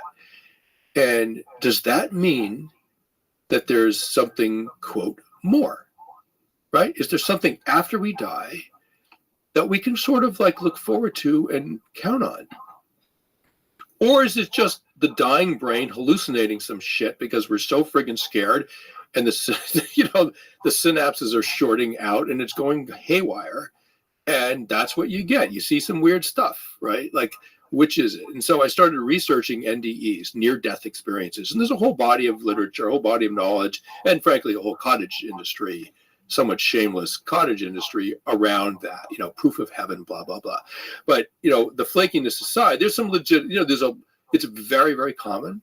And the NDEs that people have had, thousands of cases of them from all over the world, different societies, different cultures, even different ages. There are historical accounts of this. And the interesting thing about them, you know, if you give a room full of people LSD, they'll have a wide variety of hallucinations. And we know how that works, right? We know what happens in the brain when you take LSD, no big mystery there. And they'll hallucinate a whole bunch of crazy stuff, right? With NDEs, what's sort of strange is that the experiences there aren't an infinite number of them, right? It's not like some people see ham sandwiches and other people see kangaroos, right? It's like they fall into some like 3 or 4 basic buckets, right? And that's across culture, throughout through history, and which sort of argues for a sort of seminal human experience rather than just a sort of function of brain chemistry and essentially drugs, right? Endogenous drugs being released in your brain in your final moments. And so there are a lot of people, very well-credentialed, smart people who are like, listen, these accounts amount to evidence of an afterlife, right? Sorry, like that. There's so many of them. They're so consistent. How do you explain this shit? Like, come on, right? And then there's other people, well-credentialed, equally smart, et cetera, like nonsense. I'm a neuroscientist. I'm a neurochemist. You know, like we can explain all this through, you know, you put fighter pilots in a human centrifuge, spin them to 5Gs, they will see a tunnel of light. They will see God. They will experience their entire life in one moment, blah, blah, blah. You know, epileptics, same thing. With brain seizures, like, we can reproduce all of this in the lab. Like, this isn't evidence of anything, right? But isn't the problem with that you're actually killing a person when you're spinning them in the centrifuge? No. They do this with fighter pilots. Right, but you know, if you keep doing that, you'll die. Oh, absolutely. And your body knows that too. So you are in a near-death experience. You're near death. Well, you're near death because blood's not getting to your brain. Yes, and your body knows that. I mean, you are opening that door. Whether you're opening that door in a safe manner, you're still opening that door. Absolutely. Yeah, you're right. But the argument you're absolutely right. And I never thought of it that way. But the argument by the scientists, the rationalists, is look, we can reproduce all of this in the lab. Yeah, but it's a dumb argument because what you're doing in reproducing it is bringing someone close to death. Right. Well, another thing they can do is stimulate the brain during brain surgery, and they do that to make sure that they're not scooping out tumor, not, you know, your piano lessons or whatever, right? And one of the things they can do is they stimulate certain parts of the brain. They can give people a sensation that they're floating, or that they, oh my God, my grandfather, you know, whatever. They can do weird shit with the brain with, you know, basically a toothpick and a bone saw, right? And so, at any rate, just suffice it to say, there's the sort of slightly mystical argument of this is proof of an afterlife, and then there's the sort of rationalist argument. No, we understand the physiology of all this. And so there was a guy in, I think it was Estonia, an older guy who fell and hit his head, had a hematoma. They put electrodes on his scalp to see what the brain activity was because he was having seizures. Other stuff happened to him that the family said, you know, he doesn't have a chance of recuperating. You basically pull the plug, let him die. He had the electrodes on his brain, monitoring brain activity before the decision to pull the plug. So they did something that would otherwise not be ethical. If someone's going to die, and you're like, hey, let's hook him up to see what his brain does. That's not ethical, right? This guy already had that stuff in place as part of the life-saving measures. So they were able to see what happened at the moment of death, right? So what happened in the human brain, in his brain, was that there was a flood of, I think it was gamma in his brain that that is associated with long-term memory. A flood of gamma in his brain, right? And that was and one other frequency, I can't remember. At any rate, there was this. The brain basically did what brains do when they're remembering very, very old stuff, right? And that they even found that in rats that they ethically are able to kill, like hook them up, kill them. What happens in the brain, right? And so the most ancient sort of memory source centers of the brain are activated at the moment of death, while there's a sort of lingering, dying consciousness. So boom, all of a sudden you're 5 and you're talking to your grandfather. You know, whatever it is, we don't know what the specific things that man saw, but we know that his brain was activated in ways that suggest memory retrieval, right? So the rationalists like, okay, the brain dies, all of a sudden you'd see you have these old memories, right? So now for me, as I read, so I got home. So it's a rather convoluted story, but hopefully it's interesting. So I got home. I was a week in the hospital. It was surprised everybody, but the reason I survived at all was that I'm a fit, athletic person, and so it gave the doctor something to work with. It also meant that I recovered quite quickly. So instead of 3 weeks in the ICU, I was 5 days, and then boom, I'm out of there, right? And so I came home. And it's not the kind of party you would expect, right? Like I came home and I was like, woohoo, I'm alive. I made it, blah, blah, blah. It's like, oh my God, I almost died on a totally ordinary day. And it could happen again. This also could be the day that I die, right? Maybe I have another aneurysm. Like we don't know. And I completely freaked myself out. It was a classic post-trauma, like anxiety, panic reaction. Like it was all very classic. It was way worse than combat, way worse, right? But one of the problems, I started to have the sense that I wasn't really there and that maybe I had died, which sounds freaky, but apparently it's quite common in people that almost die, that they're seized with this fear that they're actually a ghost and they didn't make it. I know it sounds insane, and you're right, but I can just tell you, like, I sincerely had that worry. It was the ultimate panic disorder, right? Like that you're dead. Like, what is there anything bigger to panic about, that you're actually dead? Right. So, and the reason I had that, and this gets to another rather mysterious, slightly woo-woo part of this whole story, is that 2 days prior, I had no idea, obviously, that I had something that was going to kill me in my abdomen. I had no conscious idea. But 2 days prior, at dawn, my family and I, we still co-sleep. And so we sleep in a group on a pad on the floor. And we sleep as a family, the four of us. And so at dawn on the previous night, so 36 hours prior to almost dying, I was woken by this horrific nightmare. The worst nightmare I've ever had and I've ever heard of. And the nightmare was this, that I was hovering above my family. And they were crying in grief. And I was waving to them. They were crying in grief that I died. And I was waving to them. I was like, I'm over here. I'm right here. I was shouting. I was waving my arms. And they couldn't hear me. They couldn't see me. And I didn't know why. And then I was made to understand, in the same way that my father communicated with me. It was just a sort of transmission of knowledge, right? I was made to understand that they couldn't hear me because I'm dead. I'm a spirit. I'm not there. And I'm above them. And I'll be going now. I'm out.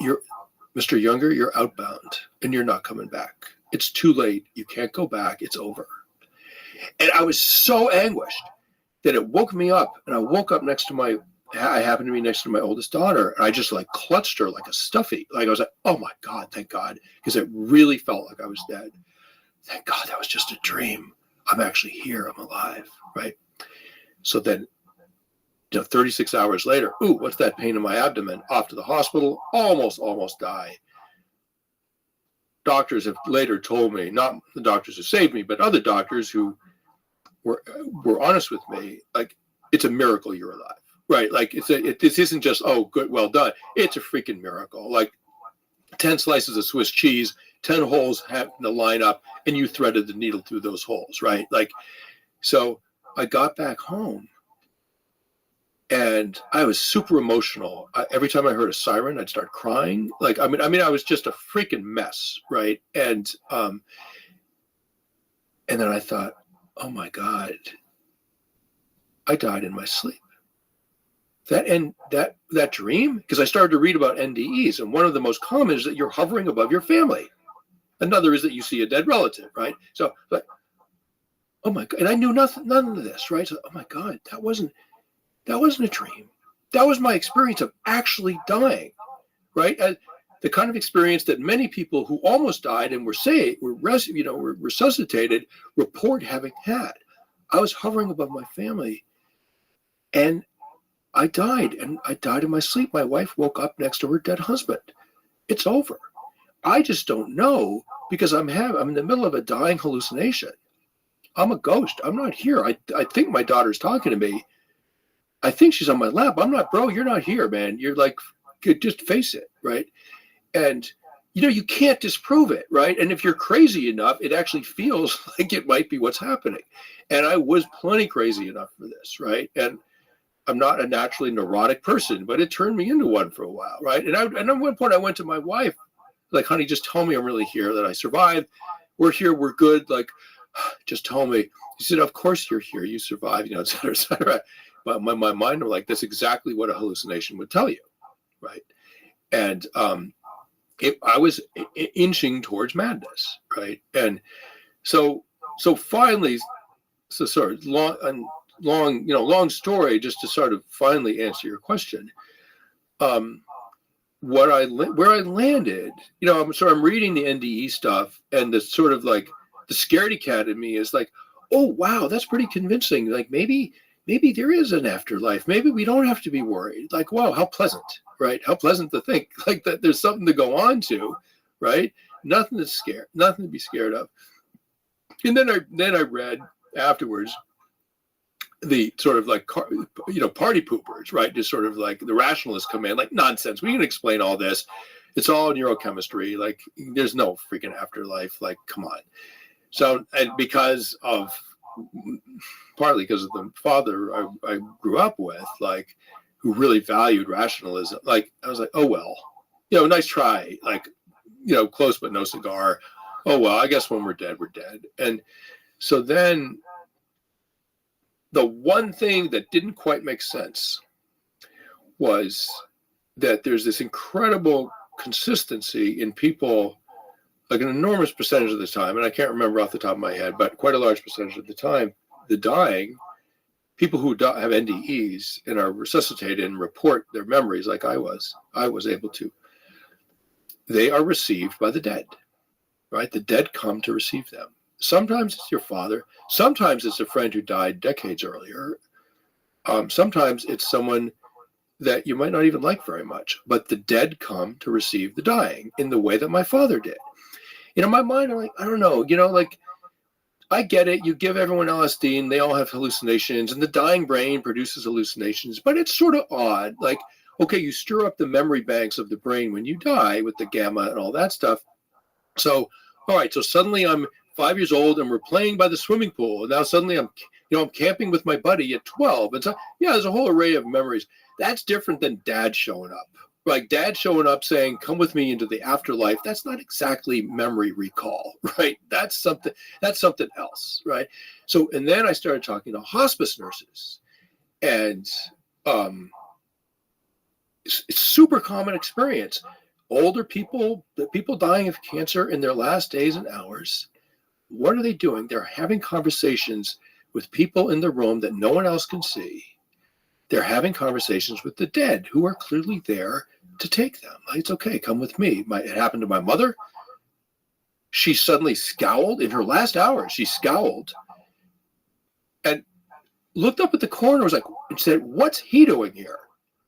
And she had a terrible relationship with her brother who had died in his 50s, like decades earlier, right? And I just guessed. I was like, Mom, that's Uncle George. And he's come a very long way to see you. And you have to be nice to him. And she frowned and she said, we'll see about that. It continues into the afterlife, right? Oh my God. It's not over when you die, right? It goes on, right? There's a sequel to this, right? So these visits are not necessarily a sort of benevolent, like, oh, the dying, sort of need some kind of comfort, and they manufacture a vision of a loved one to make them feel better. It's not quite that either. And then there's super poignant stories. I talked to a hospice nurse who was taking care of an older gentleman who was dying painlessly, no morphine at all, so of clear mind, right? In his 80s or 70s or 80s, and in his last, 12 hours or so, the nurse that I talked to said that the man looked and he was like, Barbara, oh my God, it's so good to see you. Like, oh, thank God you're here. So the nurse, who's been through this a million times, says, okay, he's in his last hours now. But this is the end game, right? Thank God, because he's dying and it's, needs to resolve. And so she went into the kitchen where the wife was and said, I think we're in the last stages. He's wrecking, he's seeing someone in the room. He seems very, very happy to see her. It's someone named Barbara. Does that name mean anything to you? So the wife says, yes, that was his one true love. So, of course, the nurse is like, oh, my God, I stepped in it, right? And then she goes, that was our 19-year-old. Oh, wow. Right. I mean, how do you tell that story and not start crying, right? I mean, it's like, so that kind of story is super, super common. So in my mind, right, I'm like, okay, I buy the centrifuge, I buy the like endogenous DMT and the blah, blah, the gamma. I get it. I get it. What I don't understand is the consistency of the visions of the dead coming to, and like my father did. I mean, I get that we hallucinate in times of extreme stress, but not that. I don't get the content being consistent across cultures, across ages, manners of death, like on and on. Like, what? Really? Like, how do you like? So to me, that doesn't prove there's a quote afterlife, but it raises a legitimate question. Like, what is it we're talking about here? And so where I land, and I promise I won't like drag us into a long conversation about quantum physics, but basically the rational, the argument that's both rational and open-minded, and my mind has been enormously opened by this experience, not to God, but to maybe we just don't understand the nature of existence completely, right? It's been open to that. So the rational and open-minded explanation for some of this stuff, if you don't dismiss it as just neurochemistry, and you're not going to go whole hog on, well, God exists, thank hallelujah. If you're not going to do either of those two things, the conversation that I think can be had is maybe there is some sort of post-death existence at the sort of quantum, meaning the subatomic level, that we just don't understand. And some post-death existence for the individual, and not necessarily post-death consciousness. We're not on a hammock with a daiquiri. It's not like, those are human projections, right? But maybe at the quantum level, that we just don't quite understand what death is, what reality is, what consciousness is. And so my father was a physicist, and just weirdly, my great aunt had a long, passionate affair with Schrödinger, the physicist, Schrödinger's cat, right? And one of the mysteries of quantum physics, and I'm sure you've come into this in your studies and your research and your conversations, one of the profound mysteries of quantum physics that was sort of broken wide open about 100 years ago by people like Schrödinger and Heisenberg, that when you observe a subatomic particle, it acts differently than if you don't observe it, right? So you create basically the act of conscious observation. Like if I look at that ashtray, the ashtray does exactly what it does if I don't look at it, right? In the macroscopic world, conscious observation doesn't change anything, right?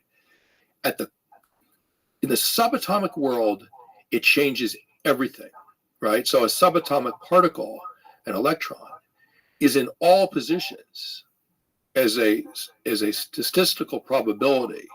It's in all positions until you observe it, and then it's in one position, right? If you fire a photon at two slits in a metal plate with some photographic film on the other side to mark where the photon hits, if you fire the photon at a plate with two slits, is the famous double slit experiment. Fire the photon at two slits and actively monitor it with a photon detector while it's moving. It will go through one slit and hit the strike plate on the far side with a signature of like passage through one slit, right? If you fire a photon through two slits and don't monitor it simultaneously goes through both slits and leaves a signature on the other side of having done so, right? In other words, and this is one of the deepest mysteries of existence, right? At the quantum level, our act of observation creates the reality that we are observing, and then if we don't observe it, it's another reality, right? So given that deep and unresolvable mystery, is it possible in the sort of like the electrons in all places at once until we watch it, and then it's in one place, in that sort of basic sense of a profound mystery at the quantum level, is it possible that there's an equivalent mystery around biological death, the existence of consciousness, which people still don't understand, right? Like they can't even define what it is exactly, right? Is there a mystery around that that we not only don't understand, can't understand? And one of the theories, super out, and I'll end with this, but it's a super out there theory. It's called biocentrism. There's a guy named Adam Lanza that you might be interested in talking to. He's a brilliant guy. He's one of the sort of pioneers of biocentrism. And basically what he's saying is that, look, if consciousness determines reality at the quantum level, and the universe ultimately is a quantum reality, it's possible that consciousness is part of that there's a subatomic particle associated with consciousness, just like the Higgs boson is associated with gravity. Like gravity exists because of the Higgs boson. It's a subatomic particle that we can measure, right? And maybe consciousness is associated in the same way as part of the physical existence of the universe. Without gravity, there is no universe. There's no nothing, right? It's essential to existence. And maybe consciousness is essential to the existence of the universe in the singular form that it takes. And it landed in the singular form with the arrival of consciousness. Maybe it's all one and the same thing. And that actually coincides quite nicely with Schrödinger, who was of the opinion that there was a universal consciousness. There was a kind of colossus of consciousness that we are all a tiny part of. And when we die, we return to it, right? On some quantum level that no one has any freaking idea. As I say in my book, we might understand reality about as well as a dog understands a TV screen. Like with absolutely no concept of the machinery, the mechanism, the processes that produce the flickering images that are in front of us, we might, like the dog doesn't have that understanding of what it's looking at, we might not have an understanding of the cosmos that creates the system that creates the reality that we are seeing and that we think is existence.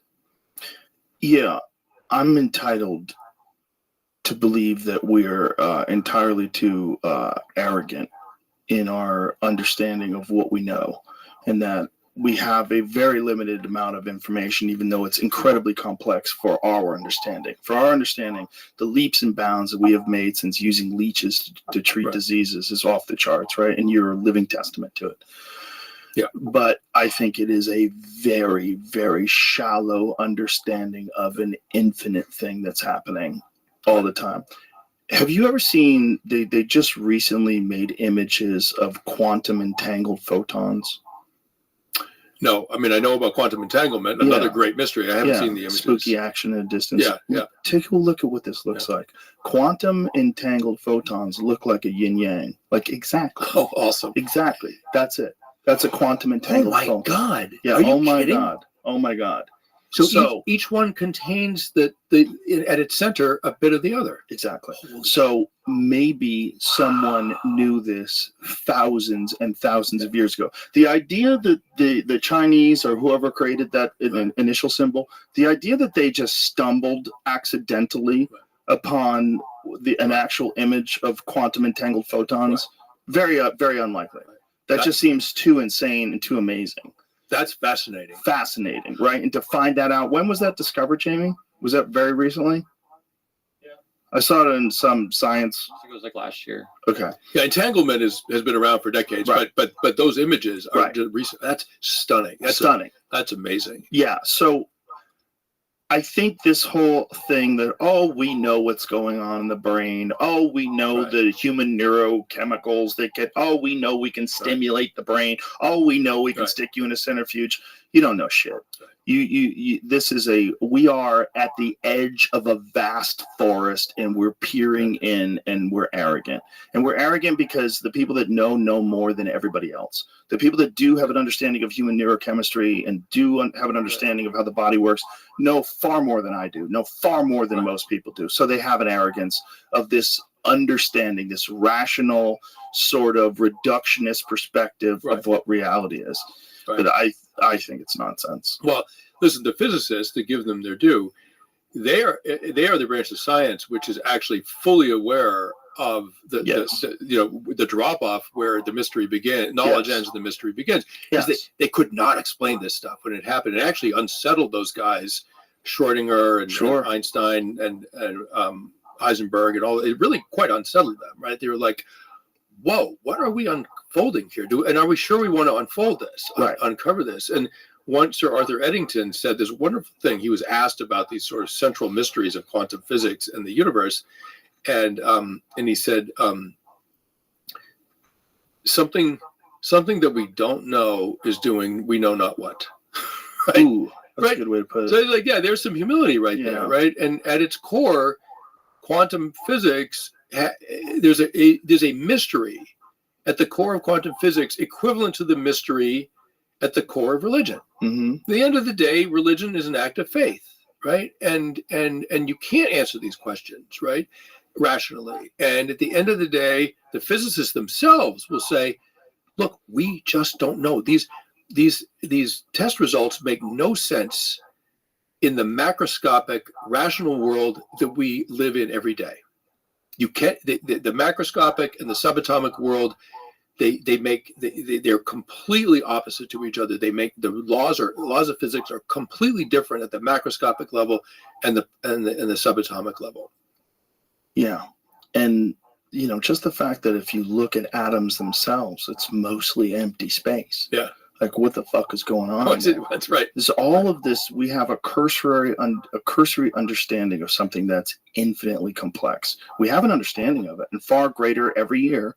And they keep exploring. But I think we're also cursed with these fucking primate brains.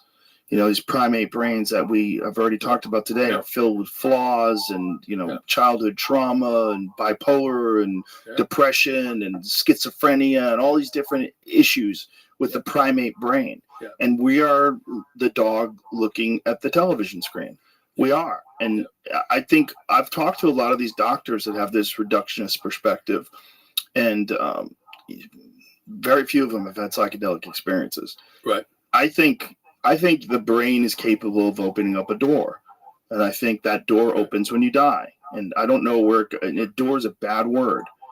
It's not the right word.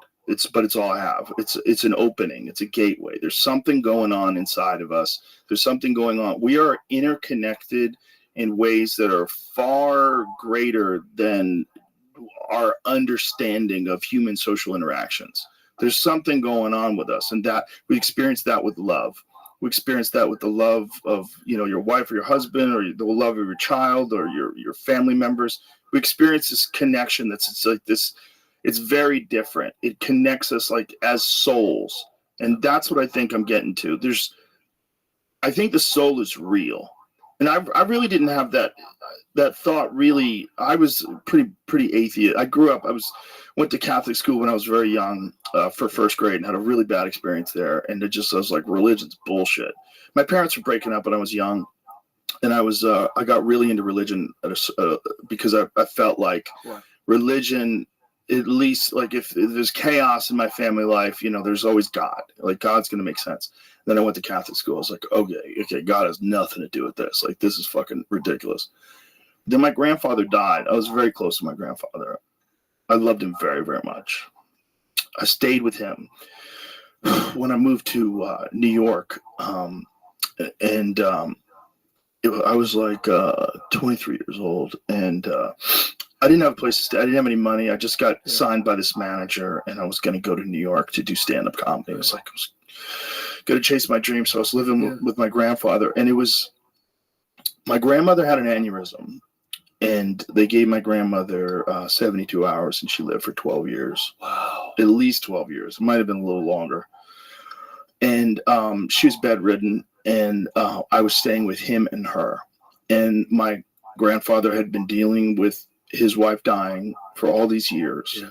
And she would like moan in pain. You'd hear like make these sounds. And I knew he was old and she was old. They were dying. And I knew she was going to die probably quicker than him. And it was this transition in my life from me like going forth on this great adventure to seeing this man that I loved.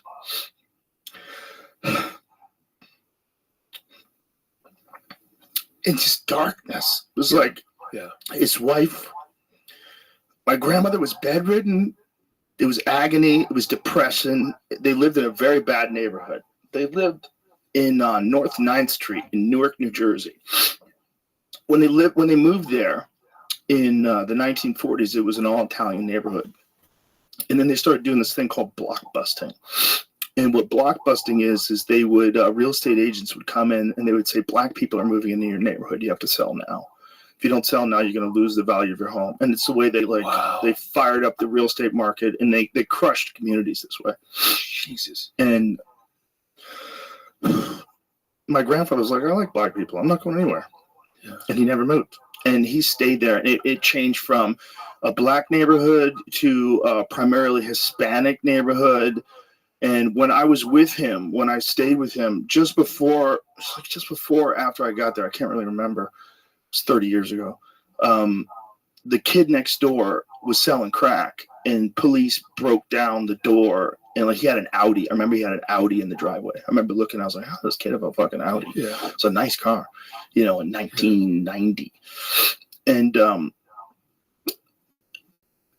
it was just bad. It's very depressing. It was a depressing space. Like, the neighborhood's depressing. His life was ending. Yeah.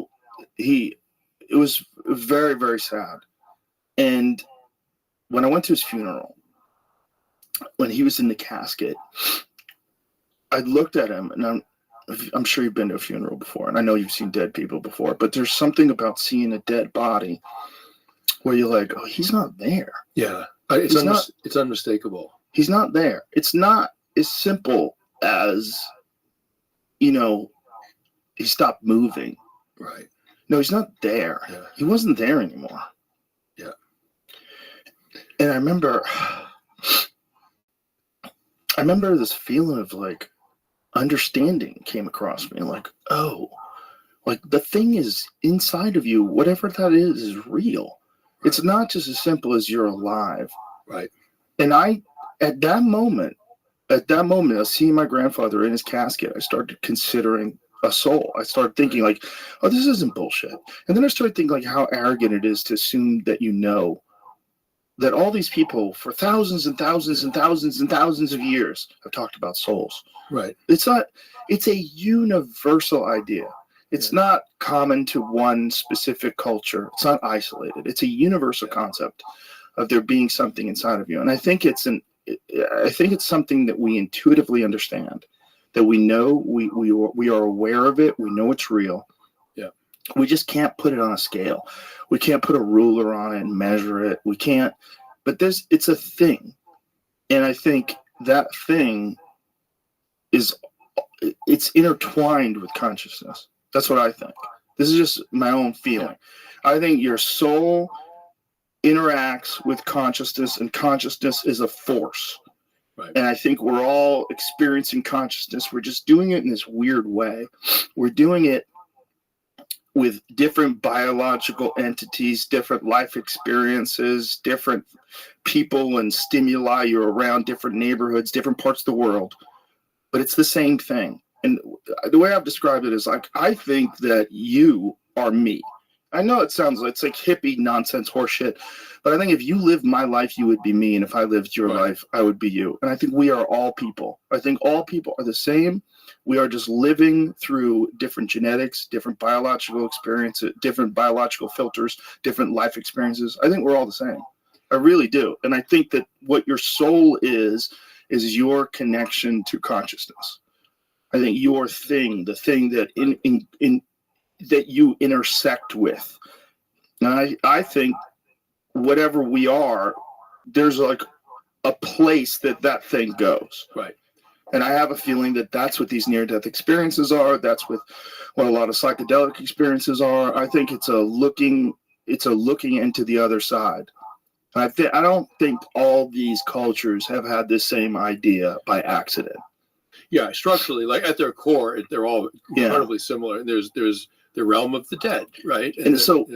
I think there's also a very limited.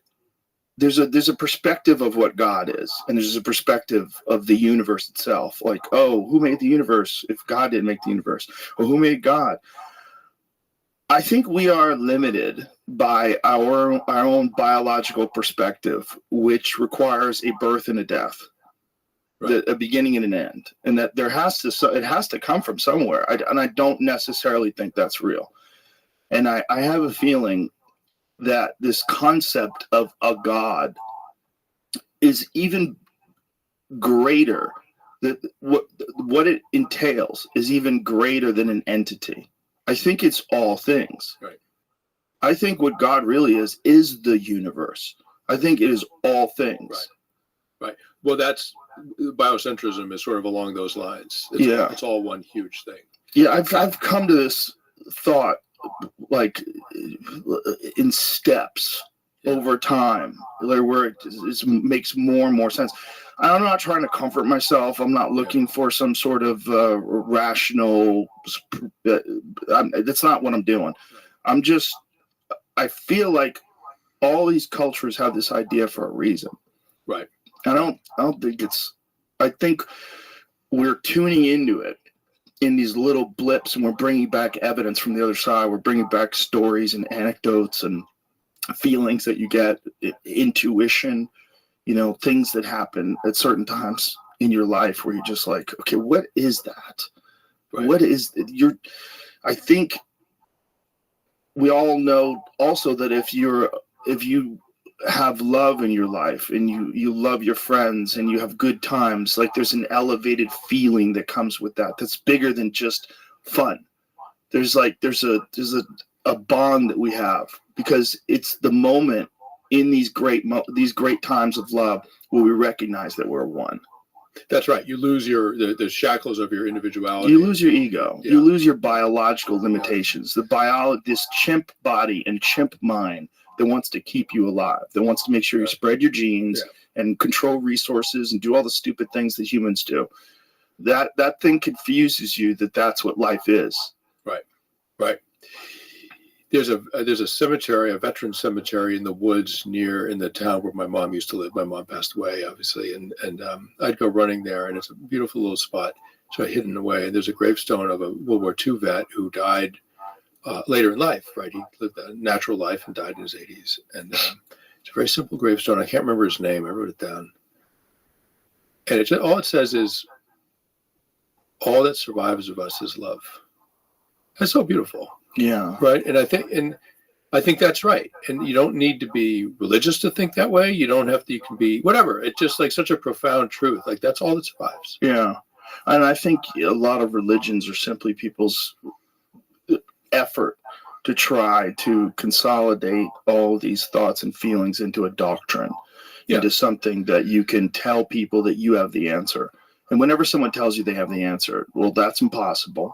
Right. That's impossible. So you don't have the answer. But there might be wisdom in these ancient teachings that I think is real. Right. And I think that's really what fascinates me about religion. It's ancient man's attempts to understand and define this whole thing with this monkey mind that we have. Right. Right. Sometimes people ask me, so how did this change you? Did you find God? No, I didn't. But, it did change me. And one of the ways it changed me is that I realized, even if you're in good health, even if you're not in a war zone, blah, blah, blah, that we don't know. None of us know that this is not our last day. Right. Right? None of us know. I mean, probably not, hopefully not, but we don't know for sure. June 16th, 2020 was an utterly ordinary day when I woke up that morning. I had no idea I really slated to die in 12 hours. Right? No clue. And so if you somehow knew that you were going to die in 12 hours, somehow knew that, who would you want to be that day? Right. I'm guessing you wouldn't be scrolling through Instagram. I'm guessing you wouldn't be wasting your time hating on people that pissed you off. I'm guessing you'd be just holding your loved ones close and just being amazed at how beautiful a tree is, or I don't know what, right? Like it's almost a religious vision of what existence is, right? I think it would inspire that. And so my question is, like, you don't know that today isn't your last day. So who do you want to be today? Right? Because you never know. So who do you want to be in the world? And hopefully day after day, you're that person, and then you don't have to die at the end. Like, what a beautiful way to live. And so it sort of changed me in that sense. I saw, after I finished the book, I read a story about Dostoevsky, the great Russian writer, who suffered a mock execution when he was in his 20s. I mean, what a sadistic thing to do to a young person, or anybody, right? So he was a radical, like he and his sort of like radical friends would sit around talking about outrageous stuff like liberating the serfs and crazy ideas like that. And this is in the 1840s. And so Tsar Nicholas I, he didn't take that kind of thing kindly. And the police arrested them all, like 6 of them, threw them in jail. It wasn't a particularly serious crime, right? But threw them in jail. It's Tsarist Russia, right? It's an oppressor state, right?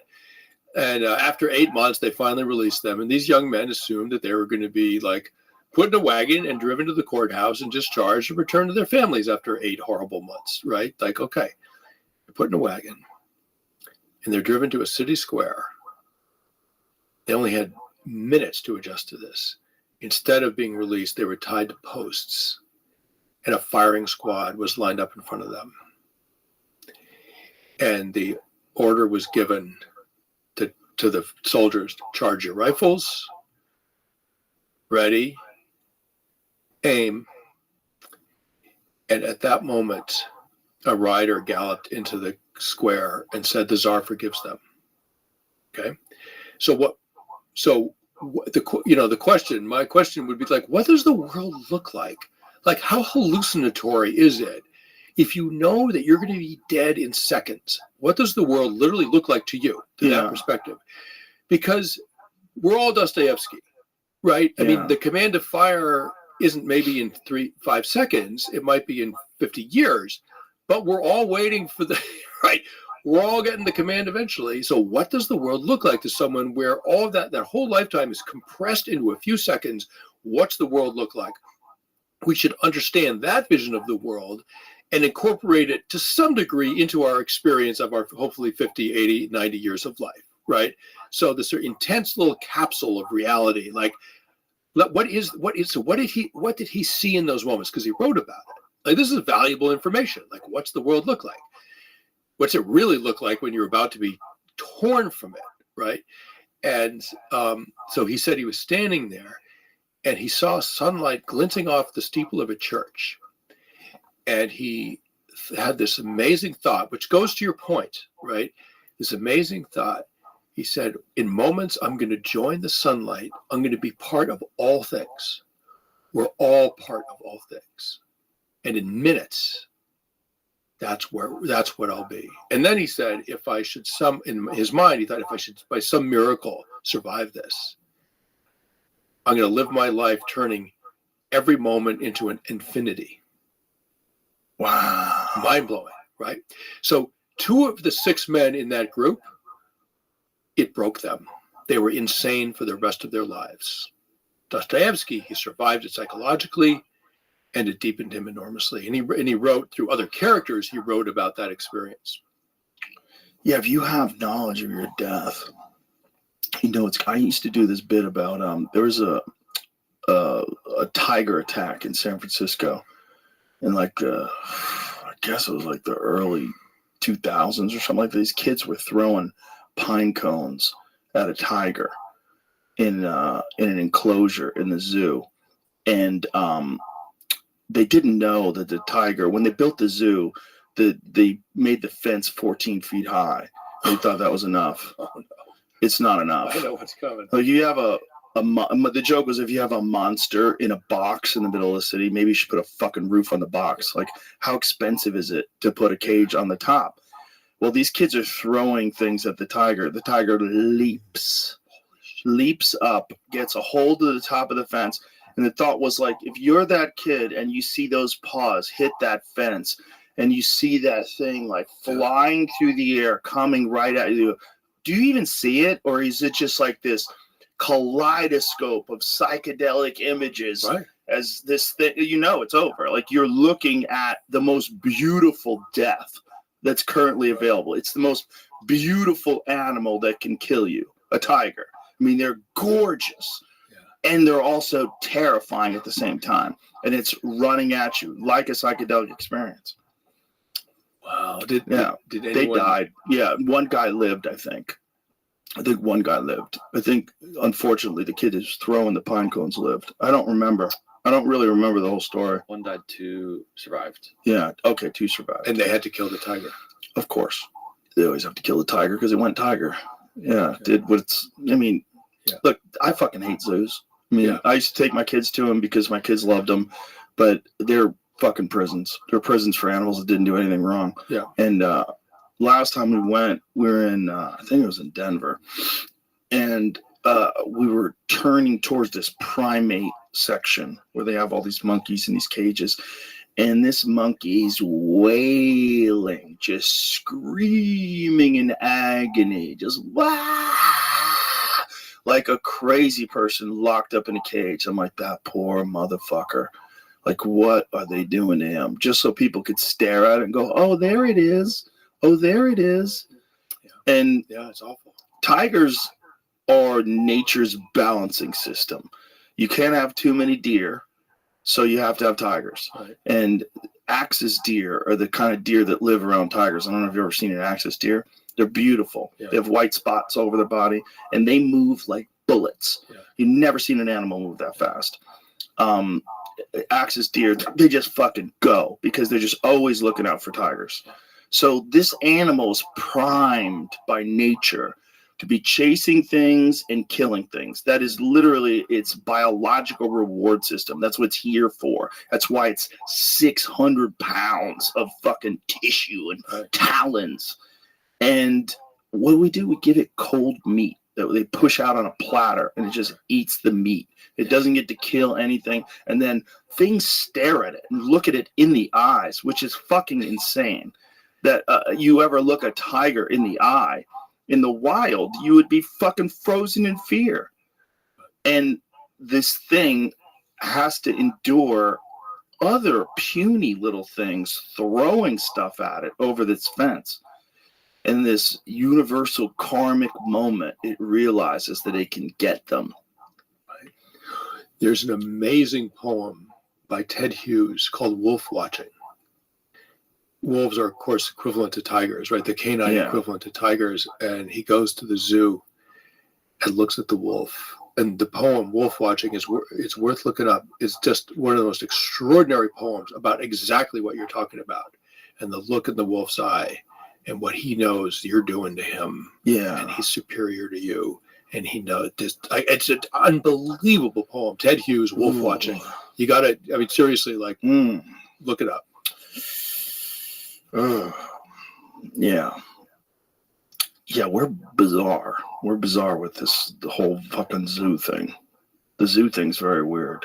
It's like, on one hand, it helps preserve diminishing populations of some animals. Right. You know, and they do that. But on the other hand, like, why do you have a polar bear in a fucking swimming pool in the middle of the night? Right. What are you doing? Yeah.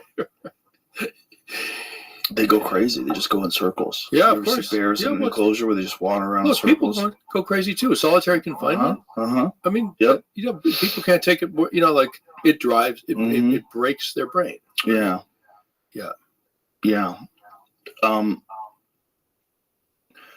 You keep saying like the word like I'm an atheist. Do I believe in God? Why even have a belief? I mean, I don't have any belief. You don't have anything anymore. So, but you still consider yourself an atheist? An atheist is someone who doesn't believe in a God. Right. I don't have that belief. So you don't believe or not believe. I mean, not believing isn't an active, right? I mean, well, you don't know, right? This is why the atheism thing usually kind of drives me nuts with people. Like when people say there is no God, I'm like, well, that's not atheism, right? Atheism is that I don't believe in God. It's not claiming to be able to prove there is right. God. There's a little more arrogance to there is no God, right. I don't rather than I don't believe in a God. Right. And you can't make yourself believe in something, right? Right. So if you want to tell me that gravity doesn't exist, I can't make myself believe that, right? And I can't make myself believe God exists. Contrary, you know, despite the complete lack of evidence that he does or she does, whatever, like. I can't force that belief right in myself, even if I wanted to. But I would never ever say, "Oh, there is no God." Yeah, I would never assert that, right? And I wouldn't even say I'm agnostic. Like I don't know one way or the other. I wouldn't even say that. I would say I don't believe in God. I don't run my life according to a belief in God. Jordan Peterson says, whether or not you believe in God, if you live your life as if God is real, you'll live a better life. Well, yeah. I'm paraphrasing. Right. But that's essentially what he's saying. Well, he's exhorting people towards moral behavior, which is totally fine. But you don't need God to be. Look, you don't need God. Well, yeah, some people might, and some people need laws to not rob banks. I think the concept of it, that we're all connected in some way that's greater than just this life experience, is what that's the foundation of this understanding of it. Well, then what I would say is, because as soon as you say God, it presents some logical problems. I would say, live your life as if you believe in a universal unity, a colossal unity of all things. I think the word God is the problem. Yeah. It's just been kind of co-opted. And it gets co-opted by visuals of like a person, a patriarchal leader who's in the sky with a fucking book of all the shit you did wrong. Right. Yeah. Right. And that's a silly. I mean, a guy raised his hand at one talk and he was quite incensed. And then I was still said I was an atheist. Right. And he said, he was quite, he came right at me. Right. And, atheists don't, I don't care if someone's a believer. Like, why would I care in what you believe? But often believers are quite upset that you're an atheist, which is this bizarre quirk of the psychology that I don't understand. But at any rate, he raised his hand and he said, you're only alive because of God's grace. And you have to be thankful. You have to find Jesus and you have to be thankful to God for saving you, because it was only his grace that saved you. And I said, you know what?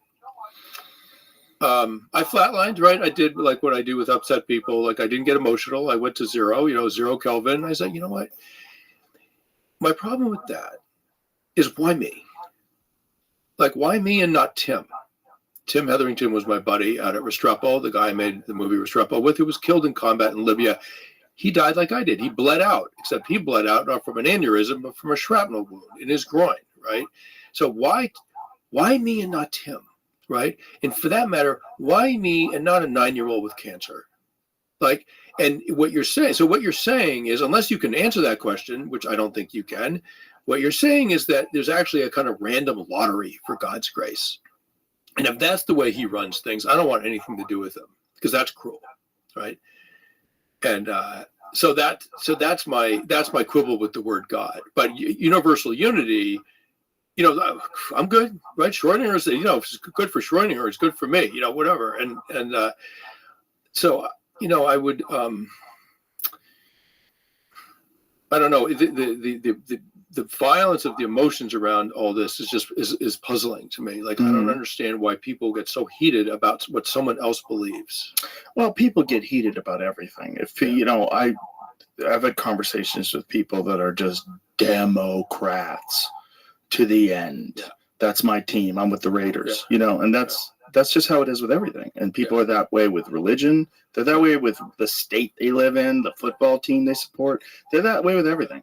That's just humans. Yeah, it's just some primate shit. Yeah. And I think the real discussion is in how do you feel? Why do you feel the way you feel? And what do you think? And what do you know that has sort of educated these thoughts?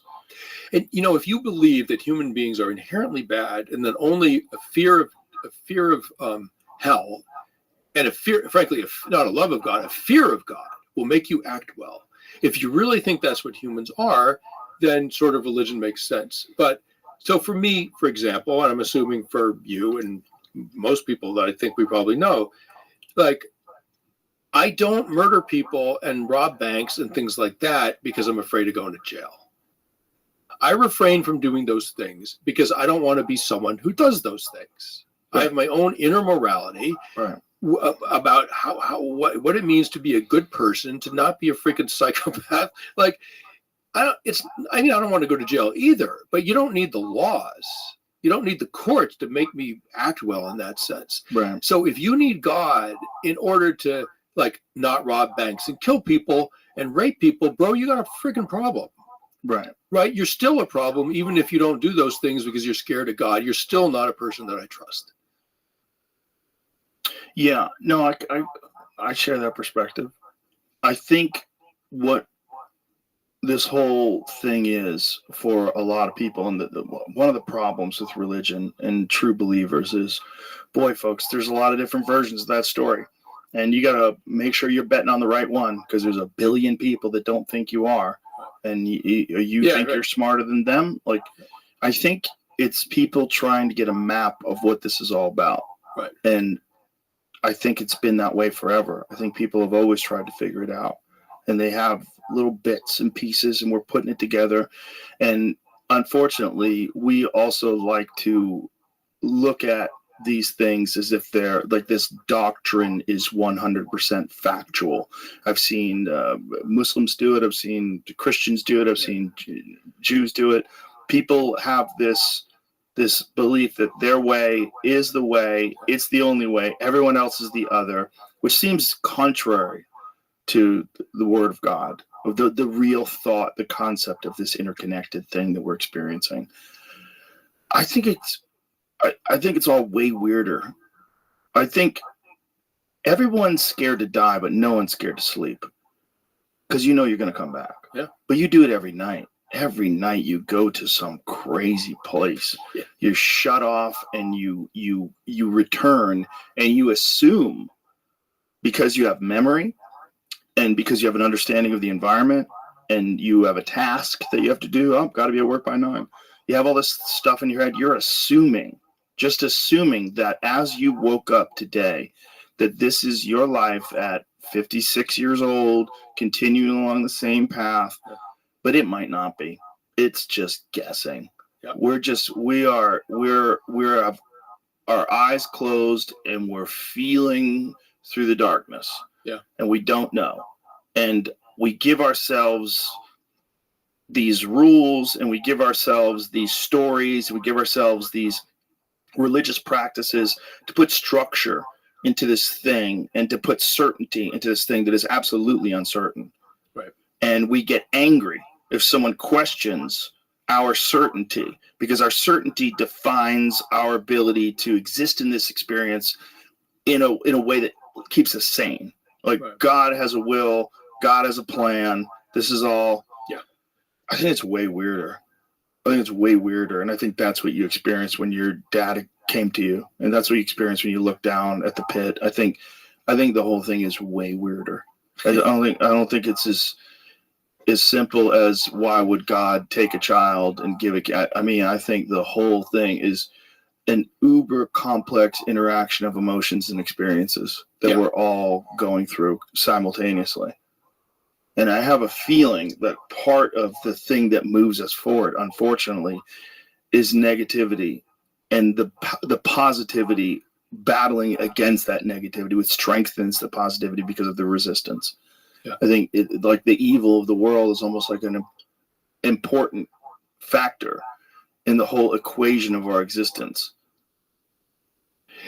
Yeah, and I think humans have always struggled with it, and they've come up with theories that sort of like help them get by, and some of them even support human dignity, some don't. And here we are with the great, still surrounded by the great mystery. The great mystery. And you know what? Like, let's hear it for the great mystery. Like, yeah. If you think about it, this thought came to me the other day. Like, we're in a kind of sweet spot. So if you sort of knew for sure, like if the scientists could prove, right, if the nerds could prove that there was an afterlife, and what you got to do was just more of the same, except it's a lot more pleasant for eternity. If we could prove that, it would strip the value out of these precious decades that we are allotted, right? One of the reasons that life is so precious is because it's so finite, right? So if you could prove there was an afterlife, don't worry about it. Like, listen, you're gonna, okay, your wife dumped you and blah blah blah, but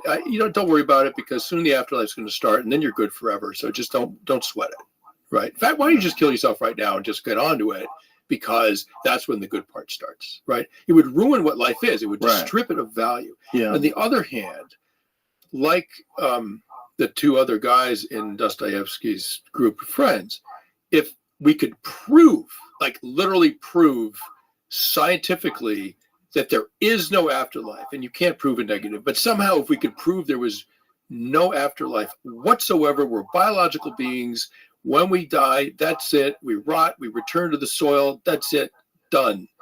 If we could prove that, that might be so psychologically devastating that it would be actually quite hard to lead a meaningful life, because in your mind you're thinking, well, what's the friggin' point? Right. Right. So where we're at right now, there's the perfect level of ambiguity that there's not such a proof of afterlife that why bother leading our lives, but there's also not such a doubt about it that it's psychologically devastating. We're in this sweet spot, which allows us to sort of invest maximum meaning and the least amount of psychological distress in these decades that were allotted. So in a weird way, where we're at right now is to sort of tuned perfectly to the human brain for giving the maximum amount of meaning to this time that we have here on Earth. And if you go in the extreme of either direction, of absolute certainty that there is an afterlife or is no afterlife, if you go to that extreme, it actually just robs us of what we do know for sure that we have, which is this life right now. Right. And that's part of the magic of it, right? The magic of it is the uncertainty, the temporary nature of it, the finite nature of existence, all of it.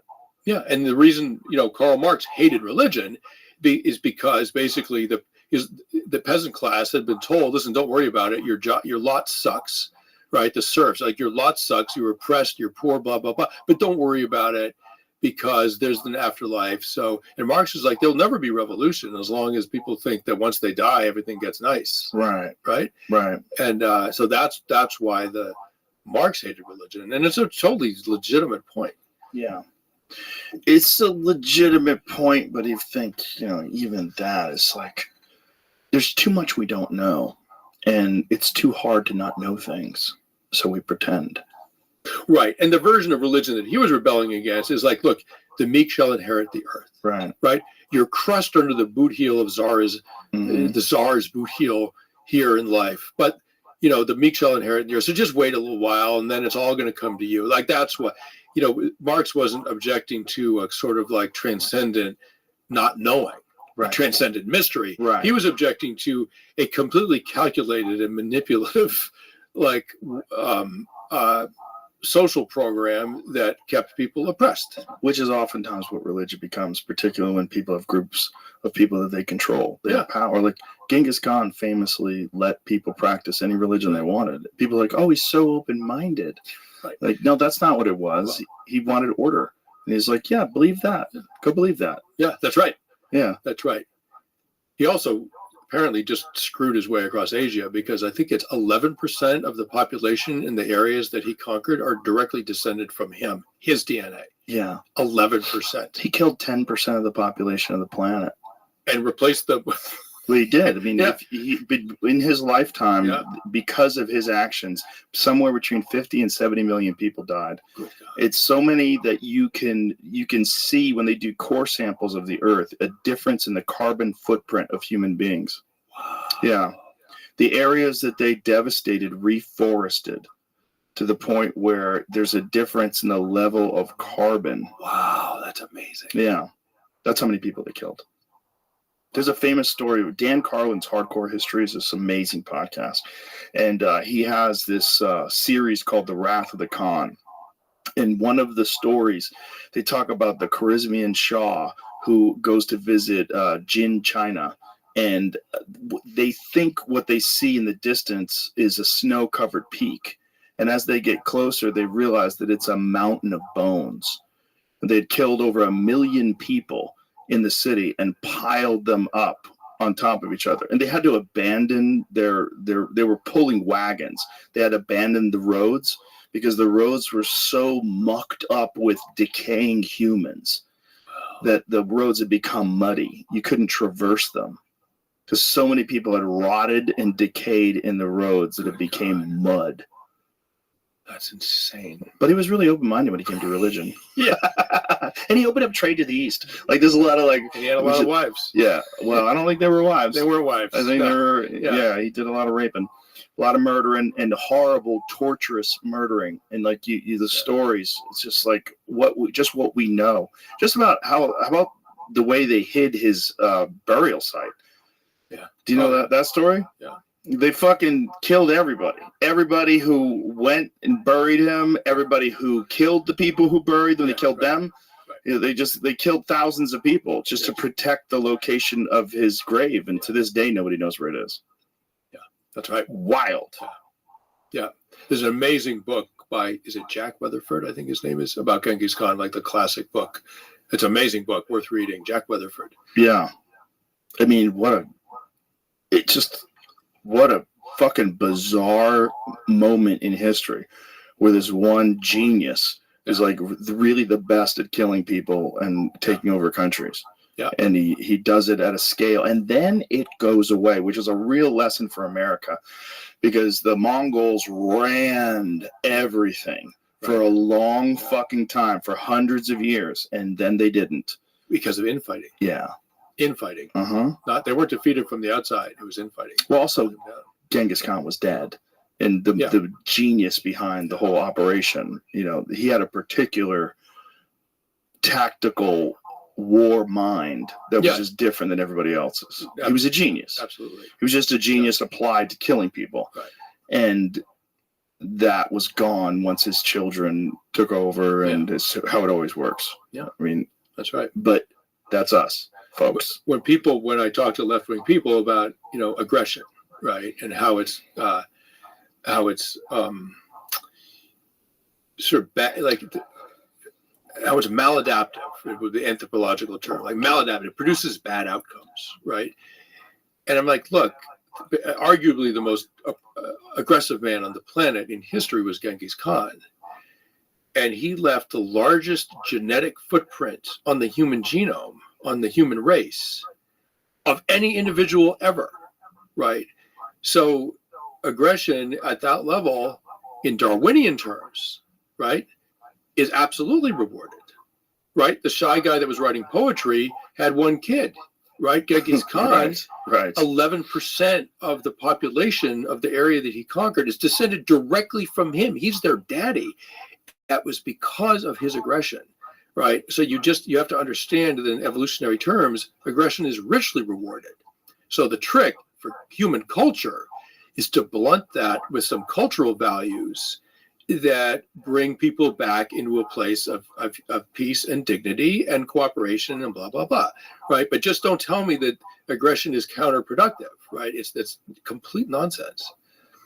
Well, it's a utopian perspective. Yeah. You know, aggression's bad. Toxic male energy is bad. Yeah, until someone's invading your fucking country. Yeah. And yeah, those are toxic males. Yeah, I get it. But guess what? You need some on your side too. And that's the only way we survive. That's the only way we made it to 2024. Listen, chimpanzees do the same thing. Mm-hmm. Males will invade a rival territory and kill off individual males by ganging up on them. This isn't a fair fight, right? This is 10-1. Beat the rival males to death from the rival troop. Beat them to death. And when they're shrieking in terror, their buddies in the rival troop don't rush to their aid like humans would. They run away. That's the difference between chimpanzees and humans. Is what's called the male coalition exists in chimpanzee society, but they don't run to the aid of their brothers if they're, when the chips are down. They save themselves individually. Humans don't do that. We will rush to help. We will rush to help a brother who's in danger, as it were, right? Like, even at risk to our own lives. It's one of the few unique traits that humans have that other mammals don't. Which is probably how we made it. Yeah, exactly. No, because we're better off in a group, even a group in a desperate situation. But chimpanzees, the rival troop that's getting beaten to death one by one, eventually they're wiped out because they don't form a coalition to defend, only to attack. They'll form a coalition to attack, but not to defend, right? So what happens is the more aggressive troop of chimpanzees wipes out the males of the rival troop one by one, because the rivals won't form a coalition to defend. And then they take over the territory, all the food resources of that territory, and the females. And now the aggressive troop of chimpanzees is now bigger and stronger, and those genes will be passed on at a higher rate than the genes of the poor bastards who got beaten to death one by one. Right. That's how Darwinism works, and that's why aggression exists in the world. There's a genetic reward for it. And that's why we're here. And that's why we're here. And this is all God's plan. And then human culture, that's right. It's all God's plan. And human culture came up with this extraordinary thing. It's like, you know what, guys? We're all one thing. We're this tribe or that tribe. We have to fight to the last man to defend each other and defend our families, blah, blah, blah, because otherwise we're not going to make it because the fucking Vikings are coming over the ridge, right? So who's with me? Right. You know, Braveheart, whatever. Yeah. I mean, there's endless stories about that kind of heroism. Like, we're all together. We'll die together if we have to, but we are all together, right? And that's a uniquely human trait. Yeah, it certainly is. And the problem is when you have a utopian perspective and you want everyone, like, I'm not dangerous. I want the world to not be dangerous. Right. The problem is the world is dangerous, and it's genetically dangerous. Yeah. It's like it's always been dangerous. It's just, this is what it is. And I think we're in this enormous process. It's certainly much better to live today, at least it is here, than it would be during the time of Dostoevsky. If you live back then, it's you have less information. It's more dangerous. People have more control of people. Yeah. They're crueler. Yeah. It's more common. Yeah. Things get better over time, but it's a slow process. Yeah, that's right. And we're in the middle of it. That's right. And, we look back and we say, oh, those fools. But in the future, they're going to look back at us and say the same goddamn thing. The same way we look at Genghis Khan, they're going to look at us like, what the fuck did they do in Ukraine? Yep. What the fuck did Israel do in Gaza? Yep. What the fuck is going on in Sudan? What the fuck is going on in wherever? Fill in the blank. Yep. Anywhere in the world. Yeah, that's right. And, there is some hope that sort of global alliances blunt some of this stuff. Like, so there is some, there is a sort of cultural evolution from the sort of like ancestral origins of the species. Right? Yeah. And so there, alliances do often stabilize things, which is great. I mean, that's a good thing. But again, alliances can also precipitate conflict. So whatever. Yeah. It's a complex mixture of things happening, and I think it. Again, not to get too like woo-woo spiritual, but I think that's a part of our journey. A part of our journey is navigating the good and evil. Right. These are real forces. That's right. Yeah. I will be killed, publicly executed, like Dostoevsky almost was, by my publisher if I don't say the name of my book. And I know you don't want that to happen. Let's say it now. I definitely don't want you to get killed, especially after what you've been through. In my time of dying, how I came face to face with the idea of an afterlife. All right, man. Well, listen, brother, it's always great to see you. I'm glad you're alive. Thank you. I really enjoy these conversations we've had. Me too, man. Me too. They're really wonderful. Thanks for having me on and having such a great long talk about all this stuff. My pleasure. Did you read the audiobook? I did. Yes. Good. Beautiful. So you got to listen to it on the treadmill. Yes, I will do that. Thank you very much, man. Thanks for being here. Appreciate you. My pleasure. All right. Bye, everybody.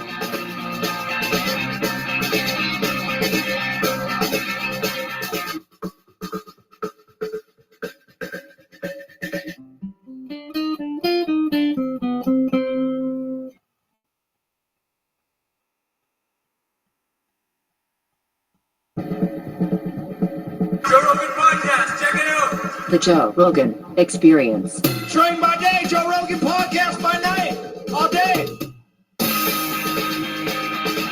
Gentlemen, here we go. Terrence, thank you for coming back. It was a lot of fun having you on the first time. Obviously, a lot of people wanted to talk to you after they heard all these ideas of yours. And then my friend Eric reached out and he said he would love to do it. Eric, one of my most brilliant friends.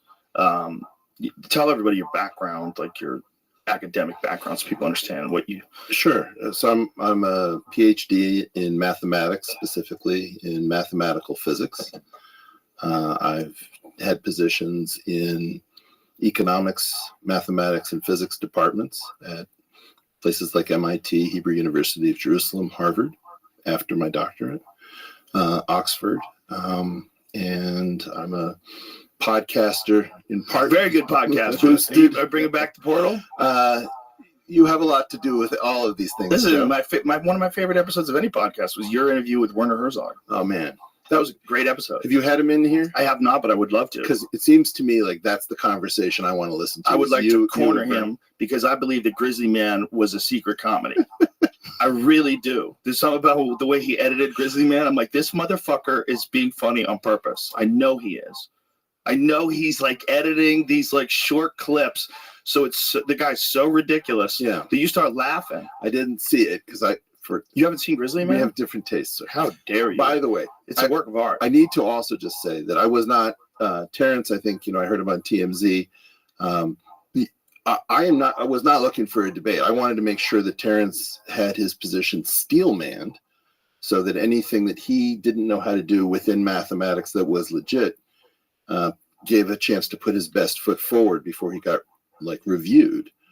And I didn't ask to come on. You asked to have me on. I'm happy to do it because a friend of the show. But you reached out about the episode specifically, yeah, sure. And I felt like if anybody could talk to Terrence and actually understand what they're talking about. Yeah, and after I watched the interview with you and Brian Keating, I realized that you weren't trying to eviscerate me or anything like that. You actually wanted to hear a well put together argument concerning these things. So I appreciated you taking the time to come and examine these things and love to hear your stuff. But I wanted to say thank you to you, Joe, and for putting me on the show initially, and for your audience for how they responded, and the support, and the people that were against it, because it raises the idea of critical thinking, because that's what we're supposed to be doing at this crucial time, is the critical thinking. So I thank all the haters, and I thank all the supporters, and I thank the people that's on the fence, and I'm hoping that today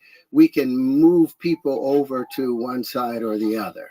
Well, at least we can better inform people. And Terrence, it's been really cool to meet you, because I'd heard about you, and you're an exceptional human being. You really are. You're very, very unusual. For a guy to be that good of an actor, I almost always dismiss them as being a moron. or at least crazy. But in a different kind of crazy. Like you're super friendly, and your recall's insane. But I wanted you to talk to someone who's had a deep education in it, and let's see what he believes about these ideas, and maybe you guys can collaborate, or just let's start from Eric. What out of the podcast that I did with Terrence really stood out with you, or something that you wanted to? Well, what I thought is I have to be honest. I've been listening. I was not so happy with certain things that happened in the podcast, and then I started hearing the response to it. And I was much more infuriated by the response than anything I heard in the podcast, because I thought that a lot of people just used their position of greater formal education in some of these areas to be jerks and to be really dismissive and pretend that they couldn't understand things that you were saying. And no, I'm not kidding. I heard because I think this thing goes out to millions of people. And whatever, let me just say something else positive about Terrence. What he just did was very big. He said, "Thank you to the haters." I haven't gotten to that plane of existence. You gotta stay offline. I keep telling you. No. People just shouldn't be reading the comments. It's not the online stuff. It's the academic stuff. The academic stuff is really it's vicious stuff. Yes. And it's always with a pretend smile on the face, so it's the worst. Mm-hmm. And what I thought I would do is I can't critique a man if I haven't built a model of what he's actually saying in my own mind that he agrees with. In other words, if I start coming after Terrence and saying, I think this stuff here is bullshit, and he's like, I didn't say that, that's what you inferred from what I wrote, then I've just basically insulted a person incorrectly. And if I praise something, I don't know whether I built that in my mind or he built it. So the first thing I thought we would do is I would try to recapitulate what I understand of Terrence's sort of grand arc, and see whether or not I can steelman it. And then Terrence can say yes, and then I can evaluate it. But until we do that, I don't know whether I'm actually reacting to the real man. I think that's really important. And what you said about the viciousness of academics, I think that's just a human thing that exists at the highest levels where people are doing something very difficult, and there's a lot of stress and anxiety involved. Sure. And you attack even your peers because your biggest fear is your peers attacking you. And usually, generally, it happens with people that are getting more recognition than someone who thinks they should be getting more, deserve. Like someone thinks they should be getting more recognition. They see someone getting recognition, especially for something that perhaps could be controversial, and then they start attacking them viciously. But it's generally people that wish they got more attention. It's part of the thing. Sure. If you think about it, though, if you think about the number of people in podcasting who sort of have tried to lift each other up, it's pretty good, right? Like, like you, Lex, Sam Harris, all sorts of people have been good to each other. And one of the reasons that is that there's enough money in it. What happened in academics is that it went into a contractive state in which you killed or you died, right? And so basically the ethics of academics plummeted after the early 70s. It was always very competitive. But really what it is it's the Hunger Games. And you know, in acting, for example, if there's money among the elite set, people have trouble with each other. Same thing in tech. They kind of fight each other, but they all get rich together, and then they bury hatchets and things like that. You don't see that as much in academics because it's kill or be killed. And so we've had an implosion ethically. And so one of the things that I wanted to do was to try to just begin by steel manning, because I've been really disappointed in a lot of the critique that Terrence has experienced. The funny thing is the scientists that attacked, most of them was upset that I got into their lane and climbed into their lane talking about science. But here, they're not inside a lab somewhere. They're not in Cambridge or Oxford somewhere. They're on social media. They're on the entertainment world. And I've never sat up and said, "Oh, you're full of this because you have no business doing this." But they got upset that I'm talking about the foundational problems associated with mathematics that's held us back. I think if people really care about these ideas, though, what they should do is talk about the ideas. It's the personal attacks that are attached to the ideas by people that want to be taken seriously. It fucks the whole thing up. Because like either you're correct or you're incorrect. Tell me what you think is right, and then you tell me what you think is right. Let's work this out. But this personal attack shit, if you're talking about something as complex as the things that you discussed on this podcast, there's no room for bullshit. There's no room for bullshit. You're dealing with such highly complex ideas. Says that, and to his credit, you know, I found that interview you were doing with that woman where you see me wearing a wig. Yeah, I was doing the movie. I was in the middle of doing fight night, and they had a shooting. I had to do the interview in between shots. It's amazing. It's an amazing interview with the wig on. It's amazing. Well, I remember that line from High Heels. You put that wig hat on. But bro, you could pull that wig off. You can just start speaking at Oxford with that wig on. Fuck it. But anyway, so Terrence was there, wigged out, and he was saying this thing. Literally wigged out. And he was saying this thing. He said, "Look, all I care about is the truth." And that freed me up to come on, right? Because the spectrum of Terrence, from the best to the worst, is a broad spectrum. And he seriously wants to improve what he's doing. He cares about it. And if I can play a part in that, I think I love you. I want to offer to you. I want to be able to show you the things that I tried to show Neil deGrasse Tyson that he would not even really take a look at and to see. But no, he did take a look at it, right? He responded in a long video recently. Yeah, but his response was disingenuous. Guys, may I make a recommendation? Let's start with the ideas, because I think we all care about those. Yes, for sure. But hold, please, because this is an important thing that just came out. He was so disingenuous because I sent him a long email after he sent me back the red line thing, thanking him for reviewing it and saying, look forward to when we can discuss these things, because I sent the treatise to him so we could discuss that on the show. His whole point was, I'm going to bring you on my show and we're going to talk. So here's the stuff that we're going to talk about that I would like to talk about. He never followed up from that point forward, just sent one-line emails. Any other thing you got to go to somebody else. So he's pretended like, oh, I was trying to be, very helpful, but that's not what the email trails show. So he did make this one very large response, though. Right? He did go over the treatise all the red line stuff. He only has so much time. He might be in a position to defend him, but he might be in a position where he's like, look, I just said what I said about all this stuff. Good luck. I don't have the time to like sit here and discuss these things in depth. And Maybe that's great. possible. Maybe That's great. But it's like you invited me to come and do your show.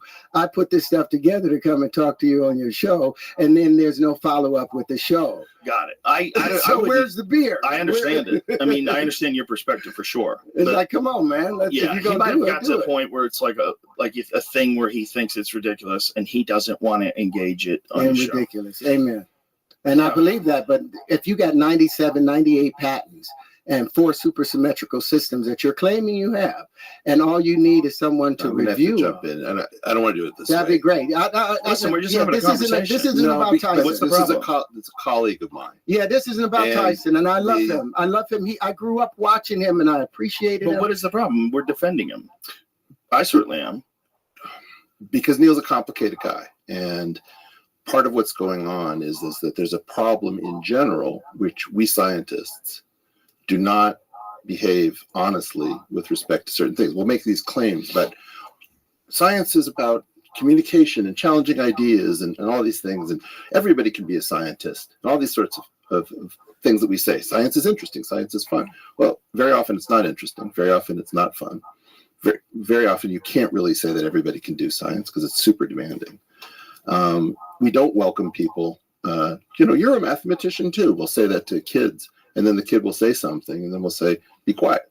Yeah. And so, this is not peculiar to Neil. It's like science in general has portrayed itself as a place where everyone's welcome.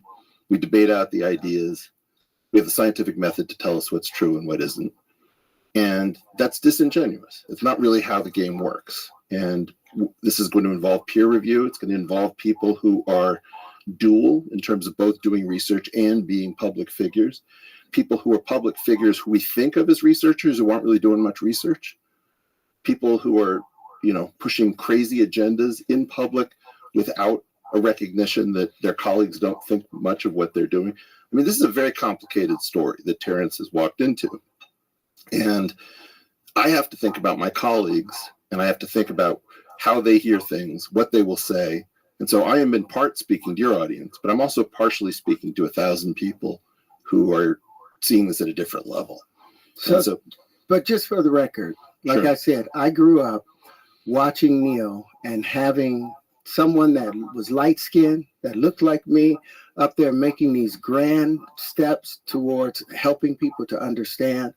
I admire him, and I still would like the opportunity to sit down and show him these things and have that beer, because I think that he will be pleased once he sees the supersymmetry associated with it and understand where all of the passion came from.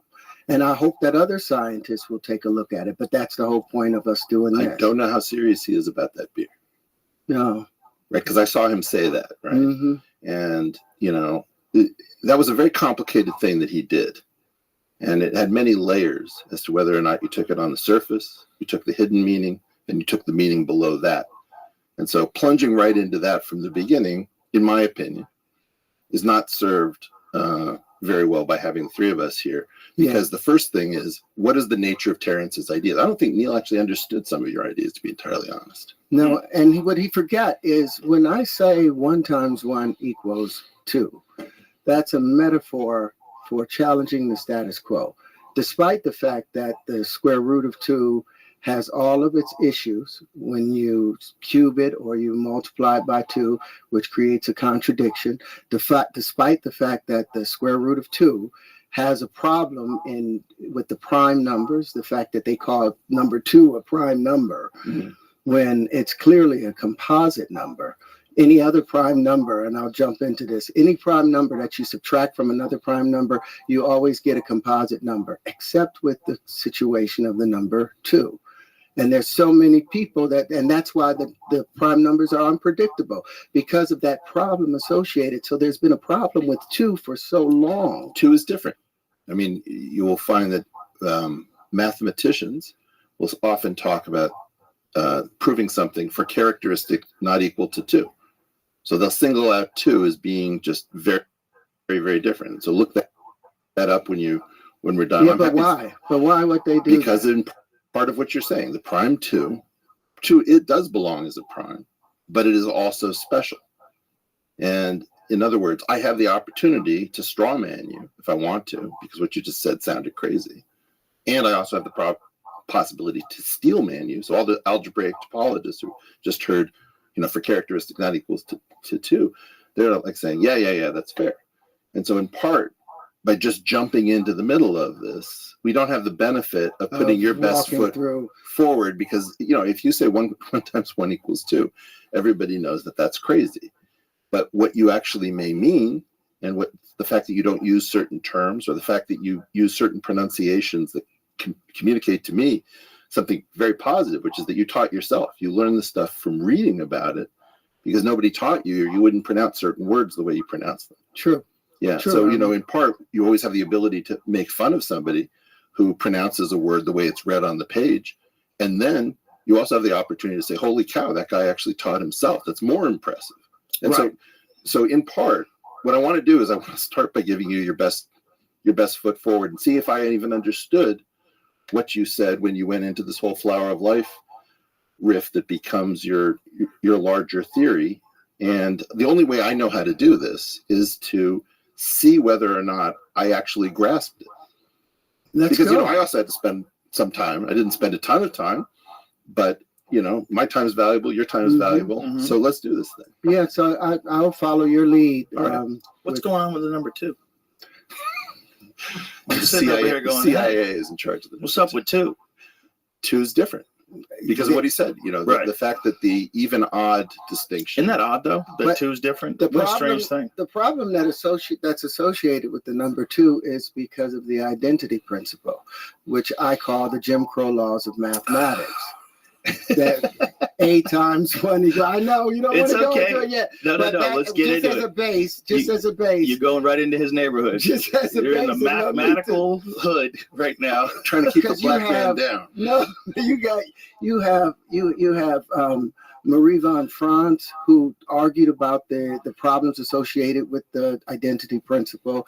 You got Kurt Gödel, who talked about it. You got Wells. All of them said it made everything incommensurable, just because they gave that identity principle to the number 1. And that has been the stumbling block for mathematicians, because it's what's held everybody behind, because they keep trying to make that work. Am I wrong? Yeah, you're wrong if we do it that way. In other words, I can take. Is anything that he's saying correct? Terence has several influences, which, again, I don't think it's clear to me. I have to ask him questions to find out whether I'm even right. Look, one of the problems is I may be wrong about my model of Terence. This is the first time I'm meeting him. I didn't know who he was before the podcast. And I need to know whether or not I'm even building the right model of Terence, because otherwise it's just silly to have me here, and I'm going to critique what I built in my own mind from Terence's words. Right. What I would love, what I was hoping, is that you would be able to explain your geometric unity model. That's a different day. Yeah, this is about you. Okay, then all right, then. But you guys could definitely get it. That could be a whole nother podcast. But what about what he was saying is incorrect just now? He's saying things that are often at a level that are allegorical, and you could make them. So Terence sometimes mentions something called category theory, right? And there's a weird way in which category theory can take something that seems to be an analogy and make it precise and powerful, right? So you can have two systems that don't look the same, and you spot an analogy between them, and then you say, holy cow, there's an exact mapping of one system onto another, in which it was unexpected that those are the same structure. So for example, we're going to get into something about multiplication, where Terence has an issue with multiplication. But to the best of my knowledge, you don't have an issue with addition. I don't have an issue. I don't have an issue with multiplication either. Well, then 1 times 1 is what? 1 times 1 should equal 2. And action times an action. If you can show me one place in the universe. But you just shifted. No. Show me one place in the universe, one natural observable phenomenon where 1 times 1 equals 1, where an action times an action doesn't have a reaction. So then you just went into there's a concept called logomachy, which is arguing over words. And what you want is not to be caught. If I can beat you in a word game, or you can beat me in a word game. You can beat me in a word game. I didn't go to MIT By the way, I heard you with B.B. King, where he was having trouble improvising on the spot, and your mind just rescued him with a partial rock. I really appreciate that because he's one of my favorites. Yeah, he invited me to do a show. That was a big deal. Play with him. Wow. I was scared to play guitar though with him. I should have put out the guitar, but I was scared. I was scared to get on the stage. He was happy to have you. I sang with him. But it's B.B. King. Appreciating that. So let's get to this flower of life, because that's sort of the beginning of this exploration. Also, but can you correct what he said about one time? What about an action and a reaction? Like, so I was trying to get to some. Do you have a problem with the way we do addition? I understand the addition, the subtraction, and division is all right. Beyond the only problems I have is dividing by. You can't divide by 0, but you can multiply by 0. And if division is the inverse operation of multiplication, then you should be able to divide by it. But if you divide by 0, you end up with an infinity. And there was a great system put together by Marco Rodin, the vortexual based math system, where they remove the 0, but it's able to predict all the things necessary. It was 100% precise as a model, but it's been abandoned, or it's been relegated to the outskirts. Don't know that we do things where sometimes we can divide by 0. We have concepts like the pointed infinity, where you can complete a structure that the original structure can't accommodate a problem, an operation, but you can complete it to a larger system in which that thing does become sensible. So, as an example of the 1 times 1, assume that Terence doesn't have a big problem with addition, because addition doesn't have the division by 0 problem. Okay. It is the case that if you take any 2 numbers, A and B, 2 real numbers, right, make them positive, and take the natural logs of those 2 numbers and add those together, then you take the exponent of that. So we haven't done a times operation at all. Right. The exponential of the ln of A plus ln of B. That is equal to the A to A times B. In other words, addition and multiplication are what we would say is isomorphic, or an ordinary person would say exactly the same thing. So in other words, if you don't allow me multiplication, but you would allow me, because you like waves, so with waves you need exponentials and you need natural logarithms, there's no way of changing the law of multiplication and accepting the law of addition, because they're the same system. The multiplication should initially started as exaggerated addition. That was the whole point of it. Well, the precise statement would be that the positive real numbers under multiplication, with the identity element being the multiplicative identity being 1, are isomorphic to the total real numbers under addition, with the additive identity being 0. And the natural logarithm and exponential are group homomorphisms that connect the 2, with 1 being the other's inverse.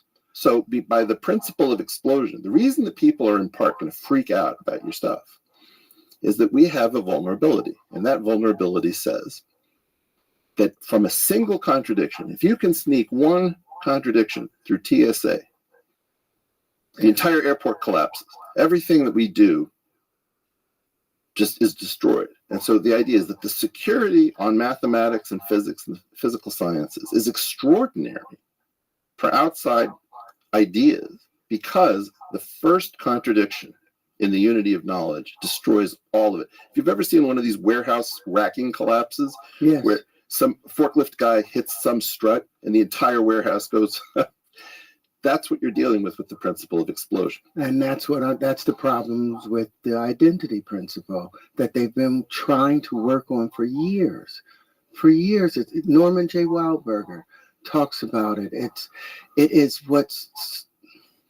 because you have to cancel conservation of energy, and you have to cancel the the action and reactionary laws in order for 1 times 1. Now, I understand you're seeing 1 time, but because of the associative law that says if A and B are both positive integers, then A is to be added to itself in multiplication. A is to be added to itself as many units as is indicated by B. Well, hang on there.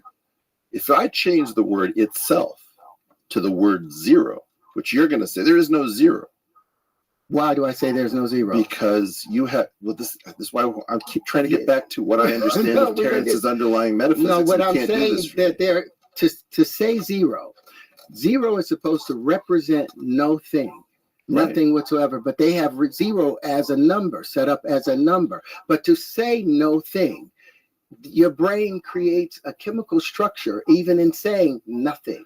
So there is what I'm saying philosophically. There's a difference between the empty set and empty set. 0. That's the difference. Right? So if I say to you, Terence, what is the collection of kittens that you have sold to North Korea to be used for spare parts? You would say, it's the empty set. I've never sold a kitten. I say, hey, Terence, what is the number of kittens that you've sold for the internal organs to North Korea? You would say 0. So Correct. 0 is I would say none. Yeah, that's 0. right. So there is a 0. But to multiply something by the nothing, to multiply something by nothing, don't they have to be dimensionally equal in order to multiply? Like you can't multiply a human by an ant because they're not dimensionally equal. Well, if there was a thing called a human ant, no, that was your point about dollars, right? Yes. What dollar times a dollar? That was a problem. That's the Dewey Decimal System. That's the problem with it. No, the problem comes up with the Dewey Decimal System. Why a dollar times a dollar can be different values based on different currencies. That was the point of that. I was pointing out, hey, the Dewey Decimal System is Terence makes a correct point that we say 1 times 1 equals 1, but if you say a dollar times a dollar is not a sensible thing unless a dollar squared is a unit that you can interpret. Right? Well, that was your point about dimensionality. Right. Now, the moment, what is a dollar squared? What does a dollar squared become?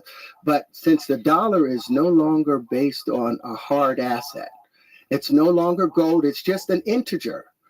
It's just an integer in a computer being multiplied. It's a unit of account. It's a unit of account, but it's an integer that's still now you're able to multiply it under different currencies.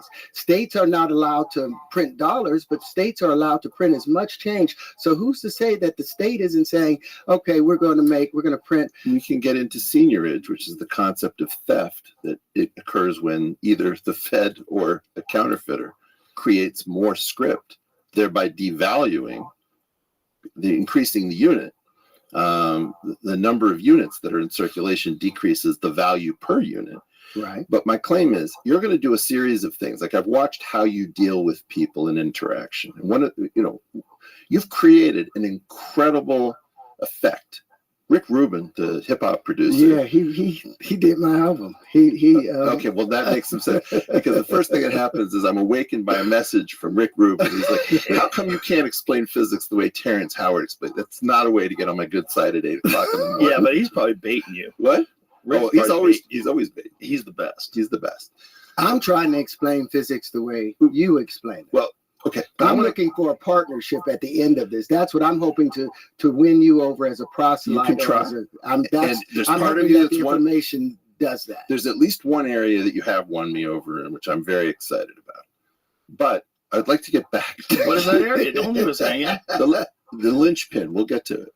Yeah, but you can't leave us hanging. Well, I'm trying to get back. Look, I'm trying to do a service to this. Listen, let me let you talk. I'm just gonna talk. Stop trying to control everything, you freak. He's got a plan. I know he's got a very rigid plan. He didn't have a good time. Can I get an ayahuasca chino? Actually, is there a way to bring the temperature? Yeah, we can lower the temperature in here. Yeah, because I'm schwitzing. But you are wearing a jacket, sir. Well, because I'm trying to be professional. That's hilarious. Isn't that adorable? I like how you dress, man. I do pictures that cool. Beautiful geometric pattern on your hoodie. Looks much more comfortable. This thing you're doing, everybody does that. Smart as you are, you can wear a fucking dirty Nirvana t-shirt. You come in. You don't need this nonsense suit. Okay. Although I do enjoy a good suit. But most of the stuff that I've been pointing out, Don't try to control it. the stuff I've been pointing out has been the blaring inconsistencies that they shove down until you just accept. And if I didn't come up with a separate cosmology, I didn't come up with it. If a separate cosmogony hadn't been handed to me, given to me, that's why I explained that. Okay, I'm gonna be quiet because Let's start with the flower of life. You're wearing it on your shirt. I'm wearing some aberration of the flower. That's right. So I think the way I came to understand what you're doing, because it's confusing, right? And the one thing I can't go with you on is I can't go on the Nantucket sleigh ride where we're talking about the Bose-Einstein condensate, and then we're talking about the I'm going to show you that. We can do that. I'm going to show you. But he wants to stick to specific topics one at a time. Because otherwise it's just I'll be chasing after you and you'll get nothing. Yeah, that was part of the plan today. Yeah. I just wanted to kind of let some of So it you play want to out. start with the flower of life. Jamie, can you pull that up from my book? It's on page 134. TCOTLC.com, or it should be in the regular thing. And also that blender thing is very cool. Yeah, which for rebuilding of Saturn? Or no, the one that you were talking to this other guy where he's asking you questions about the five forms, and you have Jeff Mimsy. I found that through sleuthery on the internet where it was doable, and because it's in particular when you do them opaque, it's very hard to see. Sometimes when you let it become translucent, it's easier to see. Well, that's why while he's getting that, I'm going to. Got it. It's on your one. No, I don't. I'm on your website. I don't know exactly where the book would be. Oh, to one of these links. Just go down. I think it'll be a little more square root of 2. No. Yeah, if you just type into my book, TCO. That's what I'm looking. Well, where's the book? It's. Or you could also Google OTOET. OTOET will take you to that. Yeah, 1 × 1 = 2 is the acronym. If you go to TCOTLC.com and that'll be a pull up. Because then TCOTLC.com. Yep, right below there, Terrence Howard. Yep, tap on. Yep. Let's see if you just open up the book. You got to open it though. Download. Yeah. Right there. I don't know if that's what downloads the book. Yeah, I don't know. Let's see. Open. I'm clicking that, and that just takes me to this, and then it's not doing anything. It's not doing it. Let's try searching Google OTOET. And then several. All right. So if you go and then put in Howard.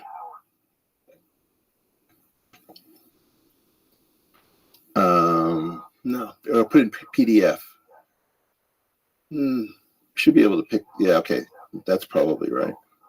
Yeah. There you go. Okay. And then go to page 134 on the right-hand side. You do have several editions. Yeah. I didn't even. That other one somebody else set up there to probably distract and keep people from being able to find it. It's probably the government. Yeah. We're going to do that later. You're going to love that. They're coming. Just tap on that jewel right there. Okay. So this is. And we can rotate that with the cursor and get What's great about this, I'll be able to pull pieces out of it. Yeah. So just tap onto that drill. So we can start with this. So the way I understand it, because I didn't know anything I've seen this pattern before, didn't know its history. I know you can sort of construct it with ruler and compass, which is sort of a mathematical thing about what you can and can't construct with 2 simple instruments. But what these overlapping circles are is a question. And the way in which I got to understand how Terrence sees the world is he says, look, there's this very old pattern that's distributed all over the world. And there isn't a great explanation for why it's found in so many different places, at least as far as I'm aware, and part of your point. And so I think you took a sort of Straussian approach to this by saying, I bet that this thing is hiding a secret. And that the reason that this is widely distributed is that it's cryptic. There's something that has to be understood that is not on the surface. And then you said something that's very reminiscent of Plato's cave, which is that maybe this is like a shadow on a flat wall. And that those two things are exploitable. And so the idea that this is occurring in a surface is, first of all, suspicious to you because of that curved linear triangle that you see in black. And so you said, I wonder if, people always say as above, so below, but what if you said as below, so above, and you imagine that there was a three-dimensional structure floating above this that actually projects down to this and distorts down to this. So that's the first idea. First idea is it's not this, it's the thing that projected to this. And that's what you mean when you say opening the flower. Because the flower, when I was researching where the platonic solids came from, this is the oldest version that I got from all of antiquity. It came back to them. Well, there are no platonic solids because you're in dimension 2, except for what you built, which is the thing above in black. But what they did years ago, 6,000 years ago, was draw straight lines where the circles overlapped. And I thought in what I was reasoning with regard to all energy being expressed in motion, all motion being expressed in waves, all waves being curved, and that there were no straight lines in the universe. So I was like, there's several errors in what you just said. If I stop there, we'll get off track again. Yeah, but you should correct those errors while we're there. Okay. It is not true that all energy is expressed in motion. What energy is not expressed in motion? Potential energy is not expressed in motion. If I have a weight on a spring, which is sort of the quintessential, people don't know this, but most of physics comes out of the system represented by a weight on a spring. Mm-hmm. So the simple harmonic oscillator is the heart of all physics, even the most theoretical physics. It's a very, very strange thing. Hooke's law. When that weight is going up and down, if the spring is frictionless, energy is conserved. Now, at the top and at the bottom, that weight is not moving because all of the energy is in the potential of the spring. It's in the stress of the crystallization that has occurred within that system. And then you will say something like, but that energy is still being held together. There is still energy there, and it's still moving at a microscopic level. It's still spinning centrifuges. So we have to get into what you will make a point, for example. But is that true? What he's saying is that it's still in motion. It's just in motion in a lower frequency. No, there's nothing moving. Let me show you what goes wrong in the interaction. Okay. Terrence says, "Show me in nature a single straight line." Okay. And I like your point about Euclidean women. That was awesome. that was from Alan Watts. All right. So if I show this to Terrence, because I just bought this from the end of the 7th ray. Mm-hmm. A lot of straight lines. Now, Terrence or what you would think is a straight line. But exactly. When you look at it under an electron microscope, you're going to see the crystalline structure. So again, this configuration is an illusion. You're just saying it's not perfect. It's an optical illusion because crystals form in symmetrical.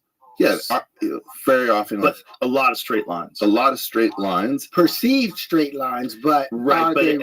But every atom is filled with empty space. I mean, we could take this down to there is no matter. That is. We could get crazy. So we're about to. Well, you've seen that Mexican cave.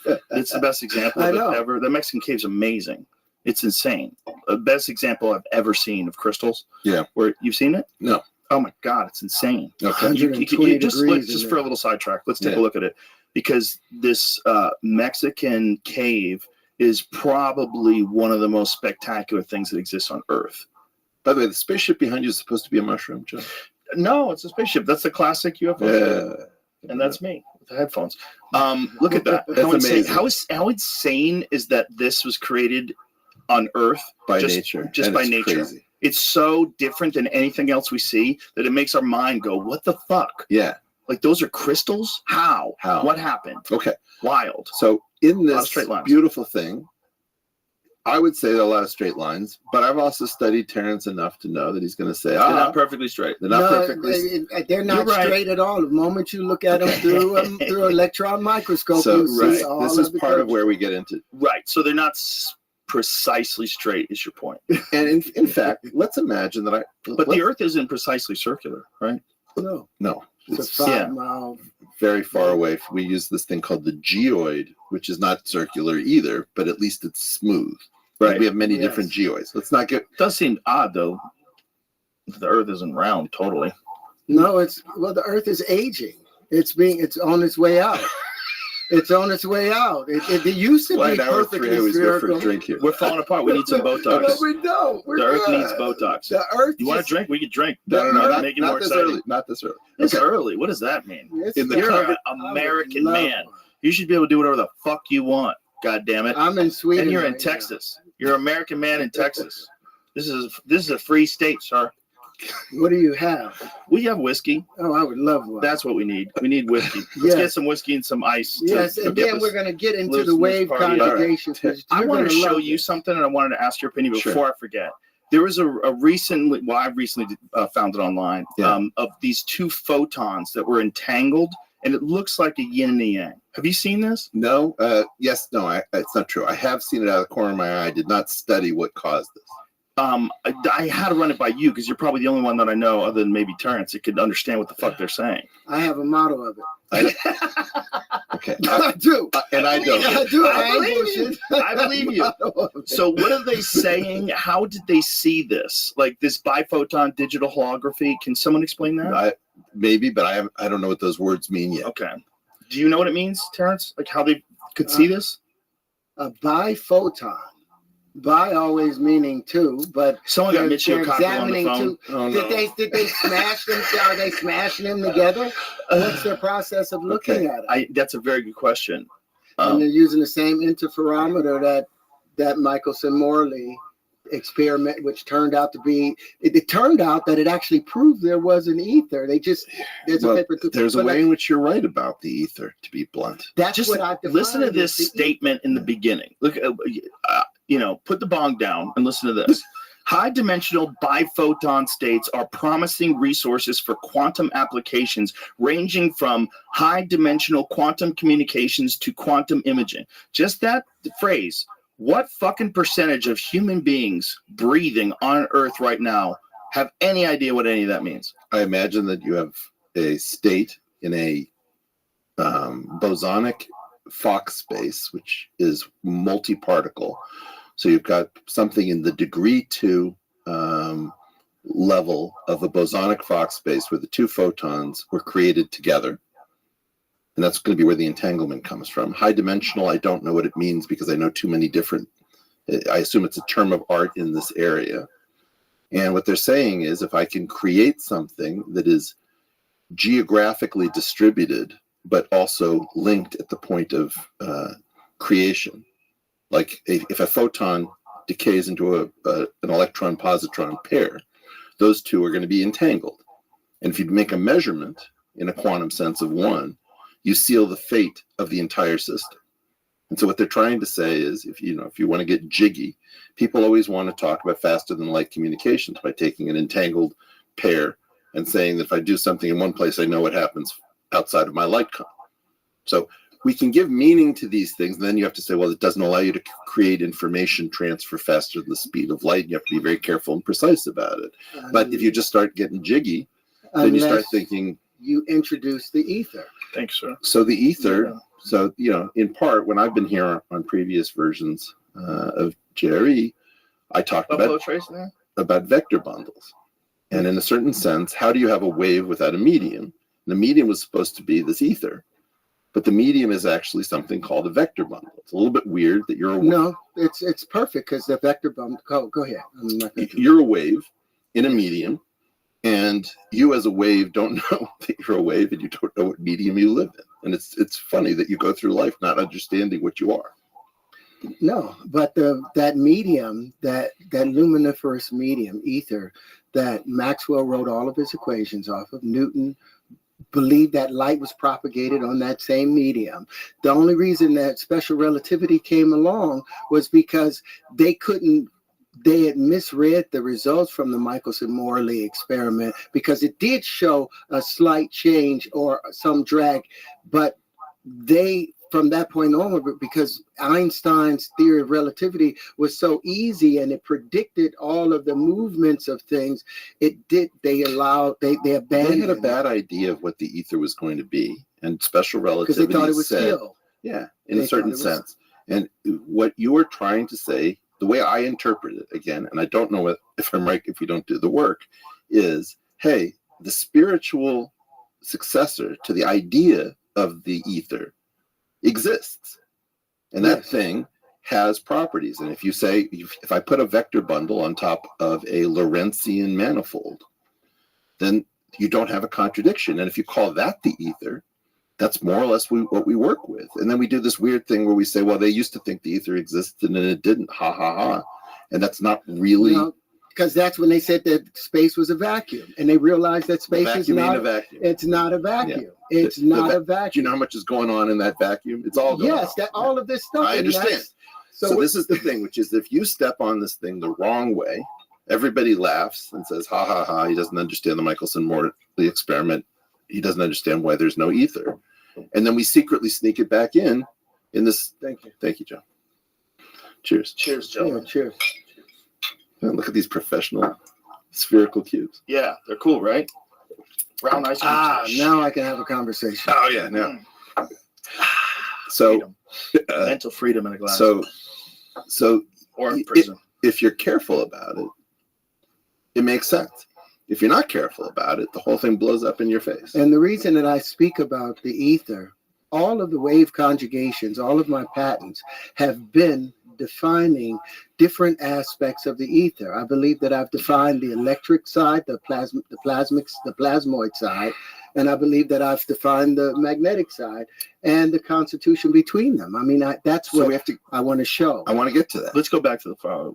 Oh, but before you go from that other spot, if you look at that picture again of those two photons interacting, it looks like it's at the center of what would typically be a whirlpool. This is like the very center of a whirlpool. So they've got them moving right by each other or in creating that vortice, that natural vortice. That's what they took the picture of.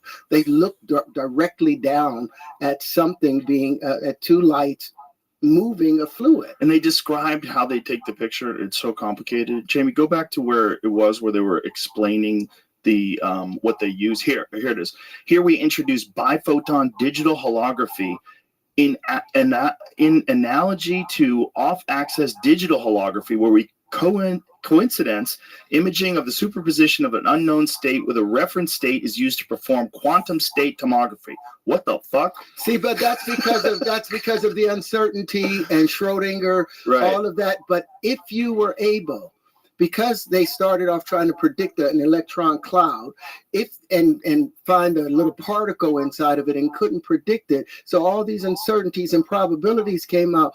But they were doing things on a two-dimensional basis. That's what I believe that I've figured out with the wave conjugations, because they talk about they show the pieces of hyperbolic space to where you don't have to go through all these unnecessary steps to reach it. I'm just so happy that someone's doing something like this. I'm so happy that we can talk about it. I don't think most people have any understanding of what's going on at the highest levels of this kind of science, because it's so damn fascinating. These people are finding the very building blocks of the universe and studying them. It's fascinating. But this is a bit up from that. I mean, the tomography is like how we assemble a picture of you when we do an NMR or a CAT scan. We have this thing called the radon transform, where we send waves through your body, and then we assemble a picture of what's inside your body, reconstructing it based on sending probes in and measuring how the system responds. We could get through this, but I can tell you that I can't read this instantly. It's gonna, that would take me 15 minutes with looking things up. See, and the things that I wanted.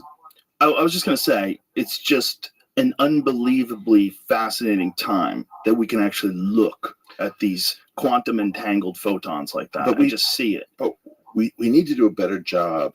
Look, right now we're in a crisis where no one knows what's true. Nobody knows who's full of shit. Nobody knows where they can trust, what they can trust, who they can trust. And one of the things that actually, moved me to come and to reach out to Joe is that by default, I think, I've addressed the National Academy of Sciences 4 times, I think, because they were lying and I caught them. And so they wanted to know how much I knew about their lie. It's weird to think that this little studio, in a weird way, is one of the rivals of universities when we don't know what's going on at Harvard. As you have recently seen, we don't kick out plagiarists. We don't check what's going on at the National Institute of Health. And so it's very strange that this table is one of the last things that is trusted by many people. And that's one of the reasons I'm here, which is people have a chance to see people in conversation about things. And, you screw up, but the conversation's recorded and we all go on and people have a chance to see what's coming out. If we can go back to the flower of life, I can try to. I would love that. But like with the flower, all of these things I went up to Oxford 8 years ago and tried to present them there to be examined. They didn't want to take me seriously. Because you keep coming at it. Because the one times one, when I said the one times one, but like I said, that was a metaphor to say something's wrong, but they know something's wrong with the math. It's not adding up. You bring up renormalization theory a lot. Right. Renormalization theory is a way of saying we know that we're working with math that's wrong. And on the other hand, we have a way of working with math that's wrong, even though we know it's wrong. If you have an error of a particular kind, and you can find an expression with the same error that's different in the denominator, sometimes you can cancel the part that's wrong because you introduced it twice. So introducing two problems is better than having only one problem because you have the opportunity to have one problem kill another. So in this is there a potential future where human beings, through whatever means, develop a superior method of mathematics that doesn't have a problem with the number two, that doesn't have all these issues that we're talking about? Well, that's what I think I've done with my wave conjugations. It solves all of those problems. That's what I can't wait to talk about it. Okay. It solves all the problems. So this is, like we said, we start with the tetria. Now, I believe... No. We haven't gotten to the tetria. You're just talking about the flower. Look, you have a story. Yes. And by doing the Nantucket sleigh ride, you lose everybody like me. Because nobody thinks it's real. And what parts of it are real, what parts of it are wrong, and what parts can be improved, and what parts should be improved, and how important it is never going to get adjudicated. Beautiful. So you start off with the flower of life. It's a very coherent story that this thing is found all over the world. I learned from this. I didn't understand how widespread it was. I didn't know that there was a mystery of it. I know something about sacred geometry as a kind of spiritual geometric thing. We can talk about it later. Terence has a couple of ideas, maybe three, one of which is maybe it's not about that flower of life because that's in a two-dimensional plane. Maybe that is a shadow cast by something in higher dimensions. And it's a cryptic message from an advanced consciousness that will open its secrets when we finally understand it. Now, there was something, for example, called the Antikythera mechanism, which is a bunch of gears found by this Greek island of Antikythera. And famously, it was just in the Athens Museum. It predicts the constellation. We didn't know that. There were two cats who really focused on it. One was named Derek DeSola Price, and the other was Richard Feynman. And they were obsessed with it. And it turned out that thing completely rewrote our understanding of how much ancient wisdom and knowledge there was, because this was a mechanical calculator for understanding the positions of celestial objects, far more advanced than we had any idea was possible. Yeah. So if you want an analogy, in part, I'm trying to steelman you. Yeah, we have a situation in which the Antikythera mechanism gives you a possible example of what the flower of life might be. It might be a cryptic instruction. And a different version of this, the Kerala School of Astronomy, which was a religious school in the south of India, in the west coast of India, more or less worked out. Look at that beautiful thing. Well, that's a reconstruction. Yeah. That thing. Yeah, that's the real one. Yeah. But I mean, when you look at the actual reconstruction, what they think it actually looks like. And if we fascinating. Can we get the video for the reconstruction? Yes. It's mind blowing. What year was this that they believe it was constructed? 2,000 years ago. This is when they still believed in the Ptolemaic, example of the world, but this doesn't seem to follow Ptolemaic equations, those 39 equations from Well, it's, because of so many different factors, war, natural disasters, there's been a lot of moments in history where shit got lost. Just the pyramids are the best example of that, right? Like, what the fuck did they do? We don't really know. You know, we don't really know how they did it. Well, we're just talking about Werner Herzog. Yes. Werner Herzog created an entire film, Fitzgeraldo, just to test his theory about how to move heavy objects over a mountain. Right? So he wrote an entertainment to test an engineering theory. And this idea about entertainers not being scientists or engineers is just total bunk. Like Werner Herzog is an engineer. And he's also an actor in a cheeseball movie. He was in Reacher with Tom Cruise. He was the bad guy. It gives that guy an opportunity to cut off his finger or something. Hilarious. It was hilarious. He's good, though. Hedy Lamarr, famous for spectrum technology. So I don't find Wi-Fi, essentially. That's one of the reasons I believe that we listen to people who have things to say. So if we go back to the flower of life. So Terence has a couple of ideas, one of which is this is the shadow. Another of which is that once you go into higher dimensions, you should be thinking of these curve linear structures. And then instead of focusing on the spheres, you should focus on the areas in between, the voids. And in crystallography, you might call this the interstitial voids. So there's several ideas that this confused, by the way, Neil deGrasse Tyson, because he said, I don't know where these shapes come from, but they are beautiful. That was like the faint praise that he ends his critique with. So what Terence is doing here is he's saying, look, the circles are cross sections of spheres, and the spheres have to be placed in very precise places to generate what Terence is going to start talking about as wave conjugations.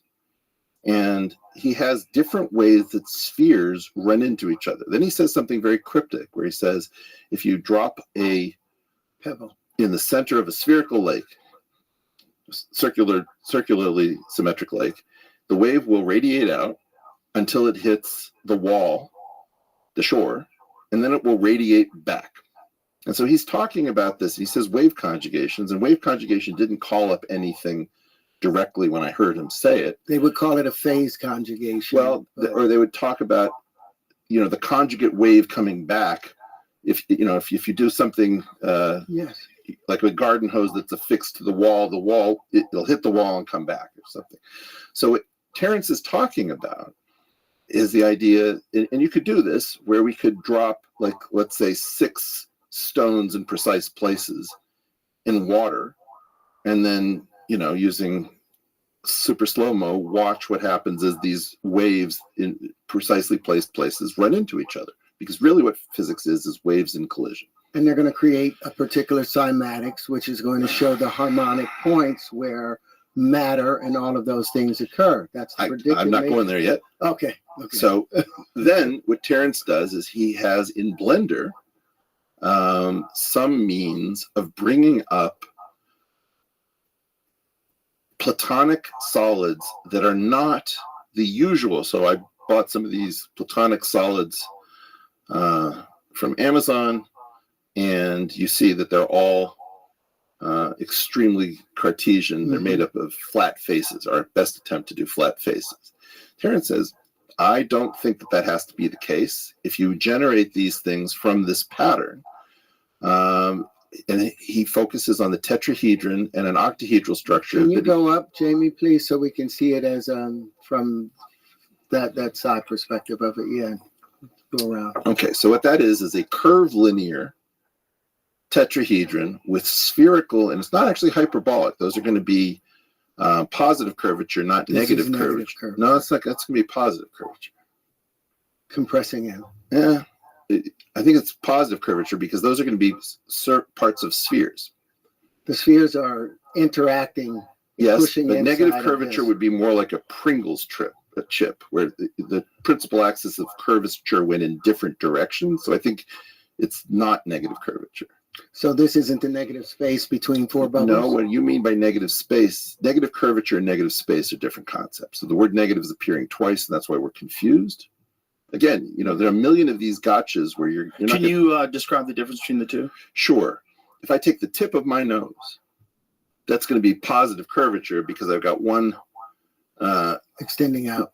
One curve going in one direction, the other is going in, they're curved in the same direction. On the other hand, if you look at like the crease of my nose, that's going to be negative curvature because I've got one that's going like this and another that's going like that. Jamie, is it possible to take a look at a monkey saddle?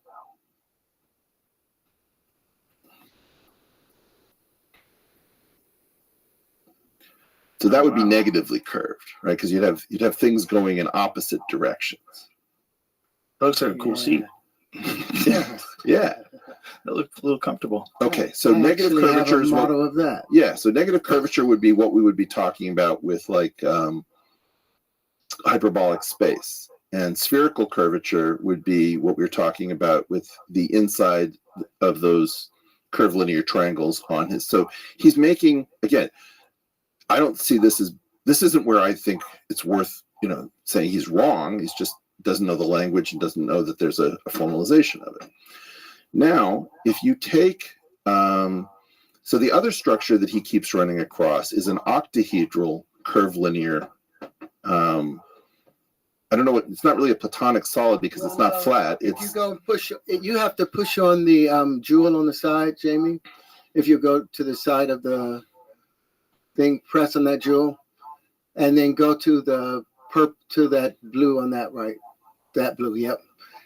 And then you get where 8 bubbles meet.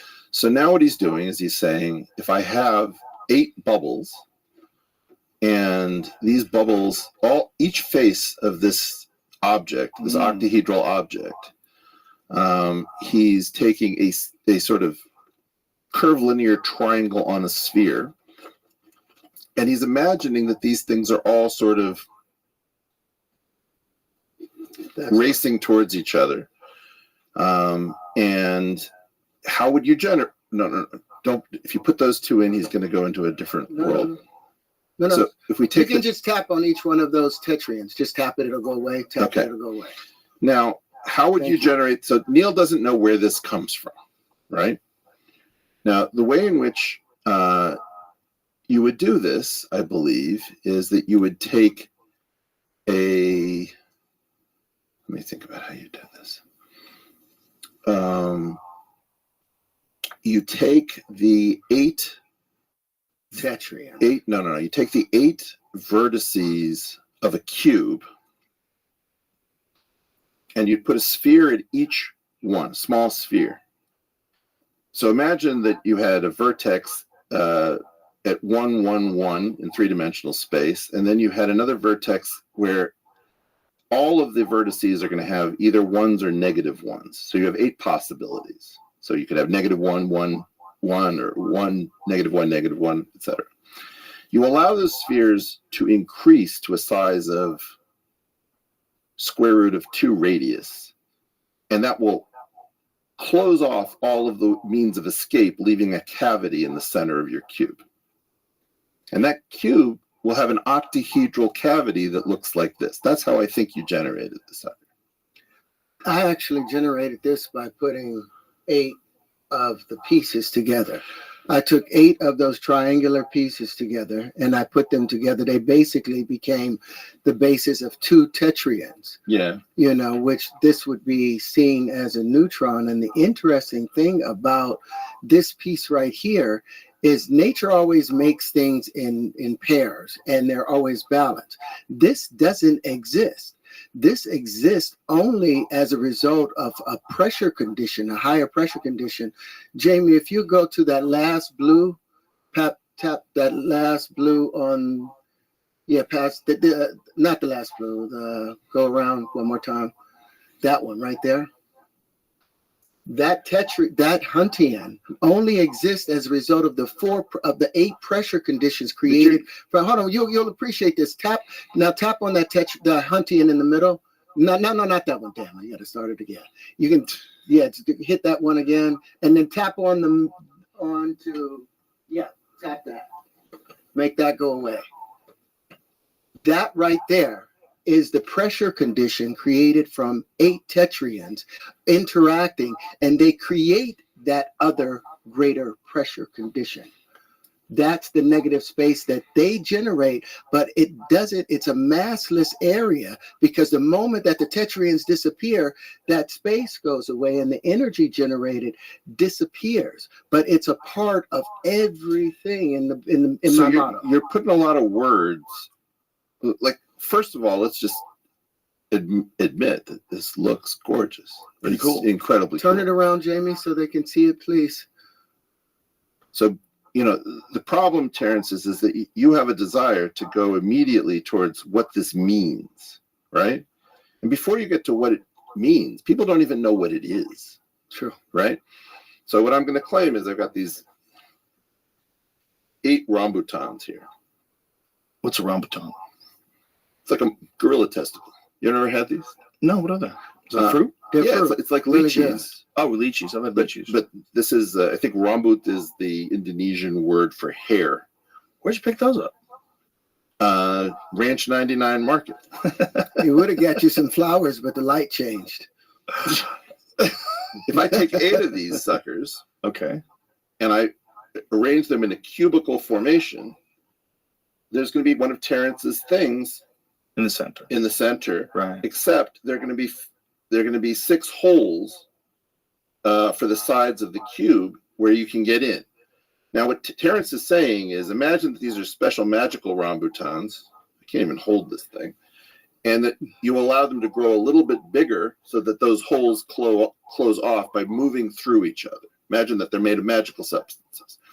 In the center, you're going to get one of his curvilinear octahedral structures, which is the thing that he just subtracted If you off. go He back calls to it the the pink, Huntian. if you tap on the pink right there, Yeah. you'll be back to that. The next one next to it. I shouldn't have done that. Okay. So what's going on is that, for example, Thank you. Neil can't figure out, well, where did this come from? So what it is spheres of radius root 2 at the 8 vertices of a cube passing through each other, but closing off an octahedral cavity with positively curved triangles inside. That's what I needed you for. Well, that's just when I needed you most. Thank you. Pretty glamorous. Okay. Well, can I ask you, Terrence, before we go any further, what was the inspiration for diving into this? Like, what revelation did you have that caused you to start looking at this as a 3D structure and the space inside of it?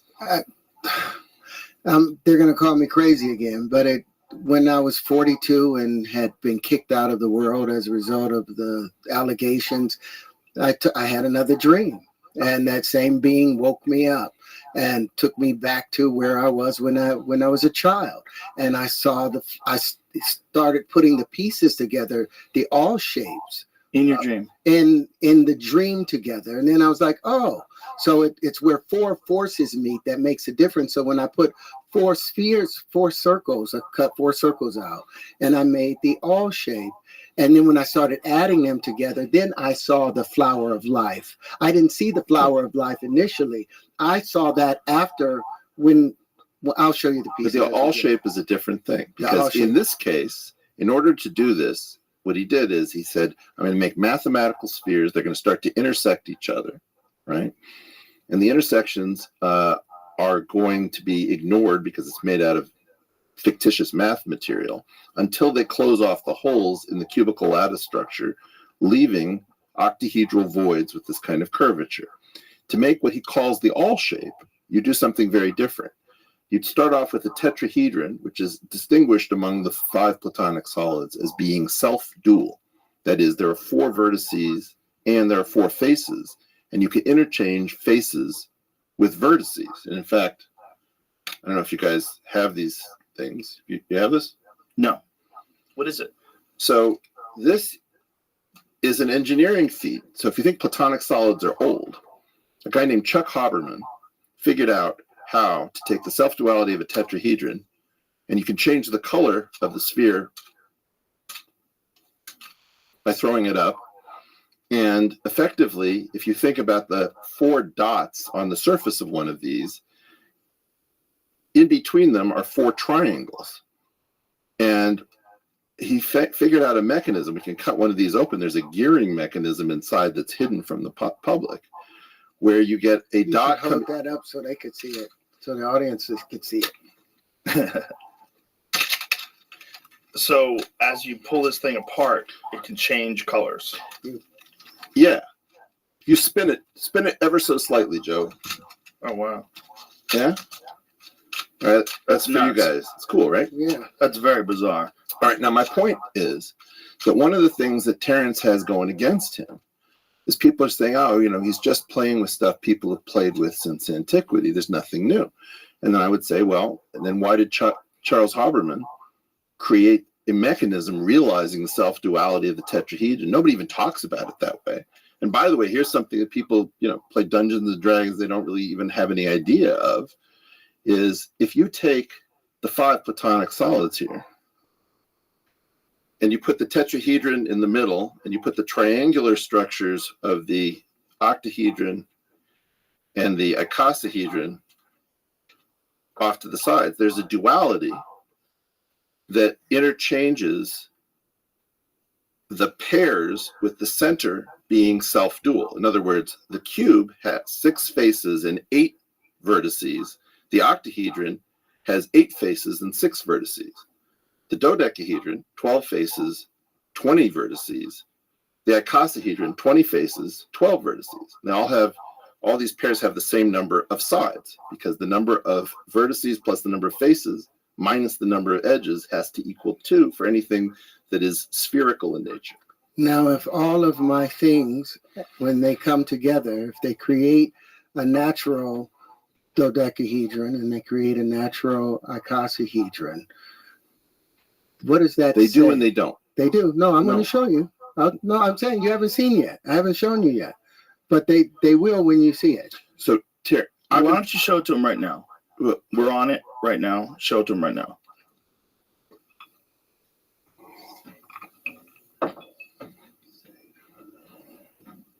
Shout out to all the homies right now trying to figure out what the fuck's going on. Like, what are these guys talking about? Holy shit. Legalized Schedule 1. And then I'll have to explain. So we can't hear you, Terrence. You're not on camera right now, unfortunately. I'm speaking to myself right now. Right. I'm speaking to myself right now, but The problem is it's in the middle of a podcast. How's the family? Everything's great, man. How you doing? Saw your dog.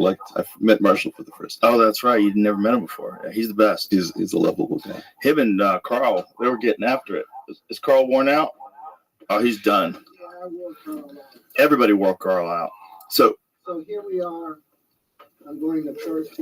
Terrence, no one can hear you. I know you. I know, but we have a podcast going on right yes, now. we're about to put the headphones back on. Okay, here we go. Right here next to it. The problem is you were talking off in the distance. And I can't even hear you. And I'm right here. So this is where, if you go to where the 12 bubbles meet. Yeah. On the thing. So these. Joe. Okay. May I finish my riff on those toys before we get to these toys? Sure. My point was that I call bullshit on the idea that because Terrence is playing with stuff that people have been playing with since antiquity, that you can't come up, that there's nothing new under the sun. Right. Because if there's nothing new under the sun, first of all, how did Charles Haberman come up with something so cool? Second of all, that means that there's an object that hasn't been invented. I give this to high school kids. You should be able to throw one of these up as a cube and have it come back as an octahedron. You should come up with a gearing mechanism. And you should be able to throw up a dodecahedron and have it come back in your hand as a differently colored icosahedron. And I've never seen those toys. Just the way the Rubik's Cube came out of nowhere, or Hungary, and that thing took over the world by storm. So to claim that a guy can't do engineering on platonic solids and come up with something new, the Rubik's Cube, the Haberman's switch pitch, these things prove that that's not true. I think it's a foolish thing almost always to pretend there's nothing new under the sun. You should always consider it. Well, you might not be correct, but there's only one way to find out. Well, there's a difference between, you see, Terrence has much greater odds of contributing to the world of engineering than he does to the world of mathematics. I mean, the odds that he's doing something new in mathematics, I'll be blunt, are very, very small. Even though I have patents on it that shows that all of this is I don't want to go there. The patents do not speak to what you think that they speak to. That's okay. Look, you can see into my heart. I'm not trying to. No. All right. But we were talking. I told you that you produce a supersymmetrical structure. When you say supersymmetry, I don't know that you know what a supersymmetry is. What does supersymmetry mean to you, Terrence? Supersymmetry means that all things come together, fit together, relate to each other. They're self-referential, and they are from a fractal that comes back to that same fractal space. That's supersymmetry. So what you mean is a symmetry that is amped up, but supersymmetry is a reserved term that means something hyper particular. And that's what this between is. bosons and fermions. That's what this is. This is the bosons. For the layman out there, the boson, the cloud, the whole boson thing is the force field or the energy field. The fermions is considered the matter aspects of it. So if we can go into he's got 5 of these patterns, one of which he calls the. What is wrong with the term supersymmetry? Then I want to see an algebra, which is a linear vector space, which has an object called a bracket, and I want to see that bracket obeys a super Jacobi identity, and otherwise there's no supersymmetry. So it's a specifically used scientific term. It's a reserved term of art. Yeah, but it's geometry is its own proof. Supersymmetry in geometry allows you to visualize, like you look at the ocean and you see the supersymmetry associated with it. I think what he's saying is you're talking about a thing and you're using the term supersymmetry, and he's saying that supersymmetry only applies to a very specific thing. Because in their math, been defined. No, in their math, the Platonic solids, like I said before, have a discrete symmetry. You can only line up the blocks and all of those things. You can't put all of them together and tell a full story to where they fold into each other. I don't think he's disagreeing with you with that. I think he's disagreeing the term you're using that a reserved term of art. Okay. And you're using it incorrectly. That's what he said. And you're going to pay a penalty. Okay, I don't want to pay no penalty. Like, this is a thing where, like, if I'm watching an MMA fight and someone's doing commentary and they call a kick wrong, I'm like, why are you doing this? You don't even know what that is. Like, you incorrectly reference something that's very specific that we've been talking about for a long time. If you're getting intimate with your lady and you're into rough play and she's not wearing any clothes, is it a rear naked choke if she grabs you from behind? No, a rear naked choke is a particular move. Yes, it doesn't have anything to do with what she did. Right. So is there, unless she gets the hooks in.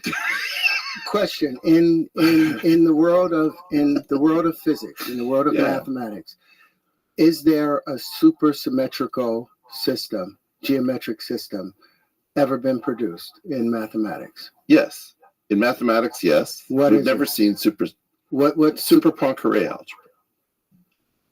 Yeah, but that's on a plane. That's not volumetrically. That doesn't scale up. Terrence, you have an entire way of thinking that is completely foreign to everyone that I know, and I've tried to understand what it is. Oh, I'm sorry. No, it's not. No, it's not. I don't think he's saying this is a negative. No. I didn't see it as a negative. But what I'm trying to say is, if the reason that science works as well as it does is that up until very recently, there were clear rules, cultures. We agreed to leave certain things at the door, like our religious beliefs. We agreed to submit to certain sorts of things. We were decent to each other. And that system is in a process of collapse at the moment. All right. Now, Terrence comes from an earlier way of thinking when things were much more wide open. You don't find many polymaths anywhere in a respectable position anymore. Terrence is coming from a polymathic perspective. He's all over the map in terms of the quality of his thinking. As far as I understand, some of his stuff is really, really good. Some of his stuff is offensive. And it's everything in between. Now, I'm not gunning for you. No. I don't take that offensively. Okay. I take it in the fact that you're here. But let's get back to what I was saying about having, if my pieces, naturally come together and form those They same do and they don't. structure. Well, here we have. How do they not, Eric? Here's well, I'm gonna show them. Here's where 12 bubbles meet. If you go to the yellow one right there, Jamie, please tap on that.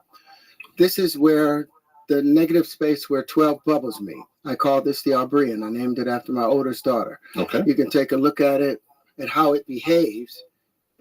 Here, Joe. Okay. So you can have it, and you can have a larger one or a smaller one. By the way, I would be honored to I'm gonna have give you some of these. anything that you make of this type in my home. It's very, very cool.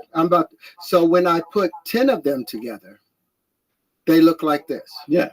I put 20 of them together. They make a natural icosahedron. Yeah. Without breaking any rules.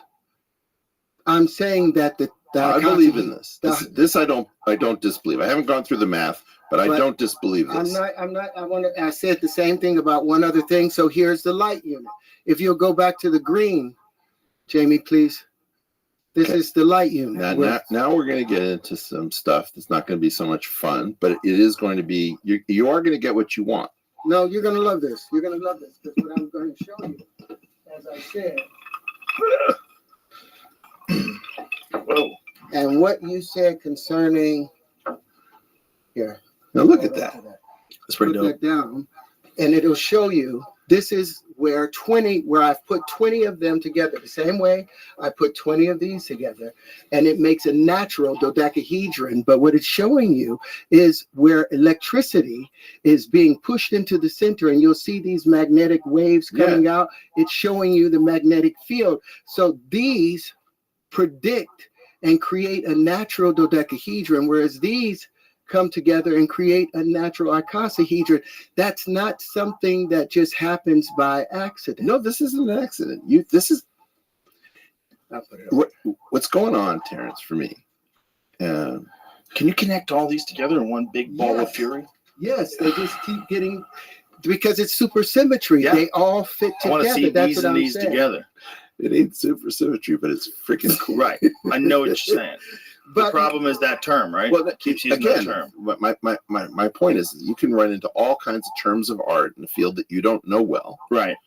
And Terrence is like, I come on your show and I do this thing, which I've never really discussed why I do it. I have this feeling that somehow Sean Carroll 15 years ago started talking about a suite of ideas like entanglement, the multiverse, these ultimate brains, whatever. And people have been talking about them ever since because it was a very successful tour. Much of the coolest stuff in mathematics and physics that's completely established, that's non-speculative, is not discussed. And I don't know why. And one of the things that I tried to do is I tried to show you the Hopf vibration. I tried to do the thing about the Dirac string trick. Terrence is bringing cool stuff from the world of geometry. It's a proof, effectively, that people don't know where it's coming from. A lot of this is real as geometry. If you look at the thing that he calls the Terranton, right? The tetrian. The tetrian is the tetrian. The tetrian is just so the tetrian that is the thing that is closest to us, the black thing that is closest to us. That one. So he then starts to make noises about it, and he says things that I don't love, which are that those faces he associates with the electric field, and the vertices, which sometimes he calls vortices, and sometimes I'm not quite sure, he associates with the magnetic field. Yes.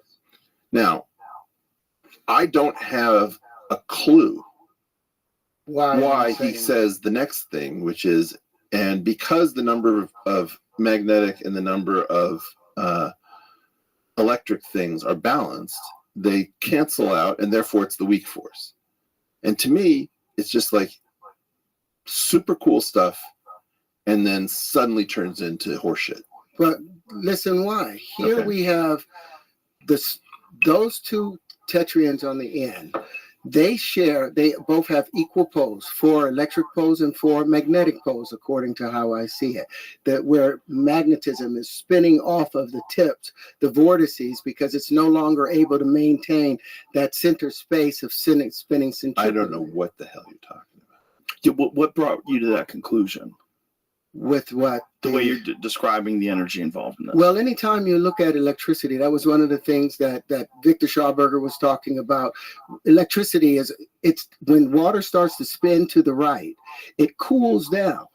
That's the natural nature of electricity. Electricity is colder. It flows better in the coldest environment. So as it's cooling down, as it's spinning down to a higher point, trying to get to that higher point, that's the highest point there. It's looking for the highest density. That's the north. North is always the highest density. South, no matter where you are, south is always away from the higher point when you're talking about universally, not talking about geographically on the earth.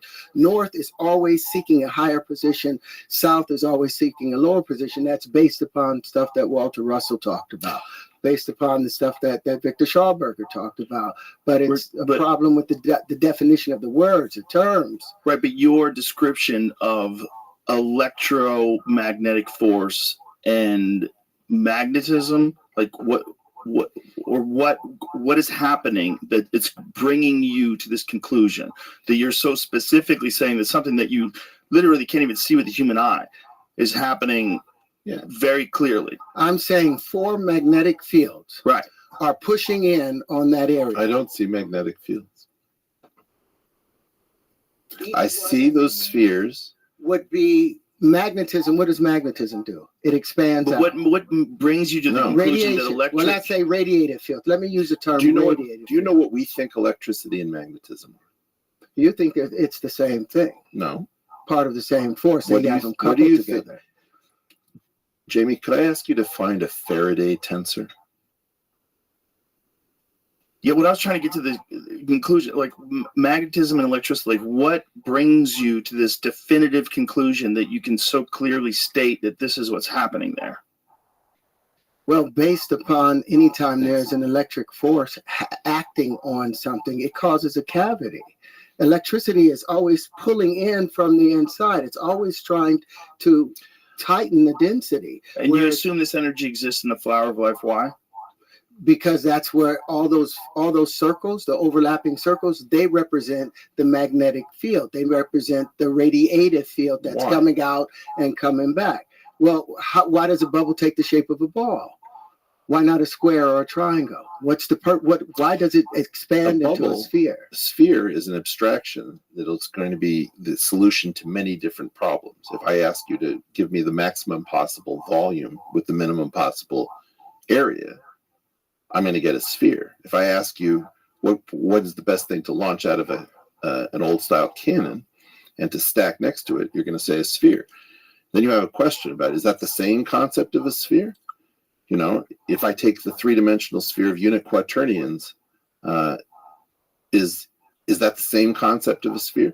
You are in part freely associated repeatedly between things that remind you of other things. Now you have an incredible storehouse of things between your ears that you know to associate with. And your brain is like, I mean, in part, it's like, if you think about the totality of your brain, it's like a Ferrari engine and a Volkswagen.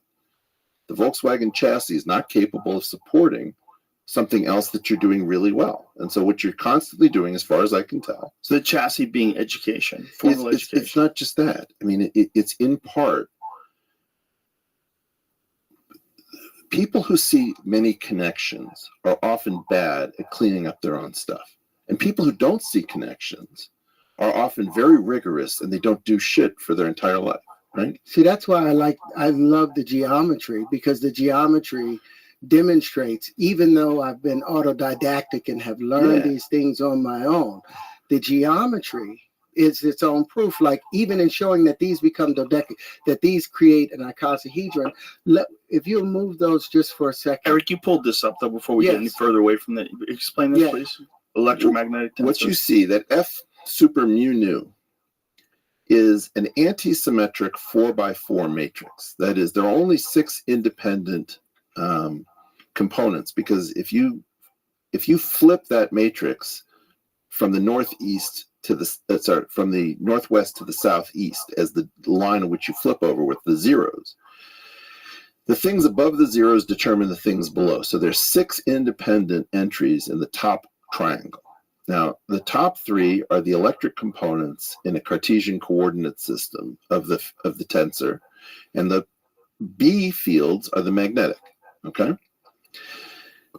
Terence could say something closer to what we understand reality to be. He could, for example, hold up a cube and say, the 6 faces of the cube remind me of the 6 independent entries in the electromagnetic field strength. And then the idea is there's a duality, and the duality relates the electric field to the magnetic field. And then he might invent something called Olive-Montonen electromagnetic duality, right? So in other words, if I took the top 3, if I hold the cube up like this and I put electric above and magnetic below, and then I did a transformation that took top faces to bottom faces, he would be doing something that might bring him to recent research on electromagnetic duality. But instead, what's happening is that the spheres are reminding him of waves, like, wave fronts that are expanding spherically. And he's got super cool geometry that the reason that this is so cool is that we haven't seen much of it. It's not saying that it doesn't exist. I'm not saying he's the inventor. Well, I am the inventor because I own the patents. Okay, to it. but you can find out that there's prior art later. Look, everybody's I would been love to see that. Okay. Like I said, though, I think you're doing Terence, I have no desire to take this way. So far as I know, you're the first person to do this. Okay. No. Now, with that said, you're taking something where he's saying real stuff about geometrical understanding based on a spiritual undertaking. And it used to be that spirituality and science were hand in hand. That's what I was trying to say about the Carolus school that figured out, almost got calculus coming out of religious verse, like stuff that rhymed. It's crazy. Terence is coming from an older perspective where he's drawing tons of inspiration from all these different sources. I can track it, but good luck finding people who can track this, because the number of people who can do this is very, very small. But that's the problem. Okay, go ahead. Agreed. Now, then every time he steps on a landmine, my colleagues just start laughing, and that makes me crazy, because they could help him figure out what he is trying to say. So if we go back to his electromagnetic tensor, how does this apply to these patterns in the void in between these patterns? That thing we did not understand until the mid 1970s. Remember, I tried to tell you to get Jim Simons on this podcast, and then he just died. Jim Simons and C.N. Yang figured out, and this is going to figure into what Terence is saying, that all forces are curvature. It's not just gravity, which we've known has been curvature since 1915, actually 1913 for Einstein-Grossman. It's actually the case that electromagnetism, the weak force and the strong force, are a different form of curvature, which might be called Arasmanian curvature or fiber bundle curvature, which is not necessarily Riemannian intrinsic curvature. This object encodes the curvature, it encodes electromagnetism as the components of curvature. To your point about nothing is a straight line. But this is where I have issues. You're talking about this is in Cartesian space, and in Cartesian space, curvature is not allowed. There's no curvature that's allowed in Cartesian space. That's wrong. Really? Yeah, because what you have, and by the way, this is a super subtle thing. We've only really known this for 50 years, thereabouts. There is a weird, mysterious circle that none of us can see at every point in space and time that we can't derive from space. Okay, you can have space-time and something else put a circle at every point that is obscured from us, and that thing has a curvature, even if space and time is flat. So we call the idealization of flat space-time Minkowski space. You can slap a curvature tensor of a circle on top of it, generate this. And it wasn't until, and this is mind-blowing, can we get the Aronoff-Bohm effect up here? See, but that's where my biggest issue is, why go through all of those steps to define curved space with flat plane matrix when you have the definition of it right in front of you? That's why when you get a chance, I'd love for you to lay these out so you can see it predicts every distribution, every waveform. There's nothing that this doesn't. I want you to think about, you ever play blackjack?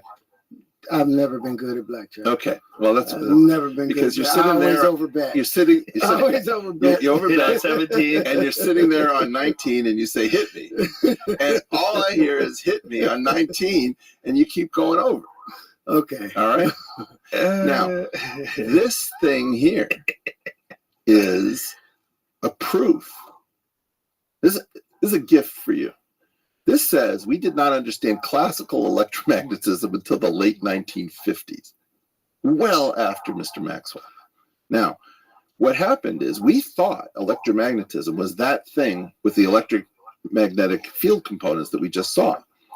If you put a wire coming out of this plane of the screen and you insulate it where it says solenoid, can we just isolate that? Mm-hmm. We can see it. Yeah. Okay. Now you have this crazy thing, which is like you have a cathode ray tube at A, let's imagine, and you shoot it through a double slit, and you want to know whether or not there's current flowing in this insulated thing that you can't see. Now you think that the insulation is going to keep you from being able to tell whether there's current flowing. It turns out that the interference pattern changes whether there's current, even though there's no E and B fields outside of that insulated structure. And that proves that it cannot be the electromagnetic field strength that actually determines electromagnetic phenomena. What's really going on, can we call up the electromagnetic 4 potential? So one of the things is if you want to hang with the cool kids on any of this stuff, you don't try to map the electromagnetic fields because it's the electromagnetic 4 potential that's got it going on. Look at that thing. That was cool. I'm looking for something that looks like A equals and then 4 components. Well, let's hit that thing, what you just had. That's good. That A, where you see partial derivative of A, that thing is called the gauge potential. And the gauge potential, it's the force potential. The gauge potential is really where the electromagnetism is happening. This thing over here on the right, the Faraday tensor, is a consequence of the real star of the show. A is the thing that matters. And we thought that A was a convenience product that constructed the electromagnetic field strength until the late 1950s. I think one of these guys who developed this, his name is Yakir Aronoff, who's at Chapman University. I think he's still alive. So in other words, we fooled ourselves into thinking we understood electromagnetism until the late 1950s, which is one of the reasons that you listen to your heterodox colleagues as opposed to making fun of them mercilessly, because you're not nearly as smart as you think you are. Now, most of the time, what Neil says is, oh yes, 1 in 10,000 heterodox people have a point. And Neil bets on the 9,999 who don't. And so he doesn't listen. This thing here is a proof that you can find elementary omissions very late in the game that change everything. And everybody who pretends that peer review works and that we've known this since antiquity, all this stuff, they need to understand the exceptions we've already found. If Terence wants to do good, he would take that A with the new at the beginning, and he would say, okay, electromagnetism isn't about the electric and magnetic fields. It's about 4 of these suckers rather than 6 of those. On a simple level, how would you describe electricity? Well, I wouldn't know how to do it simply. Electricity is really, electromagnetism is really about rock, paper, scissors. In other words, is rock better than paper? No, it's worse. Then you do it around that thing. The failure of these things to knit together. If I had, Terence, give me your hands. I want to put my hand over yours, and then you go your right hand under. It's like jujitsu. Go right hand under, on your hand, and I'll grab his wrist. There you go. That thing. Who's on top? All of us. Okay. The electromagnetic field strength. So now make your hand into like a plane. Measures the degree of the Escher staircase. The Escherness in that Penrose staircase is measured by that E and B stuff. Okay, that A basically is the collection of hands that we had, the planes. Right. Jamie, show the Penrose staircase just so people know what the fuck we're talking about, because it's a very bizarre optical illusion. There All it right. is. So the key point is the Penrose staircase is not just an optical illusion. It's actually an effect called holonomy. And those things are called horizontal subspaces. And the electromagnetic potential, which gives rise to the photon, actually is a series of stairs that appears to be in some kind of a contradiction. The curvature that he keeps talking about is the thing that actually resolves that contradiction. And in a weird way, the photon is a function, the photon is a derivative, and the electron is its function, and you use that derivative to differentiate the function. That's a crazy way of saying it, but at its deepest level, that's really what we are. We're in a geometry in which those flat planes say derivative equals 0, and you're trying to take the derivative of an electron based on this stuff, and geometrically this only got worked out in Stony Brook, Massachusetts in the mid-1970s, except for a guy named Robert Herman, who nobody listened to in Boston, who was off self-published. Well, let's consider one of the things that this is talking about. Again, this is where I have issues, because we're talking about two-dimensional or three-dimensional space that does not exist. We're still talking about imaginary things instead of talking about real things, like math's departure from where numbers started representing actual things.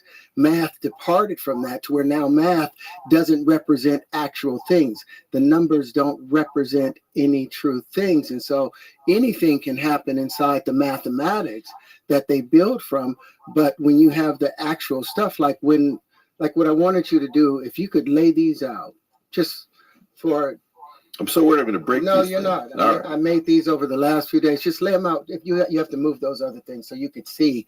And what I'm talking about, the interesting Bro, I want to see a YouTube video of you in your lab putting these things together. If you shine a light on these, yeah, they end up creating all of the cymatics. No, don't even stack them up. I don't even want you to stack them. All right. I just want you to align them. Here, put a light through. Like I'm saying. If you move this one out of the way, all right, and some of those,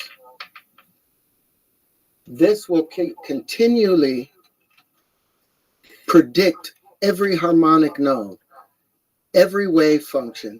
It will continue on. They overlap on each other to where any size, any crystalline configuration that somebody could hope for occurs.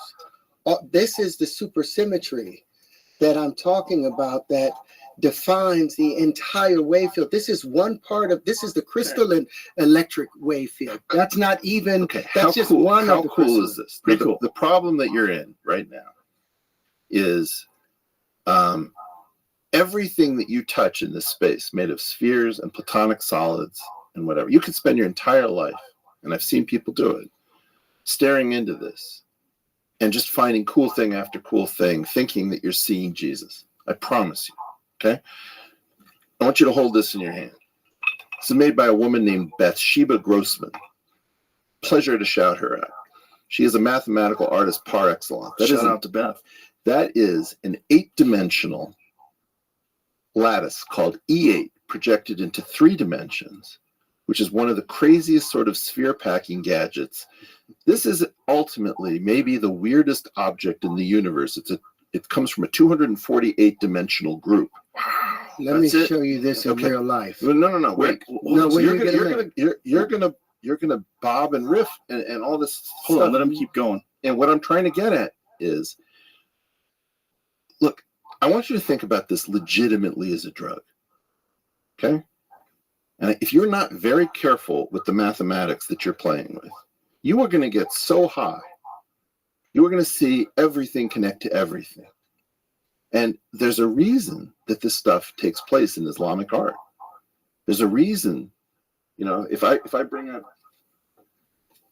this is another version of the self-duality of the tetrahedron. And I believe in spiritual In sacred geometry, they call this the Merkaba, which is like Hebrew for chariot. Everything connects to everything else in this unbelievably beautiful way. And the concern that I have, Terrence, to be entirely honest, is you have to get disciplined about this as a drug, because otherwise you're going to see everything in everything all the time, and you're going to have the same repetitive conversation where people don't take you seriously because you're going to keep hitting on 19. But if light passing through these show the same cymatics that we look at when we're looking at natural occurrences of individual frequencies, doesn't that become its own secondary proof beyond the symmetry of what it does? Okay, you say geometry is a proof, and one of the things is you are at your weakest when you have you have an equal sign. No. You're your strongest geometrically. You're at your weakest when you have an equal sign. You say the dumbest stuff about equalities, and you say the coolest stuff about geometries. And I wonder whether you mean something. Like, it took me a long time to figure out what I think you mean when you do this riff on the square root of 2. Jamie, could I trouble you for that portal group /th? Okay. If you do the square root of 2 challenge, right? You say, Howard's unbalanced equation. You say, okay, take the square root of 2. You cube it. That's equal to 2 times the square root of 2. That is illogical. It is unbalanced. It is unnatural. Now, at first, I had no idea what the hell you were doing. So I came up with something to prove to you that I'm trying to understand you. And I said, take the number of magi at Jesus' birth. He was born on the 25th day of the 12th month. If I raise the 12th root of 3 to the 25th power, and I take the fact that Jesus died in the 9th hour according to the Bible, I see the same Trinity rooted by the number of apostles. Now that seems to be like a profound statement. But the fact is, all I really did is I created an equation based on 2 numbers, x and y. And your version of it, I put in 1 and square root of 2. And in mine, I used 12 and 3. And the reason I got 1225 was that 25 is just 2 times 12 plus 1. So in other words, the danger of this stuff, right, is that when you start to see patterns and you start to see stuff that looks crazy, you don't realize what you're actually doing. What you're really saying is you're coming from a perspective that is philosophical before it's scientific or mathematical. And you have a statement which says everything is in motion. And then you go into a riff about loops and you say, take out your calculator, turn it to the side, take the square root of 2, cube it, take that divided by 2. Then you do this thing where you happen to know the large decimal expansion up to a point, which is increases people's confidence. You got to be worried because that's like the confidence in con man too. But you make a point. We have a name for the thing you call a loop. We call it a fixed point. A fixed point. A fixed point. Now, a fixed point, you have something called a transformation. The transformation. Let me see if Jamie, if we can bring that back. So I'm just trying to standardize your. Can we go below that? Let me see. Okay, Terrence loop. You have a mapping T for Terrence from the real numbers to the real numbers given by x cubed divided by 2. If you take the polynomial y cubed minus 2y equals 0, that factors as y minus square root of 2 times y plus square root of 2 times y minus 0. You claim that there's only one number that satisfies a fixed point relationship according to that mapping, which you call a loop. There are actually 3, 0, negative square root of 2, and 2. You make the correct point that if you iterate that for numbers above the square root of 2, it's going to go off to infinity. If you were to go below numbers of square root of 2, but above 0, it'll go towards 0. 0 will go to 0. Mm-hmm. And then you have the same thing below negative square root of 2, it'll go off to negative infinity. And above square root of 2, but below 0, I think it'll go off to 0. Okay? That thing is studied under fixed point theory. And you can look up the Lefschetz fixed point theorem, the Kakutani fixed point theorem, the Brouwer fixed point theorem. All of these are proofs that you have to have fixed points. Now I thought, why does he keep doing this riff? And then I realized that he's got a thing about everything is in motion.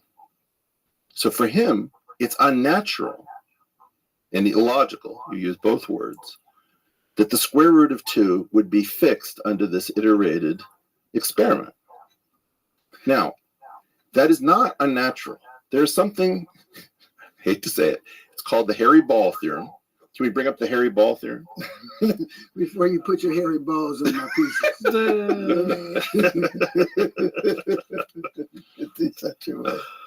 That was good.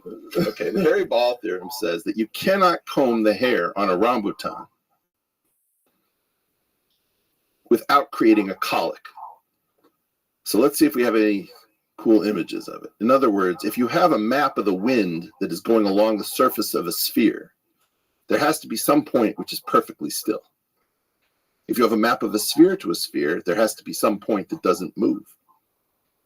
In other words, what you're saying about things can't be still is not only incorrect, it is impossible to avoid stillness. And this is in part what John Nash got his Nobel Award in economics for, because he took work of von Neumann and Morgenstern on two-person games, turned them into multi-person games with a higher dimensional fixed point theorem, and said a multi-person game is more interesting because that's a market. Therefore, markets have equilibria. So you're saying real stuff in a way that fundamentally just doesn't. We don't know how to talk your talk. Then but we teach know, me. Yeah, I know. Teach me. I'm learning. I'm learning right now. But Jamie, do me a favor. Pull up the calculator. I want you to pull up the calculator. We're going to look at this loop, and you tell me that this loop isn't a contradiction, and says that the math. Okay. Is, yep. I want a scientific calculator. There we go. Yep. Okay. Yep. Hit 2. Square root. It'll be over one more. I think that may be it. Yeah. Yep. Cube it. Hit x to the third. No. Go back. Yep. Hit 2. Square root. Cube it. Up. Right up there. Yep. Now divide by 2. Hit equal. Cube it again. X to the third. Divide by 2. That is a loop. Cube it again. Hit x to the third. That's an unnatural equation. It's a loop. It's a tuck inside of the matrix. It does not allow for math to make sense because of the identity principle. Okay, Eric. You're trying to say something. What you're saying is wrong. What I'm seeing, though. No. What you're saying is fine. I agreed that you have a transformation that I called T. You could put those two steps together, which is cube and divide by 2. That thing is going to be dead still till the end of time. That's your point. And then you pass judgment on it. And you say that is not logical and it's irrational. And I don't know what you mean. Well, because here we're multiplying something basically 3 times, and it's coming up to the same value as if we multiplied it by 2. And you keep doing that. Yeah, well, I did that with that's a 12th root of 3, and I have a transform just like you. But that 12th root of 3, that hypothetical situation you put up there does not affect the rest of mathematics. Sure it does. That loop right there, is your point that there's something special about the square root of 2? I'm saying that the square root of 2 is a manufactured number because of the identity principle. If the identity principle was not involved, then they wouldn't have a problem with 1 times 1 equaling 2. Or why are you offended by 1 times 1 equaling? Just because action and reaction, the universe, it's the separation of math from science when math was supposed to define physical things. So when they have things that doesn't align, we can't make sense. The rest of the audience don't understand. They're like, wait a minute, well. Okay, objects in motion tend to remain in motion, right? That was his first law. Well, what do objects at rest do? There's no object at rest. So you have a problem with Mr. Newton. There are no objects at rest because everything is sitting on something that's in motion. Everything is in motion within itself. So this is like there's no straight lines in nature. So the idea is you're saying at some level that you don't believe. I mean, that like, look, anything's I still. can At a subatomic level. That nothing's still, because everything in the universe is connected. So if you But- have one still thing, then everything connected to it also So, has Terrence, to be still. if I understand what you're doing, and I try to steelman it, you're trying to say, look, first of all, the vacuum isn't a vacuum. It's roiling with activity, right? The void isn't a void. Stuff is happening. Virtual particles are coming in and out of existence. There is no vacuum, right? You're very much in tune with modern physics on that. You really are, okay? Then you have this idea of math is supposed to be about the physical world. It's not supposed to be unto itself. And if there is no vacuum, then there is nothing at rest, because the vacuum is going to be in constant quantum tumult.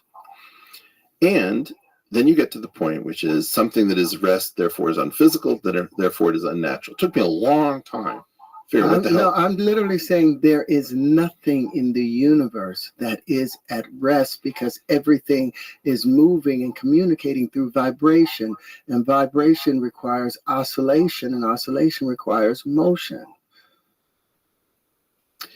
So what you're trying to say is that if the universe at its deepest level is a quantum mechanical system in which there is no ability to create vacuum, in a naive sense, that the vacuum that we talk about is not the vacuum that people naively think, therefore any mathematics that references anything that is zero or still or whatever is invalid. Is it imaginary? It's talking about an imaginary space. Okay. I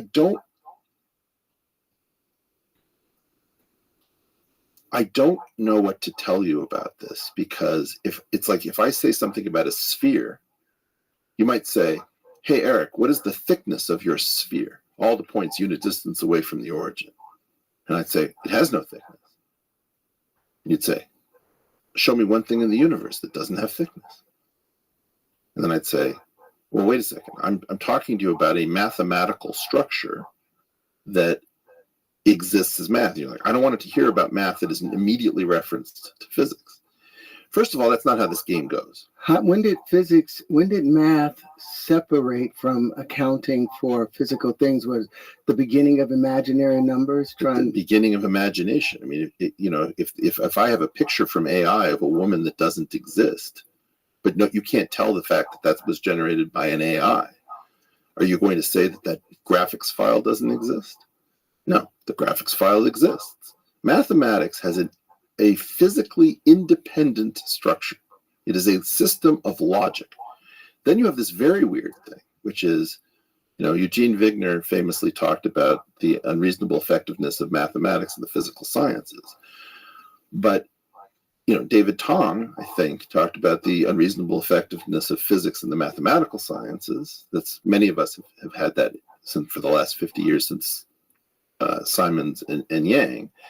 And then there's also this thing which people associate with Max Tegmark, which is older, which is the mathematical universe, that the math is the basis, that there is a point at which the map becomes the territory, to borrow from our friends in the psychedelic community. Now, I can hear you, I can understand you, I can track you, but what you were doing when you were lecturing is terrible.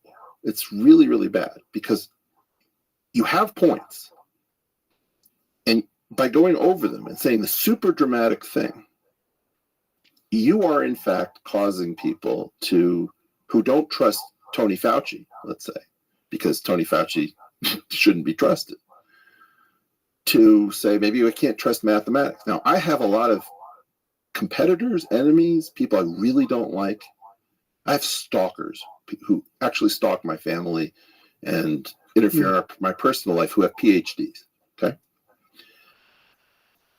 My level of disagreement with them about the physical universe and the mathematical universe is essentially zero up to 1973. We don't really start to see a breakdown in the community of science, I think, until the 1980s. And why is that? Well, money. And power. Money and power. Ronald Reagan brought in a guy named Eric House to the NSF, and the university stopped expanding and they started playing games. We had a thing called the Mansfield Amendment, which got the military out of science, which was a disaster. There's a lot of things that happened, But imagine if science took a wrong turn when it walked down the road of relativity, if in abandoning the ether, and now they've walked down this road and now they realize that it's a potential dead end, but instead of turning around and saying, okay, well, let's use the luminiferous ether that all of these equations were built off of.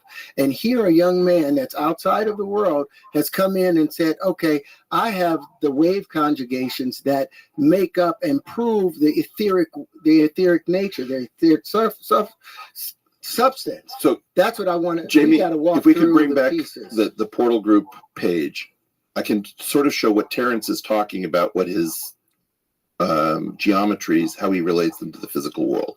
So if we could go up to Howard's unifications claim. Okay. So you say you've come up with the grand unified field equation. First of all, he's doing something very unusual. He's saying grand unified, which actually is less than unified, because unified would include gravity. But he's also drawing from a group, I think, called the electric universe. No. Okay. No. I'm drawing from Lorentz and Hein's work when they were deciding. They were trying to prove that it was electricity and magnetism. They could derive all of the effects of nature that we see from electricity and magnetism. All right. So if we go down here, hopefully, because we just prepared this. By the way, shout out to Dr. Brooke Dallas, who put this together and just got her PhD from Caltech. Congratulations. Yeah, congratulations, Brooke. Okay. So all of this, these four things are how the community that you're trying to unseat thinks about nature at its deepest level. Now, let me see, is there anything under there? Maybe not. So go up to, let's do David Tong's, because you brought up David Tong, okay? I think I understand this, and I'm able to talk to you about it. Is this something, so this is my community and how it thinks of everything in the world, all right? Right. Do you have a way of relating what you think about in terms of what my community has wrong? Does this mean anything to you? If you remove gravity outside of the equation, you take gravity out, because gravity is affected. Gravity is actually covered by that strong electrical force. Terrence, 1 second. Without, this is not a gotcha, and it's not me. I know. I'm just saying. Do you know how to read this? As best as we're talking about, I as imaginary. Yeah. You know, D to the 4. I don't know what the D represents. So that's the volume element saying that you're in four-dimensional space. You're going to take an integral. And y to a negative g? Y to a negative gravity? That's the determinant of the space-time metric with which you might have an issue. Okay. So in other words, you're normalizing. You're saying that if the rulers look one way or the rulers look another way, according to Einstein, you have to put more weight or less weight on a region of space. Do you know what that R is? That's the foreplay, and then in the parentheses is where the stuff gets crazy. Explain it.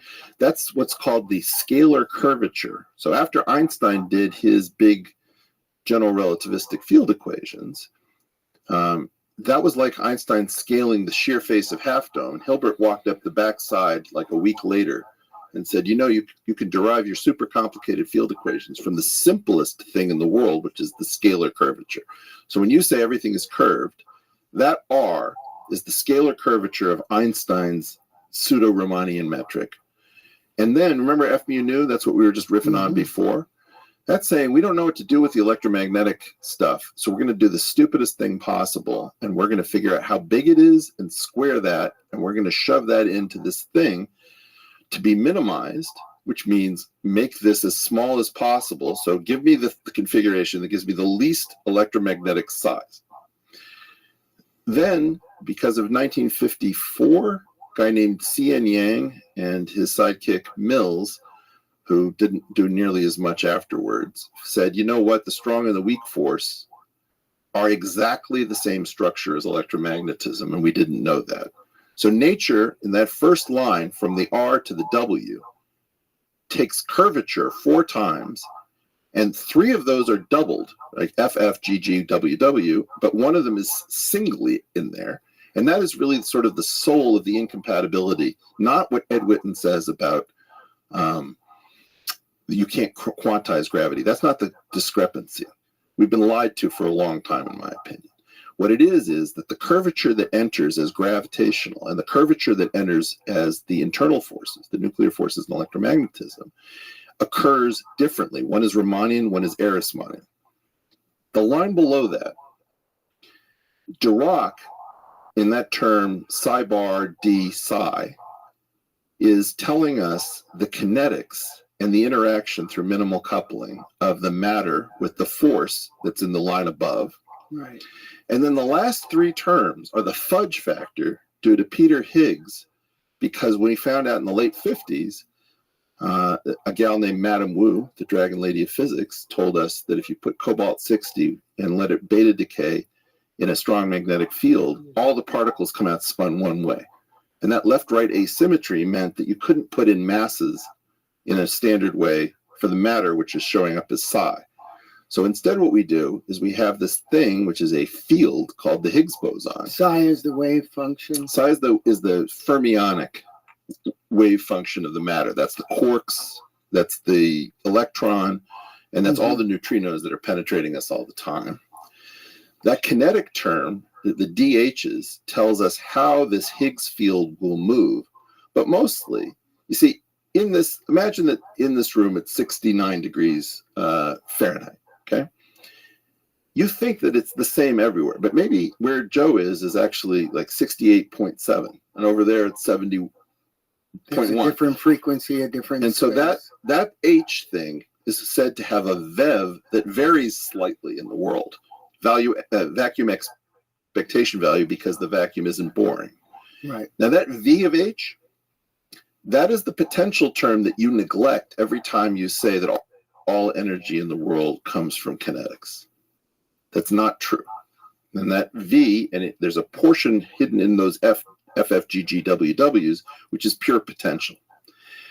That last thing, which is not commented upon here, is called the Yukawa coupling. And that last term is how the Higgs field gives the illusion of mass to the matter, which was prohibited from having a naked mass because of the efforts of Madame Wu and Yang and Li, which is the same Yang of Yang and Mills. That thing that we just went through, which may have been boring to people, is the source of everything we know about the world at its deepest level. Right? This thing right here, which might be called the partition function, is a Feynman path integral of this. And if you could understand what this is, we don't know of anything that isn't in what you're seeing. It's a whoa. Can I get a whoa? Can I get? I live for this. What now? Now this is the difference between having, they've been working on this for damn near 60, 70 years. But they don't have any physical models that represent any of these things. And if my physical models describe the electric force and the magnetic force and is able to account for all of the actions that takes place or the effects that we see, then it should be a better replacement instead of having to go through. You didn't do that. I did do that. Let me show you. Let me show you. Okay, show. Now it's time to show. Okay, here we go.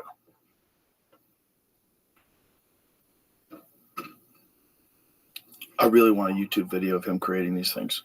I would love that. So, just you with an acetylene torch. I want them in glass. I want them in glass, brother. Yeah, somebody needs to make these. Yeah, well, I tried to do that before. Well, it we sounds have, like someone we could have a 3D community print of these. mathematical artists. I want to hook you up. I would love that. So this tetryon, as I say, begins the entire dance. It's I would call that would be Planck to me. That would be the proton. That would be the beginning of everything. You map 4 different things to this. You say, 1, it's dark matter. I said because it's interstitial. Wait. Okay. You say 1, it's dark matter because it's interstitial. 2, you say it's hydrogen. It becomes it takes. 3, you say, well, look, it's got 4 electric and 4 magnetic because you associate the faces with electric and you associate with the vertices with the magnetic. You say You go back to Walter Russell, who has this whole thing about exhaling and inhaling, expanding and contraction. You know, it's a lot like Ecclesiastes. There's a time and purpose to everything under heaven. And then you say, because it's balanced as 4 and 4, it must be the weak force because there's no net voodoo on it. Okay? Then when you get to your, if you can bring up what you call the Huntian. Hold on, let's stay on this one. All right. Okay. I say that this right here, like nothing in the universe does nothing for a single motive. Everything has multiple purposes and accomplishes multiple things. This becoming the geometry of hydrogen, or the very first visible element, is as a result of all of those forces pushing on it. But the first, I can use another hit. Yeah. It's called explainer juice. Yes. Right. Yeah. So, thank you. Thank you. Thank both of you. So, if we start with this as electricity, then we want to go to the very first phase from it. The first thing that happens to it is it decays. The first line of decay, and that first line of decay is literally just putting on 2 magnetic fields. If you'll hold that for a second, I've got to get something else out. I gotta say, go ahead. I love these things. They're pretty really dope. They're really dope. Yeah, you need a shelf in your office. Yeah, for sure. I put this in my house, but Terrence, I just don't see. We're not done. All right. We're not done. All right. So when you put, didn't you see the box he came in with, bro? What kind of that? No box of stuff. So when they line up, yeah, then they begin to create. And if you lay it down on your thing, you can lay them down. Yeah. And you'll see them align. If you can. I want to design a skate park around this. But sharp surfaces. Dude's gonna get fucked up. Anytime you're urinating, a man is urinating, he sees this pattern where it's expanding and contracting, expanding, contracting, that braiding behind the boat. This describes that motion from that. But then let's go to the next stage of decay. The next stage of decay would be four sides. Now, what these are responsible for, boom, boom. How you doing, Eric? All right, Joe. Yeah, here we go. And this is the hard part for me. That's the fun part. Okay. This is the part I've been waiting for. This is the part I've been waiting for. Now let's put this. This is an elaborate hoax. Yes. My whole life's an elaborate hoax. Now I should be putting the patents out so that everybody isn't out there saying, this isn't his shit. But so when you get to this level of decay, they start to come together and they create this natural. How gorgeous is that? Look at that. But do me a favor, they also create these spaces, and if you lay them out, one on top of. Well, I'm still riffing on this one. Well, you're about to see that interact with the other side. Like we came to play today. Boy, nothing like these conversations make me understand how different people's brains work. There's just different humans out there. Here we go. So, all right, let's, if I can move some of your stuff. By the way, I just didn't know what I was getting. Yeah. I brought some weird tools in case we're going to make weird points. So if you're laying these out, you're starting to see this pattern. But what's interesting, these have chirality. These spin in opposite directions from each other, but they ultimately reform together to fully tell that story. So this is why category theory is so powerful, because your analogizing brain, I mean, let's be honest. I want everybody to form without saying anything to each other. What is this most similar to? The DNA. I was going to say the same. Right? And if it was DNA, what would be the interstitial between these two things? That would be that ladder. Each line, it would be the ATCG, the hydrogen. That would be the hydrogen bond. It would be Okay. phosphorus, oxygen, oxygen. Now, if I was a protein scientist, what would I say this was? You would say it's a ribosome. I would say it's an alpha helix. Oh. Right? I would say this was secondary structure in protein. So my claim is that one of the reasons that Rosalind Franklin didn't actually get to the double helix is that she was a really good scientist, and Watson and Crick were not good scientists. She said, look, I can see right through you. You just found out that Linus Pauling figured out the alpha helix in protein, and you wannabes who don't know jack shit about biochemistry want an alpha helix. And you want to do nucleic acid as an alpha helix and look based on the X-ray crystallography of the Maltese cross. You're going to try to shove DNA into something so you get to be Linus Pauling all over again. I don't want any part of it. And the problem for her was, helices are ubiquitous at all different levels, right? So in other words, Watson and Crick didn't own the double helix. What happened is that a very common structure that's going to come up over and over again, it's going to come up in viruses, where you have helical viruses, you have it in protein, you have it in nucleic acid.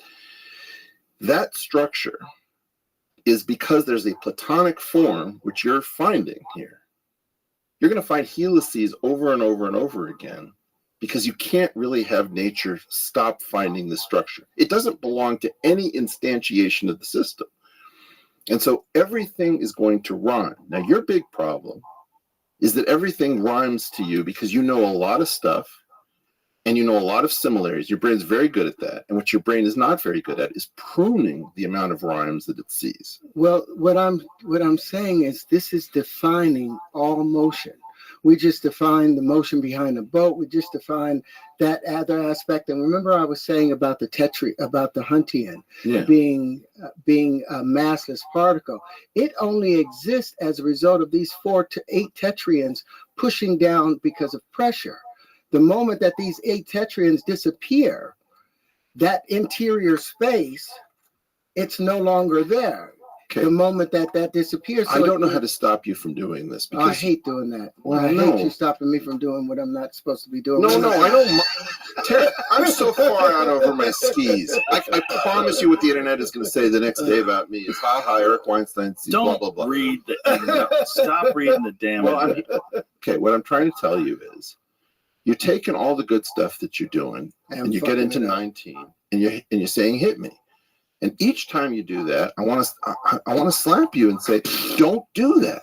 Because even if what you're saying is true, let's imagine that we find some structures like the ones you're talking about in wave fronts, right? I think what you're doing is totally canonical, and it's very, very natural. And I think you're building models, and you don't know how to do the algebra, probably, and you probably don't know how to do the differential equations, all that. Fine, I can point you to books, I can try to help you. I'm a geometer. I like doing geometry. I would love to work with a mathematician that can define and redefine these species and write new axioms if there's real axioms to be made from it or postulates to be made from it. That's what I wanted to do with Dr. Tyson. Okay, but part of what you're doing is you're coming into another community. Like what you said about David Tong is so unfair to David Tong. What did I say? David Tong. Okay, first of all, do you know who David Tong is? I know him on the internet. I know, but I've watched a few of his things. I was very impressed with it. That's why I reached out to him. He's amazing. And I have my difference. He's an acquaintance of mine. I haven't seen him since 2011. Okay. He's an amazing treasure because that guy has a gift for explanation in our community. And in a world where a lot of people in